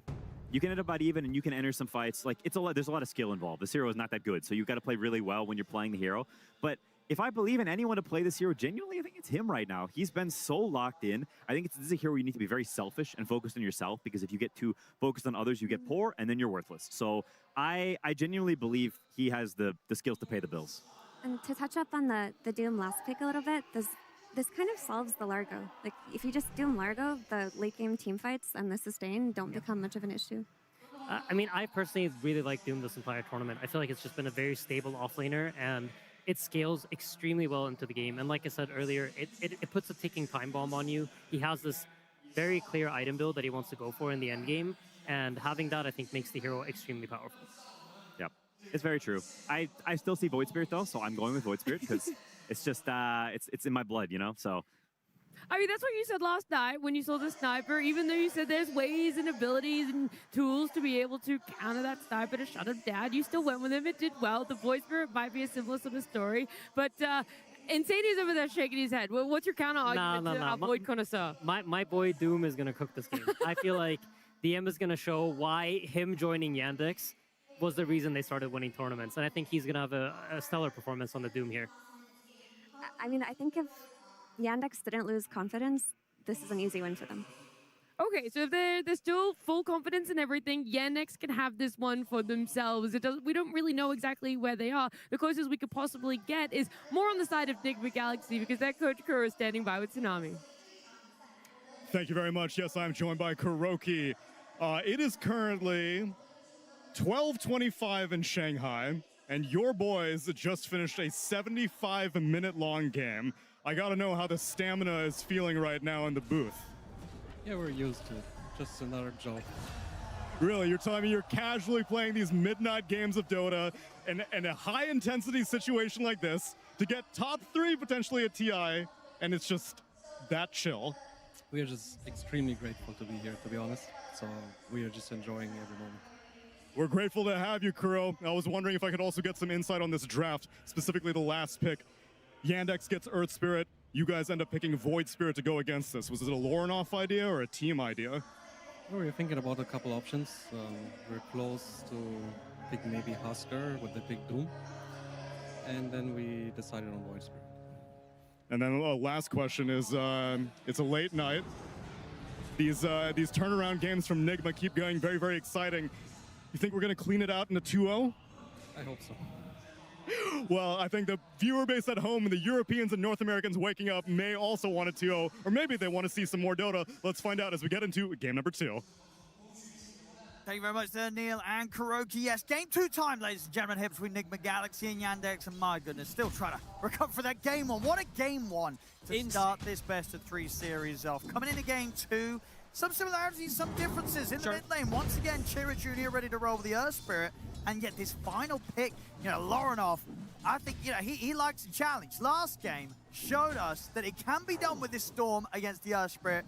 I think if you ask all the other mids at the moment in the tournament, they consider this an even more, another level of leveling challenge. Now he's going to try and show us that this Earth Spirit, you can beat it with a Void Spirit. A lot of mids, they don't even want to touch this hero. No, and I'm super curious how this match, GH, is probably going to die down here, gets lifted. As you have the Fairy Fire, will survive one extra. He does survive. Yeah, I'm super curious to see how this one's going to go down, because yesterday, I know me and you, we had one of the most insane recovery type of games come out. Today, almost superseding that with these black holes. And then we had a very one-sided affair. Will that be the case in this one? Because we did see Yandex. They were running the show in that last game for the majority of the beginning of it. Yeah, the dive comes in. They'll get GH. Can they get Samael as well? They can. It's going to be a double kill for Saxer and diving the tower. Of course, as you lads and ladies would have seen at home on your screens, the first blood of this game did end up going down up top. The Enigma Galaxy was able to find with the dive onto Watson. The 2 for 2 already here in this early game. And this early game, right, I have to say it again, right, Saksa, his early game was absolutely ridiculous in that last game. So I think that's the biggest thing for Enigma, to weather the storm of this bottom lane, how much Saksa can actually do in terms of pressuring. And overall, too, looking at some of the differences in drafts in this game, I'm seeing a lot of cooldowns on one side and almost none on the other. I feel like the way that Nigma's going to look to play in this game is just some accelerated game, trying to play around these cooldowns, just get that momentum going, but have to be careful because their team fight, it does look quite a bit lackluster in comparison. Let's see how these lanes do end up going down. As we said, Yandex, they had a big advantage in the lanes last time. You can move Zero onto Devi. Should find him, and they will. Securing kills already here for the two of them up top. It's a pretty safe lane here for Watson with the backup of Malady as the Wyvern. Yeah, keep Watson healed up and safe for the lane. I feel like last game, I was mentioning at the start, Nigma, I thought that they had the hero picks in order to have the advantage in the laning phase, and it ended up being Yandex with the massive superior advantage in that laning phase. This time, I feel like it's Yandex with the superior laning heroes in particular to be able to apply that pressure. So I'm really curious how these lanes are going to go down and how the rotations are going to come down also. And it has to be a lot on Lornoff again, right? This time they don't have that clutch factor that's going to be coming from these BKB black holes that's uncounterable. Yeah, it's true. It's just going to have to be Lornoff making these moves, shutting things down, and slowing down Chira's momentum. Which is going to be the difference, right? Because as you pointed towards, last game it really was Devi opening up the game to allow Lornoff to get to that point as the Storm, where he's able to make these insane plays late game, doing incredible amounts of damage as the Storm after a bit of a slow start. Come around, might be harder to find that bottom lane. Samael again gonna go down. I don't want to say his name so many more times. Socks on a triple kill. Let's get the third one again. A lot of pressure being brought down here, and Clinks in this game too. I was with the panel too. I mean, I get that this is a strong hero. It can be strong if you're able to play with that momentum, but this can be a difficult hero to play from behind. Yeah, Chaz got a leap. One remaining. Might just get clicked down. The boots are there on Saksa. He's got the extra hits once he gets the vision. He's not going to see him immediately, but he's going to be ready to reach in under the tower. Anything else to help him out? There's not. A Fade Bolt's going to finish the job. That's 4 for Saksa. Similar to last time. Yeah, 4 kills, 4 minutes in. You don't always see that from these supports, but Saksa, he'll do that. Mid lane, dead even though. Lornoff having a better matchup this time in comparison to the Storm than he was in the Storm Spirit, so is doing very well in that matchup. But top lane, Devi is struggling again. This is a full counter pick. We've been seeing some teams actually stray away from the Kez, but versus that Largo, this is one of the best answers. Teams have loved to pick this against it. And I've got a Malady might come down here. Good drag back here in the bushwhack. He's going to be able to juke through the trees. Will still die. Nicely done. And Watson gets some cleanup in return. Both Omar and Devi very low. Omar will get sliced down here by the Kez. Devi will be fine. Gets a courier. He'll be able to drag the creep wave too, so we'll get some more out of this lane. Lots of kills going down though. 6-3. Yandex again having that advantage. Enigma, as you said, did get that first blood, but Yandex in this laning position having this advantage at the moment. And DM is off to a hot start. Oh, he is. Yeah, they're having a great time down here against the safe lane of Enigma Galaxy that's now going to have a +1. We're going to get the rotation coming in from Omar. I think this is necessary. I think they have to accept the fact that this top lane isn't going to be a win. They have to start securing Clinks some extra farm. He doesn't want to play from behind versus this matchup, versus the Earth Spirit, just like Panel was talking about. the Clinks can just start to chain feed if he does get too far behind versus this ES. So I like this move from Omar. They've got to secure Sumail's early game here. Yeah, just get him a little bit tankier, a little bit of that extra item, so perhaps he can survive versus that collapse that will come on top of him. Malady will look to match these movements, though. Moving toward the mid lane, gonna look to secure the power rune here for Chira Jr. And Chira has it 6, a little earlier than Lorinov. Lorinov does have to be careful how he shows, because he also did skill very aggressively on Lorinov. 2-0-3. No point in dissimulate to disengage. If he does get caught in these big silences, he could just die and they get the catch. Chira's going to get the setup here with the kickback into the magnetize. He's going to go straight for the TP out. Smart TP. When he's away. Big brain. Second, the roll connects. He knows they don't have the follow-up stun. On him, pressure continues on to Sumail. A much slower start for him this time. He's still getting good CS though. He is, but something I didn't even get to talk about Sumail too much in that last game. He was doing such a good job of just being this crazy distraction, applying so much damage. That was him playing one of his best heroes. I'm wondering how it's going to be with the Clinks, because just Necro existing does a lot. Clinks existing a little different with what you're going to be able to do in the game. Wisdom Shrine. Yandex looking to set up for the double again, just like last time. Even rolling in, Divide. Yeah, diving up towards the tier 2, getting the kickback. Awkward with the kick. They should still find him though. Able to block him off, make sure that he can't run. I mean, the early game again, it is getting pretty commanded here from Yandex. The double shrines, having these extra kills as well, having the tree farm. And I will say, it is quite the difference the hero that Divi's on. I think he's gone from literally the flashiest offlaner to the least flashy. Yeah, and also we do have to mention for Lorinov too, right? He was playing his king hero, his Storm Spirit that he loves to play to scale. I'm wondering how the Void Spirit is in comparison, because as they said, it is one of the weaker of the spirits.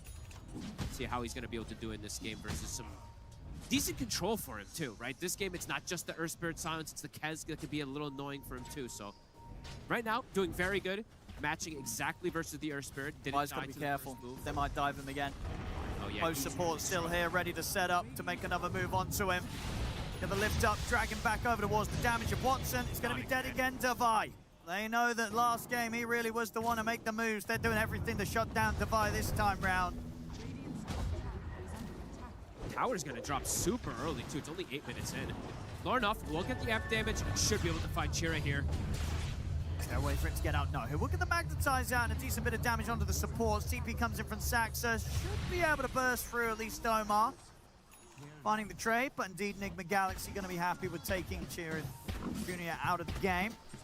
Nice. I mean, Lorinov is the clutch factor, right? In this game, it's him rather than the Largo. Very much so. They're trying to amplify him as well with the Largo. So getting him off to a good start, that does feel like the key for Enigma, for him to make these moves around to get the space. And there's no cooldown on their draft, right? That's the beautiful thing that we can look at. Lorinov ready to make this rotation. Ready for the jump on towards GM. Going to be a very successful move. Nicely done. Yeah, I'm so curious to see how this is going to be in the mid game, where it is just, I think, what's their longest cooldown ability, really, right? Like, it's Moonlight Shadow and Clinks' whatever, his small abilities, but there really is no cooldown that Enigma is really playing with. They can play super fast. Just found Omar. He's 6 already. Omar's only 3. Very, very squishy on the hook wing. Toxa he's doing it again, just like last game. Running the show. Didn't end up mattering in that last one. But yeah, 3-level disparity between him and Omar is pretty insane. Sure, they did get the double shrine steal, but still. A lot of pressure in this early game. Another tower starts to get beaten on. Yeah, pre-10 minutes. Pretty much looking like they're going to lose these 2 tier 1 towers. H has another leap. Should be okay. Power Rune, though, they're going to finish the full tower. Yeah, it's gone. Potentially able to set up for that Power Rune as well to prevent Lorinov from getting the fill up. Will Lorinov go for this jump and go for it here? He's under ward vision. He's playing a little bit careful here. Won't be able to. Shield Rune. Strong Rune here for Yandex, for Chira.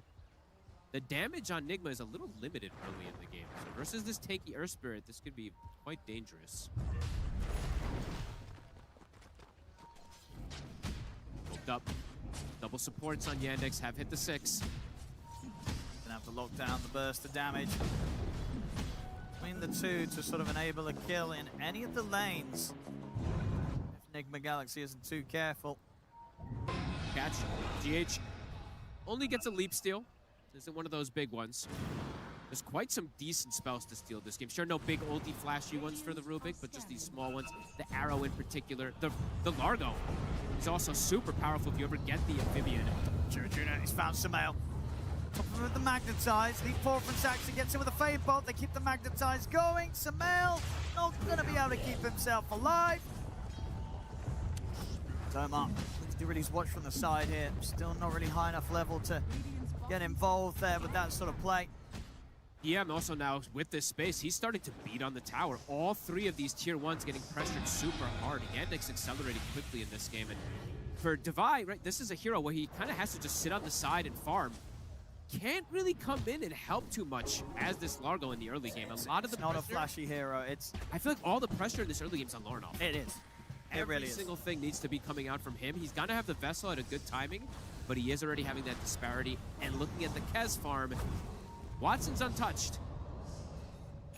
Going for the Mage Slayer build, a very strong one this game, playing versus that Void Spirit versus the Largo. Another reason why teams do like that Kez versus the Largo.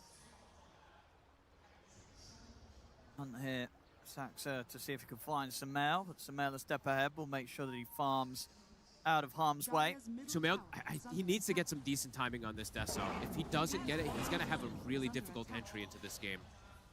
So I'd like just play as careful as possible. Probably don't show up to any of these next fights until you have that Deso. And then you can look for some of these fragile supports. You know, the Rubik in particular does not like to play versus these high physical burst heroes. So if he can't find Saxa, can't find some free grabs when he's got the Deso done for the Clinks. 3K lead though, Yandex.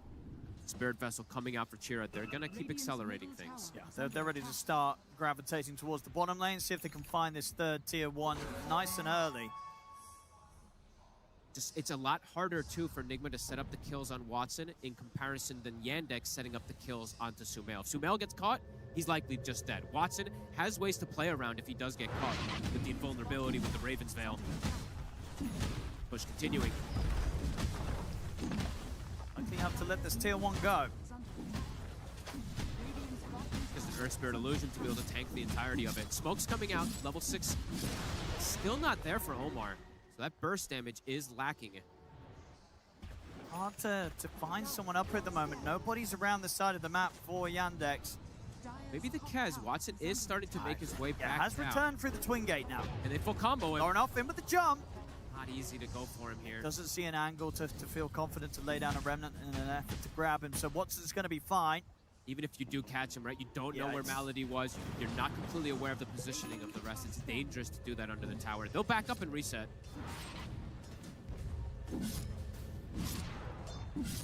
Knowing where to cut their losses there, at least Enigma Galaxy not trying to make too greedy of a play. I think if they have the Omar with level 6,